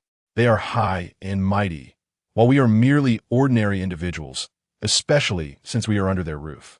We cannot afford to provoke them. My cousin's situation is manageable, thanks to our second uncle, but my cousin's fiancé is the young master of the prestigious Li family. Offending him would make our lives difficult in the future. This is not Jiangzhou. Can you please be more discreet moving forward? Lin Chuxia's tone carried a hint of helplessness mixed with a plea. Fortunately, the situation today was not severe as our second uncle is involved. My cousin assigned me a task that, if completed, could offset the company's losses. Intrigued, Qin Feng could not help but ask, what task? Lin Chuxia pouted slightly and replied, I need to negotiate a contract with a major enterprise in Handu that is currently undertaking renovations, and our company happens to be in that line of work. My cousin urged me to take the company contract to the procurement manager over there, aiming to secure a few small orders related to renovation materials. If I can obtain these orders, the profits would sufficiently compensate for today's losses, and this also serves as my probationary challenge. At this point, Lin Chuxia let out a soft sigh. However, I have reviewed the company's information, and I do not have any acquaintances there. Furthermore, they may not even consider such minor orders. Upon hearing this, Qin Feng stroked his chin and inquired, what is the name of that enterprise? Is it useful to ask that? Lin Chuxia shot him a skeptical glance. It's Baikei, the largest traditional Chinese medicine market in Handu.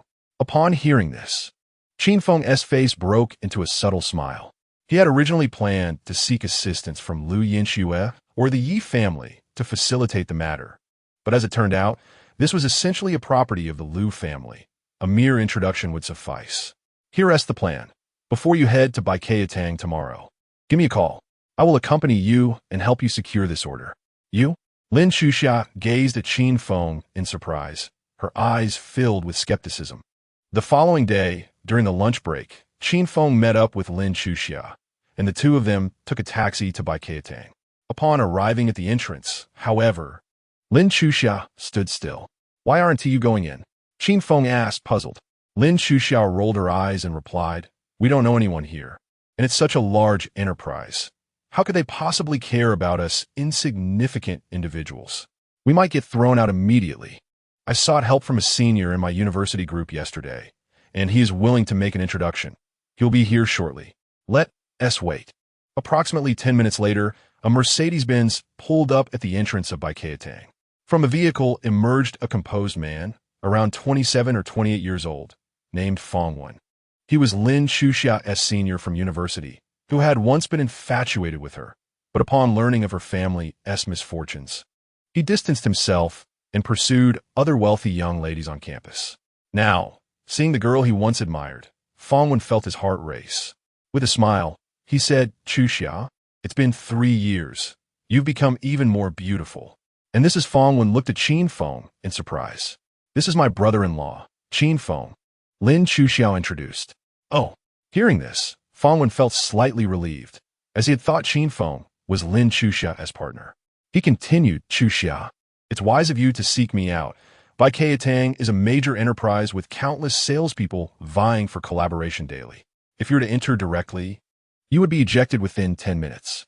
It's essential to establish connections beforehand to ensure everything goes smoothly. Fortunately, I know their procurement manager. I'll make a call to have him come out. Feng Wen took out his phone and made a call. Before long, a portly man in a suit emerged and respectfully greeted, "Brother Wen, what brings you here?" The man appeared to be in his 30s or 40s. Yet he addressed the visibly younger Feng Wen as brother, indicating a solid relationship between them, with Feng Wen holding considerable esteem in the man's eyes. Manager Song, I heard that Bai Tang is currently undergoing a new round of renovations. Is that correct? Feng Wen, without further ado, plunged straight into the matter at hand. I wish to secure a few contracts in the realm of renovation materials. Can you make it happen? He inquired. Haha, Brother Wen, you're being modest. Such trivial matters are easily within my purview. Just give me a call, and I shall arrange everything. Manager Song replied with a beaming smile. Feng Wen returned the smile and nodded, saying, That is excellent. Should there truly be a need in this regard, I shall reach out to you. Feng Wen refrained from explicitly stating his desire for assistance. Instead, he subtly showcased his capabilities. He then turned to Lin Chuxia, who was standing nearby, and remarked, Chuxia, did I not tell you the truth? I assured you I could be of assistance. And indeed, I can, with but a simple word to Manager Song. And the contract shall be signed for you without delay. Lin Chuxia, her face brimming with gratitude, was about to express her thanks when Feng Wen abruptly shifted the conversation. However, what do you intend to offer me as a token of gratitude? I shall treat you to a meal. Lin Chuxia responded with a smile. Huh? Feng Wen burst into laughter upon hearing this. Chuxia, are you attempting to swindle me? I am aiding you with a substantial favor, one yielding profits of at least 1 million. And you think a mere meal suffices? Lin Chuxia furrowed her brows, contemplating for a moment before suggesting, How about this? I can offer you a rebate. However, the profit from this contract is minimal for the company, and I won't receive much commission. Perhaps just a few thousand. I can either share half of it with you or give it all. Would that be acceptable? Lin Chuxia was not particularly concerned about the commission. She was a woman who valued assistance over monetary gain, as long as it allowed her to pass this assessment. Chuxia, do you still believe this is like before? I admit I was rather ordinary in school, but things have changed. Our Feng family is now a prominent name in Handu, a third-tier affluent family at that, with assets totaling 400 to 500 million. Our company generates profits in the tens of millions annually. Discussing money with you seems rather trivial, Feng Wen casually articulated. He then raised his head, casting a mischievous glance at Lin Chuxia, and proposed, How about this? I will ensure the contract is secured for you, and in return, you shall accompany me for an evening. Lin Chuxia immediately became wary, firmly rejecting, What do you take me for? Why, as a woman, of course. If it weren't for your modest charm, I wouldn't even bother. Feng Wen shrugged and grinned. Chuxia, judging by your reaction, could it be that you are still inexperienced? If that is indeed the case, I could offer you a sum of money to ensure you do not come off worse. I am not that kind of woman, Lin Chuxia retorted, her face flushed with indignation. Then, you are declining my offer? Feng Wen, undeterred by her rejection, turned to glance at Manager Song. Chuxia, you must understand your current predicament. My relationship with Manager Song is quite clear. With a mere word from me, you shall have the contract. Without my endorsement, it will remain out of reach for you. I have heard of your circumstances. It seems you have caused quite a stir at your uncle's company. Should you fail to secure this contract, your position may well be in jeopardy, Feng Wen said with a calculating smile. He clearly felt confident, knowing that Lin Chuxia was cornered, for he would not have spoken so candidly otherwise. Indeed, Miss Lin, while you still command such value, it would be wise to acquiesce without delay.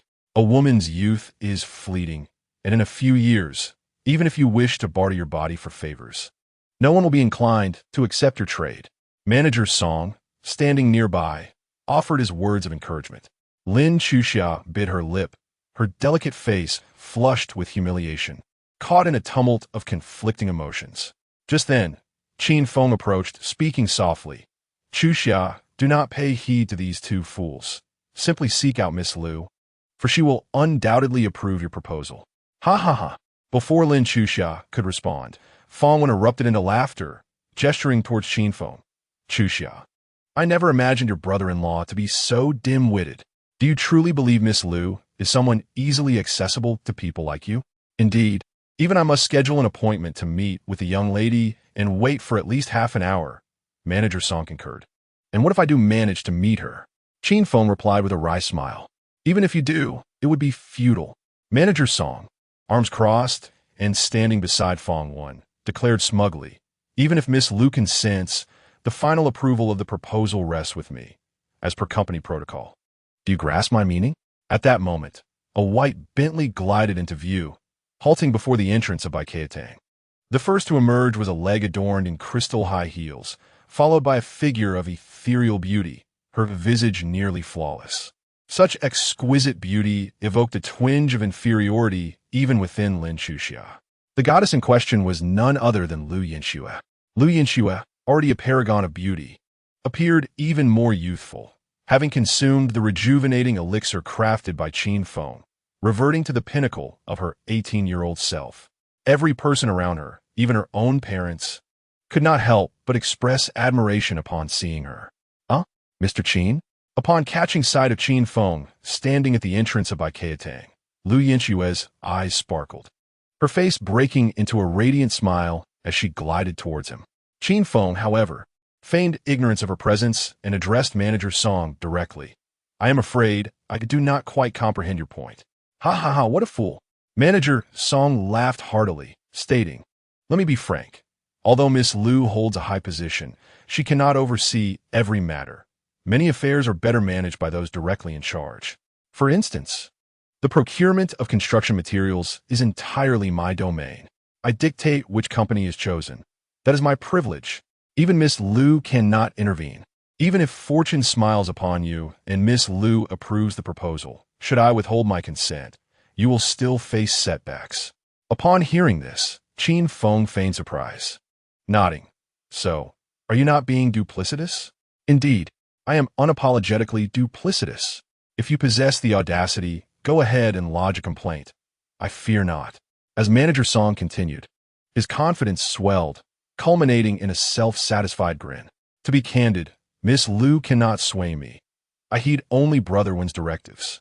At that moment, Feng Wen, standing by, suddenly sensed a shift, turning abruptly to see the esteemed Miss Lu Yinxue striding towards them. Her face darkened with fury, evidently having overheard every word. Feng Wen was suddenly jolted awake. His amicable relationship with Manager Song stemmed from the fact that the Feng family was also entrenched in the construction industry. The renovation project for the Liu family's Baiketang was entirely under the Feng family's purview. A lucrative contract that yielded substantial profits for them, while also providing numerous kickbacks to Manager Song. Naturally, in their pursuit of profit, the Feng family often compromised on the quality of construction materials. However, these transgressions were suppressed by Manager Song, who refrained from reporting them to the Liu family's management. If these matters were to reach Lu Yinxue's ears, it would spell disaster not only for Manager Song, but for the entire Feng family as well. Manager Song, enough. Feng Wen quickly interjected, slapping Manager Song lightly. When it comes to dealing with such ungrateful wretches, you need not hold back. Since I have accepted your money, I am obliged to assist you. Despite the numerous safety issues that arose during your family's projects, I managed to keep them under wraps. A mere woman cannot cause us any trouble, Manager Song boasted, patting his chest confidently. Damn it, Feng Wen felt an overwhelming urge to weep, wishing he could kick this fool, Manager Song, on the spot. Wengo, what troubles you? You appear rather pale. Is it that you've seen a ghost? Noticing Feng Wen's pallor, Manager Song could not resist cracking a joke, only to feel a sudden chill run down his spine. Chapter 68, Depart. Manager Song, you certainly have a grandiose attitude. A chilling voice suddenly echoed from behind. Manager Song instantly shivered. Having worked for the Liu family, how could he not recognize the source of that voice? With great stiffness, Manager Song turned to face the speaker. Miss, I apologize.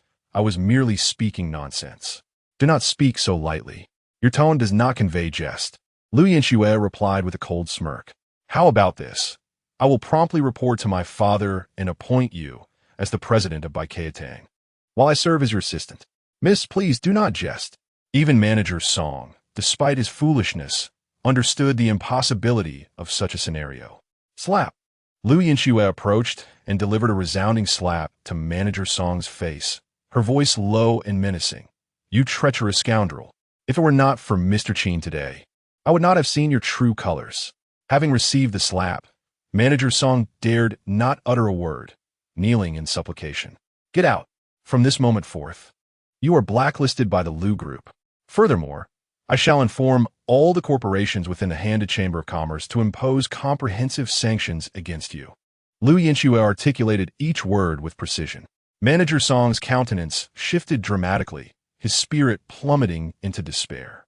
Miss, are you truly forcing me to the brink of ruin? Wengo, please say something on my behalf. In his desperation, Manager Song placed his last hope in Fongwen. You fool. Fongwen secretly cursed, remaining silent, afraid to speak. The Fong family had recently risen to prominence, establishing themselves as a third-tier power in Handu. Yet before the Liu family, one of the 8 esteemed clans, they appeared insignificant. Moreover, the majority of the Fong family's profits were derived from dealings with the Liu family. It could be likened to a leech clinging to the leg of the Liu family, surreptitiously drawing blood while they remained unsuspecting. Seeing Fongwen remain mute, Manager Song was engulfed in despair, his voice heavy with desperation. Miss, I implore you to grant me a chance for survival. Otherwise, I shall find myself unable to endure. Depart. Liu Yinxue scoffed coldly, showing no mercy toward such nonsense. Damn it. Then I shall fight you to the bitter end. Manager Song suddenly erupted with fury. Everything he possessed was granted by the Liu family, and having just taken a loan to purchase a house and a car, he owed the bank several tens of millions. Losing his job would mean utter ruin. With a resolve for mutual destruction, Manager Song abruptly drew a folding knife from his person and lunged violently at Liu Yinxue. At that critical moment, Qin Feng appeared before Liu Yinxue, delivering a swift kick that sent Manager Song flying several meters, causing him to spit a mouthful of blood onto the ground. Moments later, security personnel arrived in droves. Seize this scoundrel and take him to the police station. Ensure he never sees the light of day again, Liu Yinxue said through gritted teeth. Oh, and that person's surnamed Fong. She then pointed towards Fongwen, who was attempting to sneak away. You conspired with this Song fellow, engaging in illicit operations and passing off inferior goods as quality. The Liu family will investigate this matter thoroughly. Prepare for court, Fong Group. Miss Liu, please don't. Fongwen's body went limp, collapsing to the ground. The Fong family had extracted billions from the Liu family. Should the Liu family see compensation, it would amount to at least tenfold, totaling several billions. Otherwise, he would face a lifetime in prison. Regardless of the outcome, Fongwen was doomed. Mr. Qin, I truly appreciate your intervention. Had it not been for you, I shudder to think.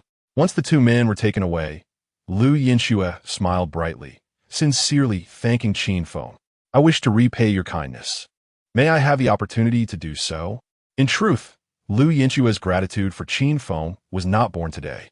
The matter regarding the beauty-enhancing elixir had already filled her with joy, making her wish to present herself as a gift to him in appreciation of his assistance. It was evident that Qin Feng sensed Liu Yinxue's intentions. He rubbed his nose and replied nonchalantly, "It was merely a trifling effort.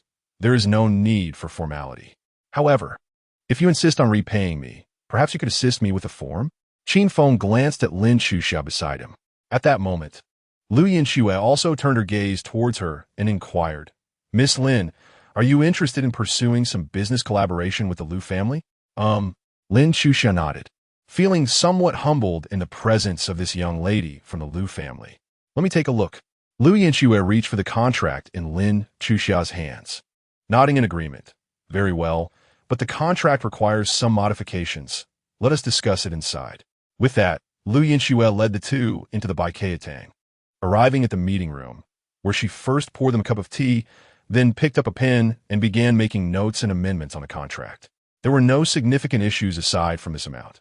5 million is rather unsuitable, Lu Yinxue remarked casually. Upon hearing this, Lin Chuxia's heart tightened. This 5 million represented the total price of the building materials. If the deal went through, the profit would be approximately 20%, equating to 1 million. However, Lu Yinxue's dissatisfaction with this figure would undoubtedly affect the final profit, just as Lin Chuxia anxiously pondered how to initiate negotiations. Lu Yinxue took the pen and simply added an extra zero to the original figure. The order of 5 million is simply too insignificant. I can hardly be bothered to sign it. Since you were introduced by Mr. Qin, I shall show him some courtesy and allow you to handle a sum of 50 million instead, with Miss Lin acting as your full proxy. Is that acceptable? Lu Yinxue blinked her beautiful eyes, gazing at Qin Feng, seeking his opinion. Qin Feng, distracted, turned to Lin Chuxia. Chuxia, what do you think? If it's insufficient, we can increase it. Lin Chuxia, momentarily at a loss for words, fidgeted before hastily responding. If Miss Lu has no objections, then I have none either. I agree. Her aim was to negotiate a deal of 500,000, yet Lu Yinxue had unexpectedly magnified it tenfold to 50 million. Even her second uncle, Lin Qingshan, would not have anticipated such a turn of events. Then it's settled. Lu Yinxue swiftly inscribed her name on the document. Following suit, Lin Chuxia also signed her name. Thus, a contract was formally established. Subsequently, Lu Yinxue tapped her forehead, expressing a hint of regret. Mr. Qin, the medicinal herbs you require will not arrive in Handu for another couple of days. That is quite all right. Just contact me when they arrive. Qin Feng nodded in acknowledgement. At this moment, with a prime location for cultivation secured, he was in no rush for the herbs from Lu Yinxue. Granting her additional preparation time would only enhance the quality of the materials. Afterward, Qin Feng took his leave alongside Lin Chuxia. Once they exited the Baichao Hall, Lin Chuxia finally posed a question that had lingered in her mind for quite some time. Qin Feng, please be honest with me. Is there something going on between you and Miss Lu? Chapter 69. Lin Iran speculations, is there something going on? Qin Feng was momentarily taken aback, looking up at Lin Chuxia and noticing her expression of doubt, which struck him as peculiar. What do you mean? Lin Chuxia's eyes widened in indignation as she retorted.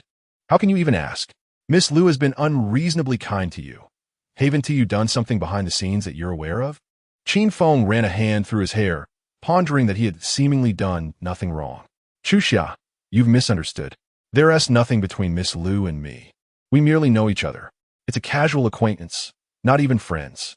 Previously, I needed herbs to concoct a remedy for my mother's ailment, and I sourced them from Miss Lu. So, I suppose we can be considered business partners?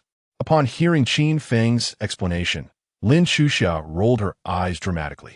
As a woman, she was always attuned to the nuances of detail and could clearly see that Miss Lu's eyes sparkled whenever she looked at Qin Feng. A gaze that certainly did not belong to an ordinary friend. This fellow, Qin Feng, was utterly outrageous. Lin Chuxia was so incensed that she could not help but huff in frustration.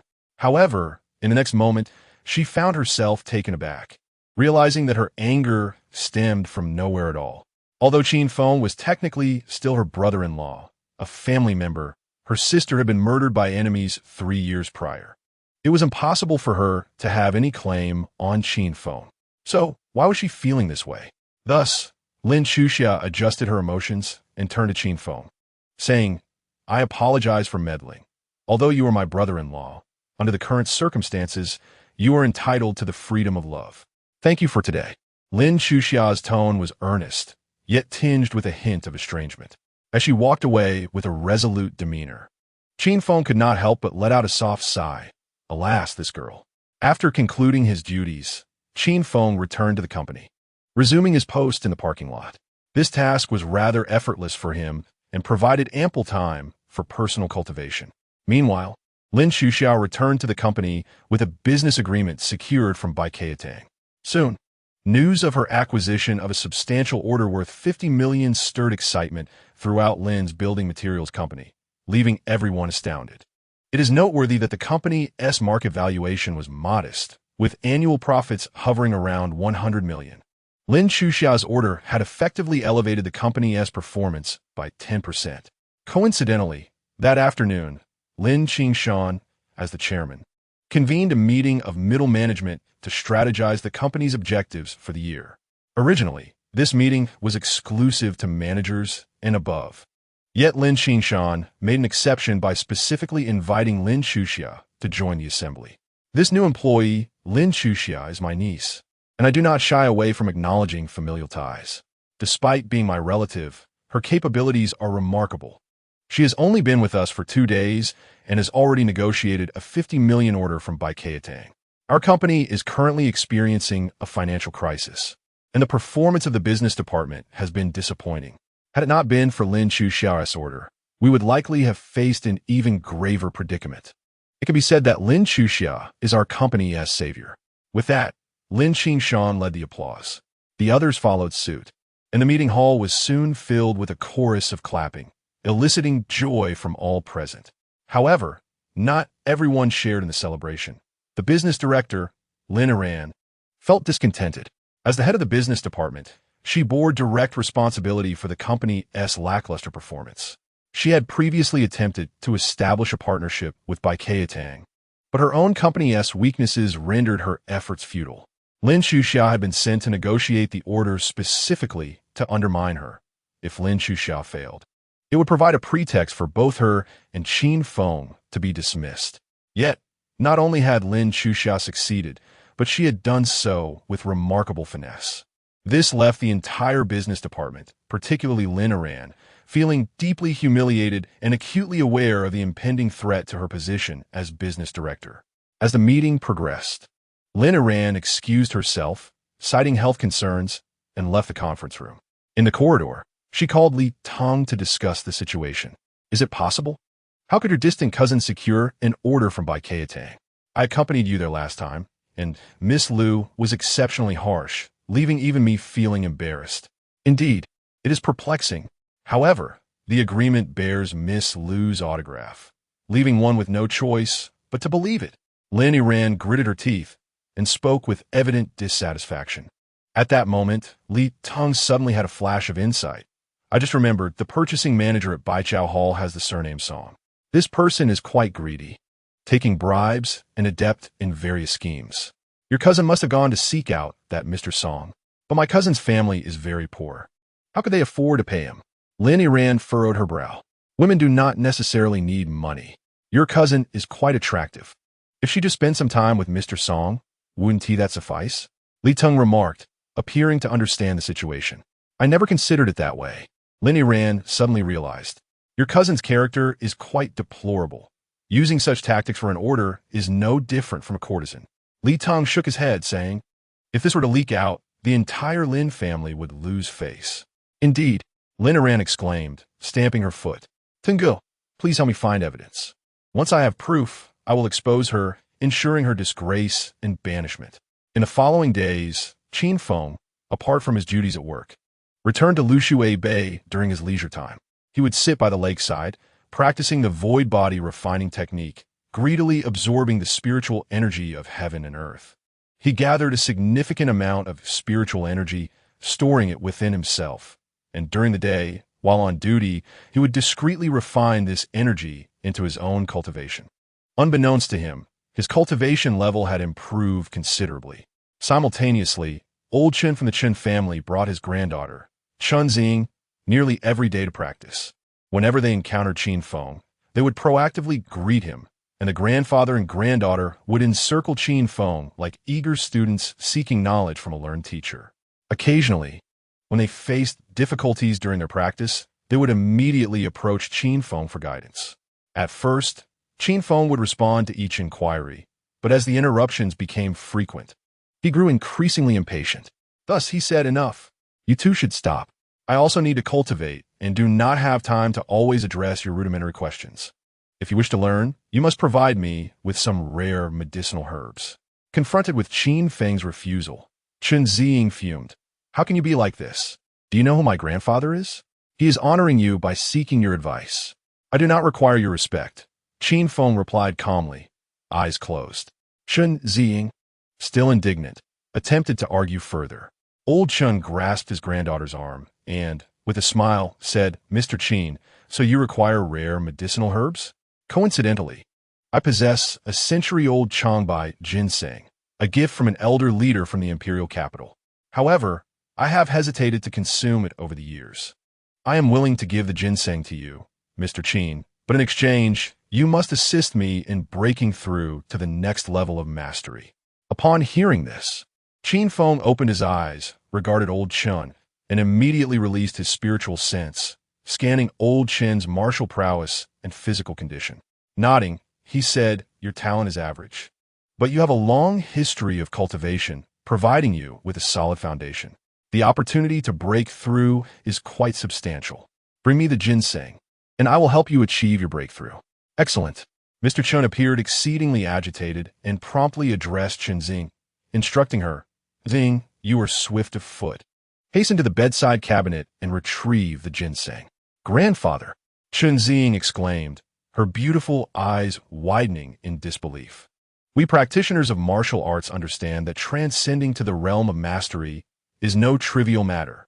The martial path resembles a mountain ascent, with each step representing a significant challenge. I concede that this individual possesses some skill, yet it is implausible for him to facilitate your elevation to the master level in such a brief period. He must be deceiving you, attempting to swindle our esteemed Chun family of our rare medicinal herbs. That wild ginseng from Changbai is worth a fortune.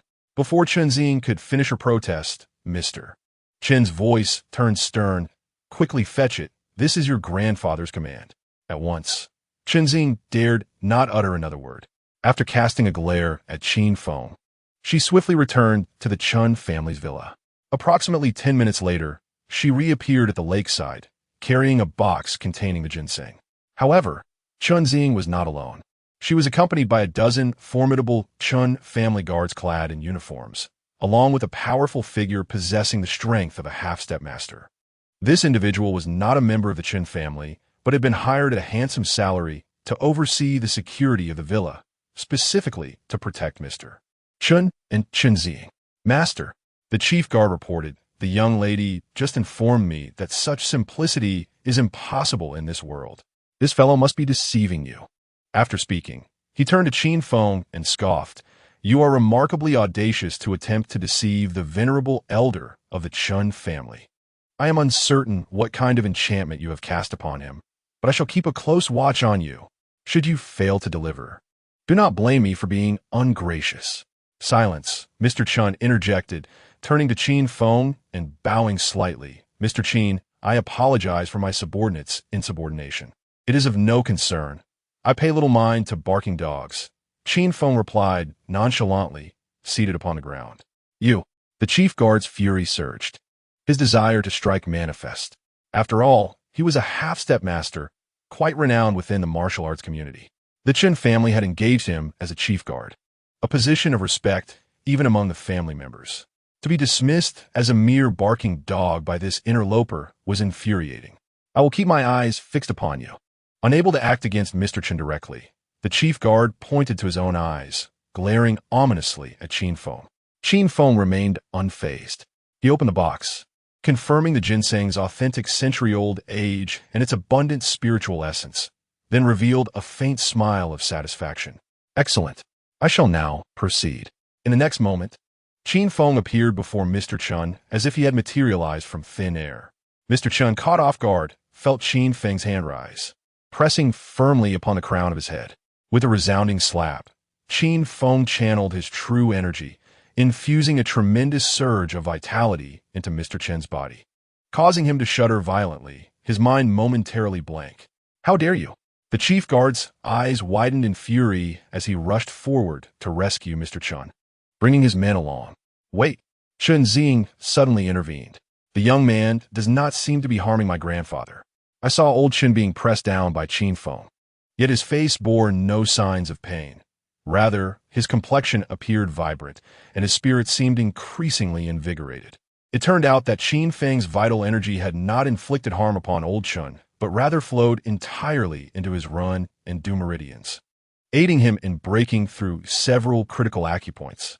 The reason old Chun, at his advanced age, had yet to attain the status of a master practitioner was not due to any lack of talent, but rather because his cultivation technique had not been thoroughly mastered. resulting in the incomplete opening of his meridians and stagnation of his progression. Boom, boom, boom. Within old Qin's body, the sounds of blocked acupoints being unsealed echoed, and his cultivation level rapidly ascended. However, old Qin's body struggled to withstand the intensity, and suddenly, 2 streams of blood flowed from his nose.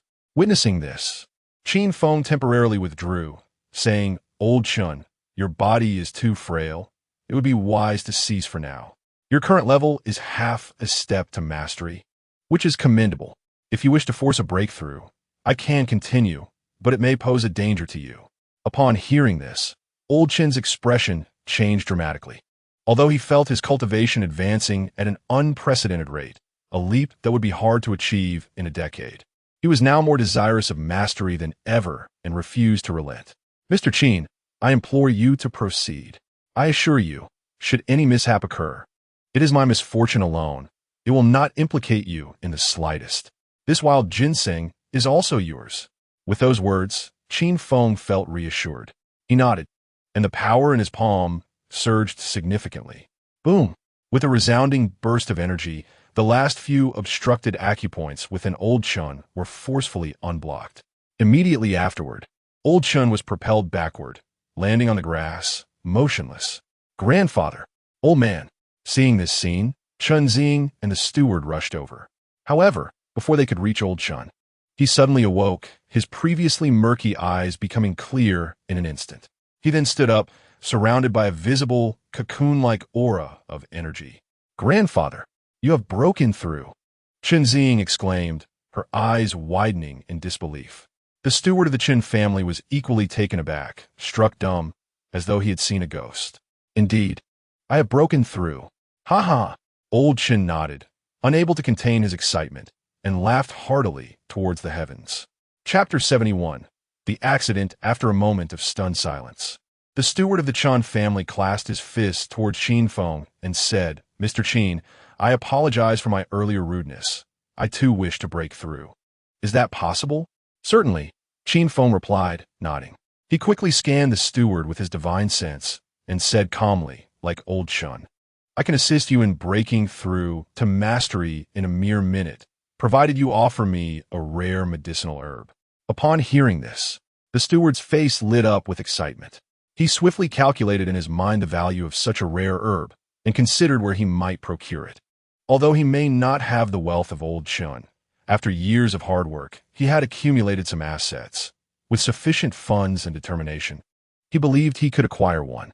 For a martial artist, the greatest dream of a lifetime was to break through to a higher realm and attain the status of a master. "Certainly, Mr. Qin. As soon as I procure the rare medicinal herbs, I shall pay you a visit immediately." The steward performed a respectful gesture towards Qin Feng and then discreetly withdrew. At that moment, Elder Qin approached, clasping his hands in greeting. "Mr. Qin, your remarkable prowess is indeed commendable. You truly deserve the title of the foremost figure in Jiangzhou." Qin Feng furrowed his brow slightly, a flicker of wariness igniting in his eyes. "You are acquainted with me?" Elder Qin, no longer concealing his intentions, chuckled heartily. "Indeed, Mr. Qin rose to fame through his exploits in Jiangzhou. Who could possibly be unaware of your esteemed name? Yet, I did not foresee your arrival in Handu. If my conjecture is accurate, you must have unearthed some clues and come to Handu to further investigate the truth behind the Lin family's tragic demise. Should my assumptions hold, I have a few suggestions that I hope you will consider." "Speak," Qin Feng replied, narrowing his eyes as he regarded Elder Qin.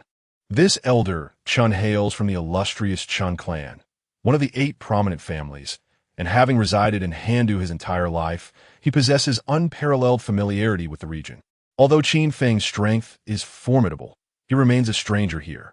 The Gao family, who has formed enmity with Mr. Qin, ranks 3rd among the 8 great families, possessing a first-tier strength, and maintains an amicable relationship with the 2 leading clans. In contrast, our Qin family ranks 5th, while the Yi and Lu families, with whom Mr. Qin has allied, are not Marshal clans, being the 2 weakest among the 8 renowned families. Thus, should Mr. Qin wish to confront the Gao family, he must rely on his own might, as we are of little assistance. Elder Qin spoke with utmost sincerity. I do not expect to rely on others. Qin Feng replied coolly. Elder Qin nodded in acknowledgement and continued. It is remarkable that someone as young as you, Mr. Qin, remains humble and composed. Your steady temperament is truly admirable. To speak candidly, the Gao family boasts over 10 martial masters, and the one you dispatched, Wu Qingtian, was merely a one-star master. Akin to myself, among the lowest tier of masters. The most formidable among them is the Gao family's patriarch, Gao Xianglong, who has been in seclusion for over a year now. Upon his emergence, he is certain to attain a mastery level beyond that of 2 stars. Mr. Qin, you must exercise caution. If you do not possess absolute certainty, it is prudent to avoid prematurely revealing your identity. Qin Feng sat in silence, refraining from expressing his thoughts. Elder Qin's words indeed provided him with considerable insight. It appeared there were hierarchies even among masters, with individuals like Wu Qingtian and Elder Qin being classified as one-star masters. The weakest among them. What, he pondered, constituted the strength of a 2-star master? Qin Feng had yet to encounter one. Although he could vanquish a master, his own cultivation level remained insufficient, still stagnating at the 9th level of qi refinement. He must hasten to break through to the next realm and enter the transcendent stage. Upon entering transcendence, one's innate abilities would manifest, marking the true disparity in strength between practitioners and martial artists. Qin Feng mused silently to himself. At that moment, Qin Feng received an urgent call from Lin Chuxia. Where are you? Her anxious voice echoed through the phone. You must come to the hospital at once. Mom has been in an accident. What? Qin Feng's countenance shifted dramatically, and he sprang to his feet, hastily bidding farewell to Elder Qin before racing towards the hospital with utmost urgency. On the way, Qin Feng learned about the unfolding incident. Just as he was guiding old Qin to break through his boundary, Lin Chuxiao was taking her daughter Zhanglan for a stroll when they were suddenly struck by a speeding Lamborghini. Lin Chuxiao emerged unscathed, but Zhanglan, along with her wheelchair, was thrown a considerable distance and lost consciousness on the spot, necessitating an ambulance to the hospital. When Qin Feng arrived at the hospital, he found that Zhanglan had regained consciousness, bearing only a few superficial injuries. Aside from the shock, she was otherwise all right, which brought him some relief. The reckless driver exhibited an appalling demeanor. Despite being the one who sped and collided with them, he had the audacity to berate them after exiting his vehicle. Upon noticing the police's arrival, he brazenly fled the scene. Lin Chuxiao expressed her outrage. At that moment, Lin Chuxiao received a phone call from the police station, her face lighting up with joy as she turned to Qin Feng, saying, Qin Feng, the officer just called to inform me that they have apprehended the driver and are currently taking a statement at the station. I need to attend to my mother and cannot leave her side. Could you handle things at the police station? Nodding in agreement, Qin Feng made his way to the precinct. Inside, Li Teng was confined in the interrogation room. Although handcuffed, he remained unperturbed, disdainfully addressing the interrogating officer with a scoff. Do you even know who I am? Mr. Li, we have seen your identification, so we are well aware of your identity, replied a young police captain, maintaining his composure. Since you know, why don't you let me go? Do you think I want to make a call to have your superiors come and apologize? You'll be out of job, Li Teng retorted with arrogance. He showed no willingness to cooperate during the interrogation, instead reclining in his chair with an air of superiority. Li Teng boasted the bloodline of the Li family, which ranked 4th among the 8 noble houses. Although his standing within the family was not high, in the outside world, he was treated as royalty, capable of resolving any trouble he encountered. How about this? Contact them, and we can negotiate a sum for compensation to settle this matter, Li Teng suggested casually, lighting a cigarette. The young captain was inclined to this approach, stating, I've already notified the victim's family, and they are on their way. You can negotiate with them when they arrive. It would be best if you could reach an amicable resolution. Otherwise, we will have to proceed according to protocol. Approximately 5 minutes later, the door to the interrogation room swung open, revealing a tall figure entering. It was Qin Feng, his expression dark and his gaze surveying the room before settling on Li Teng, who, upon recognizing him, momentarily froze before breaking into a delighted grin. What a coincidence! So, The woman in the wheelchair is your mother? Yes, indeed. What a coincidence, Qin Feng replied slowly, his eyes fixed on Li Teng as though he were gazing upon a mere corpse. Li Teng was completely indifferent to Qin Feng's emotions. To him, this impoverished relative of the Lin family was hardly worth his attention. A mere dismissal would suffice to amuse this fellow. Kid, consider yourself fortunate this time. I just received a call. The injuries of that girl are indeed severe. This card holds 100,000 yuan, more than enough for her treatment and the finest nutritional supplements. While speaking, Li Teng propped his leg up and waved a bank card in front of Qin Feng. He then produced a letter of understanding. Were it not for Lin Aran's sake, I wouldn't even offer you 10,000. Signed quickly before I change my mind. Li Teng pushed the letter towards Qin Feng. The officers in the room exhaled in relief. Although Li Teng's demeanor was somewhat arrogant, at least he was willing to offer money for reconciliation. Now, it depended on Qin Feng's response. Qin Feng picked up the letter of understanding and glanced at it. Just as everyone anticipated he would sign, he suddenly ripped the document in half. What the hell are you doing? Li Teng was momentarily stunned, his good mood evaporating. The officers furrowed their brows, puzzled by Qin Feng's intentions. Qin Feng, are you implying you do not wish to reconcile? You, a mere son-in-law of the Lin family, dare to oppose me, the young master of the Li family? Are you refusing to drink the wine offered and instead seeking punishment? Li Tem's nadat. The atmosphere in the room became instantly tense.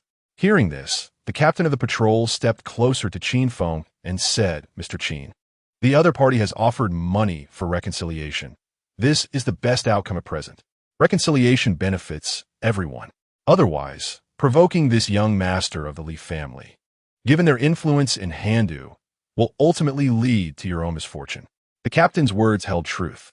Most individuals would recognize the consequences of crossing one of the 8 prominent families in Handu. Even a minor loss would be accepted, as defiance could lead to dire repercussions, even threatening their lives. The captain's advice was well-intended. Qin Feng tossed the torn letter aside and said, I never said I wouldn't reconcile. Li Teng and the captain were momentarily taken aback, unsure of the young man's intentions. If you're willing to reconcile, why did you tear the letter? The captain inquired, perplexed. Qin Feng replied, because I do not want the money. Li Teng's interest was piqued. Not wanting the money? It seemed this fellow was indeed intimidated by the Li family's status, too afraid to even accept the money. With this thought, Li Teng's gaze toward Qin Feng grew even more disdainful. Very well, I shall draft a new letter of understanding, and you can simply sign it, Li Teng said. Agreed. Qin Feng nodded. However, simply forgiving young Master Li without some form of restitution would not sit well with my mother. I only ask for a small condition. Li Teng, unconcerned, replied, Speak freely. I am not unreasonable and will not let you suffer unduly. Please, state your small condition. Qin Feng said, All I ask is for young Master Li to stand and allow me to slap him once, and this matter will be settled. A slap? Li Teng was taken aback. Are you certain you only wish for a slap, rather than the 100,000 in compensation? Qin Feng stated earnestly, Indeed. Li Teng glanced at the captain, contemplating whether to allow this slap to settle the matter. What do you think? The captain of the police squad declared. As long as you can obtain the victims and their families' forgiveness, you may resolve this matter as you see fit. With this assurance from the captain, Li Teng felt a weight lift from his shoulders. He was invited to serve as a witness, and then leaned closer to Qin Feng. Qin Feng, you truly are something. You would forego 100,000 yuan just for a slap for me? If only more such opportunities arose. I could make you bankrupt with my generosity. Come on, hit me. As a businessman, Li Teng placed immense value on profit. Moreover, he was utterly unconcerned about the consequences of Qin Feng's slap. How severe could it be? Could it even prove fatal? Qin Feng narrowed his eyes, observing Li Teng's face as it drew near, and concentrated his strength into his palm. Li Shao, brace yourself, he cautioned. Quit dawdling. If you don't make a move, I will slap myself. Li Teng urged impatiently. Suddenly, a gust of wind surged forth like a tempest. Li Teng glanced sideways just in time to see a colossal hand descending with tremendous force, akin to a mountain being crushed, leaving him pale and trembling in fear. No, a realization dawned upon him, and he attempted to retract his earlier bravado. However, This slap had been specifically prepared for him, intended to avenge Jianglan, leaving Li Teng no opportunity to evade. Smack! The resounding sound of the slap echoed throughout the room. Li Teng let out a wretched scream as his body spun through the air like a top, crashing to the ground with a loud thud, landing in a most undignified manner. Gasp! The onlookers in the room were left in stunned disbelief. Was this truly just a slap? Li Teng appeared as if he had been struck by a speeding vehicle. "Mr. Li, are you all right?" The captain inquired, brow furrowed. Li Teng shakily rose from the floor, vigorously shaking his head, struggling to articulate. "What did you say? I can't hear you clearly. Damn it, am I deaf?" At this moment, the captain and others were taken aback by his condition. Li Teng's mouth was bloodied, one side of his face swollen like that of a pig, and his jaw misaligned. More alarmingly, he seemed unable to hear, as if he had lost his hearing. His bones felt as if they were nearly shattered. This was undoubtedly a severe injury. After what felt like an eternity, Li Teng's buzzing head gradually began to quiet down, and he regained some composure. Although one ear was deafened, the other remained functional. Soon, he heard a voice. "Li Xiao, we are even now," Qin Feng stated nonchalantly. "Even?" Li Teng's fury ignited instantly, baring his teeth as he exclaimed. "How can you consider this even? You have left me severely injured. Arrest this scoundrel at once." He ordered the captain, seething with rage. The captain found himself in a difficult position but maintained his integrity, responding, "Li Xiao, Mr. Qin has not broken the law. We cannot apprehend someone without cause. How can you claim this isn't unlawful when I've been left in this state?" Li Teng bellowed. The captain replied, "I apologize, but this is a private matter between the two of you." Li Teng's temper flared even higher. It seemed this entire predicament was of his own making. "Very well. It appears your precinct will not intervene. I shall seek assistance elsewhere." Li Teng shot a fierce glare at Qin Feng before retrieving his phone to call his father. The call went unanswered, prompting him to contact his father's secretary, only to discover that his father was occupied in a meeting at the Li Group and unable to take calls. Glancing at Qin Feng, Li Teng's anger intensified. With his father unreachable, he resolved to seek help from another source. "You'd best not revel in your triumph. I will promptly call my cousin, Li Hanhui." With gritted teeth, Li Teng completed his sentence and dialed Li Hanhui's number. "Cousin, I have been grievously injured at the precinct." "Who? Which fool dares to lay a hand on a member of the Li family?" Li Hanhui's voice crackled with fury on the other end. Though Li Teng was merely a distant relative, he bore the blood of the Li lineage, and any affront against him was an affront to the family's honor. Li Hanhui could not abide such insolence. "Very well, let him wait there quietly. I shall be there post-haste with reinforcements." Without allowing Li Teng to finish, Li Hanhui hung up in a fit of rage and immediately gathered a group to rush to the precinct. Upon hearing that his cousin was on the way, Li Teng's previously grim countenance brightened somewhat, and he pointed triumphantly at Qin Feng, declaring, "You'd best not leave. My cousin will soon arrive, and then you shall find yourself without a place to rest in peace. And as for you, precinct personnel, prepare to face the wrath of the Li family." At these words, the faces of those in the precinct turned pale. Li Hanhui was the legitimate heir of the Li family, a true scion, and even the leaders of the precinct would not dare to raise their voices in his presence. "This is disastrous. If young Master Li comes, our precinct will be implicated. I wonder if we can even keep our jobs," murmured the officers in concern. "Brother, it's still not too late to run, otherwise. You want to have the chance later," the precinct captain kindly advised Qin Feng. Though wary of the Li family's influence in Handu, he was no lackey of the aristocracy. Upholding justice was his guiding principle. "Thank you." Qin Feng acknowledged the captain's goodwill. However, he chose not to flee. Instead, he calmly pulled up a chair, sat down, and glanced at Li Teng, saying nonchalantly, "I will remain here, waiting to see if your cousin Li Hanhui dares to make a move against me." Upon hearing this, the precinct captain shook his head helplessly, while the officers regarded Qin Feng as if he were a doomed man. Li Teng laughed derisively, even at death's door. "You dare to act brazenly. You'd best prepare several pairs of trousers to wear, lest you soil yourself in fear when confronted by my cousin." Qin Feng remained silent, a cold smile gracing his lips. Moments later, a loud bang echoed as the interrogation room door was flung open, and an officer stumbled in, shouting, "This is bad. The Lee family's warriors have surrounded the precinct. We cannot hold them back. Get out of my way." Bang! As the officer spoke, a booted foot kicked him aside, and Li Hanhui stormed in with his entourage. "Which insolent fool has harmed my cousin? Kneel before Li Hanhui at once to beg for forgiveness, or I shall ensure your demise is most excruciating." Li Hanhui bellowed from the entrance, his fury palpable. The entire police station fell into a profound silence. "Cousin, it was this scoundrel who injured me. You must let him know the might of the Li family." Upon seeing his cousin arrive, Li Teng's pained expression instantly transformed into a smile as he desperately pointed at the one who had harmed him, Qin Feng. Li Hanhui followed his gaze. Meanwhile, Qin Feng slowly turned his chair, a playful glint in his eyes as he looked at Li Hanhui. "Whom do you intend to dismember?" As Li Hanhui recognized Qin Feng, his countenance shifted dramatically. Without hesitation, he knelt before Qin Feng with a thud. "Cousin, is your knee injured?" Li Teng was taken aback by this spectacle, his voice filled with astonishment. "Silence!" Li Hanhui snapped at him.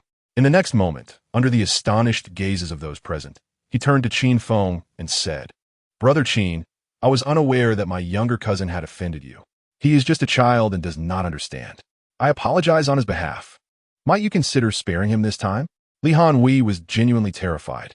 Back in Jiangzhou, he had been unnerved by Qin Feng's formidable prowess, and the incident involving the crossing dragon had left him shaken. Fortunately, it had ended without calamity. However, this time, his cousin Li Teng had directly provoked Qin Feng, dragging him into the fray. Should Qin Feng take offense, the Li family would suffer dire consequences. This act of kneeling was both a plea for Li Teng and a plea for his own mercy. Is this truly the young master of the Li family? The officers in the police station stared in shock at this scene, unable to believe that the person kneeling before Qin Feng was indeed the illustrious heir of the Li clan. It was undoubtedly true. Otherwise, who could command such a multitude of Li warriors? Wow, the young master of the Li family actually knelt before this obscure individual. What kind of background does this young man possess? Even the arrogant Li Teng realized the gravity of the situation, sitting on the ground in silence. His eyes filled with disbelief as they met Qin Feng's gaze. Qin Feng glanced at the kneeling Li Hanhui. The matter at hand was not trivial. Fortunately, Jiang Lan had awakened and her injuries were not severe. Otherwise, it wouldn't just be Li Hanhui facing his wrath, but the entire Li family would bear the brunt of it. "Take Li Teng away. I do not wish to witness such occurrences again," Qin Feng stated firmly. "Understood." Upon hearing this, Li Hanhui recognized that Qin Feng would not pursue the matter further, and he felt an immense sense of relief. As he rose, he was already drenched in cold sweat. It seemed this act of kneeling had not been in vain, having secured a semblance of peace for the Li family. "I shall take my leave now."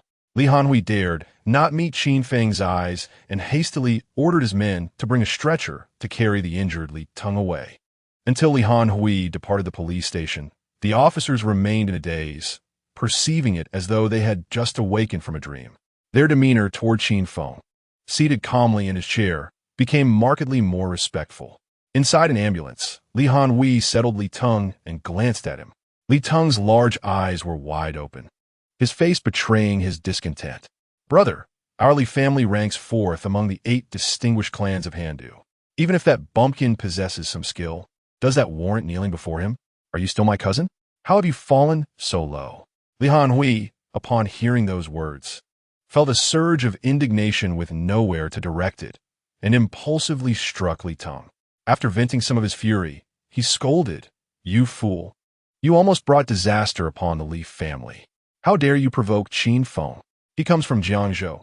Just think about the recent events there." With that, Li Hanhui threw him into the car and departed. Jiangzhou? Li Teng lay in the vehicle, his pupils dilating in shock. Though his cousin had not explicitly stated it, Li Teng immediately recalled the recent turmoil in Jiangzhou, along with the rumors that their family had offended a formidable figure, resulting in the death of a master. That formidable figure was indeed from Jiangzhou. In an instant, he grasped the true identity of Qin Feng. Lying in the car, an overwhelming chill enveloped him, causing him to tremble uncontrollably. He had narrowly escaped from the clutches of death. Chapter 74. Suspicion. The construction materials company under the Lin Group had secured a 50 million order from Baikea Tang, invigorating the spirits of the entire corporate hierarchy. Lin Qingshan, the CEO, was particularly elated upon receiving the news. He promptly called his sister-in-law, Jiang Lan, inviting her, along with Qin Feng and Lin Chuxia, to dine at the villa. Jiang Lan, having swiftly recovered from her injuries due to a recent car accident thanks to Qin Feng's assistance, did not even require hospitalization. Upon receiving the call, she instructed Qin Feng and Lin Chuxia to prepare for dinner at her uncle's house. Greenwater Bay. The Lin family villa was aglow with lights. Lin Qingshan, beaming with joy, served Lin Chuxia a piece of sweet and sour pork ribs, saying, "Chuxia, you have worked hard these past few days. Do eat more." Lin Chuxia, taken aback by the praise, replied, "Uncle, please do not say that. I merely fulfilled my duties." Not just fulfilling duties. You have essentially salvaged my uncle's company. This order is exceptionally well executed, far surpassing what we could have hoped for. Lin Qingshan generously commended her, before turning to his own daughter. "You should learn from Chuxia. If she can achieve such results, why can't you?" While his tone bore a hint of sternness, it was also laced with earnest hope for his daughter's future. Lin Iran retorted, visibly displeased, "Dad, how am I inferior to Lin Chuxia? I've encountered many women like her, willing to compromise their dignity for money. Do you wish for your daughter to secure orders through such means?" As her words hung in the air, the atmosphere at the dining table grew tense and silent. Lin Chuxia discreetly bit her chopsticks, feeling aggrieved by her cousin's accusations. "It is not like that." She yearned to clarify her stance, but Lin Iran pressed on. "What do you mean it's not like that? I have heard of your exploits in Jiangzhou. For the sake of money, you would associate with any man." Lin Chuxia's beautiful eyes widened in disbelief, tears of frustration welling up as she absorbed the falsehoods being hurled at her. Qin Feng, unable to bear the situation any longer, was about to speak when Lin Qingshan suddenly slammed the table, exclaiming, "Silence! What nonsense are you spouting? Do not speak baseless accusations." Lin Iran huffed in annoyance, her expression revealing her displeasure. "Chuxia, I apologize. Iran has been spoiled by me, and she is growing increasingly willful. Do not take her words to heart." Lin Qingshan spoke with deep remorse. "Second brother, it's nothing. Consider it a test for Chuxia. After all, securing such a substantial order is indeed beyond her current capabilities." Inevitably raising suspicions among others, Jiang Lan replied calmly. Listening to her mother's words, Lin Chuxia felt her heart gradually settle. Indeed, it is not easy for a girl to grow. Even a slight effort might lead to being scrutinized through a biased lens. Lin Qingshan remarked helplessly. Lin Iran, however, was increasingly displeased with her father's insinuations. "Dad, that sounds rather unreasonable," she retorted. Lin Mu interjected, "Girls don't need to strive too hard. Careers are meant for men, while women should focus on supporting their husbands and raising children. Our family may not be particularly affluent, but she has befriended a young master like Li Teng, who seems to have some interest in her. If she marries into the Li family, even if she does nothing, she will never have to worry about money." Lin Qingshan was momentarily taken aback. Lin Iran added, "My mother is right. What does a mere 50 million order signify? If I can win over young Master Li, the profits for our Lin family could reach billions or even tens of billions annually. Some women only manage to secure a small 50 million order by sheer luck. The money I earn for the company in a year will far surpass what they could achieve in a lifetime." With that, Lin Iran lifted her head proudly. Lin Mu chuckled, "In this Lin family, it's our daughter who truly matters. She is the golden phoenix of the Lin family. Once we secure young Master Li, we will have the Li family as our stronghold." Some women may appear triumphant now, but in the future, they will only be left to envy. The some women clearly referred to Lin Chuxia. Having heard her mother and sister's words, Lin Chuxia suddenly felt small and her spirits dampened. Indeed, Lin Iran had the Li family as her support, while she was all alone, lacking even a reliable man. She mumbled softly, her voice barely above a whisper, but it was clearly heard by Qin Feng. "Chuxia, I could be your support," he said to her. "Really?" Lin Iran chuckled lightly. "Are you trying to compare yourself to young Master Li?" Lin Mu could not help but laugh. A poor lad marrying into the Lin family. What could he possibly use to compare? The disparity between them is worlds apart. One is in the heavens, the other in the muck. The atmosphere at the dining table turned awkward. Lin Qingshan stood to ease the tension. Let us not say it like that. Qin Feng just lacks a platform for development. Given the opportunity, he could be just as good as Li Tong. Lin Mu interrupted dismissively. Old Lin, don't be ridiculous. Someone like him doesn't he even have the qualification to serve tea to young Master Li. Sighing, Lin Qingshan fell helpless as she became increasingly outrageous. Yet, Qin Feng remained unfazed, smiling as he said, Annie, if I were to serve tea to Li Tong, I fear he might soil his trousers. What? Lin Mu doubted her hearing. Lin Yiran pouted and coldly remarked, Qin Feng, don't boast. I just called young Master Li, and he should be arriving soon. It would be best for you to kneel before him and admit your mistakes, lest you implicate our Lin family. She was elated by the news of Li Tong's impending arrival, yet fearful that Qin Feng might ruin her plans, so she issued a warning in advance. Qin Feng merely smiled in silence, scoffing, If you seek your own demise, I shan't intervene. Lin Yiran, seeing Qin Feng's obstinacy, chose to ignore him. Moments later, Li Tong limped into the Lin residence, and Lin Yiran rushed to greet him. Young Master Li, what has happened to you? She inquired, astonished at his disheveled appearance. It's nothing, just a little fall. Li Tong casually fabricated an excuse. Lin Yiran, undeterred, swiftly pointed towards the dining table and took the opportunity to complain, just now. Someone took advantage of your absence to humiliate you, claiming that you wet your pants in fear upon seeing him. Who dares to speak such outrageous words? Li Tong's fury ignited instantly as he followed Lin Yiran's gaze, his eyes narrowing dangerously. Is young Master Li truly going to lose his temper? Lin Chuxiao voiced her concern. Need it even be said? Those who insult young Master Li shall face dire consequences. I assure you, Qin Feng will certainly receive a couple of hard slaps first. Lin Mother declared with pride. Lin Chuxia and Jiang Lan exchanged worried glances. In the next moment, to everyone's astonishment, thud, Li Tong, pallid and gritting his teeth against the pane, knelt before Qin Feng. Chapter 75. We are finished. This unexpected kneel left the Lin family utterly stunned. Young master, you have yet to marry into our family. And here you are, paying respects to us. This is quite inappropriate. Lin Mother felt a surge of joy, interpreting Li Tong's actions as a son-in-law bowing to his future in-laws. However, considering the stature of the individual before him, she felt overwhelmed and hurriedly approached to help him up. Get away. Li Ting coldly pushed her aside. Caught off guard, Lin Mother stumbled and fell to the ground. What? The onlookers gaped in disbelief, the atmosphere thick with awkwardness. Lin Mother, her face flushed, scrambled to her feet and demanded, Li Tong, if you are not bowing to us, then to whom are you? At that moment, Qin Feng cleared his throat and said nonchalantly, Rise. The three words, uttered by Qin Feng, were delivered with such casual authority, as if commanding a mere dog. Under the astonished gazes of the others, Li Tong stood up. You actually knelt before this impoverished wretch?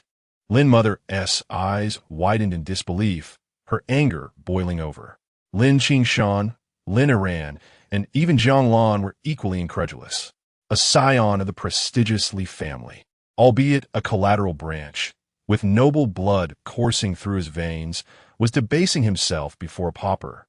Although Lin Qingshan was puzzled, he regarded Qin Feng with newfound astonishment. Lin Mother seethed with rage.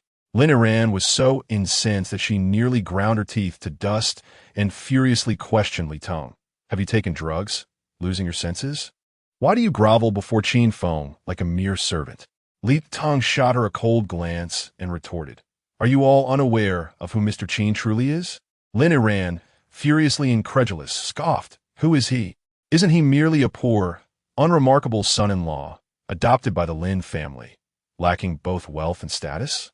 Lin's mother found this question utterly absurd and could not help but sneer derisively. Among the family, only Lin Qingshan seemed to regard the situation with any seriousness.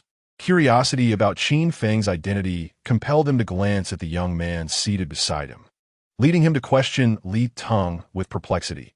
Isn't he the adopted son of my third brother? Li Ting nodded. yet simultaneously shook his head. Li Shou. Who exactly is Qin Feng? Lin Qingshan's confusion deepened with this contradictory gesture. Li Teng furrowed his brow, noting that Lin Qingshan's family was entirely unaware of Qin Feng's true identity, while Qin Feng himself showed no inclination to clarify. Fearing that his words might provoke displeasure from Qin Feng, he chose to remain silent. Redirecting his gaze, he settled on Lin Iran, inwardly resolving to keep his distance from her, having narrowly escaped harm upon entering the room. Lin Iran, it's over between us. What do you mean over? Lin Iran asked. Bewildered, Li Teng spoke with unwavering clarity. From this moment on, we are officially breaking up. What? Breaking up? Lin Iran and Lin's mother gasped in shock. Li Teng resolutely declared the end of their relationship, disregarding Lin Iran's reaction, and offered a brief nod to Qin Feng before turning to leave. Although Qin Feng remained silent, the unspoken authority emanating from him left Li Teng drenched in sweat, compelling him to depart hastily. Li Teng, don't walk away. Explain yourself. Why are we breaking up? Lin Iran trembled with rage. Having been cast aside so inexplicably, she, who had always possessed an innate beauty, found it intolerable. Yet, the thought of relinquishing the powerful backing of the Li family kept her from fully abandoning her anger, prompting her to chase after him. Lin Chuxia stood in a daze, unable to process the scene unfolding before her. She turned to Qin Feng, her beautiful eyes now tinged with suspicion. Qin Feng, what exactly have you done? Qin Feng shrugged helplessly. I have been right here. What could I possibly do? Is that so? Lin Chuxia was about to respond when a sudden wail pierced the air. Lin Iran returned, sobbing, her fair face marred by a vivid red handprint. Lin's mother felt her heart ache at the sight, instinctively knowing that this mark was undoubtedly left by Li Teng. She had only one cherished daughter, whom she had never allowed to suffer. In recent days, her daughter had faced relentless setbacks. Even the dream of associating with the powerful had been shattered. Lin's mother cast a scornful glance at Qin Feng's family, muttering, "A bunch of ill omens. Ever since you arrived, my daughter has faced nothing but misfortune." Jiang Lan and Lin Chuxia felt a twinge of discomfort upon hearing this. No one enjoys being labeled as a harbinger of bad luck. Enough, Lin Qingshan interjected. This matter has nothing to do with my sister-in-law or her family. The root cause lies with Iran herself. As the saying goes, one must be strong to climb the ranks. Aspiring to associate with the powerful often leads to dire consequences. He then added, if Iran could be as formidable as the young lady from the Liu family, would she need to rely on the Li family as favor? Upon hearing this, Lin's mother could not help but retort with sarcasm. It is the father's capabilities that empower the daughter. What skills do you possess, old Lin? Lin Qingshan found himself momentarily at a loss for words. In comparison to the Liu family, he indeed falls vastly short. Gradually, his gaze shifted to Qin Feng, and he remarked, one must not merely judge by appearances. No matter how formidable Li Teng may seem, he bowed before Qin Feng's nephew. Concealing one's true abilities is the hallmark of genuine prowess. For some inexplicable reason, he found himself increasingly favoring Qin Feng, even expressing a hint of admiration in his words. Oomph. Lin's mother scoffed disdainfully. That merely reflects Li Teng's inadequacies. He may possess a certain status, yet ultimately, he is merely a distant branch of the Li family, vastly inferior to the true heirs. Moreover, this young man has indulged excessively in drugs, rendering his mind clouded. How absurd for him to kneel before a poor boy like Qin Feng. Thankfully, we witnessed his erratic behavior today. Otherwise, had Lin Iran married him, who could foresee the dire consequences? These words unveiled Lin's mother's shifting attitude toward Li Teng. Once flattering and obsequious, she now regarded him with palpable disdain. Mother, you are absolutely right.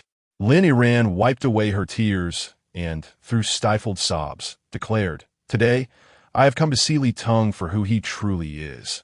He is utterly unworthy of me. Lin's mother, relieved, grasped her daughter's hand and affirmed, exactly. Since Li Teng is unsuitable, I shall introduce you to other affluent suitors. With your qualities, you are sure to find someone far superior to Li Teng. As she spoke, her gaze flicked toward Qin Feng and the others. brimming with an unspeakable aversion. "Uncle, it is getting late. We should take our leave." Qin Feng said nothing further, rising to take his leave.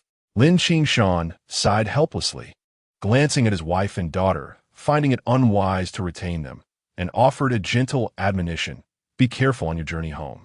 Lin Qingshan nodded in response. Subsequently, Qin Feng pushed the wheelchair-bound Zhang as they departed from the Lin family villa. "Qin Feng, speak the truth. Li Teng's behavior today was so peculiar.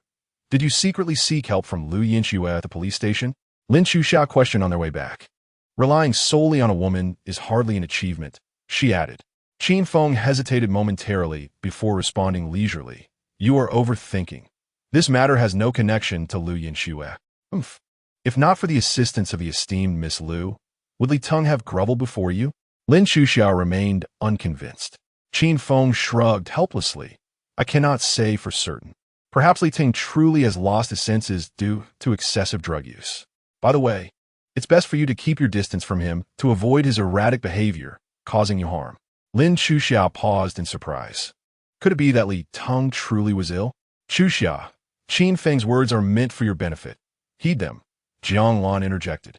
"Mother, I understand," Lin Qingshan nodded, ceasing her doubts about Qin Feng, while determining to steer clear of the unstable Li Teng in the future. As they walked under the dappled moonlight, Qin Feng's mind was awash with myriad thoughts.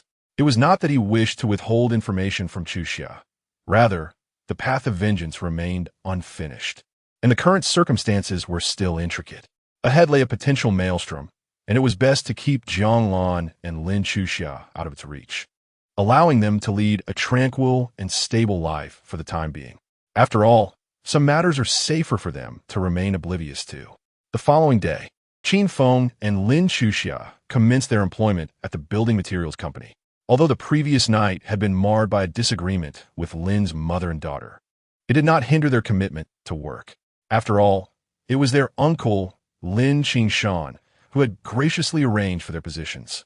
However, just as Qin Feng stepped through the doors of the security department, Manager Wu sauntered over and called out to him. "Is there something you need?" Qin Feng inquired.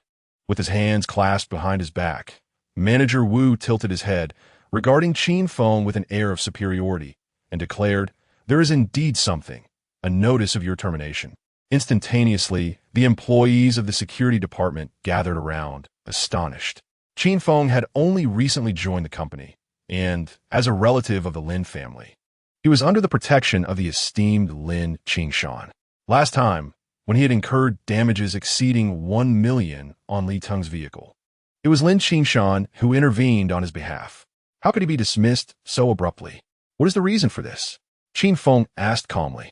Manager Wu pointed at his left foot, which had crossed the threshold first, stating, "You entered the company with your left foot, a serious violation of company policy. Thus, we must terminate your employment." A collective gasp echoed among the onlookers.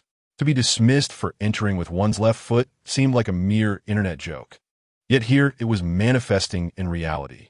It was evident that someone harbored ill will towards him, fabricating a baseless accusation. This fellow must have offended the boss, and his support has consequently vanished, speculated old Zhang. Certainly, relying on the boss's favor, he attempted to wield authority without considering his own merit.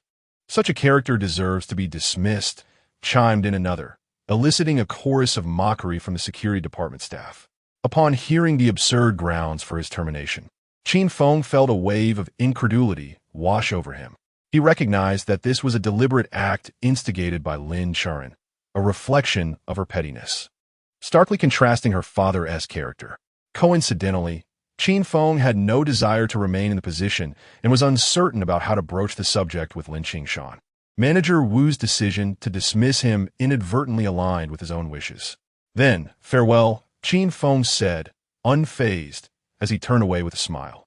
Manager Wu, witnessing Qin Feng's seemingly content demeanor despite his dismissal, felt a pang of regret and contemplated calling him back for further reprimand. Yet, Qin Feng paid him no mind, his figure receding into the distance. Moments later, Lin Qingshan arrived at the company, and, upon learning of Qin Feng's unjust termination by Manager Wu, his expression darkened. "Mr. Qin, what are you busy with?" Just as Qin Feng was about to head home, he received a call from Lu Yinxue. The rare medicinal herbs you requested are ready. Please come to Baikatang to collect them when you have the time. Qin Feng recalled having ordered some herbs days prior. I will head over immediately, he replied. Be careful on your way. There's no need to rush, Lu Yinxue advised with concern.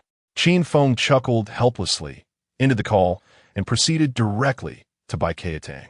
Upon entering the main store, he was surprised to see a familiar figure. It was Qin Gu, the manager of the Jiangzhou branch. The two had a cordial acquaintance. And Qin Feng greeted him. Are you here to collect supplies? Qin Gu chuckled softly, then displayed her nameplate, saying, Mr. Qin, I have been promoted.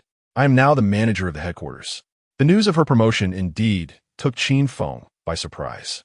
Congratulations, he replied with a faint smile.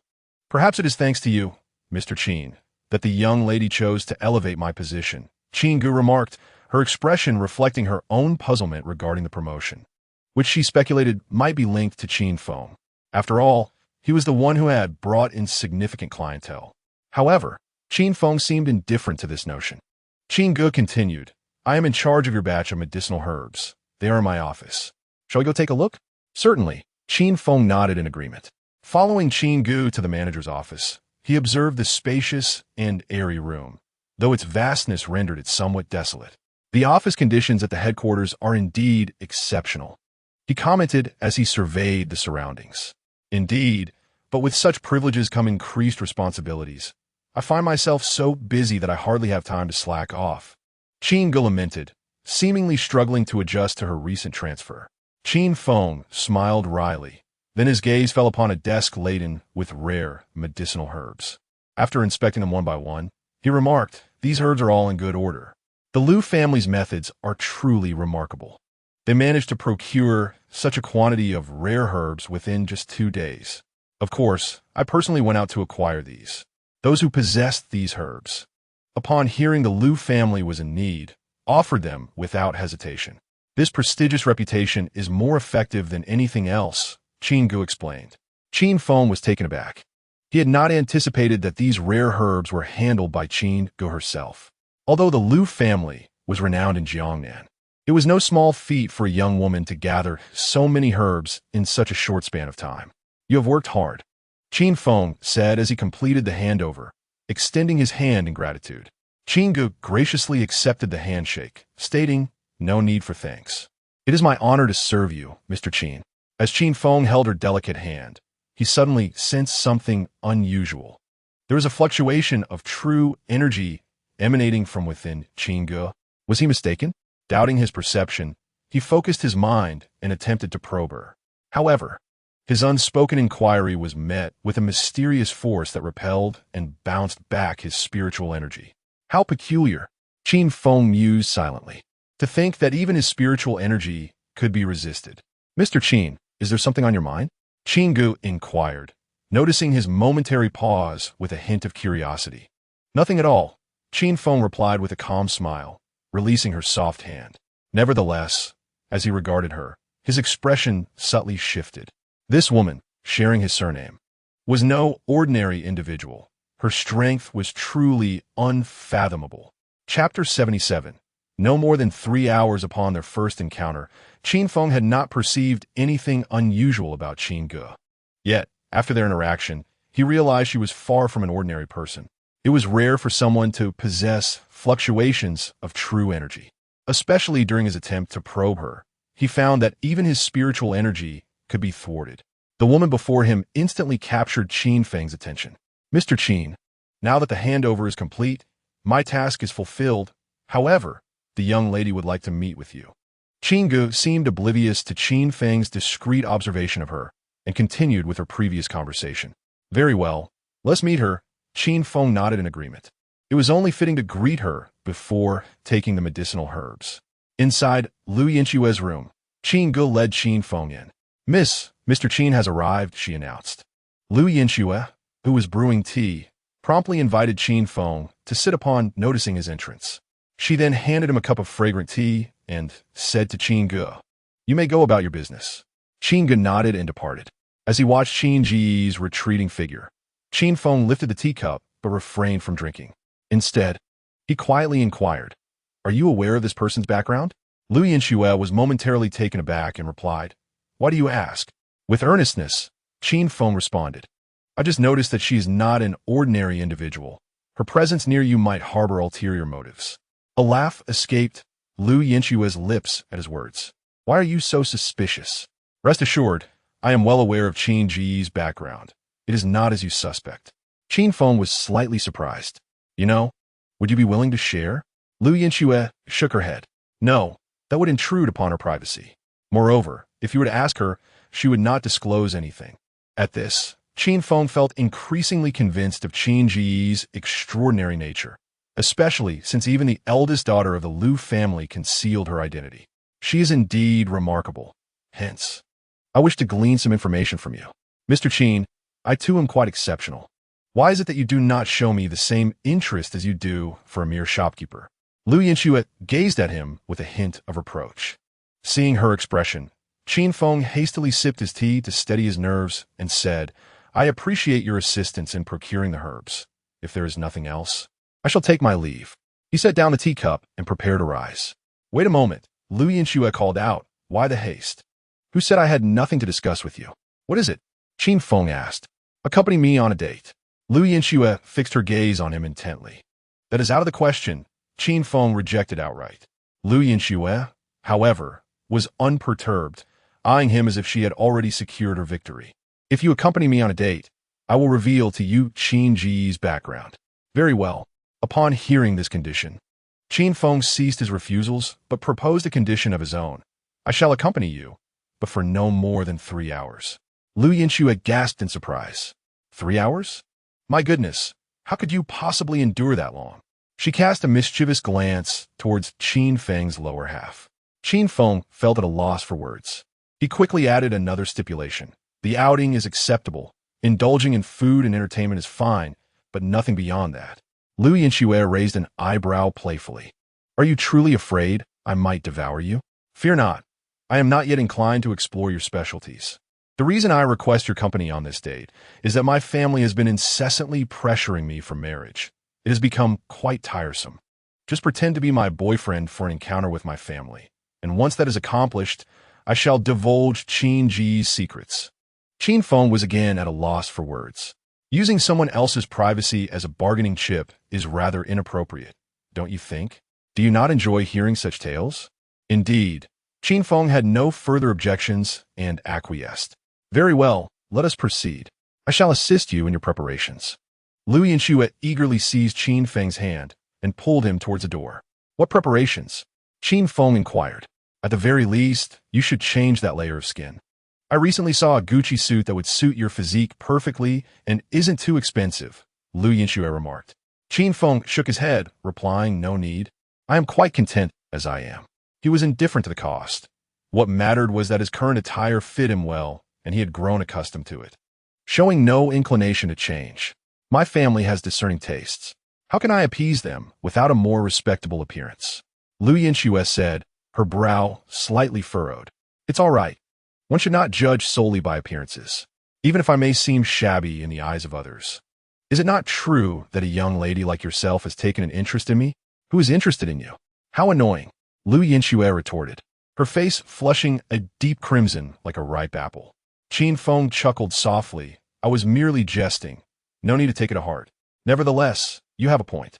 We cannot judge solely by appearances. I shall let you off this time. Come on." With that, she linked her arm with Qin Feng's, her slender figure pressing slightly against him. Qin Feng frowned, asking, "Is this really necessary?" "Of course it is. If we are to act, we must do so convincingly. We won't need to engage in any intimate gestures, will we? Though I might wish to, my parents would be displeased. Let's avoid that."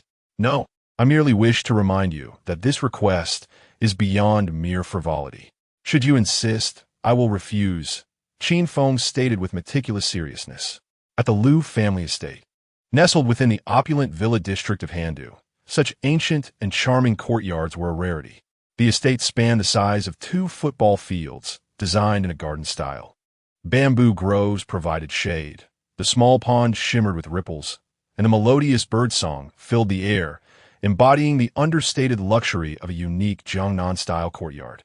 Lu Yinxue parked the car in the lot outside the gate, a domain belonging to the Lu family. From a distance, she spotted a middle-aged woman emerging from the entrance. Her attire and demeanor exuded affluence, and her well-preserved figure bore a striking resemblance to Lu Yinxue's youthful beauty. "Mom, why did you come all the way to the gate?" Lu Yinxue exclaimed in surprise, hurrying to the elegant woman. "Darling, it's not every day you find a young master. I couldn't be more thrilled to see who he is." Lu's mother replied joyfully. Lu Yinxue pouted. "Who told you he was a young master?" Just then, Lu's mother caught sight of Qin Feng behind her daughter, her expression darkening as she scolded, "You filthy beggar! What are you sneaking around my daughter for? Get lost!" Qin Feng was taken aback. Had he just been mistaken for a beggar? This was quite absurd. Were it not for Lu Yinxue's presence, he would have turned and walked away. Lu Yinxue, feeling exasperated, quickly pulled Qin Feng closer, linking her arm with his as she said, "Mom, what are you saying?" "This is my boyfriend, Qin Feng." "What? This is your boyfriend?" Lu's mother stared at Qin Feng incredulously, and upon seeing her daughter's affectionate gesture, nearly gasped in disbelief. Chapter 78. Do you deserve my daughter? "Daughter, can we not be so reckless? Can we not be a bit more serious?" Lu's mother quivered with anger. Lu Yinxue spoke with resolute conviction. "I am not being reckless. Qin Feng is my boyfriend, and I have firmly chosen him. No one else will do." "Ah, you have made your choice, have you? Very well. As a mother, I cannot control you. Go ahead and introduce your young boyfriend to your father, and we shall see if he does not suffer a stroke." Lu's mother was at a loss for words, her frustration evident as she chose to say nothing further. Lu Yinxue's assertiveness was inherited from her father, and although her mother wished to exert control, she understood the futility of her efforts, resigning herself to lead them into the house. "Please do not be upset. My mother mistakenly thought you were following me. Her impression of you may not be entirely favorable." Lu Yinxue reassured him. Qin Feng replied calmly, "I can understand."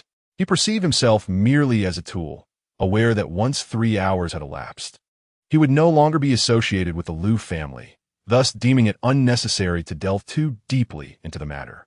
Old Lu's mother guided them into a study, which was steeped in the fragrance of books.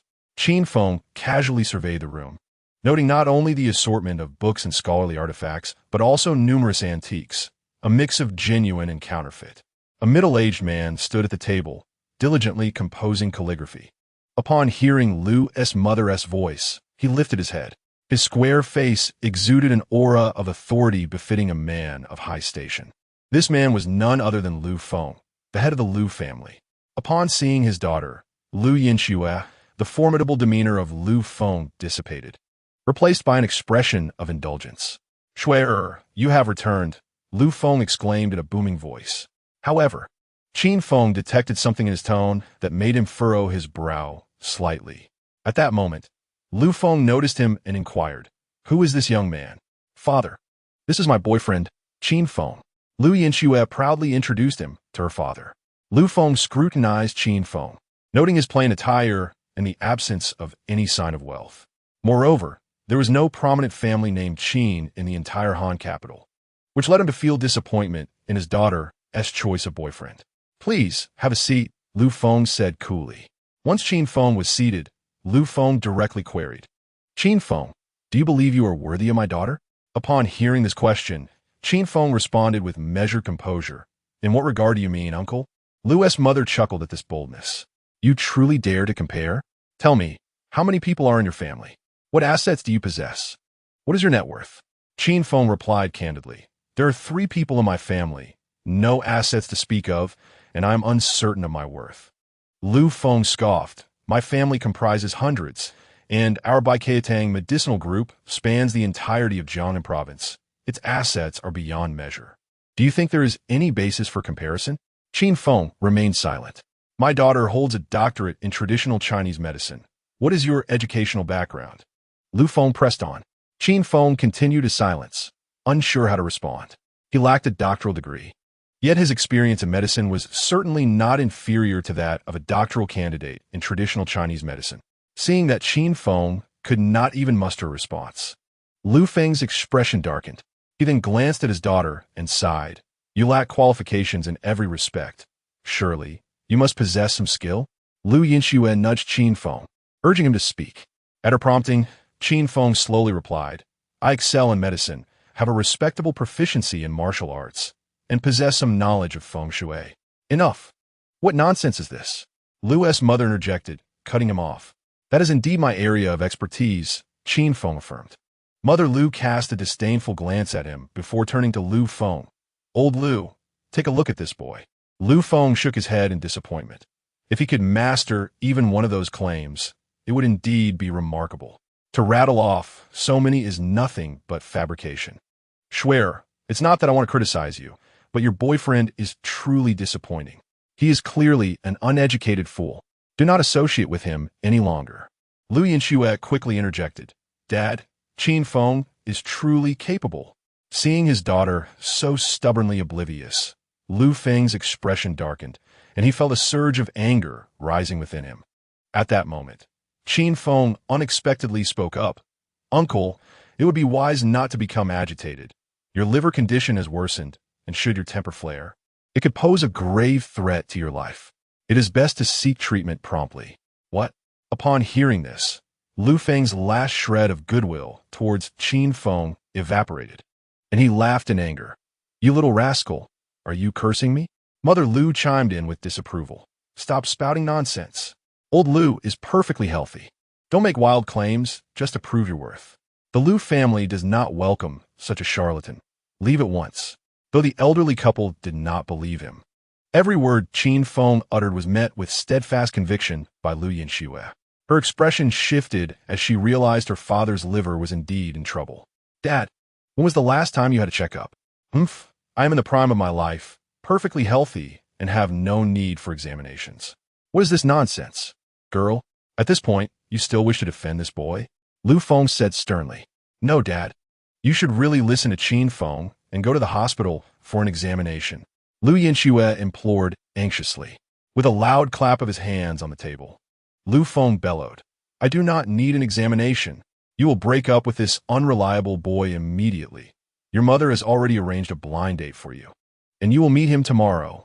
Lu Yinxue had never seen her father so enraged. On one hand, she worried about his health. On the other, the thought of an arranged marriage filled her with dread. Mom and Dad, you refuse to heed Qin Feng's words, nor will you listen to me. This is infuriating. She huffed defiantly. Regardless, I have made up my mind about Qin Feng as my boyfriend. I shall not spare a glance at any other man, and besides, I'm already pregnant with his child. Boom! The elderly Lu couple felt as though struck by lightning. Even Qin Feng was momentarily taken aback, rubbing his nose. The enormity of Lu Yinxue's lie left him feeling somewhat embarrassed.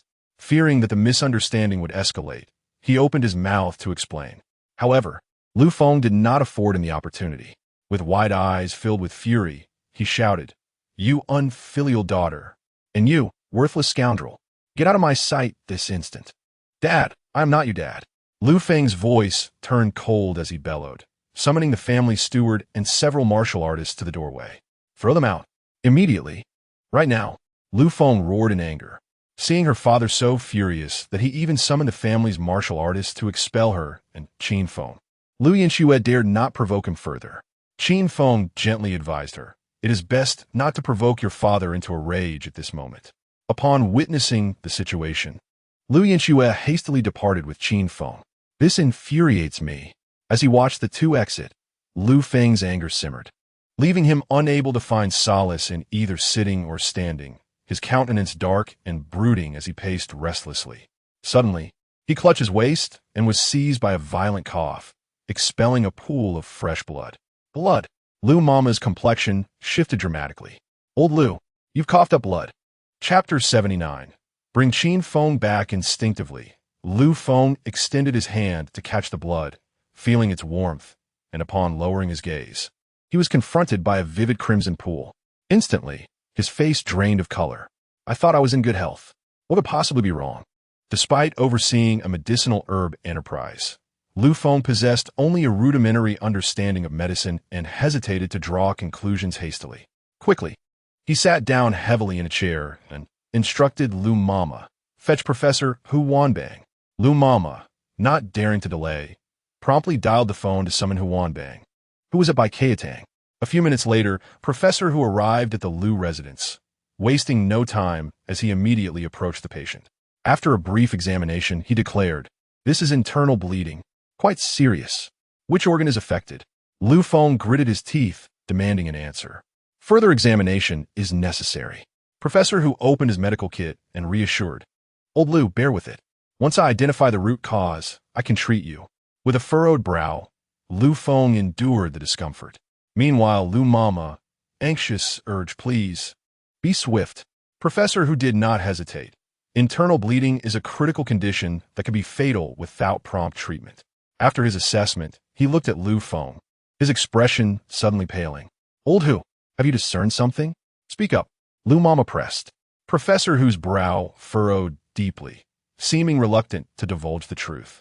"Speak," Lu Feng thundered. "Even if it's a terminal illness, I demand clarity." With a heavy sigh, Professor Hu reluctantly revealed liver cancer. It's already advanced. Even chemotherapy would be ineffective. It was discovered too late. Bang! Lu Mama's mind felt as though it had exploded. She gasped in disbelief. Liver cancer. That little rascal was right. Lu Feng coughed up another spatter of blood. Professor Hu quickly attempted to calm him. "Do not let your anger escalate. It will only worsen your condition." Afterward, he glanced curiously at Lu Mama and inquired, "Has anyone treated old Lu before? Who diagnosed him with liver cancer?" Lu Mama hesitated, seemingly reluctant to mention the matter. However, under Professor Hu's persistent questioning, she finally admitted, "A scoundrel named Qin Feng mentioned it earlier, but I don't trust his words. It must have been a lucky guess." Qin Feng. It truly is him. Professor Hu inferred from Lu Mama's hesitant remarks, having noted her disdainful description of a young man, especially as he had been spending considerable time with Lu Yinxue recently. "Old Hu, do you know him?" Lu Feng and his wife exchanged astonished glances at Professor Hu's reaction. "Oh dear, you both are mistaken." Professor Hu hastily explained, "Of course I know him. His medical expertise far surpasses my own." Lu Feng, skeptical, retorted, "Old, what nonsense are you talking? This young man, doesn't he even possess a medical degree?" "What is a medical degree?" Professor Hu exclaimed urgently. "Qin Feng is an extraordinary master of traditional Chinese medicine. He does not require a degree. Even if you were to bestow upon him my title as a medical professor, it would be an affront to his capabilities." Both Lu Feng and his wife were taken aback. "To be honest, I originally specialized in Western medicine, but under Qin Feng's influence, I have come to appreciate the profound depth of traditional Chinese medicine and have shifted my focus to it." The couple was once again astounded. An inexperienced youth had managed to sway the opinion of a seasoned Western medicine professor. "Your ailment can only be treated with chemotherapy in Western medicine, and it is unlikely to be cured. However, with Qin Feng's mastery of traditional Chinese medicine, there may be a chance for revival." At this point, Lu Feng was already in shock. Lu Mama furrowed her brow and asked, "What should we do now? What else can we do?" Professor Hu scolded, quickly called Qin Feng. "Have him return and perform his miraculous techniques." Lu Mama turned to her husband, Lu Feng, momentarily at a loss for words. Lu Feng grimaced in pain, then reluctantly took out his phone to dial their daughter, Lu Yinxue. Outside the Lu family courtyard, Qin Feng and Lu Yinxue had not ventured far. Lu Yinxue trusted that Qin Feng would not speak recklessly, yet she remained deeply concerned about her father's current condition. "Qin Feng, I'm sorry. I can't blame you this time. I didn't expect my parents to be so demanding," Lu Yinxue said. Qin Feng replied nonchalantly, "It's all right. You should return home and reconcile with your family. Encourage your father to seek treatment promptly. I sense his condition is quite serious." Lu Yinxue nodded. "Although this situation is not ideal, you have indeed assisted me. Regarding that earlier matter, I can share the answer with you," she added. "Go on," Qin Feng urged. Eager to learn, Lu Yinxue continued. "Actually, Qin Ge is from the Qin family in the capital." "The capital? The Qin family?" Qin Feng's expression sharpened. He had heard of the prestigious Qin clan in the capital, a family far more powerful than the Lu family, which was merely a prominent local clan. Lu Yinxue elaborated. "Due to internal strife within the family, Qin Ge was expelled from the Qin household and came here seeking refuge with me. We were classmates during my studies in the capital and had a good rapport. Out of camaraderie, I agreed to let her stay. Moreover, it seems she is also keeping an eye on you. Upon hearing this, Qin Feng slowly narrowed his eyes. Indeed, Qin Ji's background was extraordinary. But why was she interested in him? Did he have some connection to the Qin family in the capital? He pondered this in silence. However, such matters bore no immediate answers, so he decided to set them aside. Thank you, Miss Liu, for sharing this information with me. You should head back. I must return as well, Qin Feng stated. Liu Yanxue nodded, reluctantly gazing at Qin Feng before preparing to go home. At that moment, a shrill ringtone pierced the air. Liu Yanxue noticed it was her father Lu Feng calling, paused for a moment, then quickly answered the phone. Dad, what's wrong? Daughter, quickly bring Qin Feng back. I have wronged him. Really? Liu Yanxue exclaimed with joy. She promptly hung up the phone and called out to Qin Feng, who was about to leave. Hey, my dad wants us to return. Let us go together. After saying this, she excitedly ran to Qin Feng's side and linked her arm with his. Qin Feng shook his head helplessly. Forget it. I left a poor impression on your father. I want to go back and cause more trouble. That want to do. You promised to accompany me for 3 hours, and the time isn't up yet. Not keeping your promise makes you a little dog. Liu Yanxue pouted. Qin Feng let out a wry smile. Liu Yanxue had already informed him about Lu Feng's background, and he had yet to fulfill his promise to her. With this thought in mind, he acquiesced and allowed Liu Yanxue to pull him back to the Lu residence. Upon entering the study, they found Lu Feng lying on the sofa, his face contorted in pain. Qin Feng couldn't help but smile inwardly. He immediately understood why Lu Feng had called them back. Father, what's wrong? Liu Yanxue looked at her pale-faced father, feeling a pang of distress. Lu Feng gritted his teeth, refusing to answer his daughter's question. Having just sent her away, it felt contradictory to now plead for their return. Lu's mother stood silently beside them, not uttering a word. Let us not ask too many questions. Saving a life is the priority. Professor Hu, witnessing this scene, stepped forward to mediate. Mr. Qin, do you believe you can treat old Lu in this condition? Absolutely treatable, Qin Feng replied with confidence. Both Lu Feng and his wife were taken aback. But this is liver cancer, and it has progressed severely.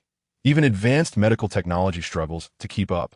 A young man, dismissively claiming it was treatable, seemed to overshadow many esteemed medical professors. Lu Feng suddenly felt this young man was somewhat unreliable. Yet, Qin Feng remained unfazed. Having resolved to treat Lu Feng, he would not waver. He swiftly produced a talisman, performing a ritual to create a healing charm. Then, he picked up a teacup from the coffee table, burned the talisman to ash, mixed it with clean water, and presented it to Lu Feng. First, drink this talisman water.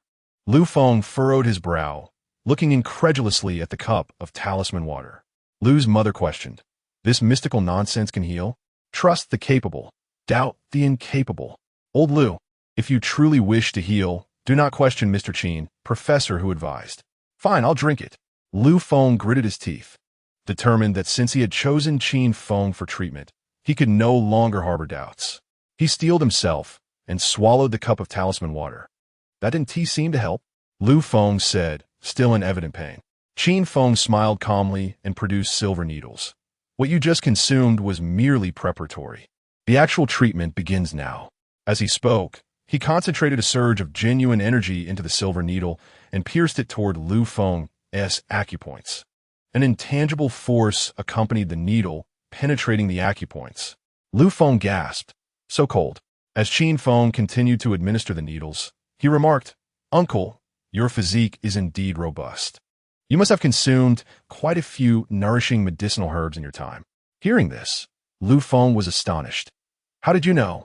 Your condition is a result of a disruption in the balance of yin and yang, leading to an accumulation of liver heat due to excessive yang energy, which has consequently caused the cells in your liver to undergo malignant transformation, Qin Feng explained with a calm demeanor.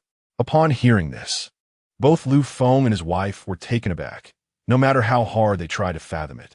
They could not have imagined that the root of the ailment lay here.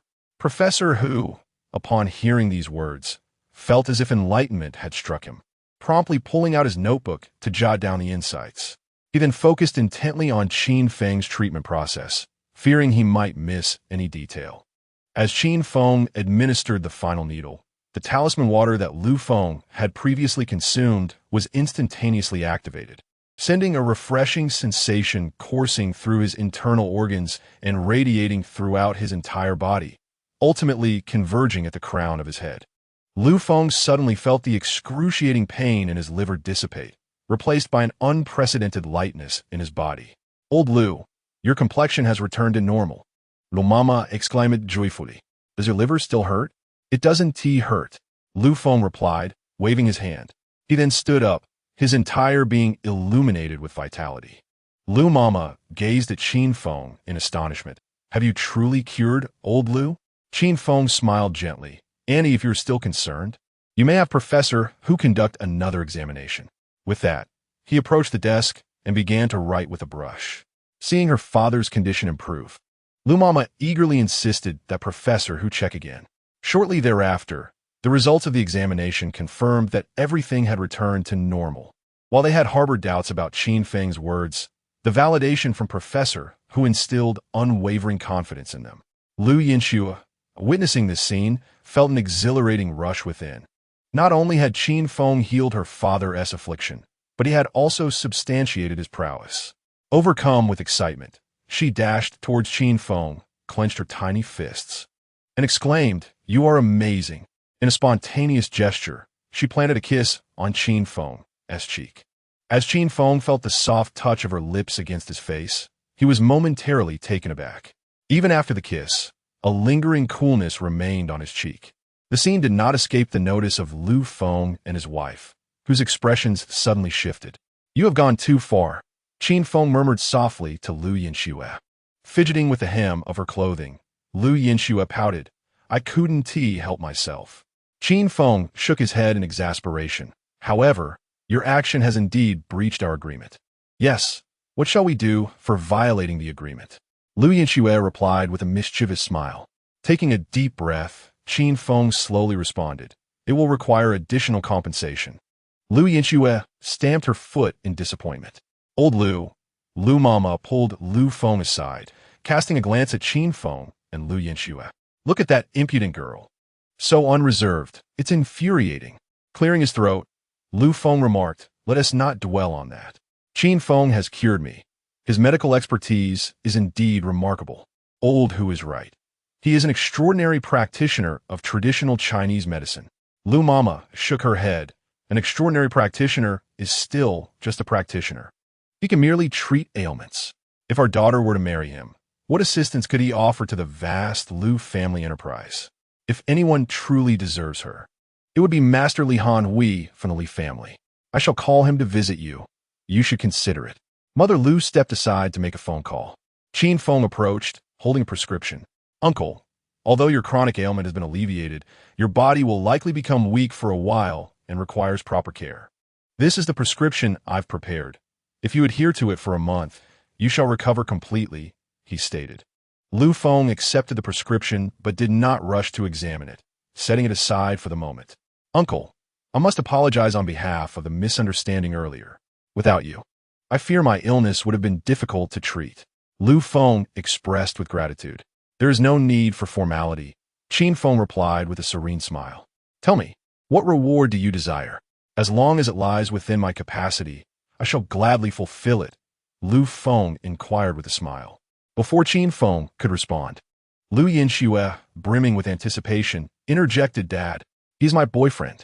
As long as you and Mom acknowledge our relationship, no reward is necessary." "Absolutely not," Mother Lu swiftly countered. "Turn it back to them. Healing is one matter, but your relationship is another. Your father and I have discussed this, and you two are not suitable for each other." Lu Yinxue's expression fell instantly, and she turned to Lu Feng, displeased. "Dad, what do you mean by that?" Lu Feng hesitated. "You should listen to your mother." Fuming, Lu Yinxue retorted, "Dad, do you think Qin Feng is unworthy of me? I'll be frank. While Qin Feng is indeed skilled in medicine, he is not yet qualified to be a son-in-law of our Lu family." Mother Lu stated bluntly. Old Hu, standing nearby, was taken aback, bewildered by the family's peculiar dynamics. Did they not even want a promising son-in-law like Qin Feng? Chapter 81. Regret seeing his wife's straightforwardness. Lu Feng also ceased to be ambiguous. He produced a card and said, "Qin Feng, this card contains 5 million. If this is insufficient, feel free to ask for more. This sum is to express my gratitude for your aid in my recovery, and additionally, I hope you will break up with Schwerer and encourage her to terminate the pregnancy.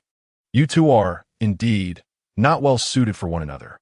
Qin Feng gazed at the bank card in Lu Feng's hand, understanding the implication that he was deemed unworthy of Lu Yinxue, and that money was offered merely to dismiss him. He glanced at Lu Yinxue, acknowledging that he had made an effort but had not gained the approval of her parents. So be it, he thought.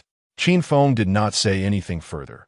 He calmly extended his hand, preparing to accept the bank card and sever ties with the Lu family. "Master." Just then, a voice emerged from outside. "There are guests." As the butler finished speaking, two figures entered the doorway. A middle-aged man and an elderly gentleman, both familiar faces to Qin Feng, Yi Hao and old Master Chun. "What brings you two here?" Mother Lu hurriedly welcomed them. Yi Hao replied, "We heard that old Lu is unwell, so we brought some gift to check on him." Mother Lu's expression subtly shifted. It had not been long since old Lu fell ill, and yet they had learned of it so swiftly. Evidently, they had placed numerous informants. This was a tacit understanding among the 8 prominent families of Handu, although they appeared to be visiting to see her husband. Their true intent was to ascertain the current status of the Lu family. "Why bring gifts if you were just visiting?" Mother Lu maintained her composure and smiled. "However, old Lu has already recovered." "Recovered?"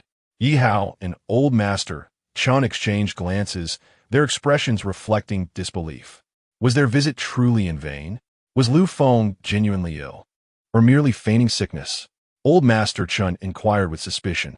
"A real illness. Liver cancer," Professor Hu clarified at that moment. "Liver cancer?" Both Yi Hao and old Master Chun were taken aback. How could such a grave condition be remedied in mere moments? Yi Hao scoffed. "Indeed, even I find it hard to believe, but with Mr. Qin's intervention, the ailment was swiftly eradicated. He is now fully recovered," Hu Wanbang noted, not forgetting to extol the merits of Qin Feng. This esteemed figure, a profound influence on his research in traditional Chinese medicine, was someone who Wanbang held in high regard, often praising him to anyone who would listen. Upon hearing this, Yi Hao and old Master Chen's expressions shifted as they finally noticed Qin Feng in the room. "Mr. Qin." They hurried towards him, addressing him with utmost respect. This sudden display nearly startled Lu Feng, who quickly interjected, "What are you two doing?" "We are simply greeting Mr. Qin," Yi Hao replied, maintaining his respectful demeanor. Lu Feng, Lu Mama, and even Lu Yinxue were all astonished. Lu Feng glanced at Qin Feng and then at the two men who were treating him with such deference, incredulity washing over him. "Do you know Qin Feng?" Old Master Chun retorted with a mocking tone. Lu Feng shook his head in disbelief. Observing Lu Feng's apparent ignorance, old Master Chun elaborated, "Mr. Qin is a remarkable martial arts prodigy, having personally assisted me in breaking through to the Hua Jin level. I am profoundly grateful." Lu Feng was astonished. He knew that old Master Chun was the most renowned martial artist in Handu. Yet the fact that Qin Feng had aided him in such a monumental feat was truly astonishing. And that's not all. Yi Hao added, "Mr. Qin is also a master geomancer of celestial caliber. He helped me dispel the malevolent energy plaguing the Yi family, saving the lives of my entire clan. He is our great benefactor." Gasping, Lu Feng stared at Qin Feng in disbelief. It dawned on him that Qin Feng had spoken no falsehoods. He was indeed proficient in medicine, martial arts, and feng shui, excelling in all domains. How foolish he had been not to recognize such greatness. Contemplating this, Lu Feng discreetly withdrew his bank card, realizing that offering it to Qin Feng would be an affront to his dignity. "Qin Feng, or rather Mr. Qin." Lu Feng's demeanor shifted dramatically as he addressed Qin Feng with a newfound respect, saying, "I apologize for my earlier ignorance. Please do not take offense." "No harm done," Qin Feng replied nonchalantly. "Father, I told you earlier that Mr. Qin possesses extraordinary abilities. Do you believe me now?" Lu Yinxue interjected. Lu Feng gradually nodded, finding Qin Feng increasingly agreeable. In his heart, he began to acknowledge that he was indeed worthy of being the son-in-law of the Lu family. "Yinxue, please attend to our guests." Lu Mama instructed, pulling Lu Feng aside. Old Lu, you aren't seriously considering this young man as a suitable match for our daughter, are you? Lu Mama asked. Lu Feng affirmed, he truly deserves our daughter. This is a matter you need not concern yourself with. Lu Mama scoffed. I still think this young man has much to prove. Lu Feng furrowed his brow and asked, what is lacking? Lu Mama replied, I won't dispute your assertion that he is exceptional, yet there are certainly others who surpass him. Soon, Li Hanhui will come to visit you. No matter how talented Qin Feng may be, he cannot possibly compare to Li Hanhui, who is also a scion of a prestigious family like ours. In terms of experience and intellect, he is far superior to Qin Feng. Once you see them side by side, you'll realize that Qin Feng cannot hold his head high in his presence. At this point, Lu Mama exhibited a certain trust in a young master from a renowned family, maintaining a dismissive attitude toward Qin Feng. Lu Feng found her reasoning somewhat persuasive, causing him to hesitate. Uncle, Aunt. At that moment, a voice called from outside. Li Hanhui had arrived. Lu Mama turned to look outside and saw Li Hanhui approaching with an assortment of gifts, directly entering the room. He offered a slight smile and greeted Lu Feng and his wife, presenting the gifts. Look how considerate this child is, bringing gifts with him, unlike that boy who arrived empty-handed, Lu Mama remarked with a smile of satisfaction. Which boy? Li Hanhui inquired curiously upon hearing her murmur. Lu Mama gestured subtly towards Qin Feng's seat. Upon seeing Qin Feng, Li Hanhui's expression changed dramatically. Mr. Qin, he had not anticipated that Qin Feng would be present, and a shadow of fear loomed in his heart. Instinctively, he dropped the gifts and nearly knelt. Never mind, you have not offended me this time, Qin Feng said calmly. Halting him. Yes. Li Hanhui wiped the cold sweat from his brow and hurriedly replied, I was unaware that Mr. Qin was here. I came in quite a rush and didn't prepare a gift for you.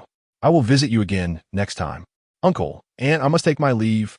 Upon seeing Qin Feng, he dared not linger, hastily abandoning the gifts before exiting. This scene left Lu Mama in a daze. Lu Feng's heart surged with tumultuous waves. Even Li Hanhui had fled in fear upon encountering him. If he were to forsake such a son-in-law, that would be sheer foolishness. Schwer, while everyone is here, please arrange for the kitchen to prepare a meal. I wish to host everyone well today, Lu Feng decisively declared. Lu Mama snapped back to reality. Having witnessed Li Hanhui frightened away by Qin Feng, she realized that if she did not attend to Qin Feng, who else would she host?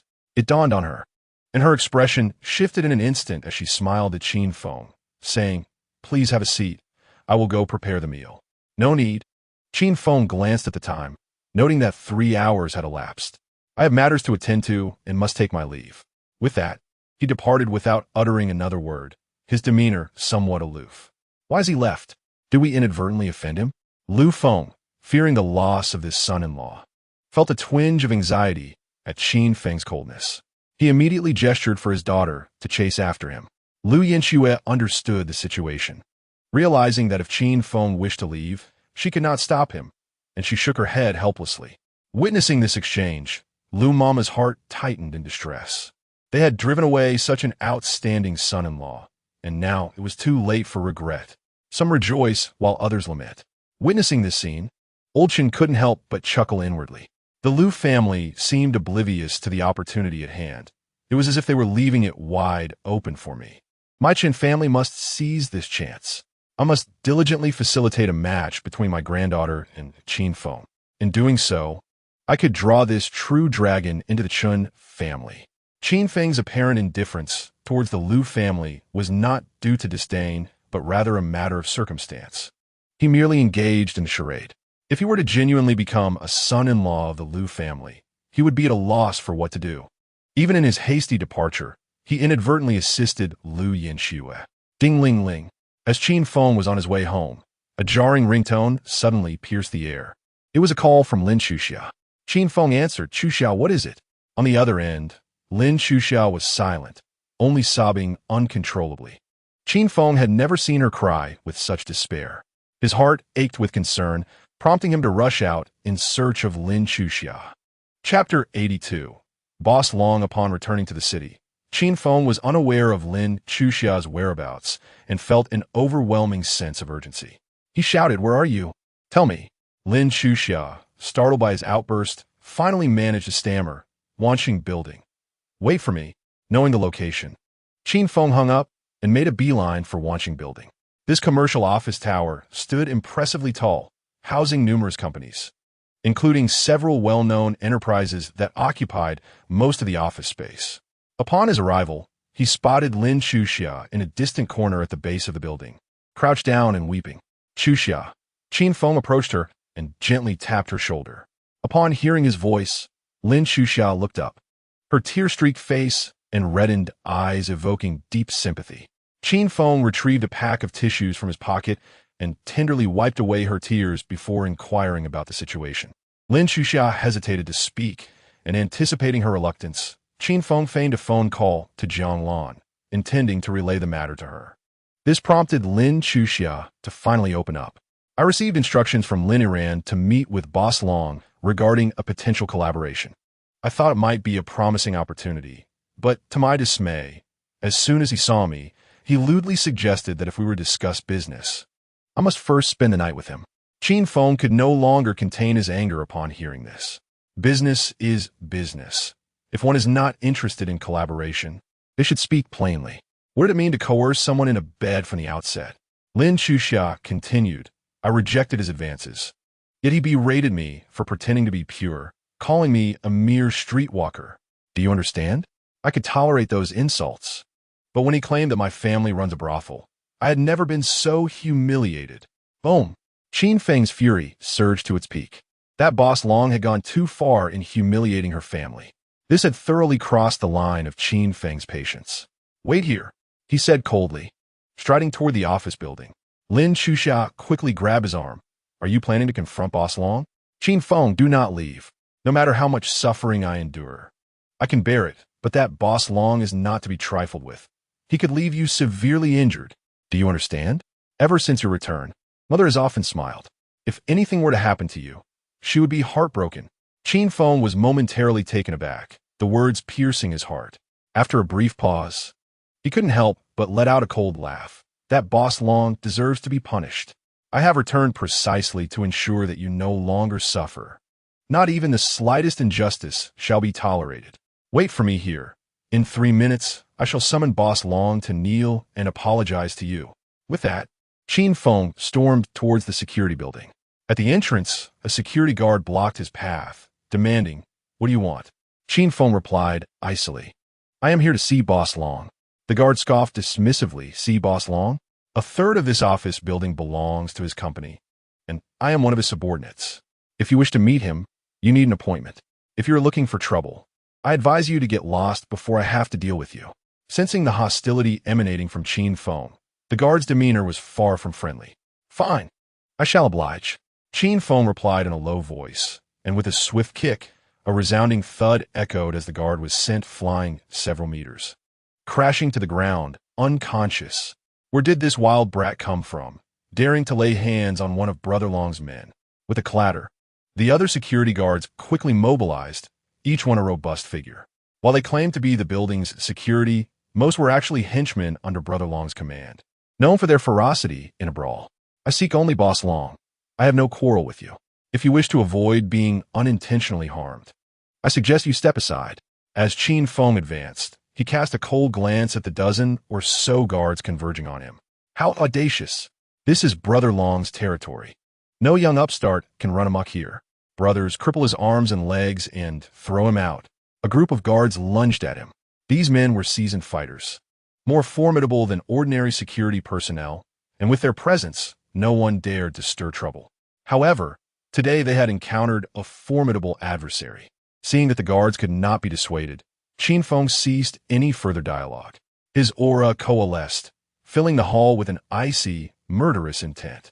Suddenly, with a swift motion, Qin Feng moved, and as he passed, a cacophony of cracking sounds ensued, accompanied by anguished cries. Those who attempted to surround him fell to the ground, one after another. "Quickly, stop him." Meanwhile, all the guards were alerted.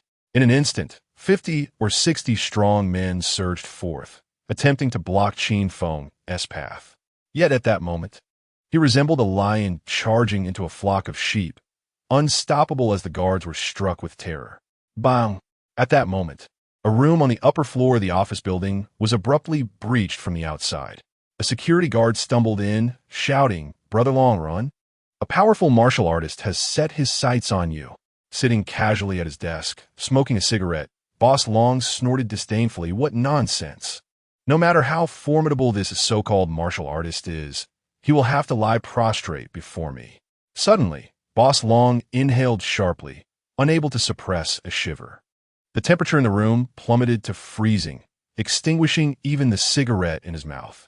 In the midst of Boss Long's astonished gaze, Qin Feng forcefully shoved aside the security guard who had come to deliver the message and approached Boss Long step by step. "Which gang do you belong to?" Boss Long asked, his eyes wide with disbelief. As Qin Feng stood before him, he reached out and grasped Boss Long by the collar. Boss Long attempted to resist, but to his shock, Qin Feng's speed was akin to lightning, effortlessly yanking him from his chair. "Are you Boss Long?" Qin Feng inquired coldly. "Why, yes, it's me." Boss Long stammered, taken aback by Qin Feng's imposing demeanor, yet he feigned calmness. "Who the hell are you?" Bang! Without answering, Qin Feng delivered a punch aimed directly at Boss Long's face. The blow nearly cost Boss Long his life. He scrambled to his feet, his face pale, glaring at Qin Feng and growling, "You little brat. How dare you hit me? My brother is the dragon across the river, the king of the underground in Handu. You better kneel down and apologize right now, or my brother will have you torn to shreds." Upon hearing the name of the dragon across the river, Qin Feng paused momentarily. Boss Long, thinking he had instilled fear, quickly stood up and coldly taunted, "Are you scared, huh? It's not too late to kneel." Unbeknownst to Qin Feng, Boss Long was a subordinate of the dragon across the river. He then pulled a chair over and sat down in front of Boss Long, saying, "Call the dragon across the river and tell him to come here immediately." "All right, you've brought this upon yourself." Boss Long sneered, then right in front of Qin Feng, dialed the dragon across the river's number. "Hello, big brother. There's an exceptionally skilled brat causing trouble in my company. He disregards me, and when I mention your name, he even called you a worm crossing the river. He told you to come here and die." Boss Long embellished the tale, and the dragon across the river's fury erupted. He loathed being called a worm. Having been thoroughly frightened by Qin Feng before, he had been simmering with suppressed anger, and now he had found an outlet for it. "Let that guy wait for me. I'm coming over to take care of him." With that, he gathered his men and rushed over in a flurry. A few minutes later, the dragon across the river burst into Boss Long's office, bellowing, "Ere Long, which punk made me come here to die?" Upon seeing his brother's arrival, Boss Long's face lit up with joy as he pointed at Qin Feng, exclaiming, "Big brother, it's this little brat. Just watch, I'll take care of him myself." Thud! Before Boss Long could finish his threat, upon seeing the figure seated in the chair slowly turn around, his eyes widened, and he knelt down from 10 meters away. Ere Long, astonished, exclaimed, "Brother, what is wrong? Have you caught rheumatism? How dare you?" The dragon across the river swiftly approached Qin Feng, inquiring, "Brother Qin, are you the one who struck my brother?" Qin Feng nodded. "Indeed. What do you two brothers intend to do with me?" The dragon across the river's mind raced, and he suddenly realized the gravity of the situation. He sprang up and delivered a flurry of blows to Boss Long before sternly commanding him to kneel. "This is Mr. Qin, the eminent figure who once spared my life. Is it you I can provoke?" Quickly summon Brother Qin and offer him an apology. Ere Long seemed to recall something, and in a moment of terror, he knelt before Qin Feng, exclaiming, "The martial arts master who caused trouble for my brother last time was you?" Qin Feng replied coolly, "Let us not dwell on the past. Let us discuss the matter at hand today." Ere Long, not a fool, hastily inquired, "Brother Qin, how did Ere Long offend you?" Qin Feng stated, "He has humiliated my sister and disrespected my family. Would you not consider that an offense against me?" Upon hearing this, Ere Long shuddered. "You are Lin Chuxia's brother?" "Indeed," Qin Feng replied, his eyes narrowing, revealing a chilling murderous intent. Bang! Ere Long, sensing the threat, immediately bowed deeply, trembling as he pleaded, "Brother Qin, this is a grave misunderstanding. I was unaware that Lin Chuxia was your sister. Someone informed me she was a streetwalker, willing to sleep with anyone for a contract." Qin Feng's expression hardened, suddenly discerning the underlying intrigue. "Who told you this?" Ere Long, unable to conceal the truth, admitted, It was the young lady of the Lin family, Lin Iran. She is the one who informed me. Crack.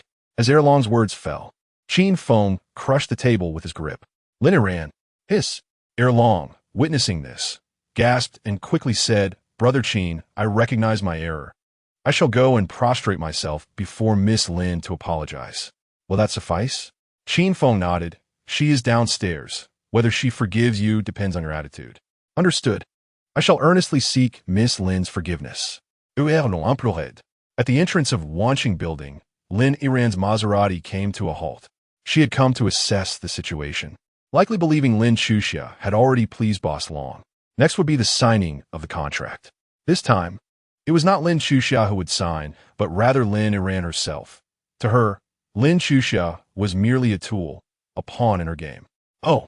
Upon exiting the vehicle, Lin Iran suddenly spotted Lin Chuxia standing a short distance away, gazing at her. Why aren't you approaching? Lin Iran asked, puzzled. Lin Chuxia approached reluctantly, recounting the humiliation she suffered at the hands of Boss Long. Lin Iran, upon hearing this, realized Lin Chuxia had botched the situation and coldly chided. How has Boss Long insulted you? Was he not speaking the truth? Are you not aware of how you obtained the order for Baikatang? Cousin, what do you mean by that? Do I need to spell out for you? If you were not sleeping with the purchasing manager from Baikatang, would they have offered you a 50 million contract? Do you not recognize your own identity as a streetwalker? Streetwalker? Lin Chuxia felt a shock coursing through her. Suddenly comprehending the implications, she indignantly retorted, Cousin, did you tell Boss Long I'm a streetwalker? Lin Iran disdainfully glanced at her, declaring, Indeed, I said so. I cannot stand your hypocritical behavior. How can father still hold you in high regard? Truly he is blind. Lin Chuxia trembled with rage as she absorbed those words. Lin Iran paid no heed to her feelings and arrogantly declared, There is no need for pretense in my presence. Now that the matter is clear, you have but one choice. Accompany Boss Long, otherwise, this deal will fall through and the responsibility will rest solely on your shoulders. I shall have you dismissed from the company for failing to meet performance standards. Furthermore, I will reveal your identity as a streetwalker, and you can forget about finding respectable employment in the future. Your family can look forward to nothing but hardship. As these words were spoken before her, Lin Chuxia trembled, tears welling up in her eyes. Lin Iran reveled in her distress, confident that she had Lin Chuxia under her thumb. She would have no choice but to obey. With that thought, a wave of triumph surged within Lin Iran. At that moment, a deep, furious voice interrupted. Lin Iran, do not go too far. Upon hearing this, Lin Iran turned to see Qin Feng approaching with a dark expression. She was momentarily taken aback. How had this useless man arrived? Just as her surprise registered, a burly figure charged toward her and delivered a resounding slap to her face. It was Boss Long. Lin Iran. You wretched woman, you nearly ruined me. He shouted angrily. Lin Iran clutched her stinging cheek and exclaimed, Boss Long, have you lost your mind?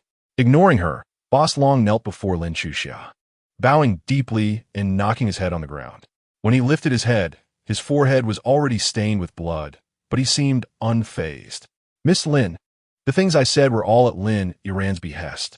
I was merely her pawn. Please, show me mercy and spare me this once.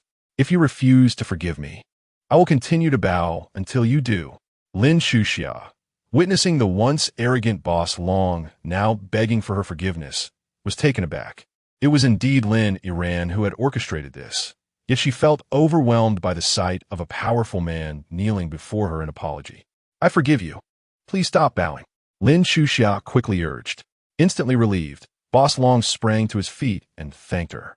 He then rushed over to Qin Feng, declaring his loyalty, Mr. Qin. This woman is the root cause of today's incident.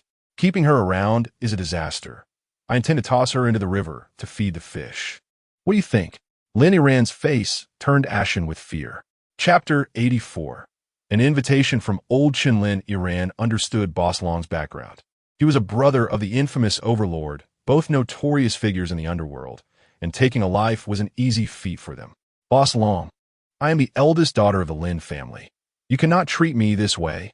Lin Iran cried out, fearing for her life. I care not for your lineage. Boss Long replied menacingly, showing her no mercy. Were it not for Qin Feng's presence, he would have been even more ruthless. Please no. Lin Iran was utterly terrified, pleading, I was wrong. Boss Long, I beg you, do not treat me this way. Boss Long glanced at Qin Feng, awaiting his nod, with that approval. He would swiftly eliminate this threat. Lin Iran has committed an offense against you. How do you wish to deal with her? Qin Feng inquired about Lin Chuxia's opinion. Informing her of the situation, with Boss Long and Brother Guojiang present, she dared not resist. Boss Long and Brother Guojiang nodded in agreement. In that moment, Lin Chuxia felt she held Lin Iran's fate in her hands. Even if it meant her death, the two brothers would readily assist. However, gazing at Lin Iran, whose face had turned pale, Lin Chuxia bit her lip and declared, forget it. After all, she is my cousin. Forget it? Qin Feng shook his head in resignation. This meant no punishment for Lin Iran. Nonetheless, he respected Lin Chuxia's choice. Upon hearing her words, Lin Iran's heart leaped with joy. Lin Iran, leave. Lin Chuxia shouted at her. Lin Iran trembled, wide-eyed in surprise at Lin Chuxia's audacity. Yet, she dared not defy her, quickly departing with her tail between her legs. With a sense of relief washing over her after having shouted at Lin Iran, Lin Chuxia felt invigorated. You too, leave as well. If you dare to threaten Chuxia again, do not blame me for your demise. Qin Feng's voice was icy. The Guojiang brothers, feeling as if they had been granted a reprieve, thanked Qin Feng for his mercy and hurriedly left. Subsequently, Qin Feng and Lin Chuxia also departed. Please do not mention this to Mom. All right? Lin Chuxia said to Qin Feng on their way. He nodded in agreement. Then she recalled something. By the way, I heard that you were dismissed from the company? Qin Feng chuckled wryly. The Lin Corporation is too small to accommodate someone like me. Lin Chuxia was aware that Lin Iran was responsible for his dismissal, and following this incident, her regard for the Lin Corporation plummeted. Taking a deep breath, she stated, I am also preparing to resign. Good, I support that, Qin Feng replied. You should have left long ago. Your capabilities are commendable. I will have Lu Yinxue assist you in finding new employment. Upon hearing that Lu Yinxue would help her find a job, Lin Chuxia's spirits dampened, and she shook her head, saying, forget it, I don't want to trouble anyone. I will check the job market myself. Qin Feng refrained from further comment, respecting every decision made by Lin Chuxia. The Maserati sped down the highway. Lin Iran fuming as she pressed the accelerator with fury. She could not fathom why the renowned Guojiang brothers showed such deference to Qin Feng and Lin Chuxia, especially Boss Long, who had even knelt and bowed to Lin Chuxia. Had he lost his senses? No matter how powerful the Long brothers were in Handu, it was evident that Qin Feng had sought the aid of a significant figure. Perhaps that wretched Lin Chuxia had leveraged her connections. With this thought, Lin Iran seemed to grasp the situation, curling her lips in disdain towards the two. Upon returning home, Qin Feng and Lin Chuxia refrained from mentioning the incident to Jiang Lan, fearing it would cause her undue worry. After resigning, Lin Chuxia used her work excuse to frequent the job market, yet days passed with little success. During this time, Qin Feng devoted himself to helping Jiang Lan with her health, and when he had free moments, he would practice by the lake at Lushuan, absorbing the nourishing essence of nature. Mr. Qin, old Chun approached him, dressed in traditional martial arts attire. Qin Feng glanced at him. Having tried his best to avoid the solitary training sessions of the grandfather and grandson, yet he unexpectedly encountered old Chun. However, he noticed that Chunxing was absent. Is something the matter, old Chun? Qin Feng inquired mildly. Old Chun chuckled and replied, It is truly a rarity to meet you, Mr. Qin. The last time at the Lu family, Lu Feng and his wife failed to appreciate the true dragon that you are. Their lack of vision is regrettable. True dragon? Qin Feng couldn't help but smile. Old Chun, you flatter me. Old Chun responded with a grin. Silence may be golden, but when one does speak, it is astonishing. This sentiment applies perfectly to you. I can also see that you prefer to remain low-key, before the mundane figures of the Lu and Li families. You have not fully revealed your capabilities. I surmise the primary reason is that they lack an understanding of you, leaving you with little to discuss. Upon hearing this, Qin Feng turned slightly, recognizing the truth in old Chen's words. The loneliness of a master is something few can comprehend. Noticing Qin Feng's reaction, Old Qin smiled and seized the opportunity, saying, "We are kindred spirits. Apart from spending time with my granddaughter, I seldom interact with others. If you do not mind, I would like to invite you to dinner. I have yet to express my gratitude for your assistance in my breakthrough to the transformation stage. What say you, Mr. Qin?" Qin Feng regarded Old Chun with a sense of camaraderie, feeling that he could engage in meaningful conversation with him. This man was amiable, and thus, he conceded with a nod and a simple, "All right." Delighted by his acceptance, Old Chun promptly took out his phone to instruct his family to prepare the meal. "Mr. Qin, please," he exclaimed, joyfully leading Qin Feng to his home. The Chun family's villa was also situated within the Green Waters Bay as one of the 8 prestigious families. Their residence was among the most luxurious in the entire villa district, more than twice the size of the Lin family's estate. Upon entering, Qin Feng was greeted by smiling faces. The family was aware that he was the esteemed individual who had assisted Old Chun in his breakthrough, treating him with exceptional courtesy. In stark contrast to the cold reception he received from the Liu family, the warmth of the Chun family made Qin Feng feel slightly embarrassed. Old Chun chuckled and said, "Mr. Qin, consider this place your own home. Do not stand on ceremony. If you require anything, feel free to command these younger ones." Qin Feng replied with a gentle smile, "Old Chun, there is no need for such formality." Before long, a sumptuous spread was prepared, filling an entire table. Old Chun invited Qin Feng to join them, and the entire Chun family, young and old, gathered around. "Big brother Qin, you're here?" At that moment, a melodious voice rang out. Qin Feng looked up to see Chunxing, now adorned in a flowing green dress, radiating a newfound charm that softened her previously haughty demeanor, transforming her into a delightful young princess. Her exquisite features resembled finely carved jade, capable of captivating even the most renowned pure-hearted starlets. Moreover, her makeup was so subtle it was nearly imperceptible, the delicate blush on her oval face adding a touch of innocence. Qin Feng was momentarily taken aback. The former imperious nature she displayed was now replaced with an endearing demeanor, reminiscent of a sheltered young lady. Something felt amiss. In the shadows, Qin Feng furrowed his brow, suspecting that Old Chun had summoned him for a meal, with intentions beyond mere conviviality. "Zing, come and sit." Old Chun greeted his granddaughter with a warm smile. The dining table was already filled with members of the Chun family, leaving only one vacant seat between Old Chun and Qin Feng. With a light step, Chunxing approached and gracefully took her seat beside Qin Feng. She glanced at him, and upon meeting his gaze, she bashfully lowered her head, her delicate hands instinctively clutching her skirt. "Brother Qin, let me pour you some wine," Chunxing said shyly, lifting the wine bottle to fill his glass. Old Chun, observing the interaction, smiled with satisfaction and remarked, "Mr. Qin, what do you think of this child, Zing?" At her grandfather's inquiry, Chunxing curiously turned her gaze toward Qin Feng, her large, glistening eyes seemingly eager for his appraisal. Meanwhile, the entire Chun family looked towards Qin Feng, their expressions brimming with anticipation. Suddenly, with a splash, the wine overflowed from the cup as Chunxing, distracted by her admiration for Qin Feng, forgot she was still pouring. The spilled wine dripped onto Qin Feng, soaking his attire. Noticing this, Old Chun frowned slightly. Chunxing exclaimed in alarm, "Brother Qin, I'm so sorry. Let me help you clean that up."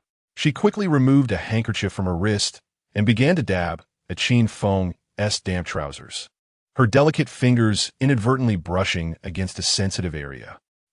Chunxing instinctively gasped, only to realize the impropriety of the moment. Her charming face immediately flushed a deep crimson, leaving the Chun family members momentarily stunned. Clearing his throat, Qin Feng said softly, breaking the awkward silence, "You should sit down. I can handle myself." As he spoke, Qin Feng channeled his internal energy, and within moments, a mist rose from his damp trousers, dissipating in the breeze. Chunxing instinctively glanced down and was astonished to find that her brother's once-soaked trousers were now completely dry. This scene did not escape Old Chun's keen observation, and he couldn't help but marvel at Qin Feng's prowess. Although he had achieved the transformative stage himself, the ease with which Qin Feng wielded his energy elevated his respect for him further. The other members of the Qin family, influenced by old Qin's understanding of martial arts, were equally astounded as they witnessed Qin Feng effortlessly dry his trousers with his internal energy. "Zing, please sit down," old Qin urged, sensing that the moment had passed and that Qin Feng bore no ill will. "Brother Qin, I'm so embarrassed," Qin Zing said, her cheeks still flushed with a deep sense of apology and a hint of self-reproach. After witnessing Qin Feng's display of skill, her perception of him had shifted dramatically. "It's all right, just be more careful in the future," Qin Feng replied gently, offering no hint of reproach. Qin Zing nodded earnestly. "Yes, I will be more cautious." With that, a subtle chill enveloped the dining atmosphere. "Mr. Qin, as a token of my gratitude, I would like to propose a toast," old Qin declared sincerely. Lifting his glass, he had long sought an opportunity to express his appreciation for Qin Feng's assistance in his own breakthrough.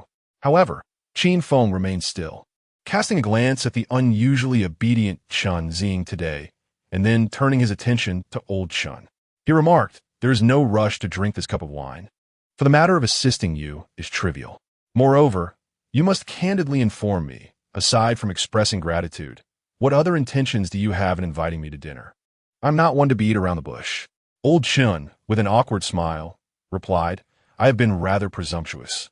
In truth, when I inquired about Ziying, I intended to propose her hand to you."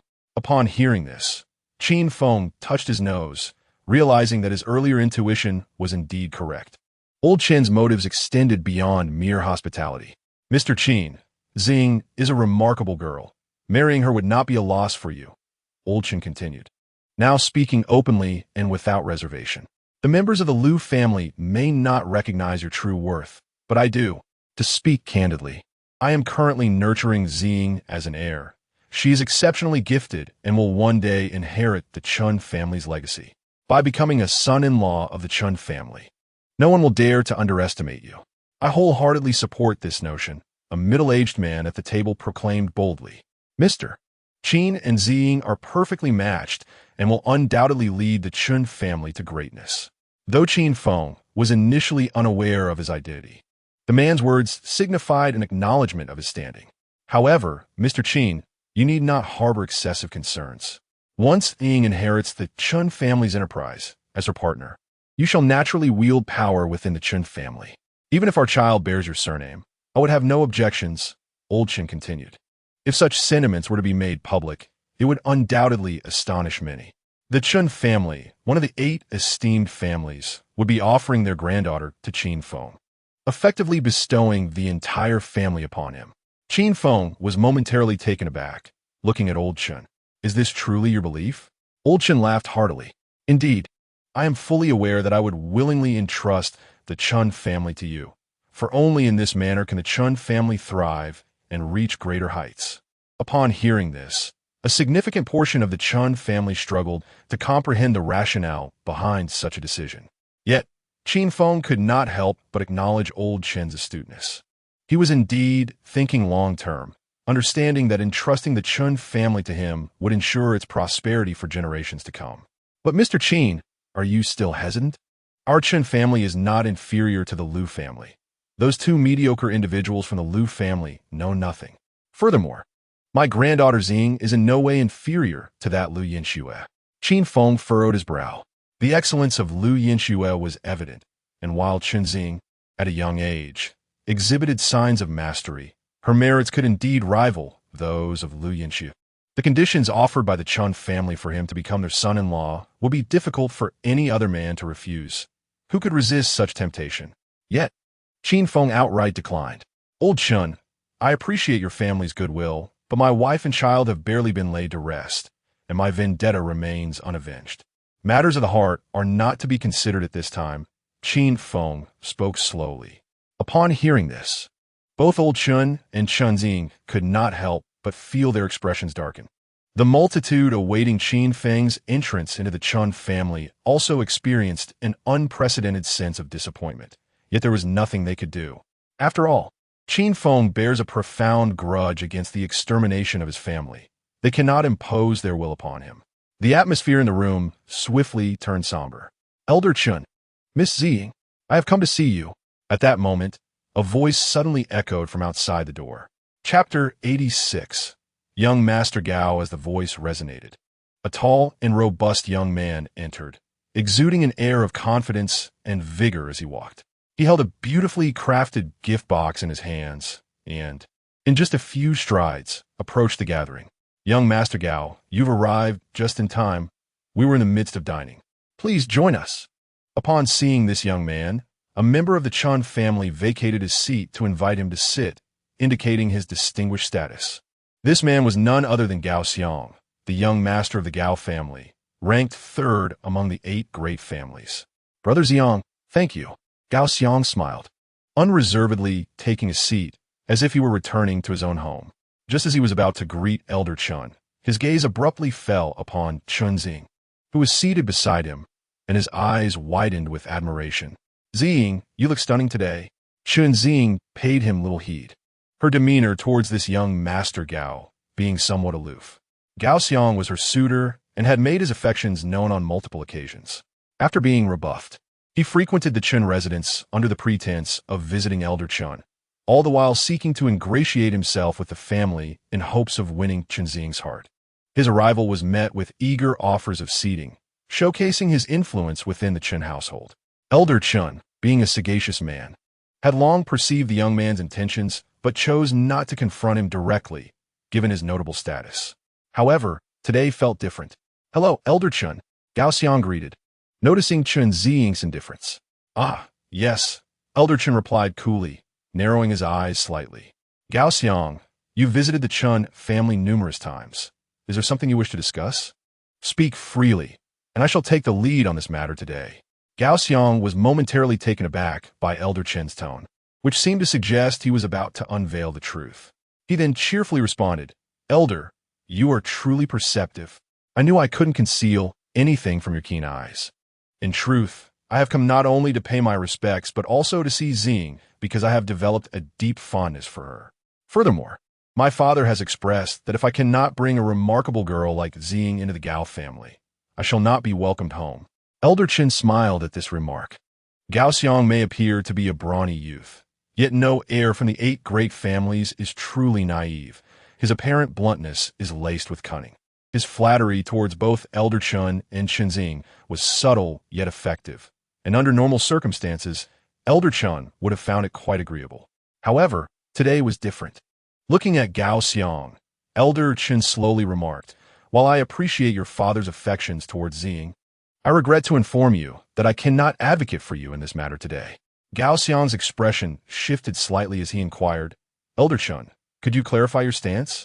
Elder Qin's gaze gradually fell upon Qin Feng, and he replied, I apologize, but my granddaughter has already chosen someone, and that is this gentleman, Mr. Qin.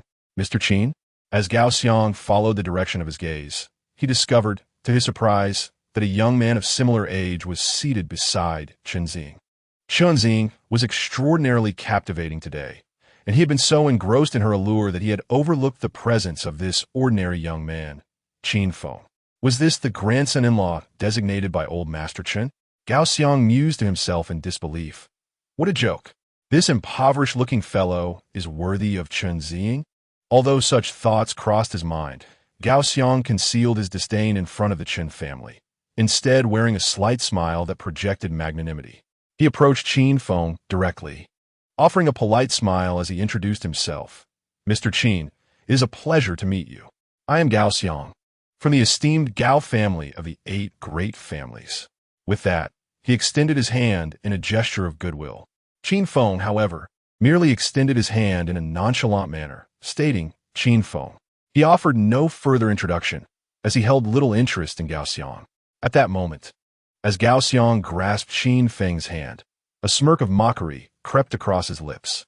His suit sleeves rolled up, revealing a formidable strength as he gripped Qin Feng's hand with force. Gao Xiang had long been enamored with martial arts, having trained for years and achieved notable success. He harbored deep admiration for Qin Xing, a fellow martial artist of remarkable prowess. After having faced off against her previously and suffering a humiliating defeat, he had vowed to conquer the Qin heiress. Now, feeling outmaneuvered by this unremarkable newcomer, he found it intolerable. Thus, at that moment, He was filled with animosity towards Qin Feng, confident that he could make him look foolish and prompt him to beg for mercy. Suddenly, Gao Xiang's expression shifted. He realized that gripping Qin Feng's hand felt akin to holding a block of ice-cold steel, immovable. In fact, Qin Feng's grasp tightened like a vice, exuding an astonishing force. With a resounding crack, Gao Xiang let out a piercing scream. "Spare me," he cried out, drenched in cold sweat as he looked at Qin Feng in terror. The Chun family members, having been oblivious to the silent contest between the two, widened their eyes at Gao Xiang's anguished shout, suddenly aware of the unfolding drama. Gao Xiang, now drenched in sweat and with his arm nearly incapacitated, gazed at Qin Feng in disbelief. "You are a martial artist?" Qin Feng chuckled coldly, releasing him and choosing not to acknowledge him further. The surrounding laughter from the Chun family members instantly stripped him of his dignity. Rather than forcing Qin Feng into a humiliating position, he had inadvertently become the subject of ridicule himself. Anger simmered within Gao Xiang as he thought. So what if he's slightly stronger than me? He still falls short in comparison. He then refrained from provoking Qin Feng further and instead retrieved a beautifully crafted gift box, presenting it to Old Master Chun. "Old Master, I apologize for the earlier incident. This fellow lacks manners. I merely intended to engage him in a friendly spar, but he refused to release my hand even after I eased my grip. Truly lacking in martial ethics." As Gao Xiang spun an elaborate web of lies, he delicately opened the exquisite gift box. Old Master Chun, silent yet amused, soon shifted his gaze slightly. Nestled within the crimson fabric of the box lay a ginseng root, robust and exceptionally plump. Noticing Old Master Chen's interest in this treasure, Gao Xiang proudly proclaimed, "Old man, I dare say you may have never encountered such a specimen before. This is a century-old ginseng, a tribute specially presented to you."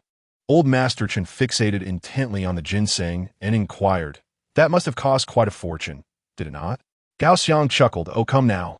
It was just over 100 million. The Chen family gasped in astonishment. A century-old ginseng worth over 100 million. Gao Xiang had indeed spared no expense. Moreover, it seemed that Old Master Chun was quite taken with this gem. Chapter 87. The century-old ginseng for martial artists, the more vigorous the vital energy, the easier the path of cultivation becomes. This century-old ginseng was an excellent tonic for nourishing both essence and blood, a rarity that even the Liu family's medicinal group did not possess. Even Qin Feng, upon hearing of the century-old ginseng, couldn't resist casting a glance towards it, his pupils momentarily widening in surprise. At that moment, Gao Xiang, having caught sight of Qin Feng's expression, sneered with disdain, "This is a gift for Old Master Chen. Just this one piece could buy your pitiful life." With that, he grew increasingly smug, thinking to himself, "Now that this treasure is revealed, what do you have to compare with me, you pauper?" Qin Feng scrutinized the ginseng closely before suddenly reaching out and extracting it from the box. "What are you doing?" Gao Xiang shouted, his temper flaring as if he had touched a raw nerve. This was a gift he had purchased for over 100 million. And before Old Master Chun could even touch it, this impoverished youth had snatched it away. The Qin family also deemed Qin Feng's actions excessive. Even as a martial artist, one should not bully the weak or seize another's possessions. Where was the demeanor of a true master in such behavior? Instantaneously, Qin Feng's grand image in the eyes of the Chun family began to tarnish, and they found themselves quite disappointed in him. Old Master Chen frowned slightly, but remained silent. "Kid, I warn you to put that down at once. If you break it, your miserable life would not suffice to compensate," Gao Xiang threatened. With a resounding crack, Qin Feng grasped a ginseng root and yanked it down. Gao Xiang's fury surged, and the Qin family shook their heads in disappointment. Crack, crack, crack. Qin Feng, undeterred, proceeded to rip off all the ginseng roots from the century-old ginseng. Just as Gao Xiang was on the brink of exploding, Qin Feng tossed the bare ginseng over to him, casually remarking, "Take a close look at those small holes on the ginseng. Don't they resemble needle marks? Is there not a bit of stickiness nearby?" Gao Xiang stared at him in disbelief before taking the ginseng and examining it closely. Indeed, where the roots had been plucked, there were small holes, albeit shallow, and upon touching, it felt somewhat sticky. "What on earth is this?" Gao Xiang was utterly bewildered. "It's glue," Qin Feng said nonchalantly. What? Gao Xiang, incredulous and unwilling to accept this, scoffed. This is clearly the essence of ginseng. You, a pauper, should not speak so foolishly. Hand it over. Let me take a look. At that moment, Elder Qin spoke up and took the century-old ginseng from Gao Xiang's hands. After a brief examination, he furrowed his brows and promptly broke off a piece. Elder Chun, what are you doing? Gao Xiang exclaimed in shock. Elder Chun smirked coldly and tossed the broken piece to him, saying, Taste it for yourself. Gao Xiang was momentarily taken aback, but took the piece and placed it in his mouth, only to spit it out with a cough, exclaiming, Why is it salty? Elder Chun replied, You have been deceived. This is merely a pickled radish. Gao Xiang's expression changed drastically. I spent over 100 million on this. Even several hundred million would not change the fact that it is just a cheap pickled radish. The forger possesses some skill, at first glance. Even my old eyes were fooled, Elder Chun remarked, casting a glance at Qin Feng. He required tactile confirmation to discern the truth, while Qin Feng could see through it at a glance. Such was the difference between them. The members of the Qin family stood in stunned silence. Gao Xiang had actually presented a pickled radish in place of a century-old ginseng.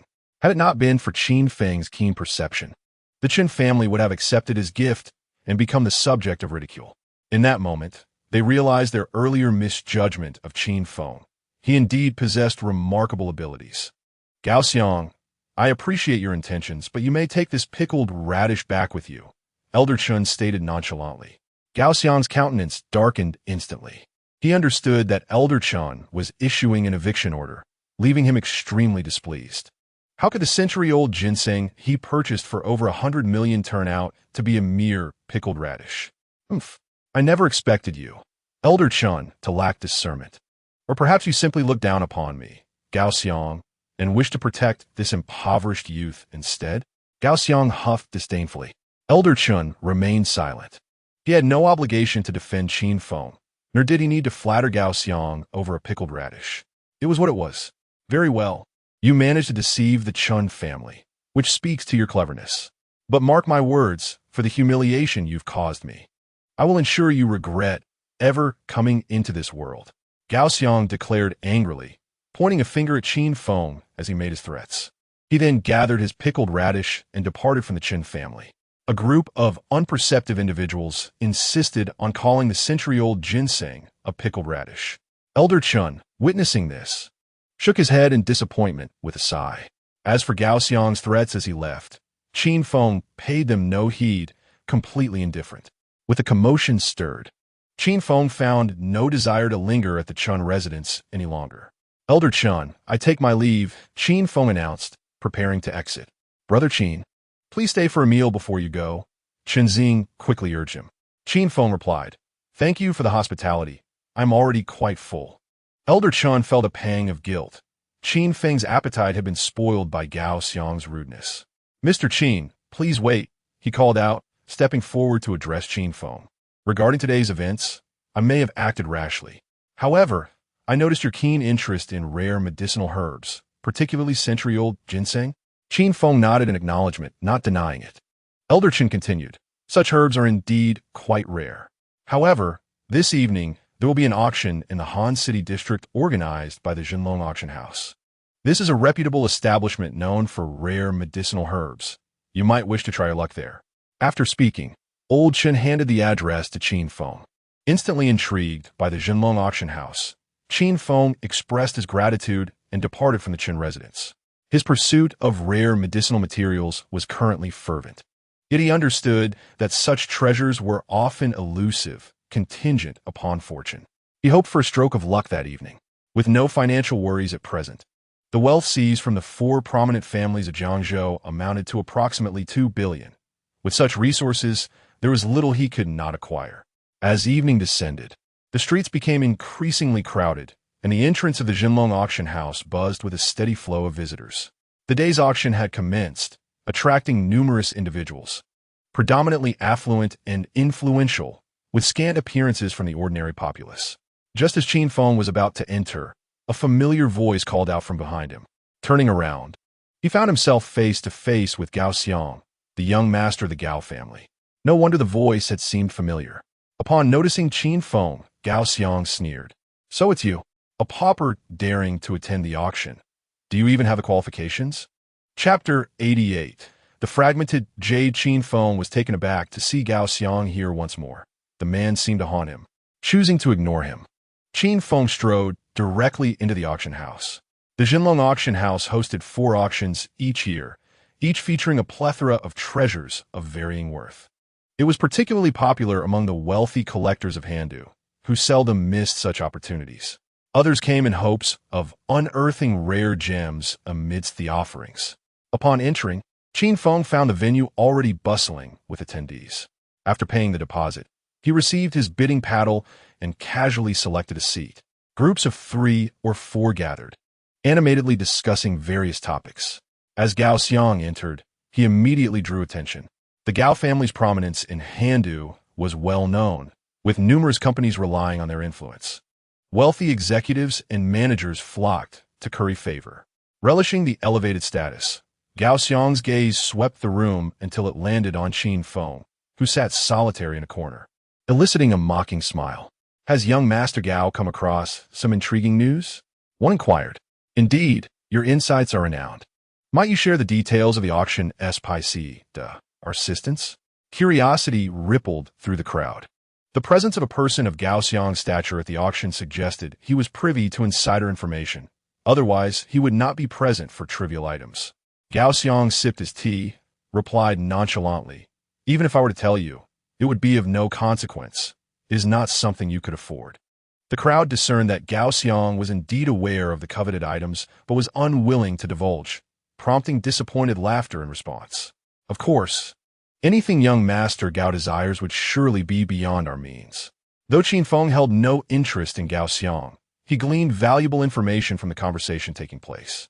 At this auction, there was an object that captivated the heart of Gao Xiang, the young heir of the Gao family. Earlier, Elder Qin mentioned that the Jinlong auction house might possess rare medicinal herbs that are over a century old. Gao Xiang now required these precious herbs to concoct elixirs and elevate his cultivation. Although the veracity of his words was uncertain, they instilled in him a sense of anticipation. As the auction commenced, the venue filled with attendees, and a host appeared on the stage, placing a stack of materials upon the table. With the host's arrival, an immediate silence enveloped the auction hall. He introduced the first item, Master Zhang Huayuan's Spring Returns, a classic ink wash painting that elegantly captured the essence of nature with its flowing brushstrokes. Qin Feng recognized Zhang Huayuan as a renowned contemporary master of traditional Chinese painting, whose works were highly esteemed among collectors. The auction house chose to showcase his masterpiece to warm up the atmosphere, instantly igniting a fervent bidding war among art enthusiasts, culminating in a sale at 3 million. Seizing the momentum, the host swiftly presented the second item, an ancient jade artifact from the Han Dynasty. A Qinglong jade ring intricately carved from Hatian jade, rich in historical significance and considerable value, with a starting bid of 500,000. To think that the base price for a Han Dynasty Qinglong jade ring was merely 500,000. What a remarkable bargain. Upon the reveal of the second auction item, a wave of excitement rippled through the crowd of bidders, who eagerly readied themselves. Qin Feng, however, cast a discerning glance at the jade and noted its imperfections. It bore cracks that had been artificially repaired, and not just one. Without expertise and identification, anyone who purchased this piece would surely face a disadvantage. Yet at that moment, Qin Feng's gaze lingered on the ancient jade once more, for he detected a subtle fluctuation of spiritual energy emanating from the very cracks that had been mended. He trusted his intuition, confident that he was not mistaken. However, as he attempted to delve deeper with his spiritual awareness, he found that it could only traverse the fissures of the jade, unable to probe further. Could it be a damaged magical artifact? A sense of astonishment washed over Qin Feng. Those who attained a certain level of enlightenment could utilize magical artifacts and even forge them. If this were indeed a broken artifact, its worth would be extraordinary. As he pondered this, several bidders had already begun to compete, driving the price from the initial 500,000 to 1 million. Suddenly, an unusual atmosphere began to permeate the room. The bidders realized that several collectors of jade nearby were not engaging in the bidding. Old Lu, what is going on? This is Han Dynasty Hetian Jade. You're an expert in this field. Why aren't you bidding at such a low price? The elder named Old Lu squinted at the large screen and quietly remarked, the jade is incomplete. The cracks in the dragon's neck are particularly severe. It's inauspicious. Upon hearing this, the inquirer fell silent, taken aback. Are you pulling my leg? Believe it or not, Old Lu replied nonchalantly. The man stood frozen, hesitating to make another bid. Meanwhile, another competitor, having overheard their conversation and noticing the first bidder's reluctance, also chose to withdraw from the fray.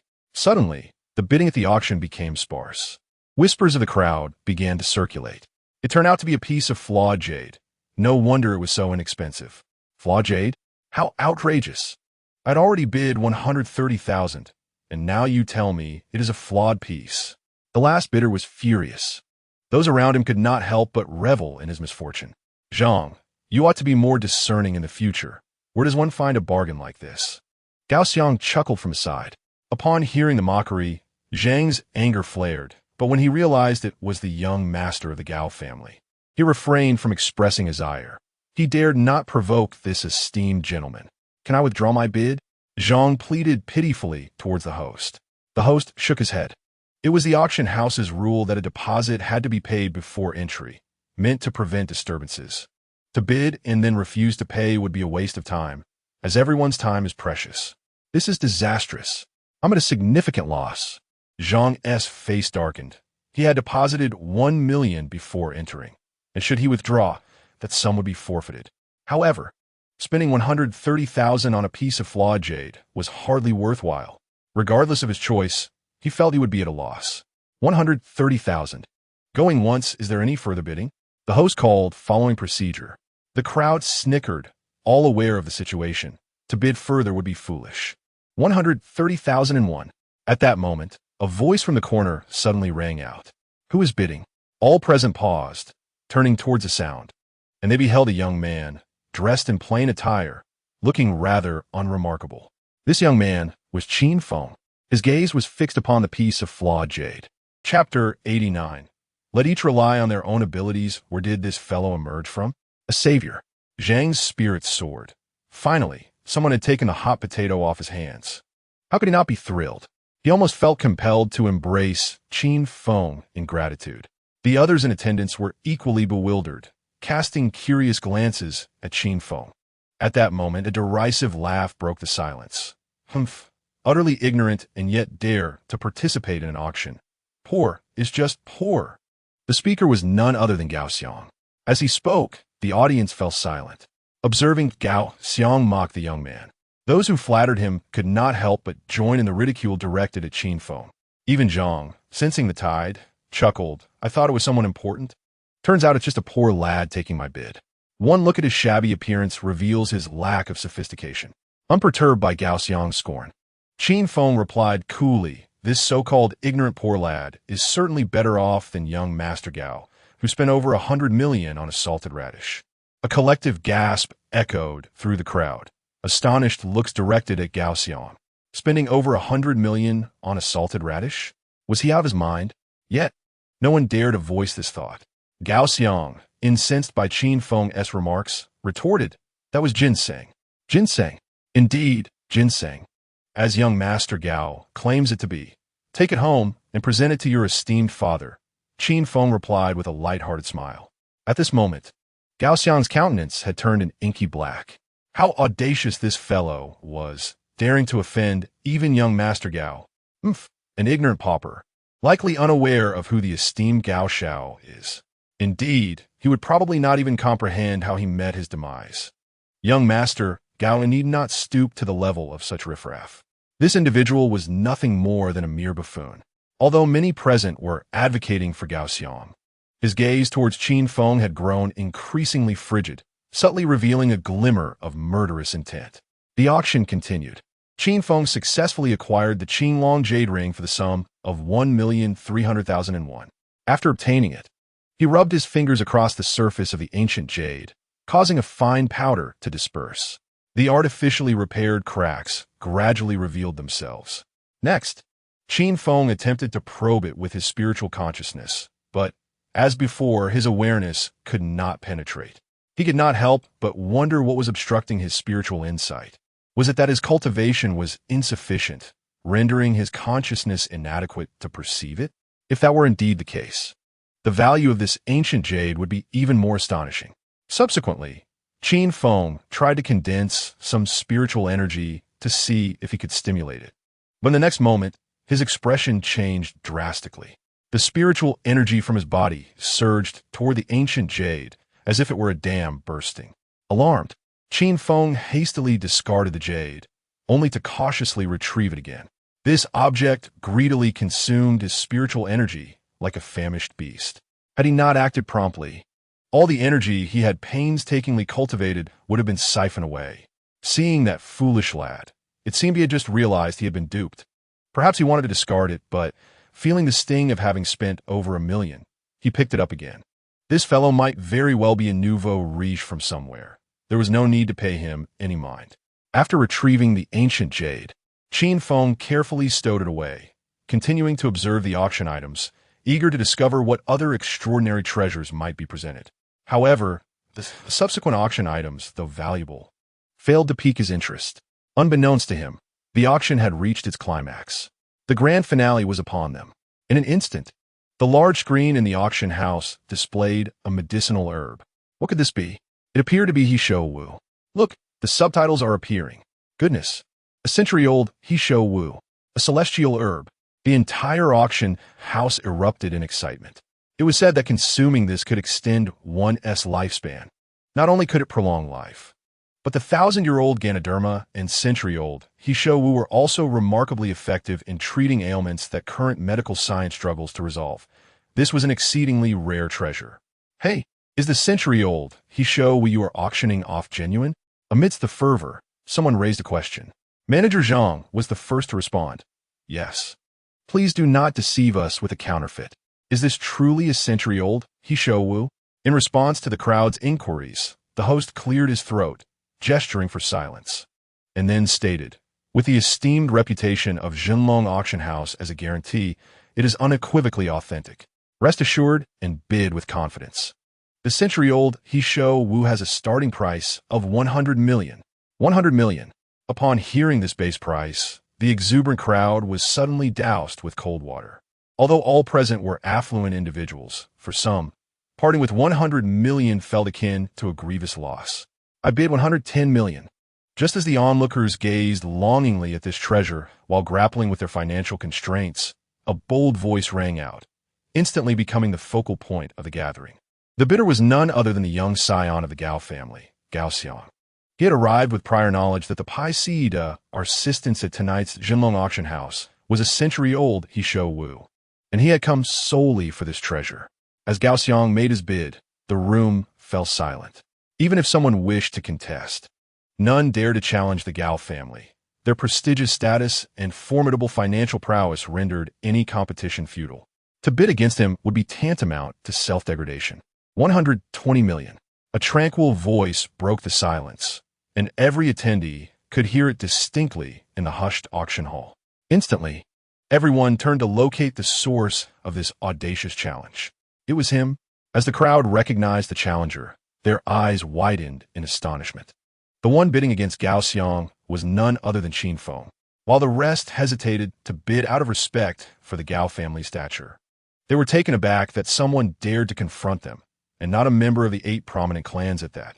Was this not courting disaster? You? Gao Xiang turned at the sound, momentarily stunned to see Qin Feng daring to compete with him. How could this mere pauper possibly afford such a sum? Gao Xiang scoffed. Listen well, kid, this is a substantial auction. If you intend to disrupt proceedings, do not expect the auction house to spare you. I certainly will not let you off. With his words, an undercurrent of tension surged through the auction house, as hidden guardians swiftly turned their attention to Qin Feng. From the moment he entered, Qin Feng had sensed their presence. Rest assured, I am well aware of the rules, Qin Feng replied nonchalantly. Gao Xiang arrogantly retorted, even if you understand the rules. Today I, Gao Xiang, declare that I shall claim this century-old He Shou Wu. Whoever dares to contest me shall bear the consequences. The audience fell into a hushed silence. However, Qin Feng merely chuckled softly and remarked, "Those with strength shall take what they can. Anyone can speak boldly." Chapter 90. A sharp intake of breath echoed through the crowd. A mere pauper dared to challenge the young Master Gao. What a rare spectacle. If this were to make the news, it would undoubtedly headline the papers. "Very well, kid. If you wish to provoke me, I can easily humiliate you with money." Gao Xiang sneered, raising his paddle as he declared, "For the century-old He Shou Wu, I bid 150 million. He increased his bid by 30 million, leaving the crowd astonished. This money seemed to hold no value, casually adding 30 million as if it were nothing. Qin Feng needed this century-old medicinal herb, renowned as a celestial plant, ideal for alchemical purposes, especially since it had become increasingly rare in the market. 200 million. Boom. The crowd erupted in a frenzy. A destitute lad unexpectedly called out a staggering price of 200 million, leaving most listeners feeling as though they were ensnared in a dream. Gao Xiang was momentarily taken aback. How could a penniless individual possess such wealth? Could it be that Elder Chun was funding him? Contemplating this, Gao Xiang cast a disdainful glance at Qin Feng, flaunting the support of others. "What audacity do you possess?" "I, Qin Feng, require no one's financial backing," he stated with unwavering confidence. Who would believe that? Gao Xiang scoffed. The entrepreneurs attending the auction quickly grasped the situation. What? So someone is indeed funding this young man. No wonder he can produce such a sum. The utmost disdain I hold is for those who flaunt the wealth of others. If you possess the ability, earn your own money and spend it. This young man truly falls to the lowest depths. Qin Feng disregarded their words, focusing solely on securing the century-old He Shou Wu. Noticing Qin Feng's silence, Gao Xiang proudly lifted his chin. "Qin Feng, don't think that with Elder Chin's help you have the capital to oppose me. Do you dare to wager? This century-old He Shou Wu is destined to be mine. If you lose, you must kneel before everyone and address me as grandfather. What say you? Dare to wager?" Upon hearing this, the crowd at the auction became intrigued, casting their gazes toward Qin Feng. They thought to themselves, "This lad surely lacks the courage to accept. And what if you lose?" Qin Feng suddenly retorted, his eyes narrowing with a hint of irritation. "I lose. What a grand joke. Very well, if I, Gao Xiang, fail to acquire the century-old He Shou Wu today, I shall kneel before you." Gao Xiang replied nonchalantly, confident that Qin Feng could never triumph over him. A mere boy reliant on the support of others has no standing against the illustrious Gao family, ranked third among the 8 great clans. "Very well." Qin Feng's eyes narrowed. "I bid 500 million. If you believe in your own capabilities, feel free to challenge me." Boom! The proclamation reverberated like a thunderclap, stunning all present. Has this lad gone mad? 500 million for a single He Shou Wu? A century-old He Shou Wu. A medicinal herb without a fixed price. Those in need would surely offer not just 500 million, but perhaps even 5 billion. Shock coursed through the crowd. Such a rare herb could typically be secured for 1 to 200 million at most. 500 million was an exorbitant price, enough to erect several buildings. Even Gao Xiang, the young master of the Gao family, found himself momentarily dumbfounded.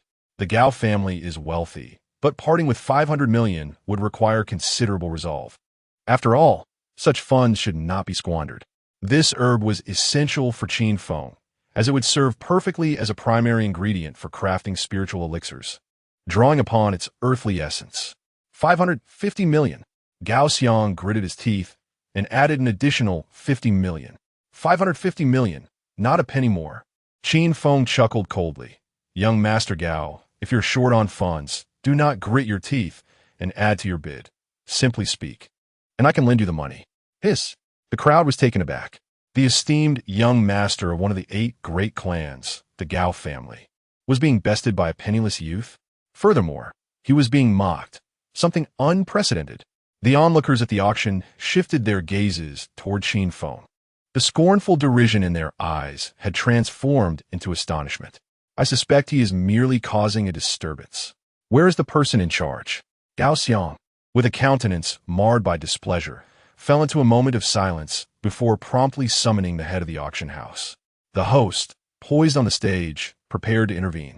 A soft cough resonated through the air as an elderly man emerged from behind, clad in a gray long robe, adorned with spectacles.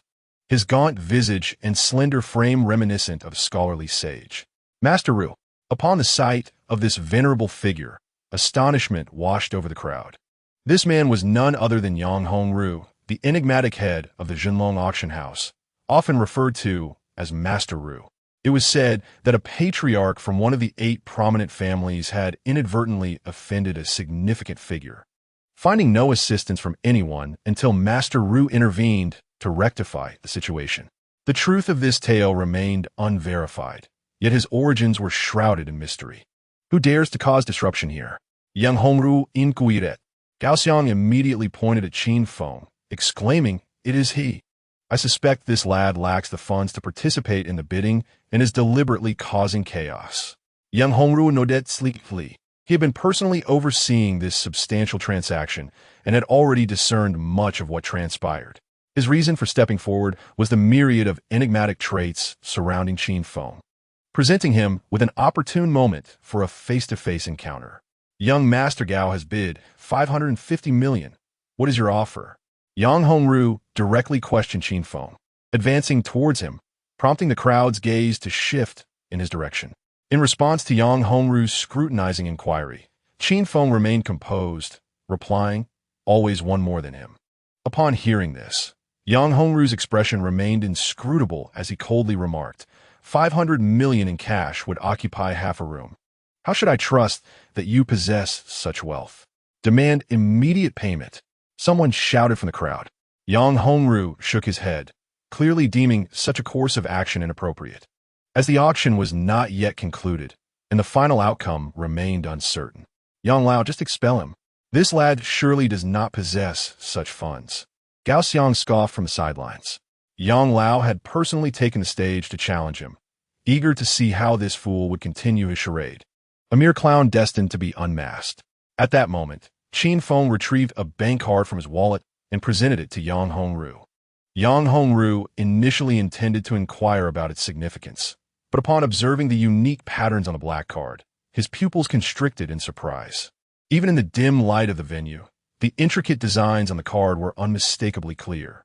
After taking a closer look, Yang Hongru returned the card to Qin Feng and declared, "The auction shall proceed. This gentleman is indeed qualified to participate in the bidding." What? Is it merely by inspecting a bank card that one can ascertain his financial capability? Has Master Ru lost his senses? Voices of skepticism arose. Yet, with a mere cold glance from Yang Hongru, the dissenting voices fell silent. How can this be? Gao Xiang furrowed his brow in disbelief. Yang Lao, are you certain? Gao Xiang pressed. Yang Hongru nodded affirmatively and then turned to Qin Feng, asking, "Mr. Qin, do you possess a membership with our auction house?" Qin Feng shook his head. Immediately, Yang Hongru retrieved a crystal-clear card from his jacket pocket and presented it before Qin Feng. "This is a membership card for our Chamber of Commerce. I implore you to accept it." "A Chamber of Commerce?" Qin Feng inquired, his brow furrowed in confusion. "Indeed," Yang Hongru affirmed. The Jinlong Chamber of Commerce is a nationally recognized entity, with the Jinlong Auction House being merely one of its subsidiaries. This membership card will grant you numerous conveniences within the scope of our chamber.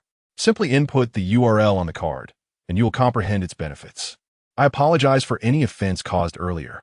I ask for your understanding. Noticing Yang's courteous demeanor, Qin Feng chose not to dwell on the past incident and accepted the card, thus extending his forgiveness. "Let the auction continue," Yang Hongru declared before turning to leave. The gazes of the onlookers at the auction house shifted dramatically, filled with disbelief. Merely a bank card had prompted such civility from Yang Hongru. Who exactly was this Qin Feng? 10 billion, Hai Xiang suddenly exclaimed, his voice brimming with excitement. As a privileged heir of the Gao family, he could not abide being overshadowed by this unknown. His offer was exceptionally fierce, as though he were under some enchantment. All present at the auction regarded him in astonishment. 10 billion? Is this a jest? Ah, such is the world of the affluent. This treasure is priceless. Whether it is 5 billion or 10 billion, if it serves its purpose, one must procure it. Brat, Hai Xiang's face twisted with intensity as he glared at Qin Feng. Gritting his teeth, it's 10 billion. If you have the audacity, continue to raise your bid. With a calm demeanor, Qin Feng replied, I have stated before. Regardless of your offer, I shall always bid one more until you concede. Hai Xiang nearly choked on his own blood. This fellow truly dared to raise the stakes. $10 billion. Even a modest investment could yield a profit of $1 billion within a year. Where could this unassuming youth possibly amass such wealth? Madness. The attendees of the auction were utterly stunned. One dared to bid, while the other matched it. Did they truly perceive money as mere figures? Hai Xiang, if you wish to contend for this herb, I am more than willing to see it through to the end. To ascertain whether your Gao family's riches surpass my own abilities, Qin Feng remarked with a cold smirk. He understood that, at this moment, he was directly opposing the Gao family. He felt no fear. After all, he had already eliminated Gao Fenglai, and this enmity had long been established. What the 8 great clans of Handu? The grievances he endured today would eventually be repaid in full. The 10 billion bid was already Hai Xiang's limit. Yet his desire for the century-old He Shou Wu was insatiable. A martial arts master hidden among the attendees had conveyed to him that the authenticity of the century-old He Shou Wu was beyond doubt. And if he were to absorb its essence, it could elevate him to the rank of master within a year. Hai Xiang's heart raced with exhilaration. Once he attained mastery, he would effortlessly conquer Qinziing. Moreover, he would become the youngest martial arts master, basking in unparalleled glory. However, reality delivered a harsh blow. A single penny can thwart even the most valiant of heroes. The Gao family is affluent, yet producing 10 billion is already a considerable strain. Any greater sum could jeopardize the very foundation of the family, a notion that even the patriarch, despite his position, would not hastily endorse. The once carefree and wealthy Gao Xiang now wore an exceptionally grim expression. Suddenly, an idea struck him, and he retrieved a golden card from his pocket, raising it high and proclaiming, Our Gao family is a gold-tier member of the auction house, enjoying premier privileges. I believe the auction price is exorbitantly inflated. Therefore, I shall invoke our privilege to cap the price at 10 billion. Moreover, as a top-tier gold member, I possess the right of first refusal to purchase the capped auction item. The dazzling card in his hand glimmered under the lights, blinding the onlookers. Many had never seen such a prestigious gold membership from the Jinlong auction house. Qin Feng gazed at the radiant card, then glanced at the card given to him by Yang Hongru earlier, promptly accessing the website on his phone. Can I exercise the privilege to cap the price now? Gao Xiang inquired. The host hesitated for a moment, then nodded in contemplation. Yes, you may cap the price.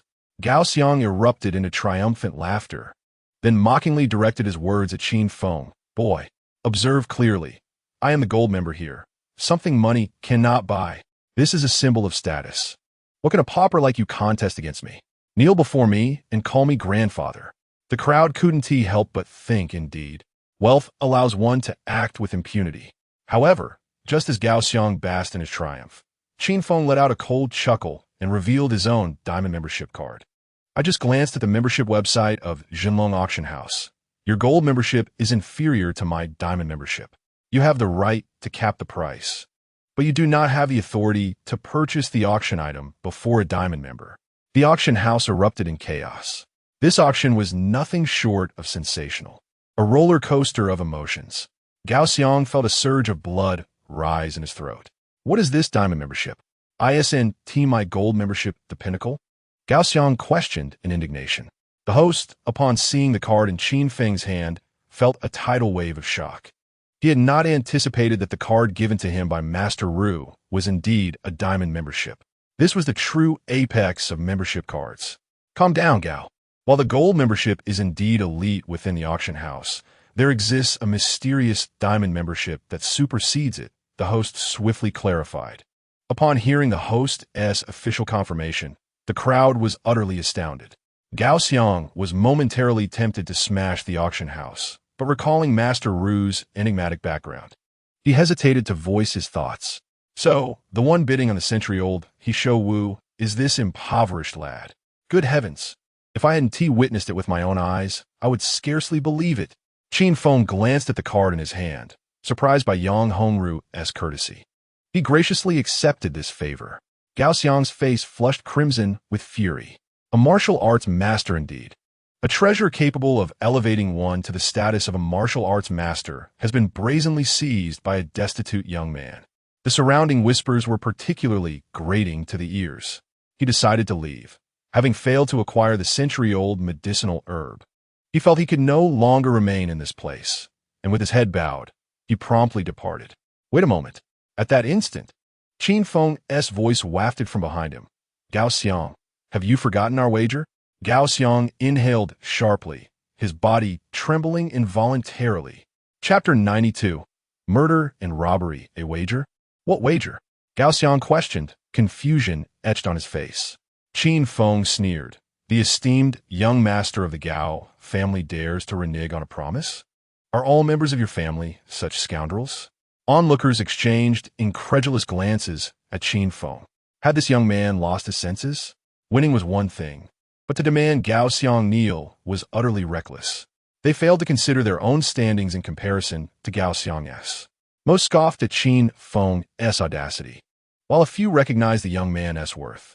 After all, he had spent a fortune of 10 billion on the herbs and possessed a prestigious diamond membership gifted by the revered scholar, indicating he was no ordinary individual. The crowd within the auction house bore varied expressions, eagerly anticipating the confrontation between Qin Feng and Gao Xiang.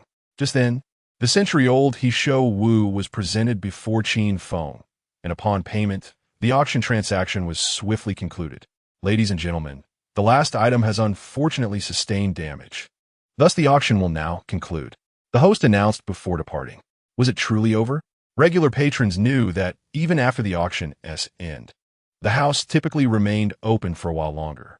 However, whether the last item had indeed been damaged was a matter unknown to the crowd.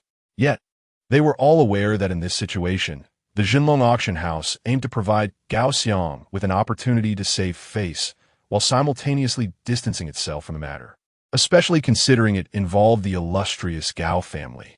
As the auction house closed its doors, the attendees had no choice but to leave. Had it not been for Yang Hongru's intervention, Qin Feng would have insisted that Gao Xiang kneel and admit defeat, even with the auction house's closing. However, Yang Hongru had facilitated his acquisition of the century-old He Shou Wu with the diamond membership card. Thus, out of respect for Yang Hongru, Qin Feng chose to spare Gao Xiang this time. Since the auction house is closing, I shall let you off this time, but should you dare to offend me again, I shall demand full restitution. Qin Feng issued a cold warning. With that, he collected the herb box and departed, disregarding Gao Xiang's response. Stepping out into the night, the moon was obscured, and the wind howled ominously. The streets were considerably emptier, with few figures traversing the pathways.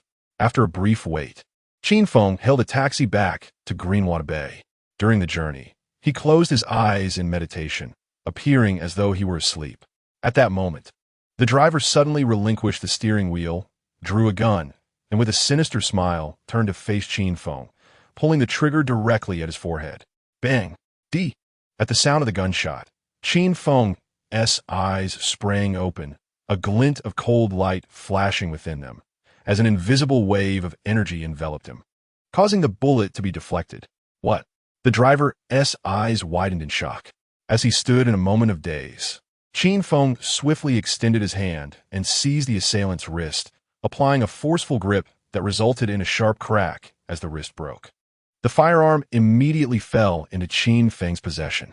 In an instant, a gunshot rang out, as Qin Feng showed no mercy, executing a precise shot that obliterated the driver's skull. He then forcefully kicked open the car door, stepping outside to survey his surroundings. He found himself at a desolate crossroads on the outskirts of Handu, a place so barren that not even a ghost could be seen. Yet, the air was thick with a chilling aura of murderous intent, as if invisible blades were poised against Qin Feng's throat. Fool! You tread where angels fear to walk, and intrude upon hell uninvited. To offend me, Gao Xiang, will be the gravest regret of your life. As the voice echoed, Gao Xiang emerged from the shadows, flanked by several formidable warriors from the Gao clan. their palpable killing intent emanating from them. One martial arts master and 4 experts on the verge of mastery composed this formidable assembly. In Hindu, such a presence could slay gods and Buddhas alike. None could survive their onslaught. The Gao family, ranked 3rd among the 8 noble clans, had its reasons for such a reputation. Qin Feng cast a glance at Gao Xiang, already anticipating that he would not let the matter rest. Upon exiting the auction house, he had felt a sense of vigilance, and the gunfire from the driver had been well within his expectations. What if I were to say this place is your grave? Qin Feng replied with an unperturbed demeanor, despite the overwhelming force arrayed before him. Ha ha! Gao Xiang laughed heartily. This is undoubtedly the most ludicrous statement I have ever heard.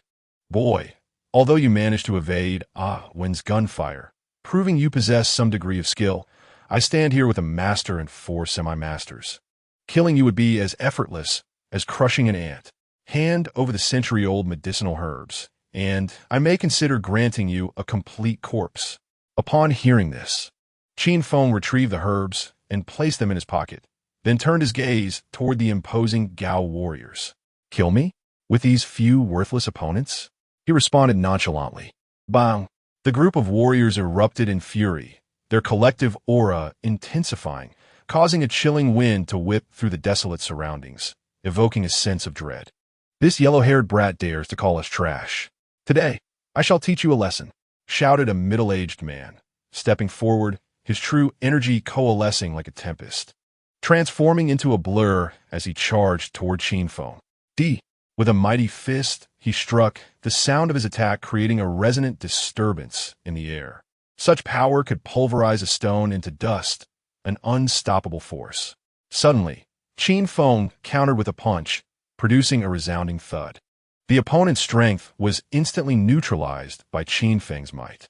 As Qin Feng harnessed his true energy, one fist held back the adversary's assault while the other surged forward, striking squarely against his chest. Crack, crack, crack. The warrior felt an unstoppable force penetrate his chest, each rib fracturing inch by inch until, with a devastating momentum, it shattered his heart. Impossible. The warrior's eyes widened in terror. He could hardly believe that as a powerful figure on the verge of mastery, he could not withstand even a single punch from Qin Feng. How pathetic. Qin Feng scoffed dismissively. In an instant, the warrior spat out blood and collapsed to the ground, lifeless. What? Gao Xiang's pupils constricted sharply. A half-step master was utterly vanquished by a single blow from Qin Feng. This young man possesses at least the strength of a true master. A glimmer of astonishment flickered in the eyes of the martial arts master, who then grinned maliciously. Today, we have struck gold. Gao, not only can you seize a century-old medicinal herb from him, but you can also uncover the secrets this young man harbors. Gao Xiang paused, bewildered. What secrets?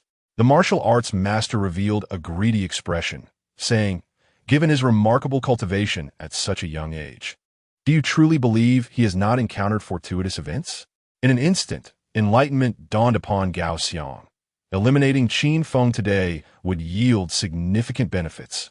Uncle Yuming, I must trouble you with this task, Gao Xiang said with a sinister smile. Gao Yuming, the master-level warrior, though from a collateral lineage, held an exceedingly important position within the Gao family due to his mastery. With my righteous hand, I shall compel him to kneel and relinquish the century-old herbs and divulge his secrets within 10 moves. Chapter 93. Come to collect the corpse. Gao Yuming's eyes brimmed with confidence. As he channeled his true energy, it enveloped his hands, emanating a potent masculine aura that caused the air temperature to rise sharply, with a faint golden glow shimmering from his palms. With such supreme and vigorous palm techniques, even fellow masters would perish at my hands, for within the same realm, I am invincible. Gao Yuming arrogantly approached Qin Feng, his gaze filled with disdain. Towering over him like an unassailable powerhouse, Qin Feng remained silent, a cold smile gracing his lips. Prepare to meet your demise. Without a moment's hesitation, Gao Yuming struck down with his hand, his presence akin to a mountain's collapse. A flash of golden light appeared. Suddenly, with a crack, Gao Yuming's hand was halted mid-air, for Qin Feng had, unbeknownst to him, seized his wrist. The The speed was so astonishing that even Gao Yuming had not anticipated it. In that moment, he felt the grip upon his life source. And the proud technique he wielded had yet to show its might before being suppressed, causing him to break into a cold sweat. How did you achieve this? Qin Feng coldly replied. Who told you I only possess the strength of a master? Boom! As his words fell, an overwhelming aura erupted from Qin Feng, accompanied by a chilling coldness, as Gao Xiang and the others looked on in shock. Qin Feng crushed Gao Yuming's wrist, while simultaneously a force penetrated the latter's life source. A piercing scream echoed across the wilderness, startling a flock of birds into flight. Gao, we must flee. The remaining 3 half-step masters were instantly filled with dread at this sight. The martial arts master was also defeated in one blow. This young man is an anomaly, a formidable opponent. Gao Xiang, overwhelmed with fear, felt his legs weaken upon witnessing Gao Yuming, a master-level warrior, being dispatched so effortlessly by Qin Feng. Thankfully, a nearby warrior caught him, whisking him away in haste. Gao Xiang, did you not intend to kill and seize my medicinal herbs? As he attempted to flee, it was utterly disrespectful to underestimate me, Qin Feng. In the midst of his speech, several silver needles suddenly emerged from between his fingers. With a flick of his wrist, the needles shot forth with a whoosh, piercing through the air. Thud! Thud! Thud!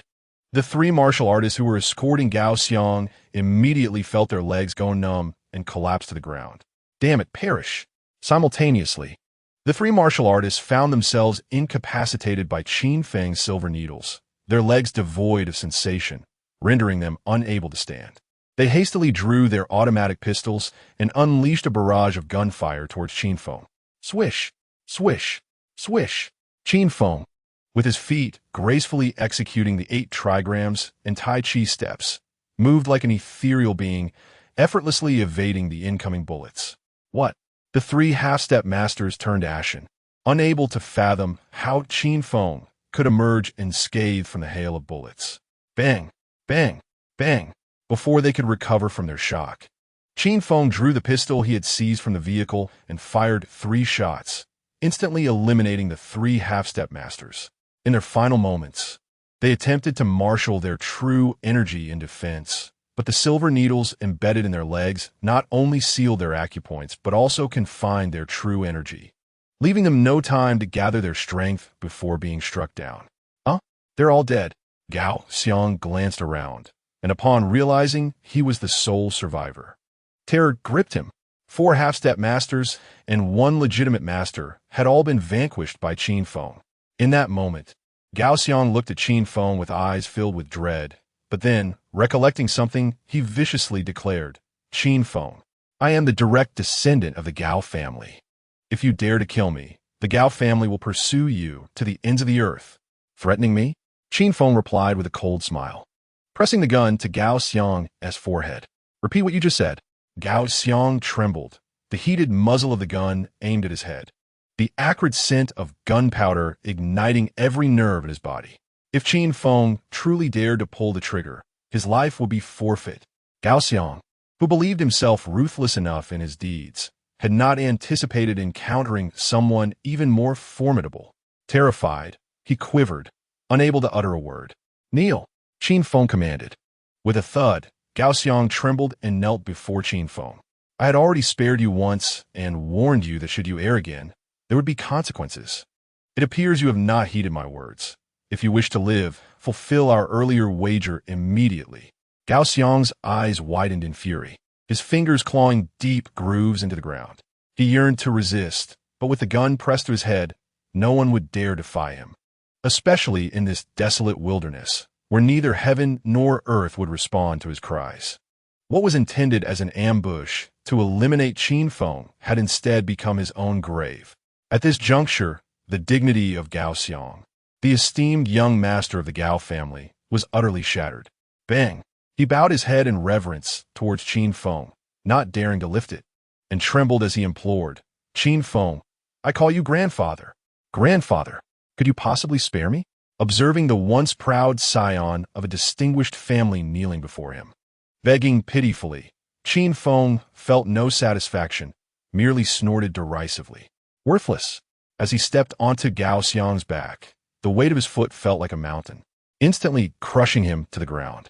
With a series of gunshots echoing in the air, Qin Feng relentlessly fired, reducing Gao Xiang's limbs to a bloody pulp amidst his desperate cries. Gao Xiang soon succumbed to unconsciousness, while Qin Feng observed him with a cold gaze. He chose not to end the young master's life, not out of fear, but because he was uncertain whether he possessed the strength to confront the Gao family directly. To kill this scion outright might provoke a desperate retaliation from them. Suddenly, as silence enveloped the surroundings, a jarring ringtone pierced through the stillness. Qin Feng retrieved the phone from Gao Xiang's person and answered the call. "Is the task proceeding smoothly?" A deep, resonant male voice inquired from the other end. Though Qin Feng paid no heed to the identity of the caller, with an icy tone, he replied, "Come to collect the body." With that, he abruptly ended the call and vanished into the shadows of the night. Meanwhile, within the Gao residence, a man in his 50s sat on the sofa, his brow furrowed deeply. Suddenly, he slammed his phone down, shattering it into pieces. Third master! Third master!" Hearing the commotion, the servants rushed in, alarmed by the sight of the furious Gao Yinshan and the fragments of the phone scattered on the floor. "What has happened?" they inquired anxiously. Gao Yinshan barked. "The eagle has turned against its captor. Immediately locate Gao Xiang's phone and investigate." The servants, unaware of the unfolding events, sensed the gravity of the situation. It was evident that something dire had befallen the young master, and that someone had dared to lay hands on a scion of one of the 8 prominent families. A grave affront indeed. The day after Gao Xiang's incident, a tremendous uproar erupted among the upper echelons of Handu. The Gao family, one of the 8 prestigious clans, had been targeted by a young man named Qin Feng, who had slain a martial arts master and 4 semi-masters, an alarming feat. Even Gao Xiang had suffered grievously, rendered unable to care for himself. The losses for the Gao family were catastrophic. Simultaneously, questions arose regarding the identity of this Qin Feng. Just how formidable was he? To have taken down so many of the Gao family strongmen? Did he not fear the repercussions? "Old Liu, have you heard the news from last